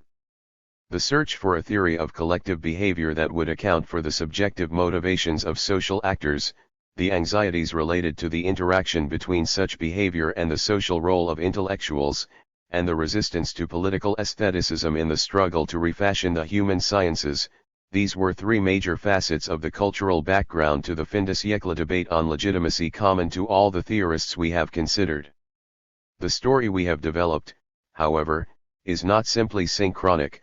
A development of ideas can be traced from the first meditations on decadence in the wake of the Paris Commune, through the elitist critique and its Sorlean reversal to the mature formulations of Weber and Gramsci after World War I. In terms of the dynamic aspect of the debate on legitimacy, it is possible to isolate three main issues that develop with ever greater clarity in the course of the exchange and whose shadows stretch well beyond it, over 20th century thought and politics more generally. The first is the understanding of the mechanisms of legitimacy as a linguistic fact and thus the interpretation of political action in pragmatic terms as a system of speech acts. This development was only partially native to the legitimacy debate, being paralleled by similar moves in philosophy and linguistics, as an aspect of the general intellectual reaction against positivism at the turn of the century. In the political realm, however, the pragmatic turn arose as a consequence of the critique of abstract rationalism and the search for an alternative nexus between the discursive and decisionist aspects of social life and collective action. Gramsci's criticism of Pareto's intemperate tirades on the imprecision and vagueness of political vocabulary was in this sense a key moment of transition. Language progressively became a central organizing metaphor for social cooperation more broadly, because of its nature as a universally diffused social practice, wholly conventional yet ubiquitous, rule-based yet spontaneously evolving. The embodied and situated coherence of language came to occupy the symbolic space previously held by the abstract rationalism of political economy. The second issue is closely related, as it refers to the shift in emphasis from the grand events and liturgies of political power to the everyday web of conditions that constitute the cultural and epistemic background for popular beliefs about legitimacy. Inasmuch as the discourse on legitimacy focused on the actual behavior of the governed and political life came to be conceptualized as a perpetual flux of legitimation and delegitimation attempts, the privileged objects of analysis progressively became the microstructures of power, its ground-level instantiations. Far from the paradigm of foundational moments, the study of politics occupied itself to a great extent with instances of workaday legitimation. This approach was reflected in a shifting understanding of historical time, from the inverse teleology of the decadence theorists, to the parallel rejections of systemic change in the case of Pareto and Searle, the eternal persistence of social stratification mirroring the rejection of the category of duration in favor of the ecstatic moment of mobilization, to a more nuanced appreciation of the vagaries and inner logic of the historical process in Weber and Gramsci. This transition, though, also implied a drastic re-evaluation of the centrality of revolution and of the possibility itself for a radical alternative to solving the antinomies of legitimacy in mass society. The most telling instance we have encountered is Gramsci's introduction of the concept of passive revolution as a way to correct Labriola's view of historical evolution. Ultimately, a belief in revolutionary palingenesis could not survive an environment of Weberian disenchantment. Thinking of legitimacy in pragmatic linguistic terms and concentrating on the low-level processes of reconstitution of subaltern beliefs about obedience and obligation, however, led to perplexing results, pertaining to the third evolving issue in the fin de siècle legitimacy debate. Throughout a generation of reflection and observation of social dynamics, the realization progressively solidified that the modern society of masses was characterized overall by the capacity to remain, apparently indefinitely, in the gap between full reflexive endorsement of the social order and all-out rebellion. Modern legitimacy, with respect to its traditional antecedents, was weak. Gramsci and Weber were compelled to speak of social order in much more tentative and doubtful terms than was the case even 50 years previously.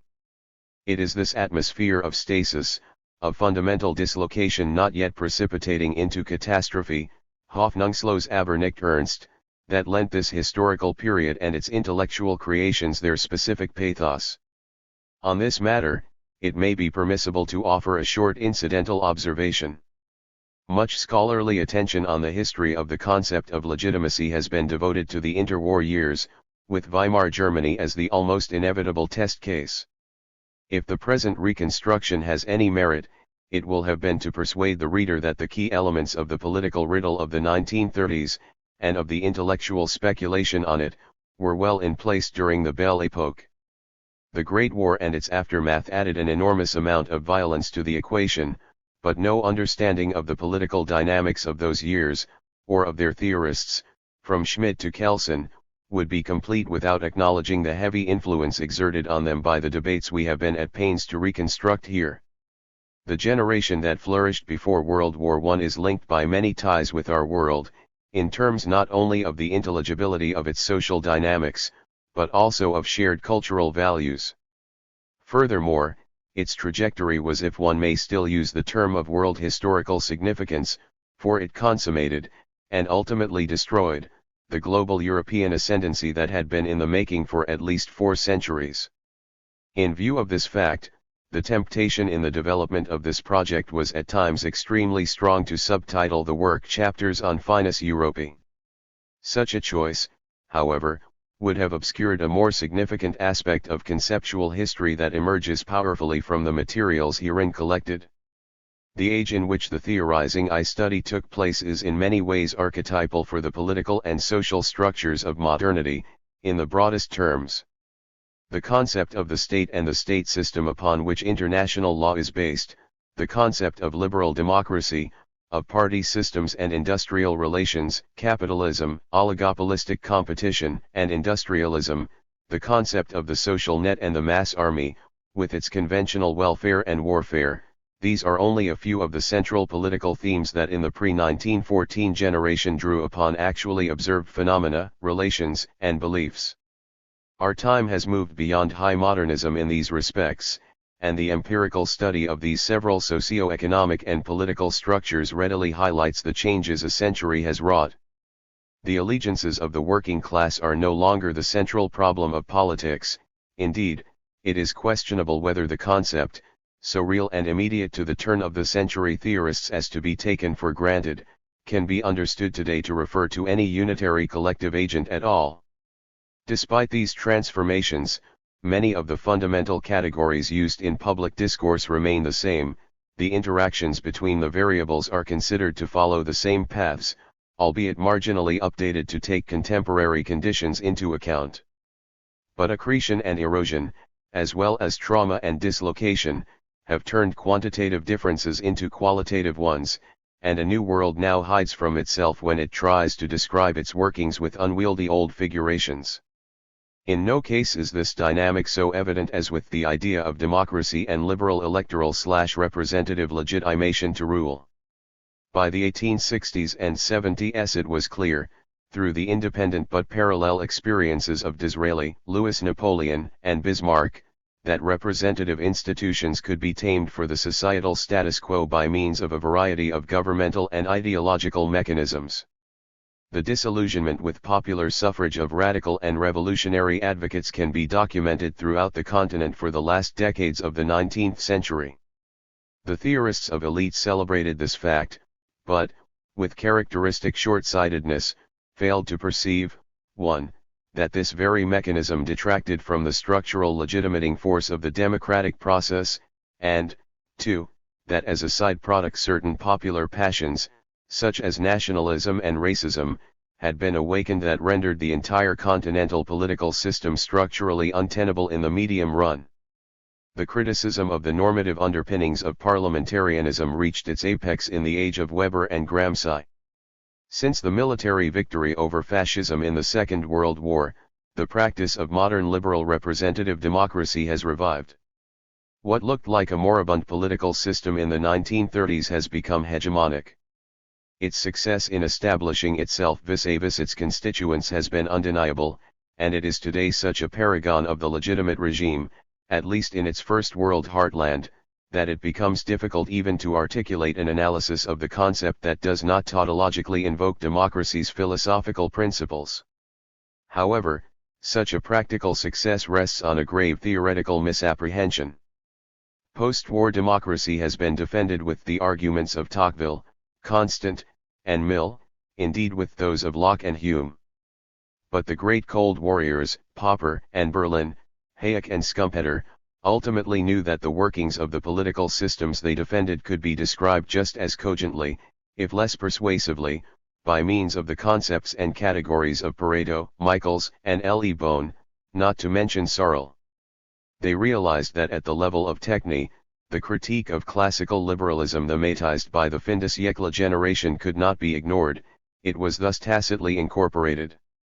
The history of the return of democracy to Europe after World War II is the history of the adaptation of some of the key elements of reactionary conservative praxis and theoretical anti-democratic critique to the institutional structure of the new regimes. The modes of incorporation of the acquis of the fin de siècle legitimacy debate evidently require a wholly independent treatment belonging to an essentially separate chapter of the theoretical practical history of legitimacy, a history that remains, for the most part, still to be written. One aspect of the fracture between theory and practice represented by post-war democracy's attempt to muddle a way between the twin critiques of legitimacy of Gramsci and Weber, however, became readily apparent at a comparatively early time and may thus be mentioned here in closing. The traditional liberal paradigm of politics in the 19th century had relied on the nation-state as the ultimate level of political power, completely self-sufficient, thus also capable of defending itself against any and all external threats and warranted to do so.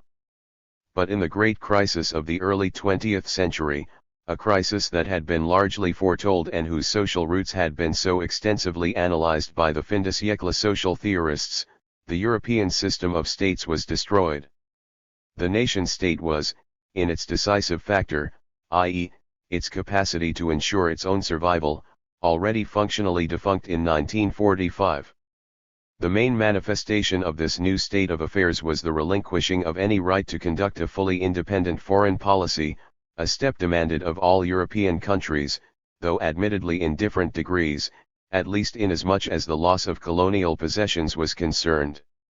The transition, assuming a much clearer physiognomy since the end of the Cold War, to a new form of legitimacy, which as Gramsci and Weber correctly hypothesized would rely much more on process and micro-control than on foundational moments, pacts and revolutions, is rather evidently heading toward the monocentric and universalist form that traditionally has been termed empire. In this new historical phase, Europe is manifestly destined to play no more than a supernumerary role, as a consequence of a political tradition of fragmentation and proud particularism no less than because of its well-known economic and institutional shortcomings. In the 2 decades since the fall of the Berlin Wall, an aspiration to return to the political and economic conditions of the Victorian era, that is, to the liberalism of the first globalization, has been strongly present in public opinion. The ideological operation of putting the 20th century in parentheses suffers the obvious contradiction of idealizing the liberal democratic systems of the late 19th century, which, even ignoring the dramatic shortcomings that led to their historical downfall, are rather clearly not the same type of creature as our current political order. Nonetheless, the mere fact that the ideological operation of self-portrayal through such a significantly deformed lens is attempted, and with such seeming conviction, is itself symptomatic. It will not be possible to understand politics in the present until the unsuitability of past categories has been established to the point that the need for a new overarching paradigm becomes pressing. The modest contribution to such a goal attempted by the present work takes the form of a critique of future as idealized past. The fact that hardly anything surpassing the reflections of Max Weber and Antonio Gramsci on the topic of legitimacy has since appeared should not be taken to mean their criticisms of their political world were ill-founded, any more than it means that their political world is still our own. Whether anything can be gleaned from their ideas for the politics of today escapes the bounds of the present study. The belief that the riddle of legitimacy had been conclusively solved in their lifetimes, on the contrary, is an illusion I have the ambition to dispel.